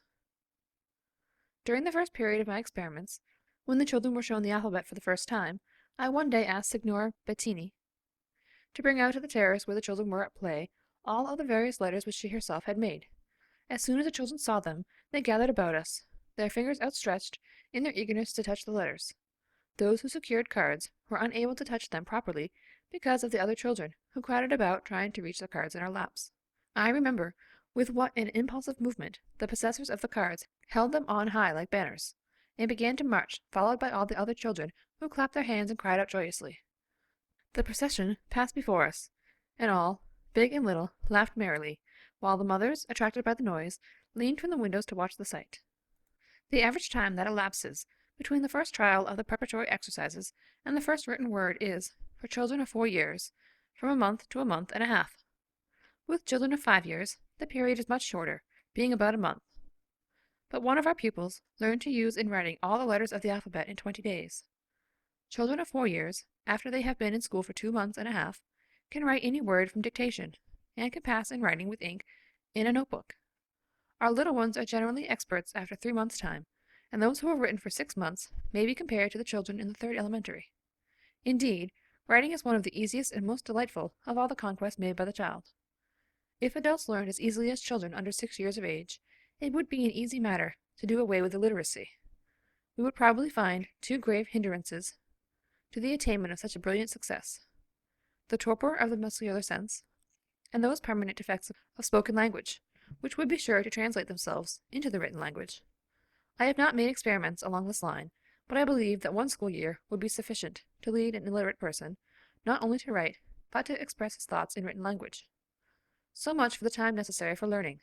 As to the execution, our children write well from the moment in which they begin. The form of the letters, beautifully rounded and flowing, is surprising in its similarity to the form of the sandpaper models. The beauty of our writing is rarely equaled by any scholars in the elementary schools who have not had special exercises in penmanship.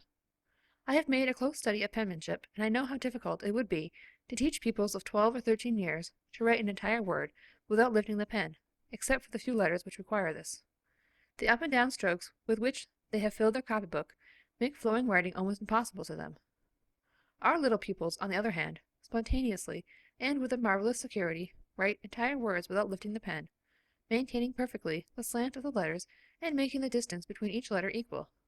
This has caused more than one visitor to exclaim, "If I had not seen it, I should never have believed it." Indeed, penmanship is a superior form of teaching, and is necessary to correct defects already acquired and fixed. It is a long work, for the child, seeing the model, must follow the movements necessary to reproduce it, while there is no direct correspondence between the visual sensation and the movements with which he must make.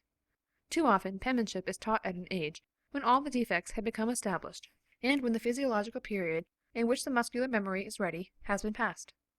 We directly prepare the child, not only for writing, but also for penmanship, paying great attention to the beauty of form, having the children touch the letters in script, and to the flowing quality of the letters. The exercises in filling in prepare for this. Reading. Didactic material.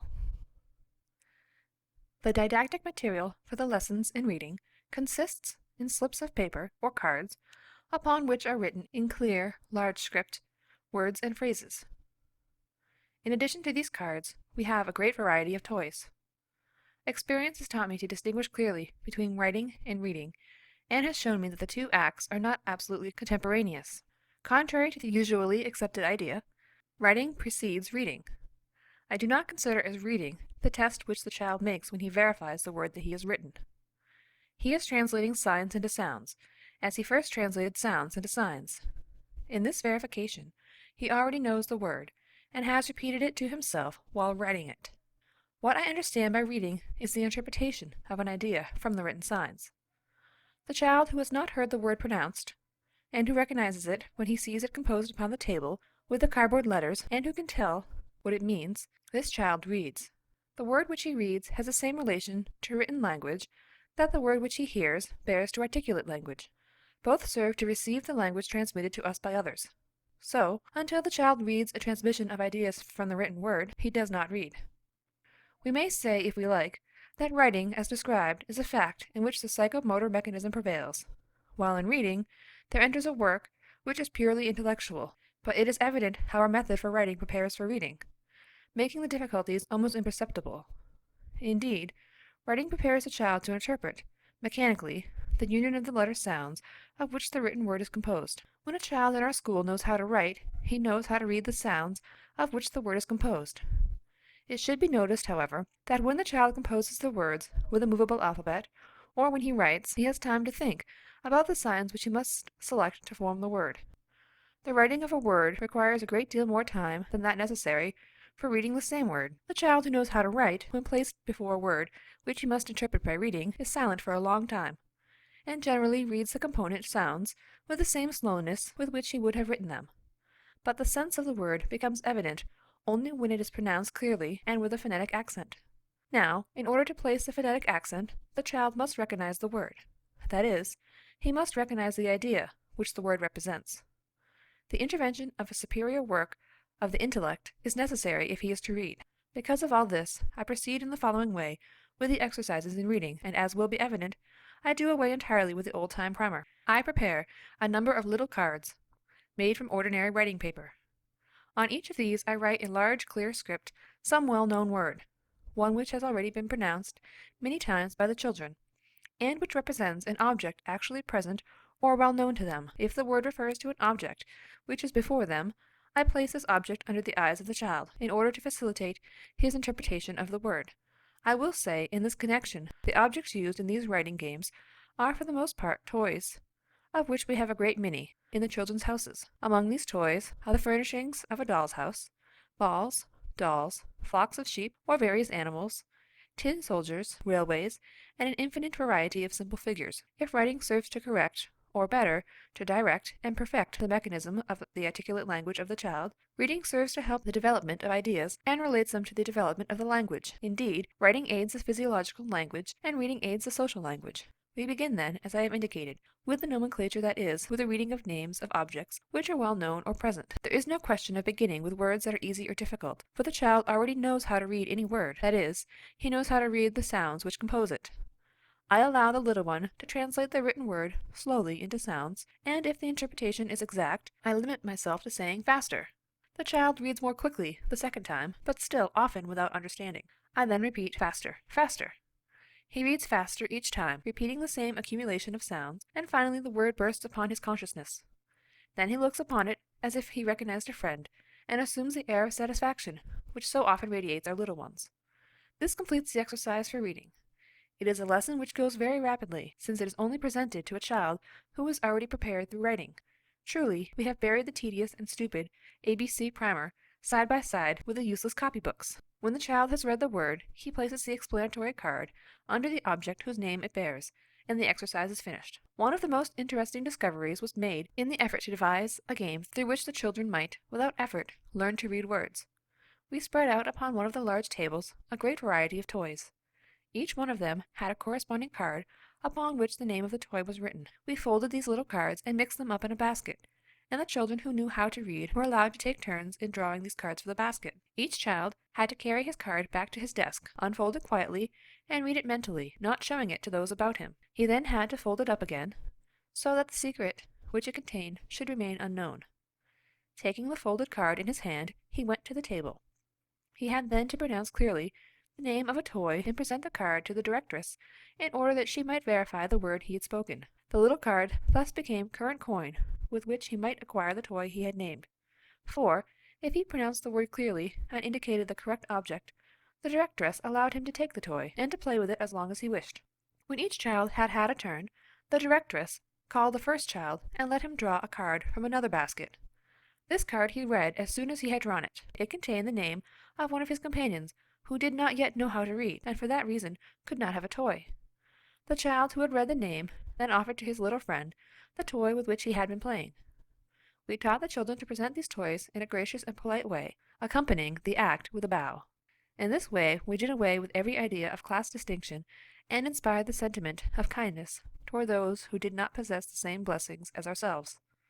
This reading game proceeded in a marvelous way. The contentment of these poor children in possessing even for a little while such beautiful toys can be easily imagined. But what was my amazement when the children, having learned to understand the written cards, refused to take the toys. They explained that they did not wish to waste time in playing, and, with a species of insatiable desire, preferred to draw out and read the cards one after another. I watched them, seeking to understand the secret of these souls, of whose greatness I had been so ignorant. As I stood in meditation among the eager children, the discovery that it was knowledge they loved, and not the silly game, filled me with wonder, and made me think of the greatness of the human soul. We therefore put away the toys, and set about making hundreds of written slips, containing names of children, cities, and objects, and also of colors and qualities known through the sense exercises. We placed these slips in open boxes, which we left where the children could make free use of them.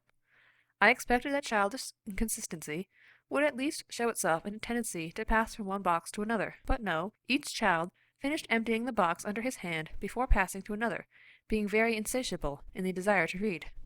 Coming into the school one day, I found that the directress had allowed the children to take the tables and chairs out upon the terrace, and was having school in the open air. A number of little ones were playing in the sun, while others were seated in a circle about the tables containing the sandpaper letters and the movable alphabet. A little apart sat the directress, holding upon her lap a long narrow box full of written slips, and all along the edge of her box were little hands, fishing for the beloved cards. "You may not believe me," said the directress, "but it is more than an hour since we began this, and they are not satisfied yet." We tried the experiment of bringing balls and dolls to the children, but without result. Such futilities had no power beside the joys of knowledge. Seeing these surprising results, I had already thought of testing the children with print, and had suggested that the directress print the word under the written word upon a number of slips. But the children forestalled us. There was in the hall a calendar, upon which many of the words were printed in clear type, while others were done in Gothic characters. In their mania for reading, the children began to look at this calendar, and, to my inexpressible amazement, read not only the print, but the Gothic script. There, therefore, remained nothing but the presentation of a book, and I did not feel that any of those available were suited to our method. The mothers soon had proofs of the progress of their children, finding in the pockets of some of them little slips of paper upon which were written rough notes of marketing done, bread, salt, etc. Our children were making lists of the marketing they did for their mothers.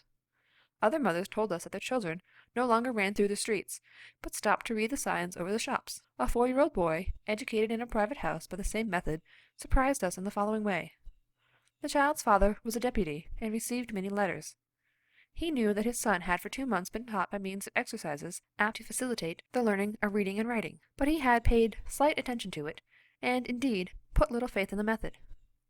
One day, as he sat reading, with a boy playing near, a servant entered, and placed upon the table a large number of letters that had just arrived. The little boy turned his attention to these, and holding up each letter, read aloud the address. To his father this seemed a veritable miracle. As to the average time required for learning to read and write, experience would seem to show that, starting from the moment in which the child writes, the passage from such an inferior stage of the graphic language to the superior stage of reading averages a fortnight. Security in reading is, however, arrived at much more slowly than perfection in writing. In the greater majority of cases, the child who writes beautifully still reads rather poorly. Not all children of the same age are at the same point in this matter of reading and writing. We not only do not force a child, but we do not even invite him, or in any way attempt to coax him to do that which he does not wish to do. So it sometimes happens that certain children, not having spontaneously presented themselves for these lessons, are left in peace, and do not know how to read or write.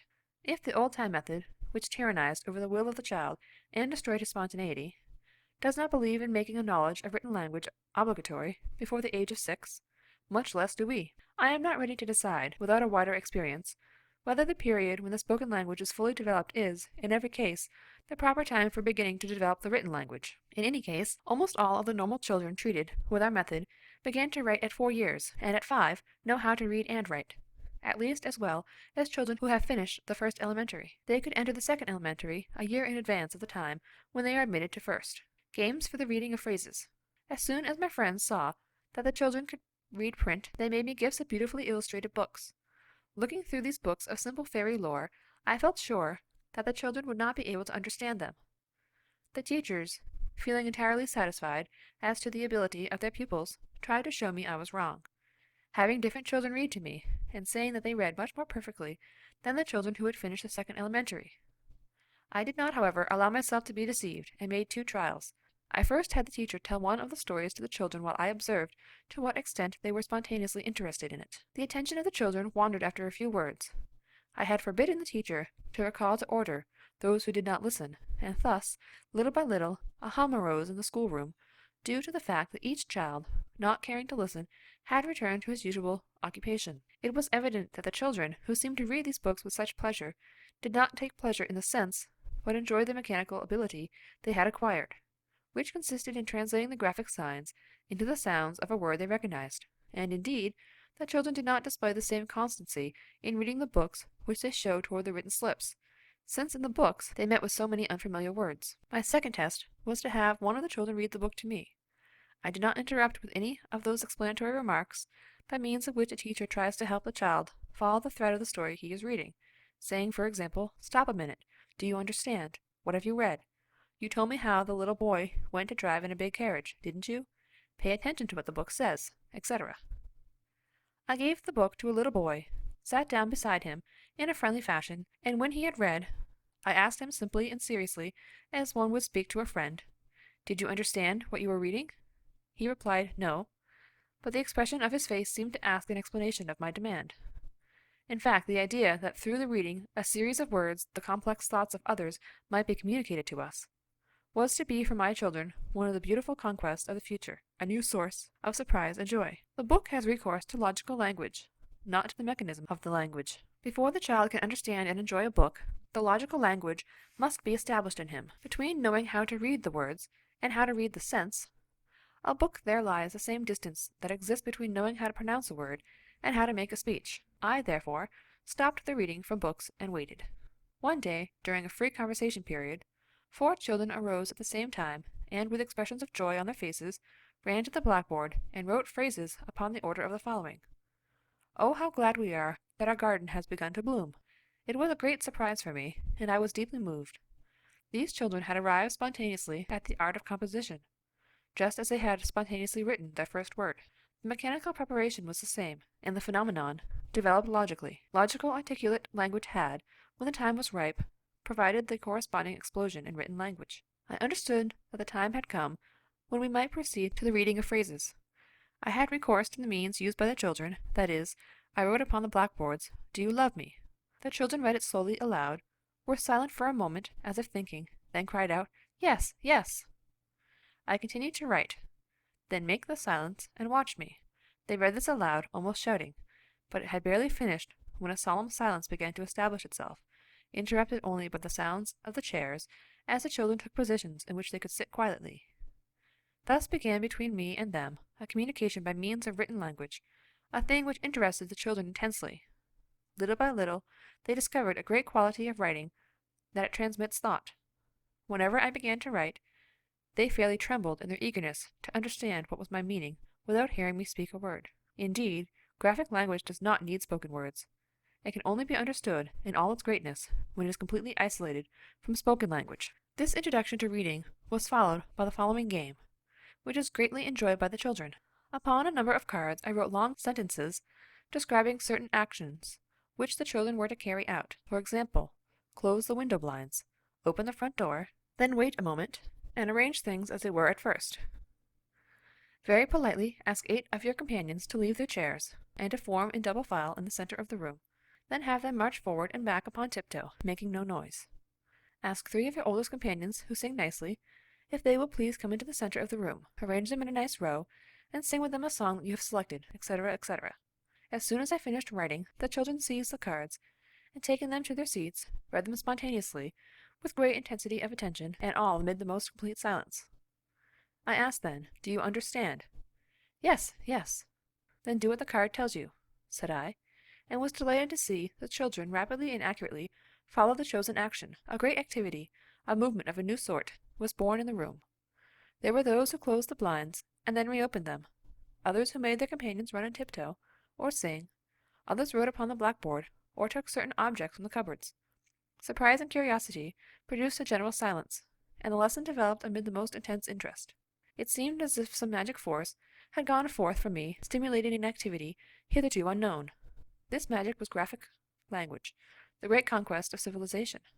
And how deeply the children understood the importance of it. When I went out, they gathered about me with expressions of gratitude and affection, saying, "Thank you, thank you, thank you for the lesson." This has become one of the favorite games. We first establish profound silence, then present a basket containing folded slips, upon each one of which is written a long phrase describing an action. All those children who know how to read may draw a slip and read it mentally, once or twice, until they are certain they understand it. They then give the slip back to the directress, and set about carrying out the action. Since many of these actions call for the help of the other children who do not know how to read, and since many of them call for the handling and use of the materials, a general activity develops amid marvelous order, while the silence is only interrupted by the sound of little feet running lightly, and by the voices of the children who sing. This is an unexpected revelation of the perfection of spontaneous discipline. Experience has shown us that composition must precede logical reading, as writing preceded the reading of the word. It has also shown that reading, if it is to teach the child to receive an idea, should be mental and not vocal. Reading aloud implies the exercise of 2 mechanical forms of the language, articulate and graphic, and is therefore a complex task. Who does not know that a grown person who is to read a paper in public prepares for this by making himself master of the content? Reading aloud is one of the most difficult intellectual actions. The child, therefore, who begins to read by interpreting thought should read mentally. The written language must isolate itself from the articulate when it rises to the interpretation of logical thought. Indeed, it represents the language which transmits thought at a distance, while the senses and the muscular mechanism are silent. It is a spiritualized language which puts into communication all men who know how to read. Education having reached such a point in the children's houses, the entire elementary school must, as a logical consequence, be changed. How to reform the lower grades in the elementary schools, eventually carrying them on according to our methods, is a great question which cannot be discussed here. I can only say that the first elementary would be completely done away with by our infant education, which includes it. The elementary classes in the future should begin with children such as ours who know how to read and write, children who know how to take care of themselves, how to dress and undress, and to wash themselves, children who are familiar with the rules of good conduct and courtesy, and who are thoroughly disciplined in the highest sense of the term, having developed and become masters of themselves through liberty, children who possess, besides a perfect mastery of the articulate language, the ability to read written language in an elementary way, and who begin to enter upon the conquest of logical language. These children pronounce clearly, write in a firm hand, and are full of grace in their movements.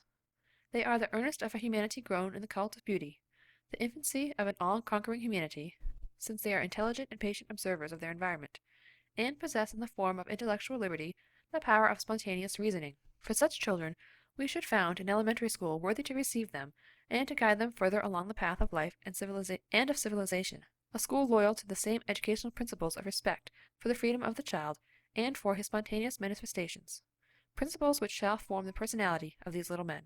Vogliamo augurare la buona Pascale in Gignore Eduardo, per l'ama e alla principessa Maria, diremo che conducana chi I loro chi bambina, lo sciate fer a me, l'ora vero io per lui, 4 April 1909. Examples of writing down with pen by a child 5 years, 1/4 reduction. Translation. We would like to wish a joyous Easter to the civil engineer Eduardo Talamo and the Princess Maria. We will ask them to bring their pretty children here. Leave it to me. I will write for all. April 7th, 1909. Chapter 18. Language in Childhood. Graphic language, comprising dictation and reading, contains articulate language in its complete mechanism, auditory channels, central channels, motor channels, and, in the manner of development called forth by my method, it is based essentially on articulate language. Graphic language, therefore, may be considered from 2 points of view. A. That of the conquest of a new language of eminent social importance, which adds itself to the articulate language of natural man, and this is the cultural significance which is commonly given to graphic language, which is therefore taught in the schools without any consideration of its relation to spoken language, but solely with the intention of offering to the social being a necessary instrument in his relations with his fellows. B. That of the relation between graphic and articulate language, and in this relation of an eventual possibility of utilizing the written language to perfect the spoken, a new consideration upon which I wish to insist and which gives to graphic language a physiological importance. Moreover, as spoken language is at the same time a natural function of man and an instrument which he utilizes for social ends, so written language may be considered in itself, in its formation, as an organic ensemble of new mechanisms which are established in the nervous system and as an instrument which may be utilized for social ends. In short, it is a question of giving to written language not only a physiological importance, but also a period of development independent of the high functions which it is destined to perform later. It seems to me that graphic language bristles with difficulties in its beginning, not only because it has heretofore been taught by irrational methods, but because we have tried to make it perform, as soon as it has been acquired, the high function of teaching the written language which has been fixed by centuries of perfecting in a civilized people. Think how irrational have been the methods we have used. We have analyzed the graphic signs rather than the physiological acts necessary to produce the alphabetical signs, and this without considering that any graphic sign is difficult to achieve, because the visual representation of the signs have no hereditary connection with the motor representations necessary for producing them, as, for example, the auditory representations of the word have with the motor mechanism of the articulate language. It is, therefore, always a difficult thing to provoke a stimulative motor action unless we have already established the movement before the visual representation of the sign is made. It is a difficult thing to arouse an activity that shall produce a motion unless that motion shall have been previously established by practice and by the power of habit. Thus, for example, the analysis of writing into little straight lines and curves has brought us to present to the child a sign without significance, which therefore does not interest him, and whose representation is incapable of determining a spontaneous motor impulse. The artificial act constituted, therefore, an effort of the will which resulted for the child in rapid exhaustion, exhibited in the form of boredom and suffering. To this effort was added the effort of constituting synchronously the muscular associations coordinating the movements necessary to the holding and manipulating the instrument of writing. All sorts of depressing feelings accompanied such efforts, and conduced to the production of imperfect and erroneous signs which the teachers had to correct, discouraging the child still more with the constant criticism of the error and of the imperfection of the signs traced. Thus, while the child was urged to make an effort, the teacher depressed rather than revived his psychical forces.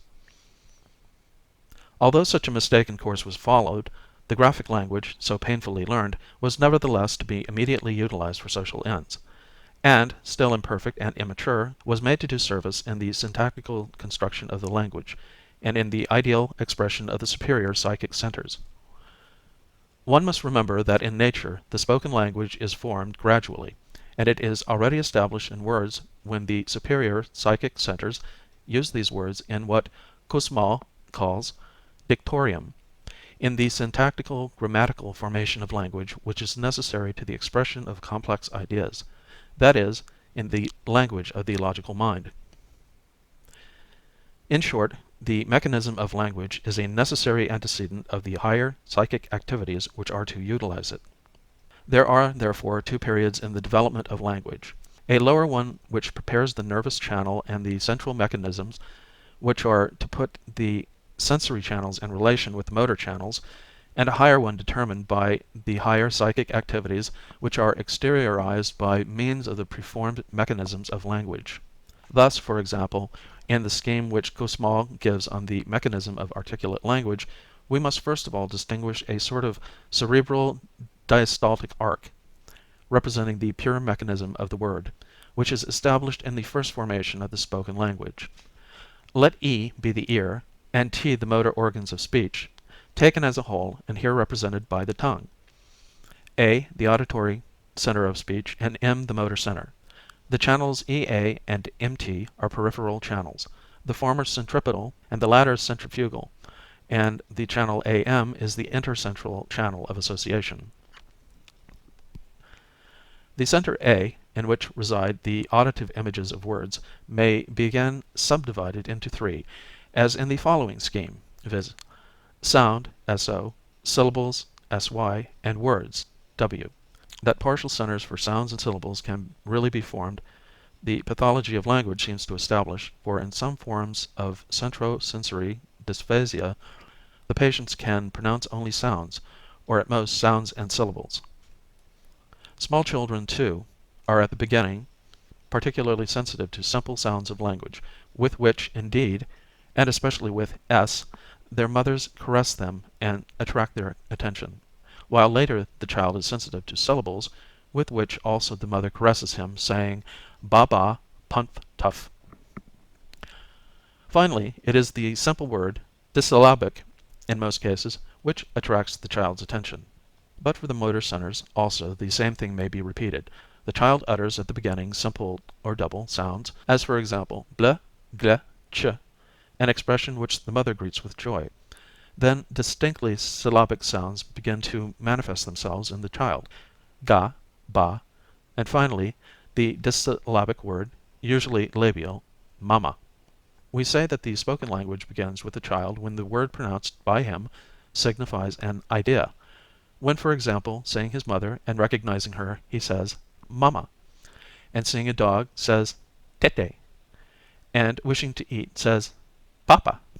Thus we consider language begun when it is established in relation to perception, while the language itself is still, in its psychomotor mechanism, perfectly rudimentary. That is, when above the diastaltic arc, where the mechanical formation of the language is still unconscious, The recognition of the word takes place. That is, the word is perceived and associated with the object which it represents. Language is considered to have begun. On this level, later, language continues the process of perfecting in proportion as the hearing perceives better the component sounds of the words and the psychomotor channels become more permeable to articulation. This is the first stage of spoken language, which has its own beginning and its own development, leading through the perceptions to the perfecting of the primordial mechanism of the language itself. And at this stage precisely is established what we call articulate language, which will later be the means which the adult will have at his disposal to express his own thoughts, and which the adult will have great difficulty in perfecting or correcting when it has once been established. In fact, a high stage of culture sometimes accompanies an imperfect articulate language which prevents the aesthetic expression of one's thoughts. The development of articulate language takes place in the period between the age of 2 and the age of 7, the age of perceptions in which the attention of the child is spontaneously turned towards external objects, and the memory is particularly tenacious. It is the age also of motility, in which all the psychomotor channels are becoming permeable and the muscular mechanisms establish themselves. In this period of life, by the mysterious bond between the auditory channel and the motor channel of the spoken language, it would seem that the auditory perceptions have the direct power of provoking the complicated movements of articulate speech which develop instinctively after such stimuli as if awaking from the slumber of heredity. It is well known that it is only at this age that it is possible to acquire all the characteristic modulations of a language which it would be vain to attempt to establish later. The mother tongue alone is well pronounced because it was established in the period of childhood, and the adult who learns to speak a new language must bring to it the imperfections characteristic of the foreigner's speech. Only children who under the age of 7 years learn several languages at the same time can receive and reproduce all the characteristic mannerisms of accent and pronunciation.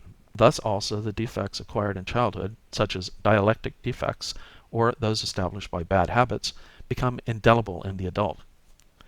What develops later, the superior language, the dictorium, no longer has its origin in the mechanism of language, but in the intellectual development which makes use of the mechanical language. As the articulate language develops by the exercise of its mechanism, and is enriched by perception, the dictorium develops with syntax and is enriched by intellectual culture.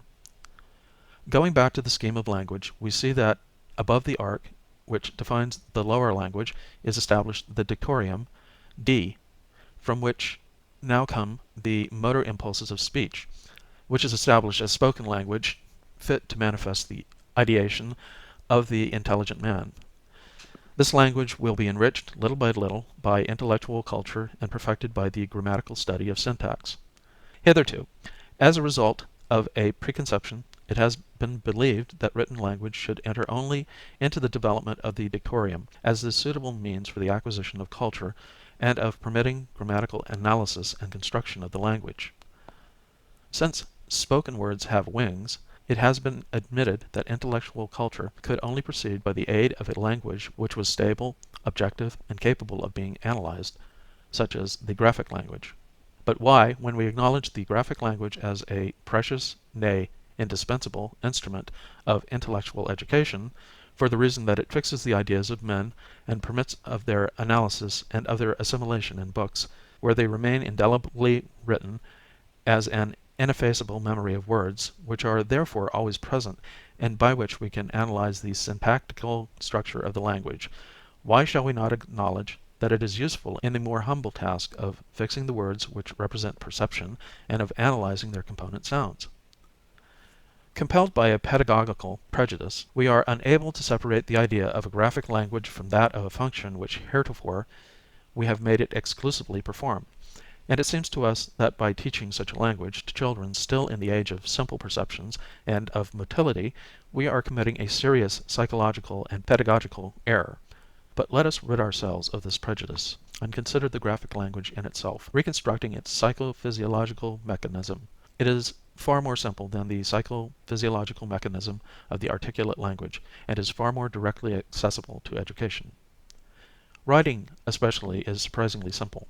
For let us consider dictated writing. We have a perfect parallel with spoken language, since a motor action must correspond with heard speech. Here there does not exist, to be sure, the mysterious hereditary relations between the heard speech and the articulate speech. But the movements of writing are far simpler than those necessary to the spoken word, and are performed by large muscles, all external, upon which we can directly act, rendering the motor channels permeable and establishing psycho-muscular mechanisms. This indeed is what is done by my method, which prepares the movements directly, so that the psychomotor impulse of the heard speech finds the motor channels already established and is manifested in the act of writing, like an explosion. The real difficulty is in the interpretation of the graphic signs, but we must remember that we are in the age of perceptions, where the sensations in the memory as well as the primitive associations are involved precisely in the characteristic progress of natural development.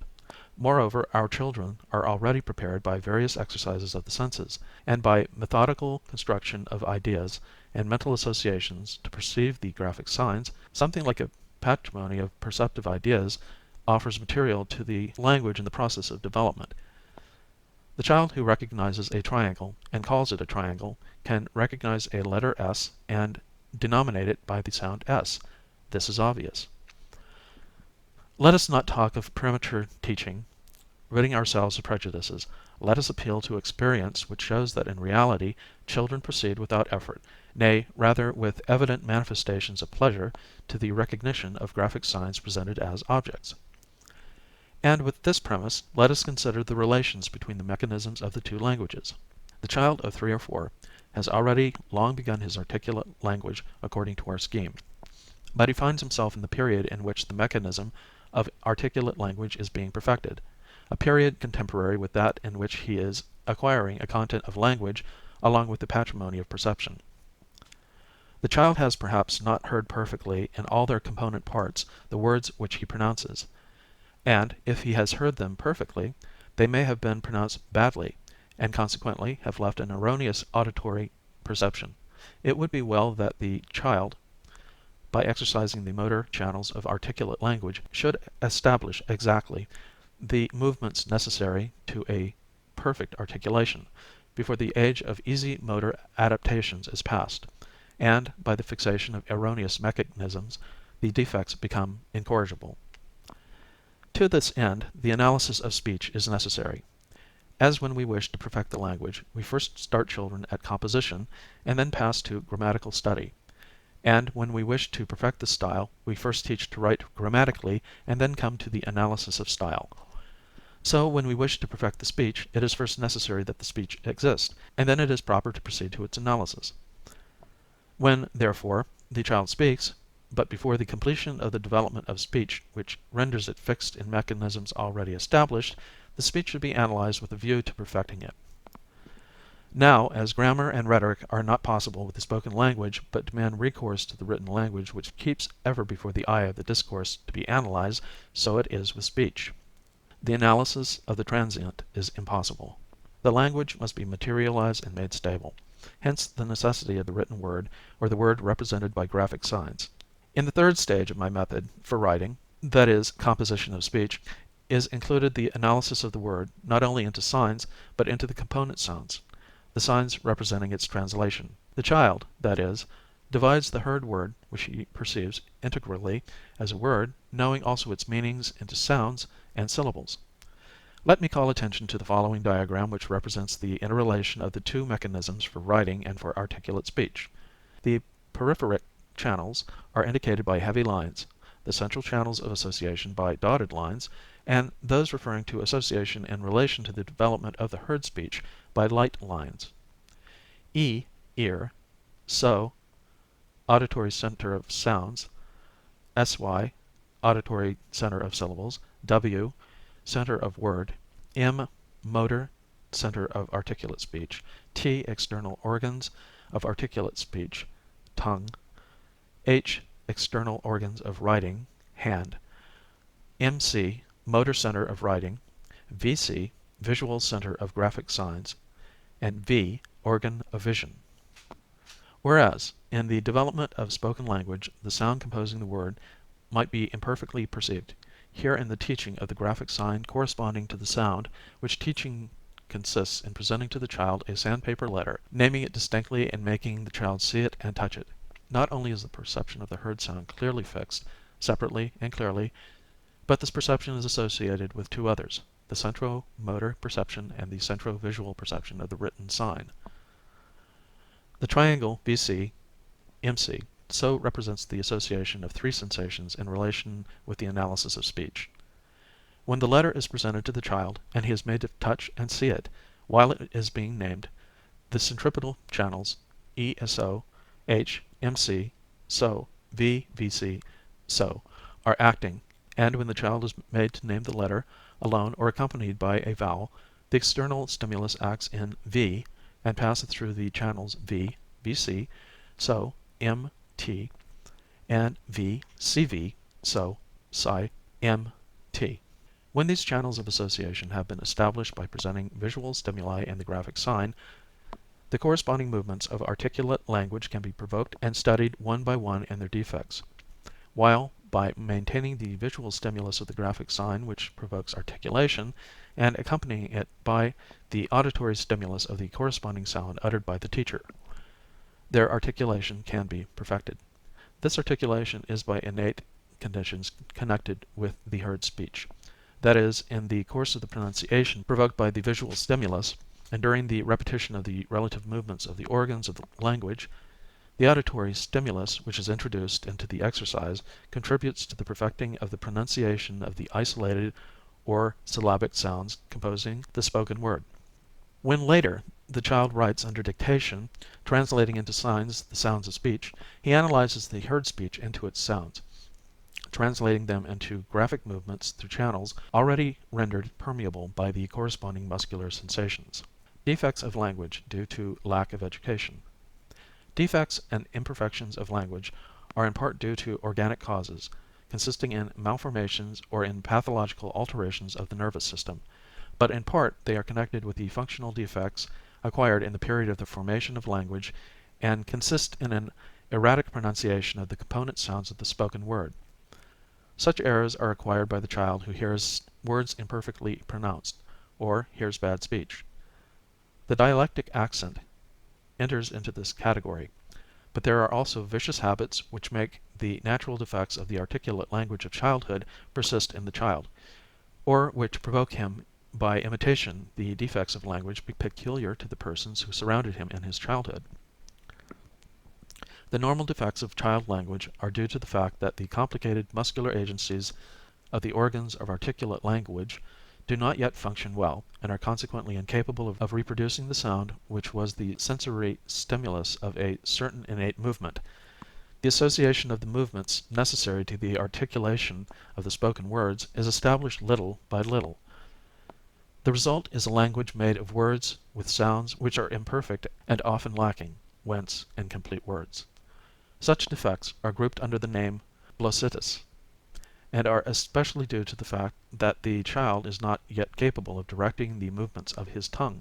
They comprise chiefly sigmatism or imperfect pronunciation of S, rhotacism or imperfect pronunciation of R, lambdacism or imperfect pronunciation of L, gammacism or imperfect pronunciation of G, iotacism, defective pronunciation of the gutturals, mogilalia, imperfect pronunciation of the labials, and according to some authors, as Prior, mogilalia is made to include the suppression of the first sound of a word.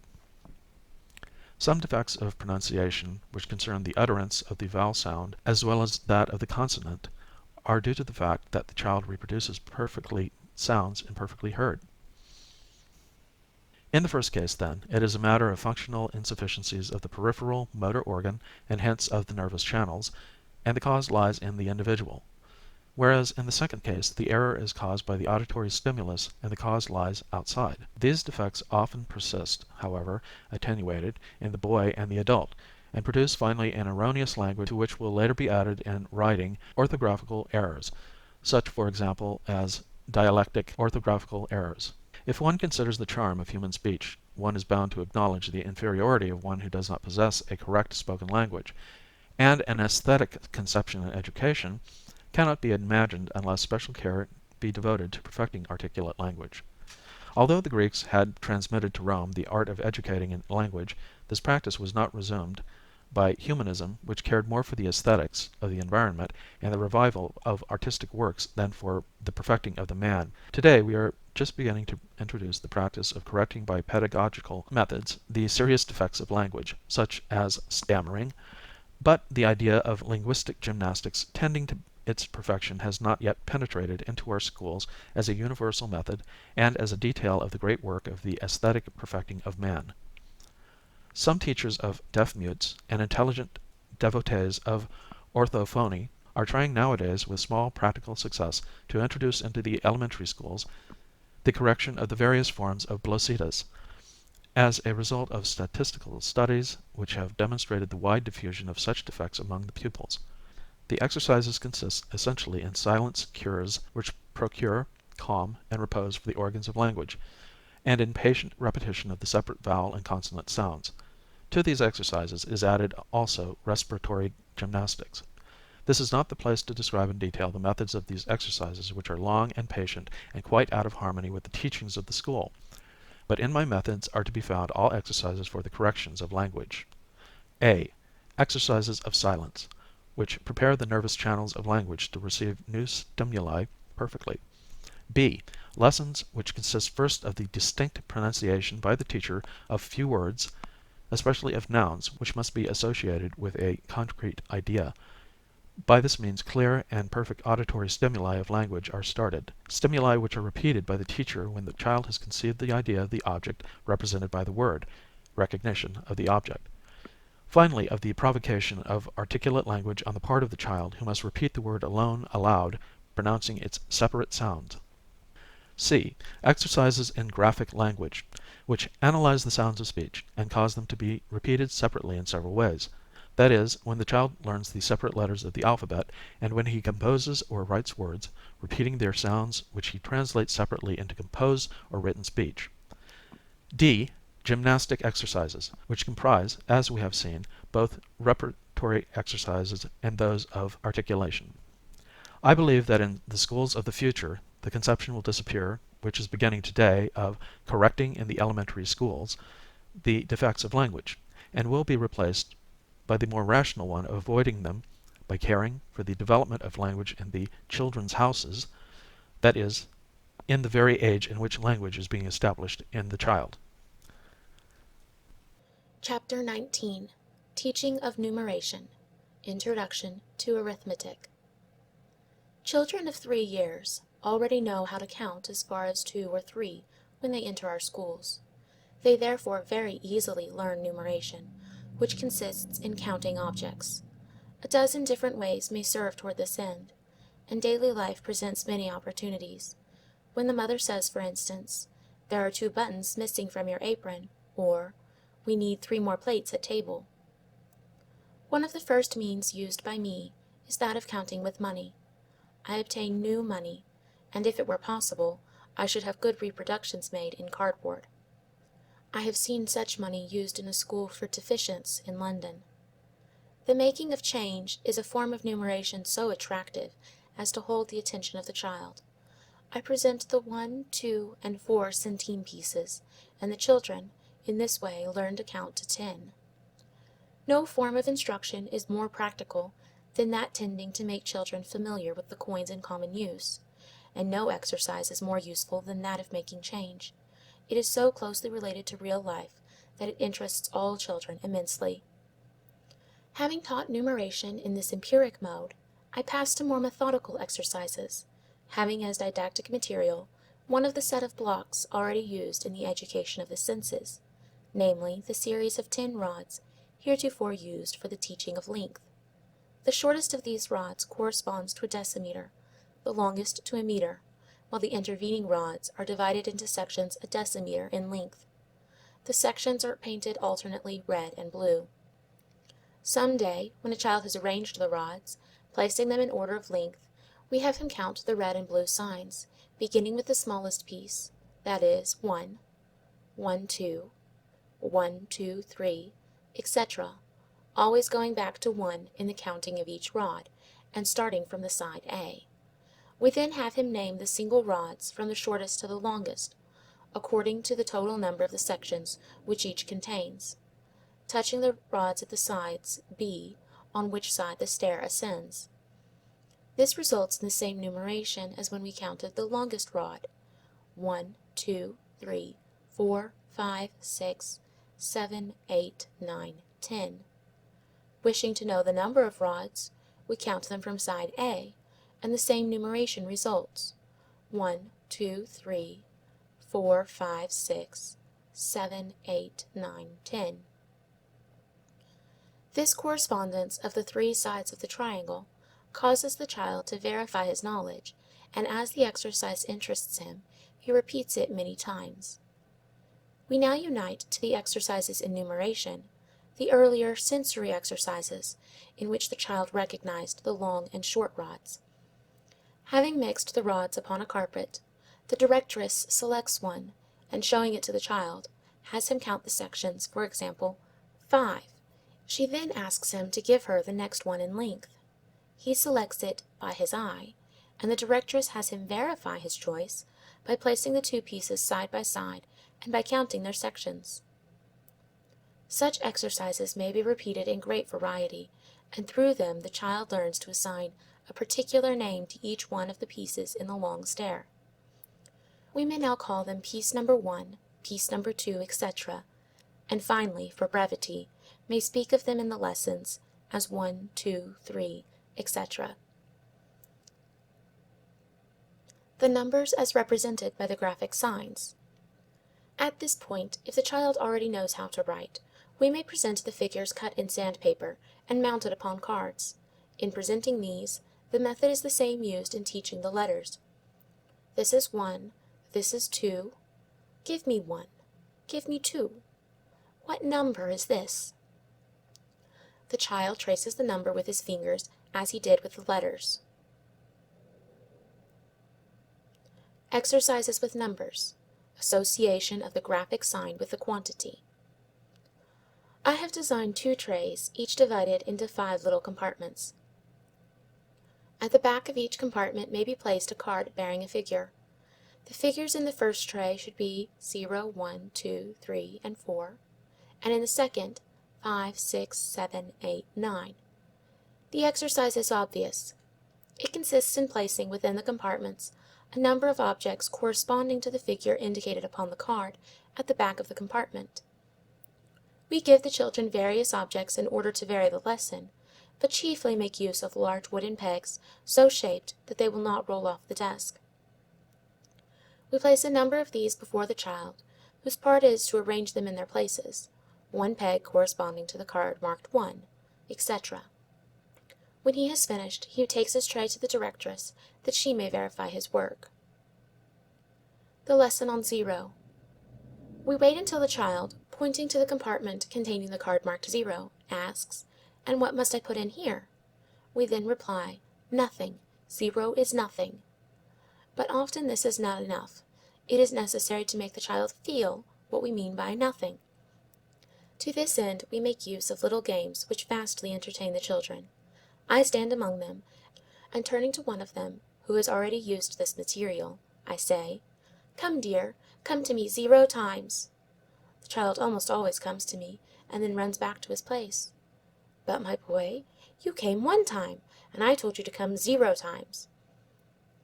Then he begins to wonder, "But what must I do then?" "Nothing. 0 is nothing." "But how shall I do nothing?" Don't do anything. You must sit still. You must not come at all, not any times. 0 times, no times at all." I repeat these exercises until the children understand, and they are then immensely amused at remaining quiet when I call to them to come to me 0 times, or to throw me 0 kisses. They themselves often cry out, "0 is nothing! 0 is nothing!" Exercises for the memory of numbers. When the children recognize the written figure, and when this figure signifies to them the numerical value, I give them the following exercise. I cut the figures from old calendars and mount them upon slips of paper, which are then folded and dropped into a box. The children draw out the slips, carry them still folded to their seats, where they look at them and refold them, conserving the secret. Then, one by one, or in groups, these children, who are naturally the oldest ones in the class, go to the large table of the directress where groups of various small objects have been placed. Each one selects the quantity of objects corresponding to the number he has drawn. The number, meanwhile, has been left at the child's place, a slip of paper mysteriously folded. The child, therefore, must remember his number, not only during the movements which he makes in coming and going, but while he collects his pieces, counting them one by one. The directress may here make interesting individual observations upon the number memory. When the child has gathered up his objects, he arranges them upon his own table in columns of 2, and if the number is uneven, he places the odd piece at the bottom and between the last 2 objects. The arrangement of the pieces is therefore as follows. The crosses represent the objects, while the circle stands for the folded slip containing the figure. Having arranged his objects, the child awaits the verification. The directress comes, opens the slip, reads the number, and counts the pieces. When we first played this game, it often happened that the children took more objects than were called for upon the card, and this was not always because they did not remember the number, but arose from a mania for having the greatest number of objects. A little of that instinctive greediness, which is common to primitive and uncultured man. The directress seeks to explain to the children that it is useless to have all those things upon the desk, and that the point of the game lies in taking the exact number of objects called for. Little by little they enter into this idea, but not so easily as one might suppose.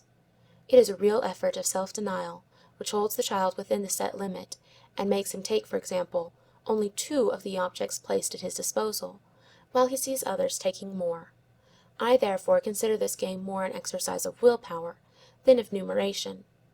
The child, who has the 0, should not move from his place when he sees all his companions rising and taking freely of the objects which are inaccessible to him.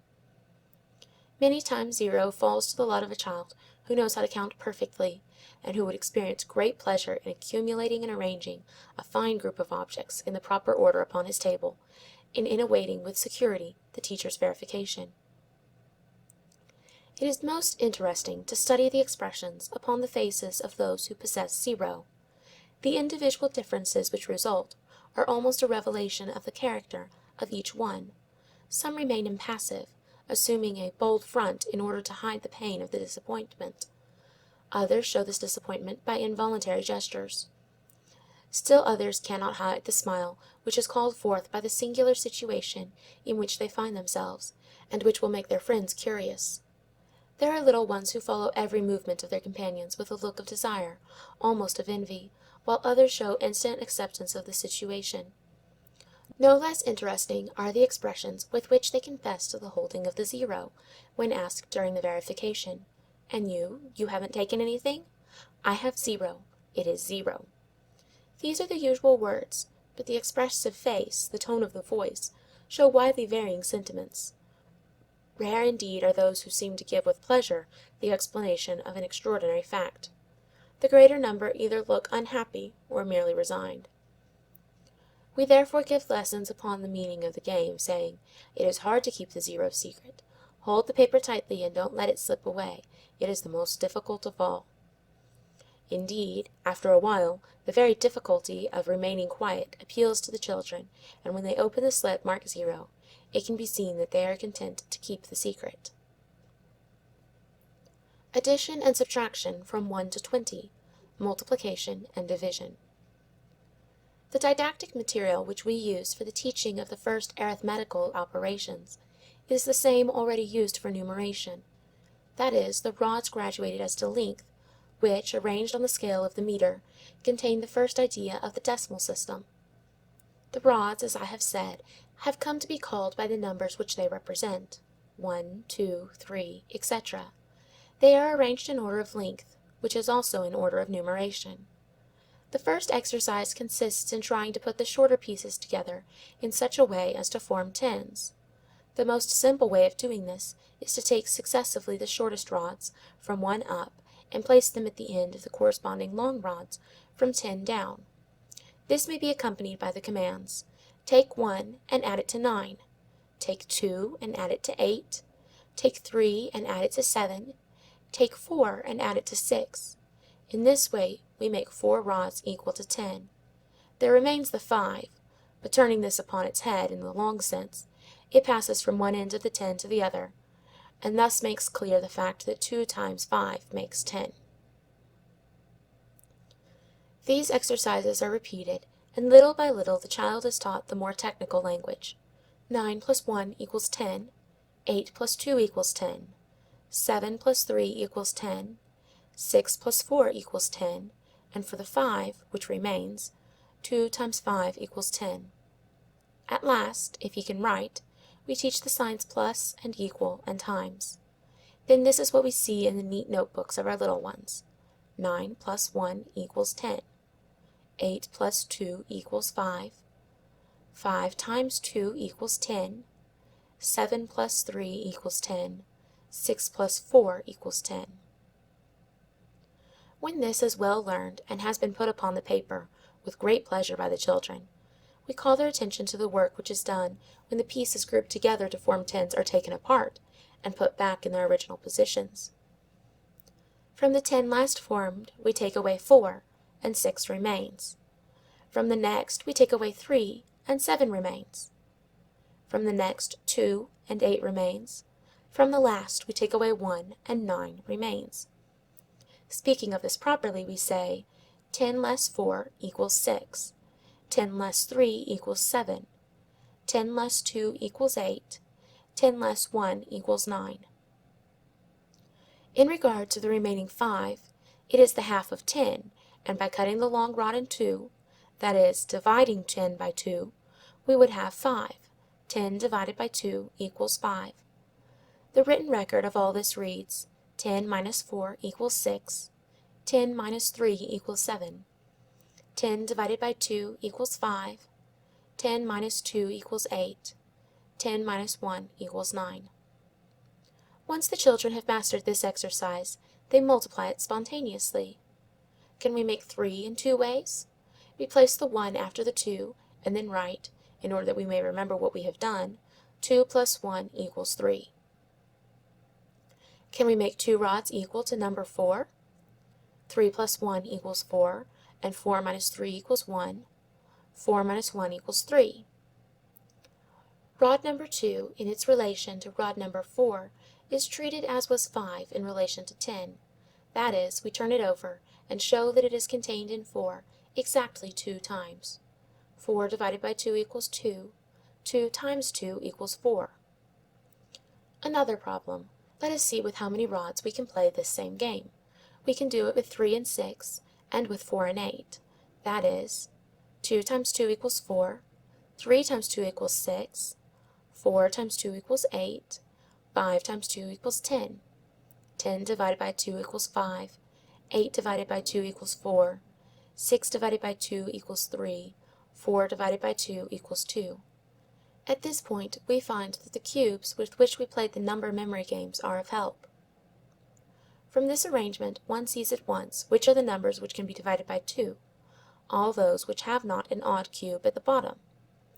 These are the even numbers, because they can be arranged in pairs, 2 by 2, and the division by 2 is easy, all that is necessary being to separate the 2 lines of 2's that stand one under the other. Counting the cubes of each file, we have the quotient. To recompose the primitive number, we need only reassemble the 2 files thus. 2 times 3 equals 6. All this is not difficult for children of 5 years. The repetition soon becomes monotonous, but the exercises may be most easily changed. Taking again the set of long rods, and instead of placing rod number 1 after 9, place it after 10. In the same way, place 2 after 9, and 3 after 8. In this way, we make rods of a greater length than 10, lengths which we must learn to name 11, 12, 13, etc., as far as 20. The little cubes, too, may be used to fix these higher numbers. Having learned the operations through 10, we proceed with no difficulty to 20.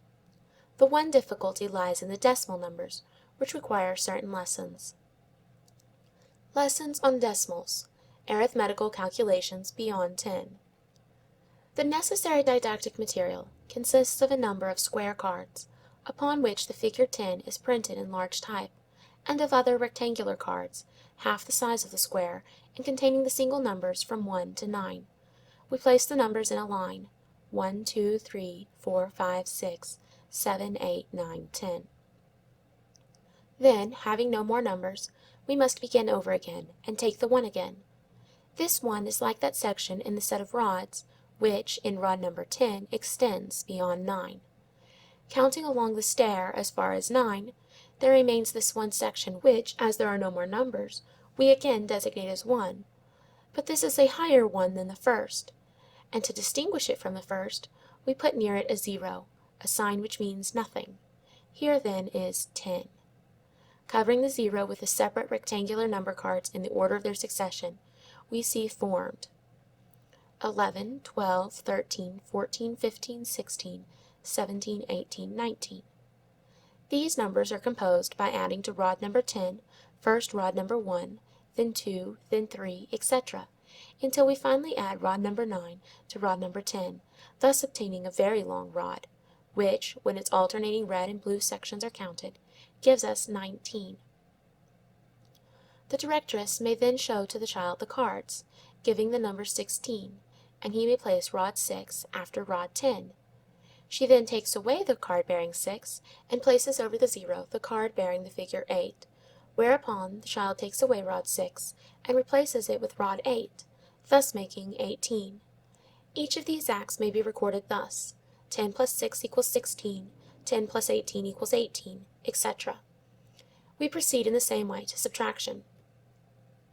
When the number itself begins to have a clear meaning to the child, the combinations are made upon one long card, arranging the rectangular cards bearing the 9 figures upon the 2 columns of numbers shown in the figures A and B. Upon the card A, we superimpose upon the 0 of the second 10 the rectangular card bearing the 1, and under this the one bearing 2, etc. Thus, while the 1 of the 10 remains the same, the numbers to the right proceed from 0 to 9 thus. In card B, the applications are more complex. The cards are superimposed in numerical progression by tens. Almost all our children count to 100, a number which is given to them in response to the curiosity they showed in regard to learning it. I do not believe that this phase of the teaching needs further illustrations. Each teacher may multiply the practical exercises and the arithmetical operations, using simple objects which the children can readily handle and divide. Chapter 20. Sequence of Exercises. In the practical application of the method, it is helpful to know the sequence, or the various series, of exercises which must be presented to the child successively. In the first edition of my book, there was clearly indicated a progression for each exercise. But in the Children's Houses, we began contemporaneously with the most varied exercises, and it develops that there exist grades in the presentation of the material in its entirety. These grades have, since the first publication of the book, become clearly defined through experience in the Children's Houses. Sequence and grades in the presentation of material and in the exercises. First grade. As soon as the child comes to the school, he may be given the following exercises: moving the seats in silence, practical life; lacing, buttoning, hooking, etc. The cylinders, sense exercises. Among these, the most useful exercise is that of the cylinders, solid insets. The child here begins to fix his attention. He makes his first comparison, his first selection, in which he exercises judgment. Therefore, he exercises his intelligence. Among these exercises with the solid insets, there exists the following progression from easy to difficult. A. The cylinders in which the pieces are of the same height and of decreasing diameter. B. The cylinders decreasing in all dimensions. C. Those decreasing only in height. Second grade. Exercises of practical life. To rise and be seated in silence. To walk on the line. Sense exercises. Material dealing with dimensions. The long stair. The prisms or big stair. The cubes. Here, the child makes exercises in the recognition of dimensions, as he did in the cylinders, but under a very different aspect. The objects are much larger. The differences much more evident than they were in the preceding exercises, but here only the eye of the child recognizes the differences and controls the errors. In the preceding exercises, the errors were mechanically revealed to the child by the didactic material itself. The impossibility of placing the objects in order in the block in any other than their respective spaces gives this control. Finally, while in the preceding exercises the child makes much more simple movements, being seated, he places little objects in order with his hands, in these new exercises he accomplishes movements which are decidedly more complex and difficult and makes small muscular efforts. He does this by moving from the table to the carpet, rises, kneels, carries heavy objects. We notice that the child continues to be confused between the two last pieces in the growing scale, being for a long time unconscious of such an error after he has learned to put the other pieces in correct order. Indeed, the difference between these pieces being through the varying dimensions the same for all, the relative difference diminishes with the increasing size of the pieces themselves. For example, the little cube, which has a base of 2 centimeters, is double the size, as to base, of the smallest cube, which has a base of 1 centimeter, while the largest cube, having a base of 10 centimeters, differs by barely 1/10 from the base of the cube next it in the series, the one of 9 centimeters base. Thus, it would seem that, theoretically, in such exercises we should begin with the smallest piece. We can, indeed, do this with the material through which size and length are taught, but we cannot do so with the cubes, which must be arranged as a little tower. This column of blocks must always have as its base the largest cube. The children, attracted above all by the tower, begin very early to play with it. Thus, we often see very little children playing with the tower, happy in believing that they have constructed it, when they have inadvertently used the next to the largest cube as the base. But when the child, repeating the exercise, corrects himself of his own accord in a permanent fashion, we may be certain that his eye has become trained to perceive even the slightest differences between the pieces. In the 3 systems of blocks through which dimensions are taught, that of length has pieces differing from each other by 10 centimeters, while in the other 2 sets the pieces differ only 1 centimeter. Theoretically, it would seem that the long rods should be the first to attract the attention and to exclude errors. This, however, is not the case. The children are attracted by this set of blocks, but they commit the greatest number of errors in using it, and only after they have for a long time eliminated every error in constructing the other 2 sets do they succeed in arranging the long stair perfectly. This may then be considered as the most difficult among the series through which dimensions are taught. Arrived at this point in his education, the child is capable of fixing his attention, with interest, upon the thermic and tactile stimuli. The progression in the sense development is not, therefore, in actual practice identical with the theoretical progression which psychometry indicates in the study of its subjects. Nor does it follow the progression which physiology and anatomy indicate in the description of the relations of the sense organs. In fact, the tactile sense is the primitive sense. The organ of touch is the most simple and the most widely diffused. But it is easy to explain how the most simple sensations, the least complex organs, are not the first through which to attract the attention in a didactic presentation of sense stimuli. Therefore, when the education of the attention has been begun, we may present to the child the rough and smooth surfaces, following certain thermic exercises described elsewhere in this book. These exercises, if presented at the proper time, interest the children immensely. It is to be remembered that these games are of the greatest importance in the method, because upon them, in union with the exercises for the movement of the hand, which we introduced later, we base the acquisition of writing. Together with the 2 series of sense exercises described above, we may begin what we call the pairing of the colors, that is, the recognition of the identity of 2 colors. This is the first exercise of the chromatic sense. Here also it is only the eye of the child that intervenes in the judgment, as it was with the exercises in dimension. This first color exercise is easy, but the child must already have acquired a certain grade of education of the attention through preceding exercises, if he is to repeat this one with interest. Meanwhile, the child has heard music, has walked on the line, while the directress played a rhythmic march. Little by little, he has learned to accompany the music spontaneously with certain movements. This, of course, necessitates the repetition of the same music. To acquire the sense of rhythm, the repetition of the same exercise is necessary, as in all forms of education dealing with spontaneous activity. The exercises in silence are also repeated. Third grade. Exercises of practical life. The children wash themselves, dress and undress themselves, dust the tables, learn to handle various objects, etc. Sense exercise. We now introduce the child to the recognition of gradations of stimuli, tactile gradations, chromatic, etc., allowing him to exercise himself freely.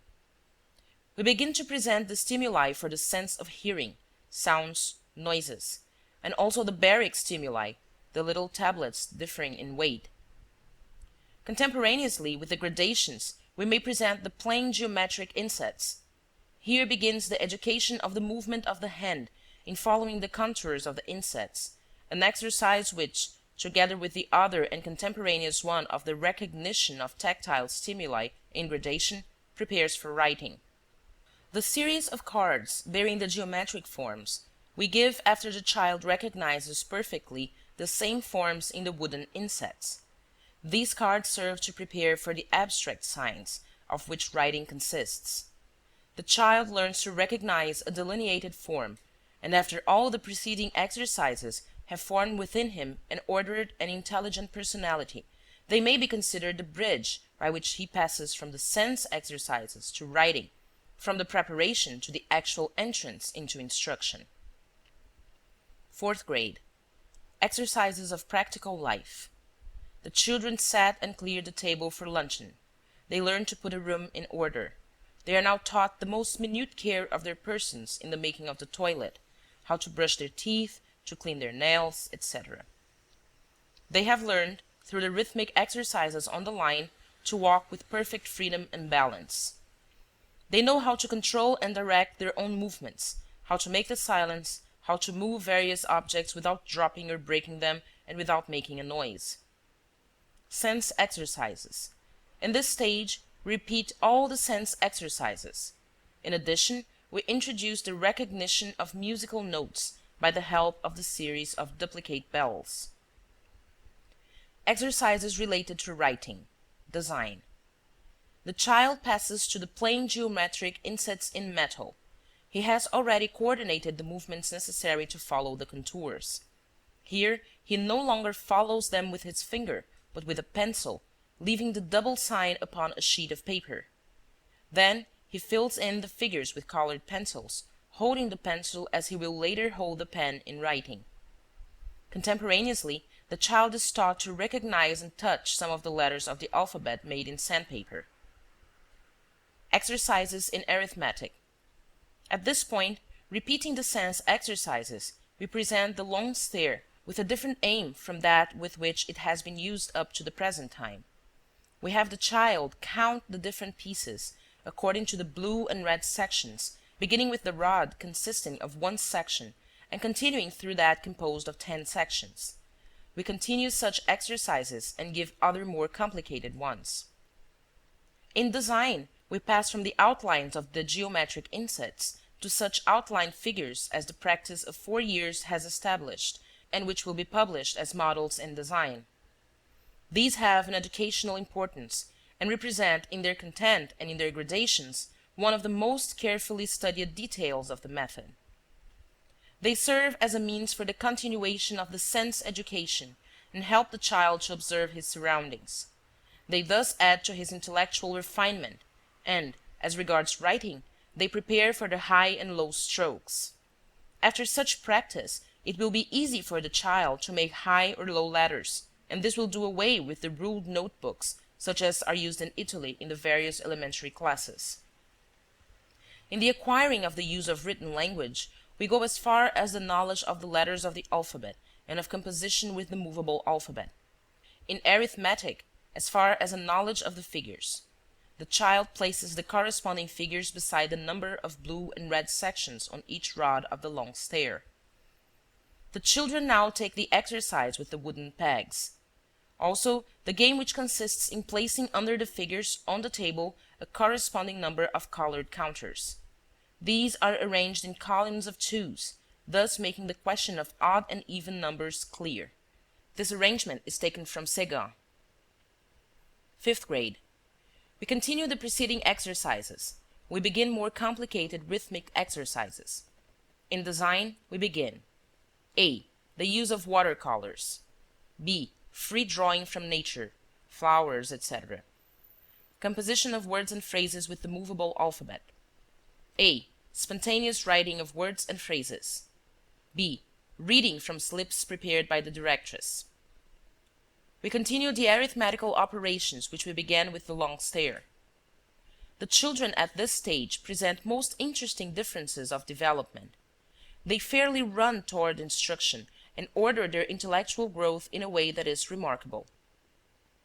This joyous growth is what we so rejoice in, and we watch in these children humanity growing in the spirit according to its own deep laws. And only he who experiments can say how great may be the harvest from the sowing of such seed. Chapter 21. The accumulated experience we have had since the publication of the Italian version has repeatedly proved to us that in our classes of little children, numbering 40 and even 50, the discipline is much better than in ordinary schools. For this reason, I have thought that an analysis of the discipline obtained by our method, which is based upon liberty, would interest my American readers. Whoever visits a well-kept school, such as, for instance, the one in Rome, directed by my pupil Anna Maccheroni, is struck by the discipline of the children. There are 40 little beings, from 3 to 7 years old, each one intent on his own work.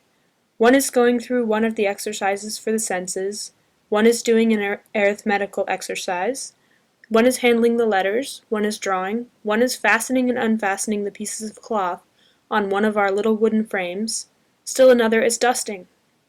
Some are seated at the tables, some on rugs on the floor. There are muffled sounds of objects lightly moved about, of children tiptoeing. Once in a while comes a cry of joy, only partly repressed. "Teacher, teacher!" An eager call, "Look! See what I've done!" But as a rule, there is entire absorption in the work at hand. The teacher moves quietly about, goes to any child who calls her, supervising operations in such a way that anyone who needs her finds her at his elbow, and whoever does not need her is not reminded of her existence. Sometimes hours go by without a word. They seem little men, as they were called by some visitors to the children's house, or, as another suggested, judges in deliberation. In the midst of such intense interest in work, it never happens that quarrels arise over the possession of an object.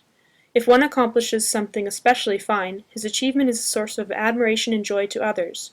No heart suffers from another's wealth, but the triumph of one is a delight to all. Very often he finds ready imitators. They all seem happy and satisfied to do what they can, without feeling jealous of the deeds of others. The little fellow of 3 works peaceably beside the boy of 7, just as he is satisfied with his own height, and does not envy the older boy's stature. Everything is growing in the most profound peace. If the teacher wishes the whole assembly to do something, for instance, leave the work which interests them so much, all she needs to do is to speak a word in a low tone, or make a gesture, and they are all attention. They look toward her with eagerness, anxious to know how to obey. Many visitors have seen the teacher write orders on the blackboard, which were obeyed joyously by the children. Not only the teachers, but anyone who asks the pupils to do something is astonished to see them obey in the minutest detail and with obliging cheerfulness. Often a visitor wishes to hear how a child, now painting, can sing.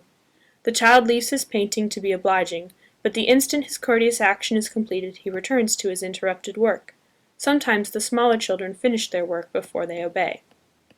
A very surprising result of this discipline came to our notice during the examinations of the teachers who had followed my course of lectures. These examinations were practical, and accordingly groups of children were put at the disposition of the teachers being examined, who, according to the subject drawn by lot, took the children through a given exercise. While the children were waiting their turn, they were allowed to do just as they pleased. They worked incessantly, and returned to their undertakings as soon as the interruption caused by the examination was over. Every once in a while one of them came to show us a drawing made during the interval. Miss George of Chicago was present many times when this happened, and Madame Pujols, who founded the first children's house in Paris, was astonished at the patience, the perseverance, and the inexhaustible amiability of the children. One might think that such children had been severely repressed were it not for their lack of timidity, for their bright eyes, for their happy, free aspect, for the cordiality of their invitations to look at their work, for the way in which they take visitors about and explain matters to them. These things make us feel that we are in the presence of the masters of the house, and the fervor with which they throw their arms around the teacher's knees, with which they pull her down to kiss her face, shows that their little hearts are free to expand as they will. Anyone who has watched them setting the table must have passed from one surprise to another. Little 4-year-old waiters take the knives and forks and spoons and distribute them to the different places. They carry trays holding as many as 5 water glasses, and finally they go from table to table, carrying big tureens full of hot soup. Not a mistake is made, not a glass is broken, not a drop of soup is spilled. All during the meal, unobtrusive little waiters watch the table assiduously. Not a child empties his soup plate without being offered more. If he is ready for the next course, a waiter briskly carries off his soup plate. Not a child is forced to ask for more soup, or to announce that he has finished. Remembering the usual condition of 4-year-old children, who cry, who break whatever they touch, who need to be waited on, everyone is deeply moved by the sight I have just described, which evidently results from the development of energies latent in the depths of the human soul. I have often seen the spectators at this banquet of little ones moved to tears. But such discipline could never be obtained by commands, by sermonizings, in short, through any of the disciplinary devices universally known. Not only were the actions of those children set in an orderly condition, but their very lives were deepened and enlarged. In fact, such discipline is on the same plane with school exercises extraordinary for the age of the children, and it certainly does not depend upon the teacher, but upon a sort of miracle occurring in the inner life of each child. If we try to think of parallels in the life of adults, we are reminded of the phenomenon of conversion, of the superhuman heightening of the strength of martyrs and apostles, of the constancy of missionaries, of the obedience of monks. Nothing else in the world, except such things, is on a spiritual height equal to the discipline of the children's houses. To obtain such discipline, it is quite useless to count on reprimands or spoken exhortations. Such means might perhaps at the beginning have an appearance of efficacy, but very soon, the instant that real discipline appears, all of this falls miserably to the earth, an illusion confronted with reality. Night gives way to day. The first dawning of real discipline comes through work. At a given moment it happens that a child becomes keenly interested in a piece of work, showing it by the expression of his face, by his intense attention, by his perseverance in the same exercise. That child has set foot upon the road leading to discipline. Whatever be his undertaking, an exercise for the senses, an exercise in buttoning up or lacing together, or washing dishes, it is all one and the same. On our side we can have some influence upon the permanence of this phenomenon, by means of repeated lessons of silence. The perfect immobility, the attention alert to catch the sound of the names whispered from a distance, then the carefully coordinated movements executed so as not to strike against chair or table, so as barely to touch the floor with the feet. All this is a most efficacious preparation for the task of setting in order the whole personality, the motor forces and the psychical. Once the habit of work is formed, we must supervise it with scrupulous accuracy, graduating the exercises as experience has taught us. In our effort to establish discipline, we must rigorously apply the principles of the method. It is not to be obtained by words. No man learns self-discipline through hearing another man speak. The phenomenon of discipline needs as preparation a series of complete actions, such as are presupposed in the genuine application of a really educative method. Discipline is reached always by indirect means. The end is obtained, not by attacking the mistake and fighting it, but by developing activity in spontaneous work. This work cannot be arbitrarily offered, and it is precisely here that our method enters. It must be work which the human being instinctively desires to do, work towards which the latent tendencies of life naturally turn, or towards which the individual step by step ascends. Such is the work which sets the personality in order, and opens wide before it infinite possibilities of growth. Take for instance the lack of control shown by a baby. It is fundamentally a lack of muscular discipline. The child is in a constant state of disorderly movement. He throws himself down, he makes queer gestures, he cries. What underlies all this is a latent tendency to seek that coordination of movement which will be established later. The baby is a man not yet sure of the movements of the various muscles of the body, not yet master of the organs of speech. He will eventually establish these various movements, but for the present he is abandoned to a period of experimentation full of mistakes, and of fatiguing efforts toward a desirable end latent in his instinct, but not clear in his consciousness. To say to the baby, "Stand still as I do," brings no light into his darkness. Commands cannot aid in the process of bringing order into the complex psychomuscular system of an individual in process of evolution. We are confused at this point by the example of the adult who through a wicked impulse prefers disorder, and who may, granted that he can, obey a sharp admonishment which turns his will in another direction, towards that order which he recognizes, and which it is within his capacity to achieve. In the case of the little child, it is a question of aiding the natural evolution of voluntary action. Hence it is necessary to teach all the coordinated movements, analyzing them as much as possible, and developing them bit by bit. Thus, for instance, it is necessary to teach the child the various degrees of immobility leading to silence, the movements connected with rising from a chair and sitting down, with walking, with tiptoeing, with following a line drawn on the floor, keeping an upright equilibrium. The child is taught to move objects about, to set them down more or less carefully, and finally the complex movements connected with dressing and undressing himself, analyzed on the lacing and buttoning frames at school. And for even each of these exercises, the different parts of the movement must be analyzed. Perfect immobility and the successive perfectioning of action is what takes the place of the customary command, "Be quiet! Be still!" It is not astonishing, but very natural that the child by means of such exercises should acquire self-discipline, so far as regards the lack of muscular discipline natural to his age. In short, he responds to nature because he is in action, but these actions being directed towards an end have no longer the appearance of disorder, but of work. This is discipline which represents an end to be attained by means of a number of conquests. The child disciplined in this way is no longer the child he was at first, who knows how to be good passively, but he is an individual who has made himself better, who has overcome the usual limits of his age, who has made a great step forward, who has conquered his future in his present. He has therefore enlarged his dominion. He will not need to have someone always at hand to tell him vainly, confusing two opposing conceptions, "Be quiet, be good." The goodness he has conquered cannot be summed up by inertia. His goodness is now all made up of action. As a matter of fact, good people are those who advance towards the good, that good which is made up of their own self-development and of external acts of order and usefulness. In our efforts with the child, external acts are the means which stimulate internal development, and they again appear as its manifestation, the two elements being inextricably intertwined. Work develops the child spiritually, but the child with a fuller spiritual development works better, and his improved work delights him. Hence he continues to develop spiritually. Discipline is, therefore, not a fact, but a path in following which the child grasps the abstract conception of goodness with an exactitude which is fairly scientific. But beyond everything else he savors the supreme delights of that spiritual order which is attained indirectly through conquests directed towards determinate ends. In that long preparation the child experiences joys, spiritual awakenings, and pleasures which form his inner treasure house, the treasure house in which he is steadily storing up the sweetness and strength which will be the sources of righteousness. In short, the child has not only learned to move about and to perform useful acts, he has acquired a special grace of action which makes his gestures more correct and attractive, and which beautifies his hands, and indeed his entire body, now so balanced and so sure of itself.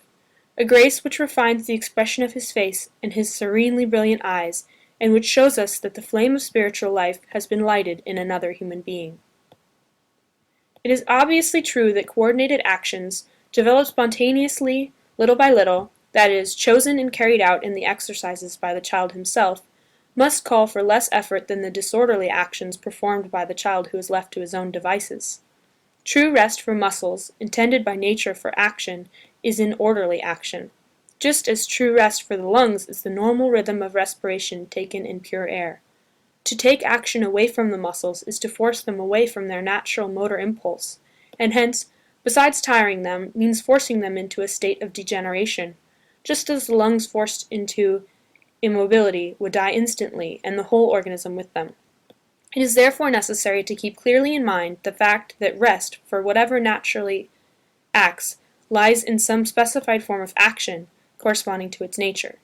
To act in obedience to the hidden precepts of nature, that is rest, and in this special case, since man is meant to be an intelligent creature, the more intelligent his acts are, the more he finds repose in them. When a child acts only in a disorderly, disconnected manner, his nervous force is under a great strain, while on the other hand his nervous energy is positively increased and multiplied by intelligent actions which give him real satisfaction, and a feeling of pride that he has overcome himself, that he finds himself in a world beyond the frontiers formerly set up as insurmountable, surrounded by the silent respect of the one who has guided him without making his presence felt.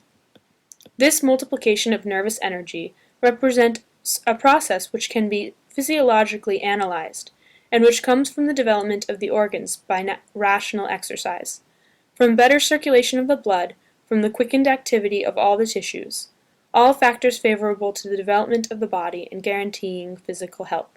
The spirit aids the body in its growth. The heart, the nerves, and the muscles are helpful in their evolution by the activity of the spirit, since the upward path for soul and body is one and the same.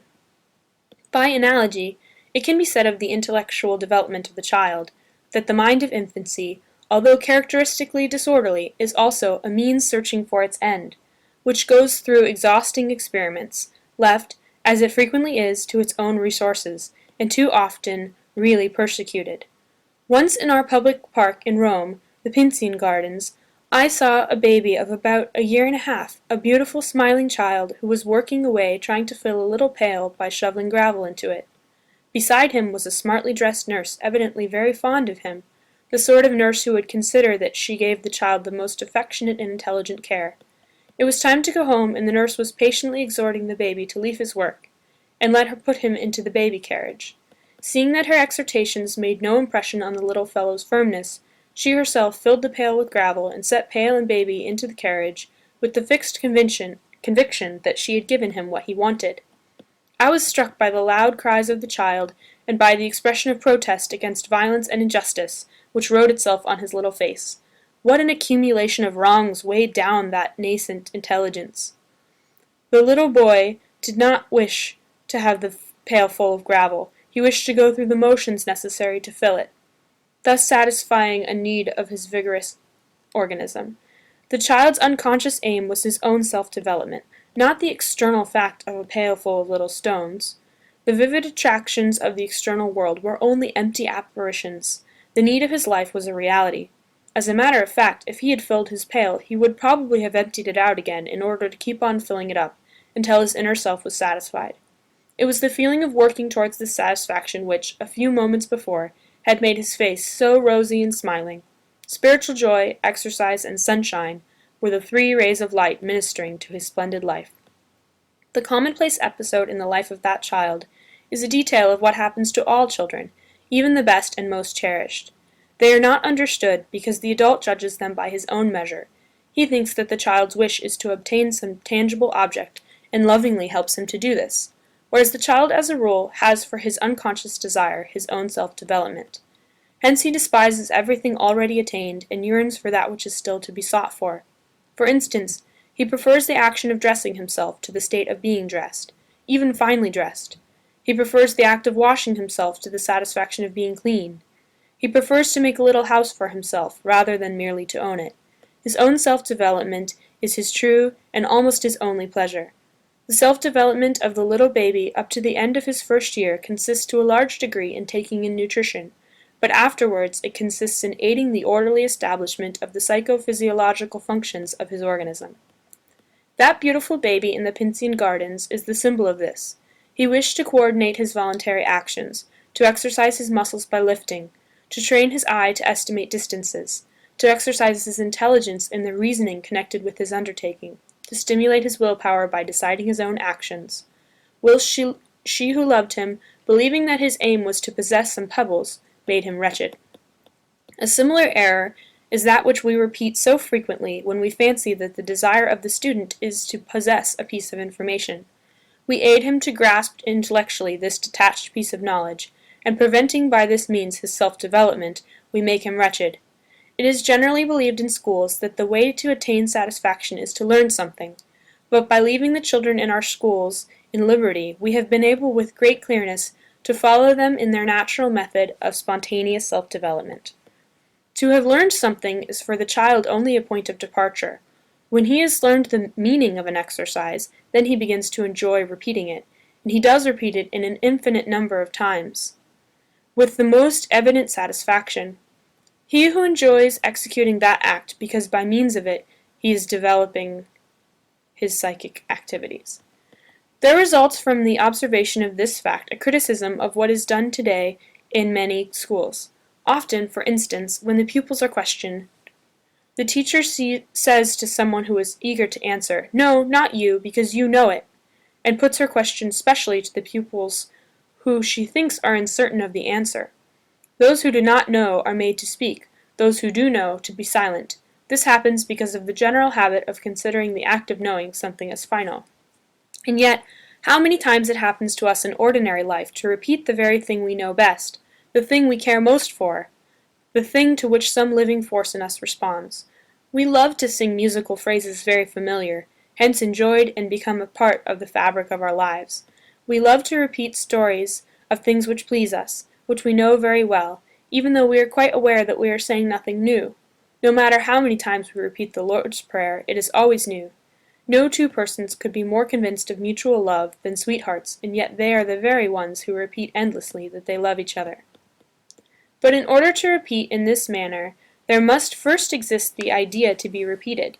A mental grasp of the idea is indispensable to the beginning of repetition.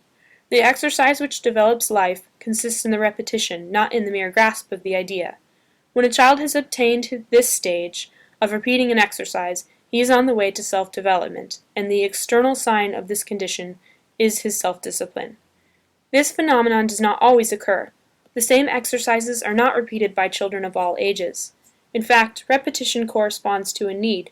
Here steps in the experimental method of education. It is necessary to offer those exercises which correspond to the need of development felt by an organism. And if the child's age has carried him past a certain need, it is never possible to obtain, in its fullness, a development which missed its proper moment. Hence children grow up, often fatally and irrevocably, imperfectly developed. Another very interesting observation is that which relates to the length of time needed for the execution of actions. Children who are undertaking something for the first time are extremely slow. Their life is governed in this respect by laws especially different from ours. Little children accomplish slowly and perseveringly various complicated operations agreeable to them, such as dressing, undressing, cleaning the room, washing themselves, setting the table, eating, etc. In all this they are extremely patient, overcoming all the difficulties presented by an organism still in process of formation. But we, on the other hand, noticing that they are tiring themselves out or wasting time in accomplishing something which we would do in a moment and without the least effort, put ourselves in the child's place and do it ourselves. Always with the same erroneous idea that the end to be obtained is the completion of the action, we dress and wash the child, we snatch out of his hands objects which he loves to handle, we pour the soup into his bowl, we feed him, we set the table for him. And after such services, we consider him, with that injustice always practiced by those who domineer over others, even with benevolent intentions, to be incapable and inept. We often speak of him as impatient, simply because we are not patient enough to allow his actions to follow laws of time differing from our own. We call him tyrannical, exactly because we employ tyranny towards him. This stain, this false imputation, this calumny on childhood has become an integral part of the theories concerning childhood, in reality so patient and gentle. The child, like every strong creature fighting for the right to live, rebels against whatever offends that occult impulse within him which is the voice of nature, and which he ought to obey, and he shows by violent actions, by screaming and weeping, that he has been overborne and forced away from his mission in life. He shows himself to be a rebel, a revolutionist, an iconoclast, against those who do not understand him, and who, fancying that they are helping him, are really pushing him backward in the highway of life. Thus even the adult who loves him rivets about his neck another calumny, confusing his defense of his molested life with a form of innate naughtiness characteristic of little children. What would become of us if we fell into the midst of a population of jugglers, or of lightning change impersonators of the variety hall? What should we do if, as we continued to act in our usual way, we saw ourselves assailed by these sleight-of-hand performers, hustled into our clothes, fed so rapidly that we could scarcely swallow, if everything we tried to do was snatched from our hands and completed in a twinkling, and we ourselves reduced to impotence and a humiliating inertia? Not knowing how else to express our confusion, we would defend ourselves with blows and yells from these madmen, and they, having only the best will in the world to serve us, would call us haughty, rebellious, and incapable of doing anything. We, who know our own milieu, would say to those people, "Come into our countries and you will see the splendid civilization we have established. You will see our wonderful achievements." These jugglers would admire us infinitely, hardly able to believe their eyes, as they observed our world so full of beauty and activity, so well regulated, so peaceful, so kindly, but all so much slower than theirs. Something of this sort occurs between children and adults. It is exactly in the repetition of the exercise that the education of the senses consists. Their aim is not that the child shall know colors, forms, and the different qualities of objects, but that he refine his senses through an exercise of attention, of comparison, of judgment. These exercises are true intellectual gymnastics. Such gymnastics, reasonably directed by means of various devices, aid in the formation of the intellect, just as physical exercises fortify the general health and quicken the growth of the body. The child who trains his various senses separately, by means of external stimuli, concentrates his attention and develops piece by piece his mental activities, just as with separately prepared movements he trains his muscular activities. These mental gymnastics are not merely psychosensory, but they prepare the way for spontaneous association of ideas, for ratiocination developing out of definite knowledge, for a harmoniously balanced intellect. They are the powder trains that bring about those mental explosions which delight the child so intensely when he makes discoveries in the world about him, when he, at the same time, ponders over and glories in the new things which are revealed to him in the outside world, and in the exquisite emotions of his own growing consciousness. And finally, when there spring up within him, almost by a process of spontaneous ripening, like the internal phenomena of growth, the external products of learning, writing and reading. I happened once to see a 2-year-old child, son of a medical colleague of mine, who, fairly fleeing away from his mother who had brought him to me, threw himself on the litter of things covering his father's desk, the rectangular writing pad, the round cover of the inkwell. I was touched to see the intelligent little creature trying his best to go through the exercises which our children repeat with such endless pleasure till they have fully committed them to memory. The father and the mother pulled the child away, reproving him, and explaining that there was no use trying to keep that child from handling his father's desk furniture.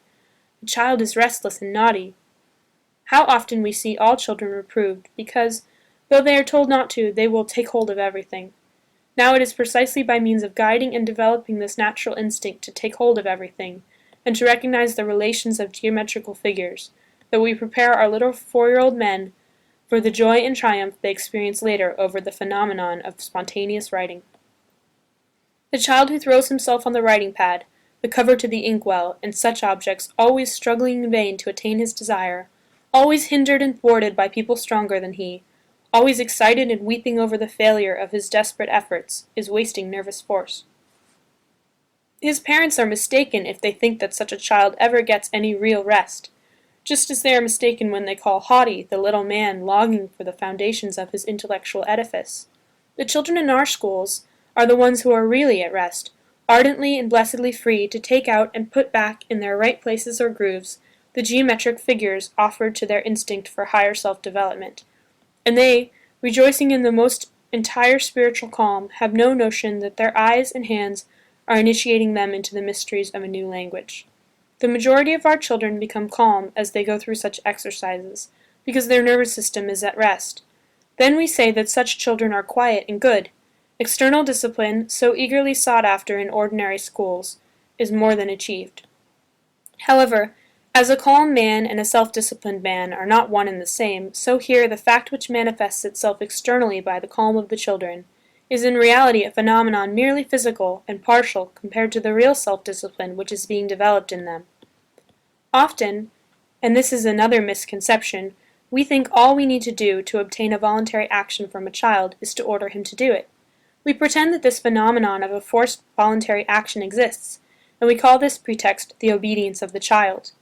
We find little children specially disobedient, or rather their resistance, by the time they are 4 or 5 years old, has become so great that we are in despair, and are almost tempted to give up trying to make them obey. We force ourselves to praise little children the virtue of obedience, a virtue which, according to our accepted prejudices, should belong specially to infancy, should be the infantile virtue, yet we fail to learn anything from the fact that we are led to emphasize it so strongly because we can only with the greatest difficulty make children practice it. It is a very common mistake, this of trying to obtain by means of prayers or orders or violence what is difficult or impossible to get. Thus, for instance, we ask little children to be obedient, and little children in their turn ask for the moon. We need only reflect that this obedience, which we treat so lightly, occurs later as a natural tendency in older children, and then as an instinct in the adult to realize that it springs spontaneously into being, and that it is one of the strongest instincts of humanity. We find that society rests on a foundation of marvelous obedience, and that civilization goes forward on a road made by obedience. Human organizations are often founded on an abuse of obedience. Associations of criminals have obedience as their keystone. How many times social problems center about the necessity of rousing man from a state of obedience which has led him to be exploited and brutalized? Obedience naturally is sacrifice. We are so accustomed to an infinity of obedience in the world, to a condition of self-sacrifice, to a readiness for renunciation, that we call matrimony the blessed condition, although it is made up of obedience and self-sacrifice. The soldier, whose lot in life is to obey if it kills him, is envied by the common people, while we consider anyone who tries to escape from obedience as a malefactor or a madman. Besides, how many people have had the deeply spiritual experience of an ardent desire to obey something or some person leading them along the path of life? More than this, a desire to sacrifice something for the sake of this obedience. It is therefore entirely natural that, loving the child, we should point out to him that obedience is the law of life, and there is nothing surprising in the anxiety felt by nearly everyone who is confronted with the characteristic disobedience of little children. But obedience can only be reached through a complex formation of the psychic personality. To obey, it is necessary not only to wish to obey, but also to know how to. Since when a command to do a certain thing is given, we presuppose a corresponding active or inhibitive power of the child, it is plain that obedience must follow the formation of the will and the mind. To prepare in detail this formation by means of detached exercises is therefore indirectly to urge the child towards obedience. The method which is the subject of this book contains in every part an exercise for the will power, when the child completes coordinated actions directed towards a given end, when he achieves something he set out to do, when he repeats patiently his exercises, he is training his positive willpower. Similarly, in a very complicated series of exercises, he is establishing through activity his powers of inhibition. For instance, in the lesson of silence, which calls for a long continued inhibition of many actions, while the child is waiting to be called, and later for a rigorous self-control when he is called, and would like to answer joyously and run to his teacher, but instead is perfectly silent, moves very carefully, taking the greatest pains not to knock against chair or table or to make a noise. Other inhibited exercises are the arithmetical ones, when the child, having drawn a number by lot, must take from the great mass of objects before him, apparently entirely at his disposition, only the quantity corresponding to the number in his hand, whereas, as experience has proved, he would like to take the greatest number possible. Furthermore, if he chances to draw the 0, he sits patiently with empty hands. Still, another training for the inhibitive will power is in the lesson of 0, when the child, called upon to come up 0 times and give 0 kisses, stands quiet, conquering with a visible effort the instinct which would lead him to obey the call. The child at our school dinners who carries the big tureen full of hot soup isolates himself from every external stimulant which might disturb him, resists his childish impulse to run and jump, does not yield to the temptation to brush away the fly on his face, and is entirely concentrated on the great responsibility of not dropping or tipping the tureen. A little thing of 4 1/2, every time he set the tureen down at a table so that the little guests might help themselves, gave a hop and a skip, then took up the tureen again to carry it to another table, repressing himself to a sober walk. In spite of his desire to play, he never left his task before he had passed soup to the 20 tables, and he never forgot the vigilance necessary to control his actions. Willpower, like all other activities, is invigorated and developed through methodical exercises, and all our exercises for willpower are also mental and practical. To the casual onlooker, the child seems to be learning exactitude and grace of action, to be refining his senses, to be learning how to become his own master, how to be a man of prompt and resolute will. We often hear it said that a child's will should be broken, that the best education for the will of the child is to learn to give it up to the will of adults. Leaving out of the question the injustice which is at the root of every act of tyranny, this idea is irrational, because the child cannot give up what he does not possess. We prevent him in this way from forming his own willpower, and we commit the greatest and most blameworthy mistake. He never has time or opportunity to test himself, to estimate his own force and his own limitations, because he is always interrupted and subjected to our tyranny, and languishes in injustice because he is always being bitterly reproached for not having what adults are perpetually destroying. There springs up as a consequence of this childish timidity, which is a moral malady acquired by a will which could not develop, and with which the usual calumny which with the tyrant, consciously or not, covers up his own mistakes, we consider as an inherent trait of childhood. The children in our schools are never timid. One of their most fascinating qualities is the frankness with which they treat people, with which they go on working in the presence of others, and showing their work frankly, calling for sympathy. That moral monstrosity, a repressed and timid child, who is at his ease nowhere except alone with his playmates or with street urchins, because his willpower was allowed to grow only in the shade, disappears in our schools. He presents an example of thoughtless barbarism, which resembles the artificial compression of the bodies of those children intended for court dwarfs, museum monstrosities, or buffoons. Yet this is the treatment under which nearly all of the children of our time are growing up spiritually. As a matter of fact, in all the pedagogical congresses, one hears that the great peril of our time is the lack of individual character in the scholars. Yet these alarmists do not point out that this condition is due to the way in which education is managed, to scholarly slavery, which has for its specialty the repression of willpower and of force of character. The remedy is to enfranchise human development. Besides the exercises it offers for developing willpower, the other factor in obedience is the capacity to perform the act it becomes necessary to obey. One of the most interesting observations made by my pupil, Anna Maccheroni, at first in the school in Milan, and then in the Via Giusti in Rome, relates to the connection between obedience in a child and his knowing how. Obedience appears in the child as a latent instinct as soon as his personality begins to take form. For instance, a child begins to try a certain exercise, and suddenly some time he goes through it perfectly. He's delighted, stares at it, and wishes to do it over again, but for some time the exercise is not a success. Then comes a time when he can do it nearly every time he tries, voluntarily, but makes mistakes if someone else asks him to do it. The external command does not as yet produce the voluntary act. When, however, the exercise always succeeds with absolute certainty, then an order from someone else brings about on the child's part orderly, adequate action. That is, the child is able each time to execute the command received. That these facts, with variations in individual cases, are laws of psychical development, is apparent from everyone's experience with children in school, or at home. One often hears a child say, "I did do such and such a thing, but now I can't." And a teacher disappointed by the incompetence of a pupil will say, "Yet that child was doing it all right, and now he can't." Finally, there is the period of complete development in which the capacity to perform some operation is permanently acquired. There are, therefore, 3 periods.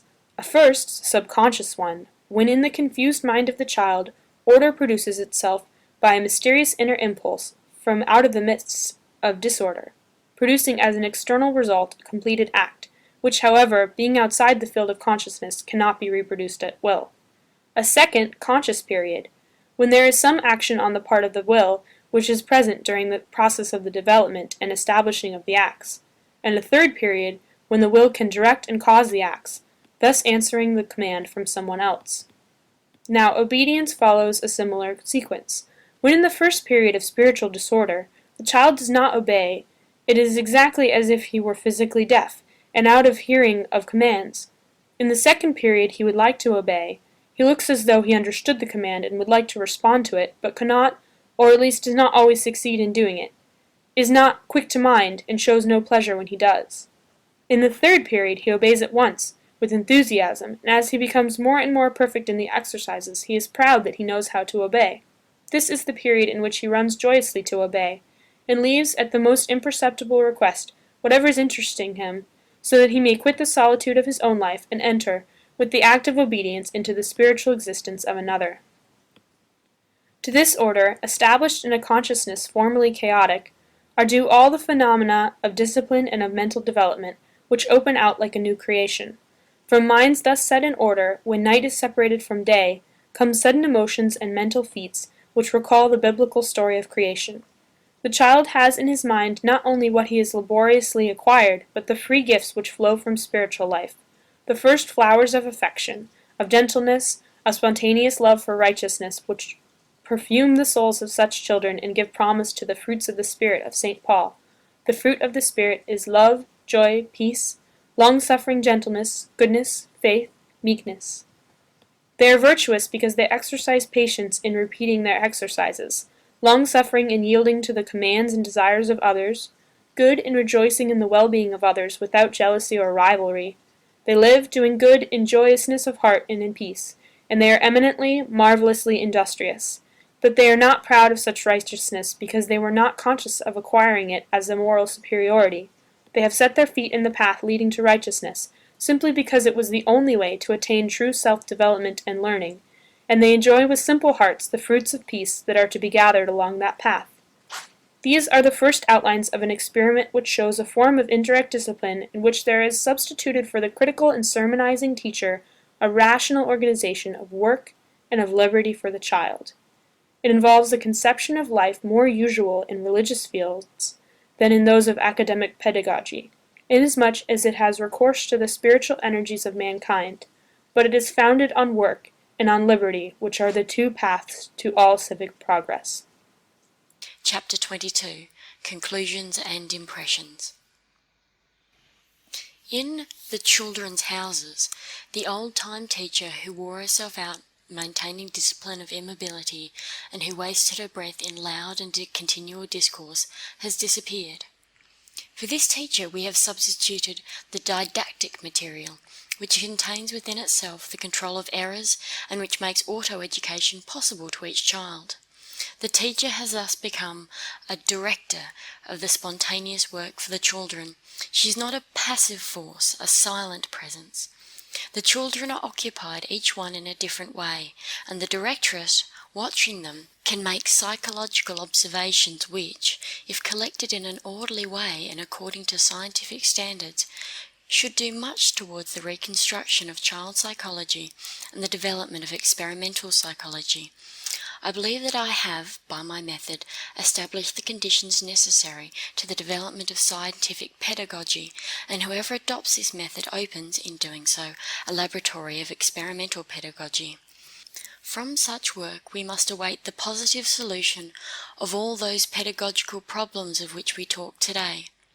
For through such work there has already come the solution of some of these very questions, that of the liberty of the pupils, auto-education, the establishment of harmony between the work and activities of home life and school tasks, making both work together for the education of the child. The problem of religious education, the importance of which we do not fully realize, should also be solved by positive pedagogy. If religion is born with civilizations, its roots must lie deep in human nature. We have had most beautiful proof of an instinctive love of knowledge in the child, who has too often been misjudged in that he has been considered addicted to meaningless play and games devoid of thought. The child who left the game in his eagerness for knowledge has revealed himself as a true son of that humanity which has been throughout the centuries the creator of scientific and civil progress. We have belittled the Son of Man by giving him foolish and degrading toys, a world of idleness where he is suffocated by a badly conceived discipline. Now in his liberty, the child should show us, as well, whether man is by nature a religious creature. To deny, a priori, the religious sentiment in man, and to deprive humanity of the education of this sentiment, is to commit a pedagogical error similar to that of denying a priori to the child the love of learning for learning's sake. This ignorant assumption led us to dominate the scholar, to subject him to a species of slavery in order to render him apparently disciplined. The fact that we assume that religious education is only adapted to the adult may be akin to another profound error existing in education today, namely, that of overlooking the education of the senses at the very period when this education is possible. The life of the adult is practically an application of the senses to the gathering of sensations from their environment. A lack of preparation for this often results in inadequacy in practical life, in that lack of poise which causes so many individuals to waste their energies in purposeless effort. Not to form a parallel between the education of the senses as a guide to practical life and religious education as a guide to moral life, but for the sake of illustration, let me call attention to how often we find inefficiency, instability among irreligious persons, and how much precocious individual power is miserably wasted. How many men have had this experience? And when that spiritual awakening comes late, as sometimes it does, through the softening power of sorrow, the mind is unable to establish an equilibrium because he has grown too much accustomed to a life deprived of spirituality. We see equally piteous cases of religious fanaticism, or we look upon intimate dramatic struggles between the heart, ever seeking its own safe and quiet port, and the mind that constantly draws it back to the sea of conflicting ideas and emotions where peace is unknown. These are all psychological phenomena of the highest importance. They present perhaps the gravest of all our human problems. We Europeans are still filled with prejudices and hedged about with preconceptions in regards to these matters. We are slaves of thought. We believe that liberty of conscience and of thought consists in denying certain sentimental beliefs, while liberty can never exist where one struggles to stifle some other thing, but only where unlimited expansion is granted, where life is left free and untrammeled. He who really does not believe does not fear that which he does not believe, and does not combat that which for him does not exist. If he believes and fights, then he becomes an enemy to liberty. In America, the great positive scientist William James, who expounds the psychological theory of emotions, is also the man who illustrates the psychological importance of religious conscience. We cannot know the future of the progress of thought here. For example, in the children's houses, the triumph of discipline through the conquest of liberty and independence marked the foundation of the progress which the future will see in the matter of pedagogical methods. To me, it offers the greatest hope for human redemption through education. Perhaps in the same way, through the conquest of liberty of thought and of conscience, we are making our way towards a great religious triumph.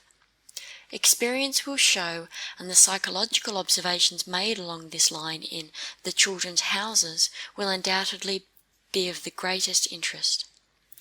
This book of methods, compiled by one person alone, must be followed by many others. It is my hope that, starting from the individual study of the child, educated with our method, other educators will set forth the results of their experiments. These are the pedagogical books which will await us in the future. From the practical side of the school, we have with our method the advantage of being able to teach in one room children of very different ages. In our children's houses, we have little ones of 2 years and a half who cannot as of yet make use of even the most simple of the sense exercises, and children of 5 and a half who, because of their development, might easily pass into the 3rd elementary.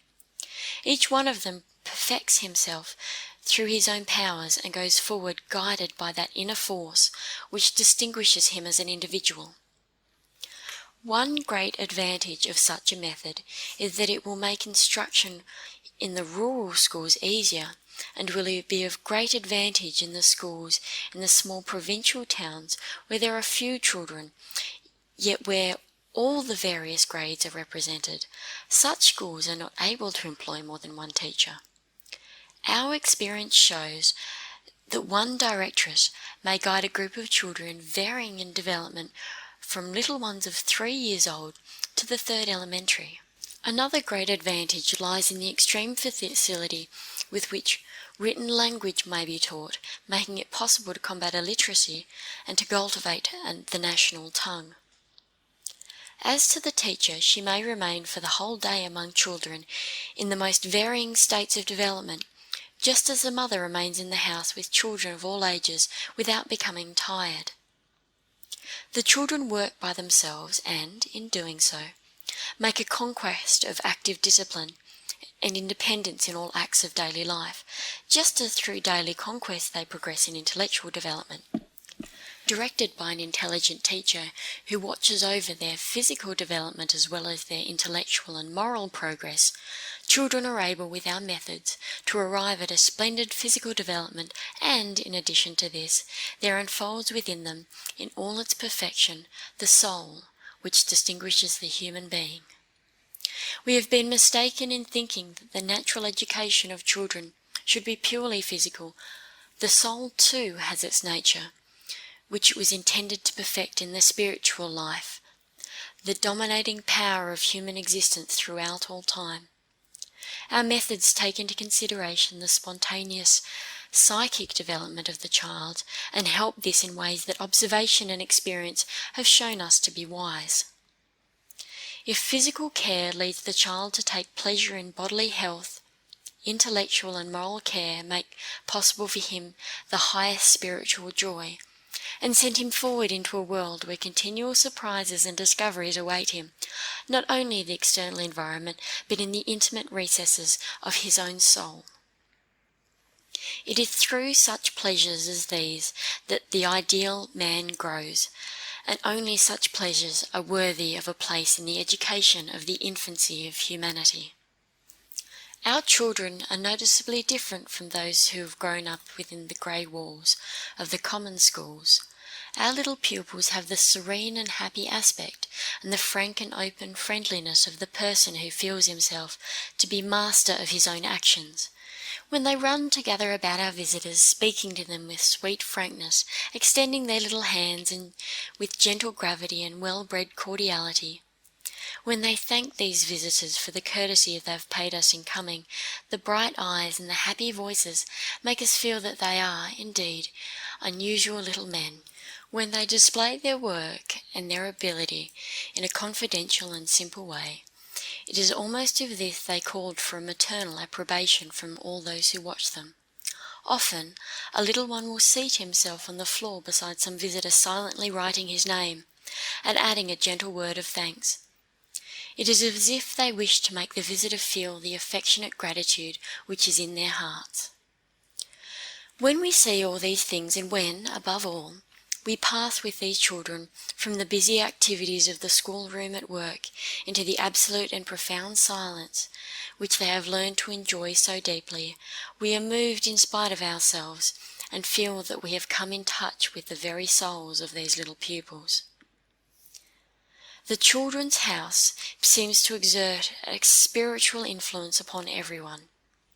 I have seen here men of affairs, great politicians preoccupied with problems of trade and of state, cast off like an uncomfortable garment the burdens of the world. and fall into a simple forgetfulness of self. They are affected by this vision of the human soul growing in its true nature, and I believe that this is what they mean when they call our little ones wonderful children, happy children, the infancy of humanity in a higher stage of evolution than our own. I understand how the great English poet Wordsworth, enamoured as he was of nature, demanded the secret of all her peace and beauty. It was at last revealed to him. The secret of all nature lies in the soul of a little child. He holds there the true meaning of that life which exists throughout humanity. But this beauty which lies about us in our infancy becomes obscured. Shades of the prison house begin to clothe us about the growing boy. At last the man perceives it die away and fade into the light of common day. Truly our social life is too often only the darkening and the death of the natural life that is in us. These methods tend to guard that spiritual life within man, to keep his real nature unspoiled, and to set it free from the oppressive and degrading yoke of society. It is a pedagogical method informed by the higher concept of Immanuel Kant. Perfect art returns to nature.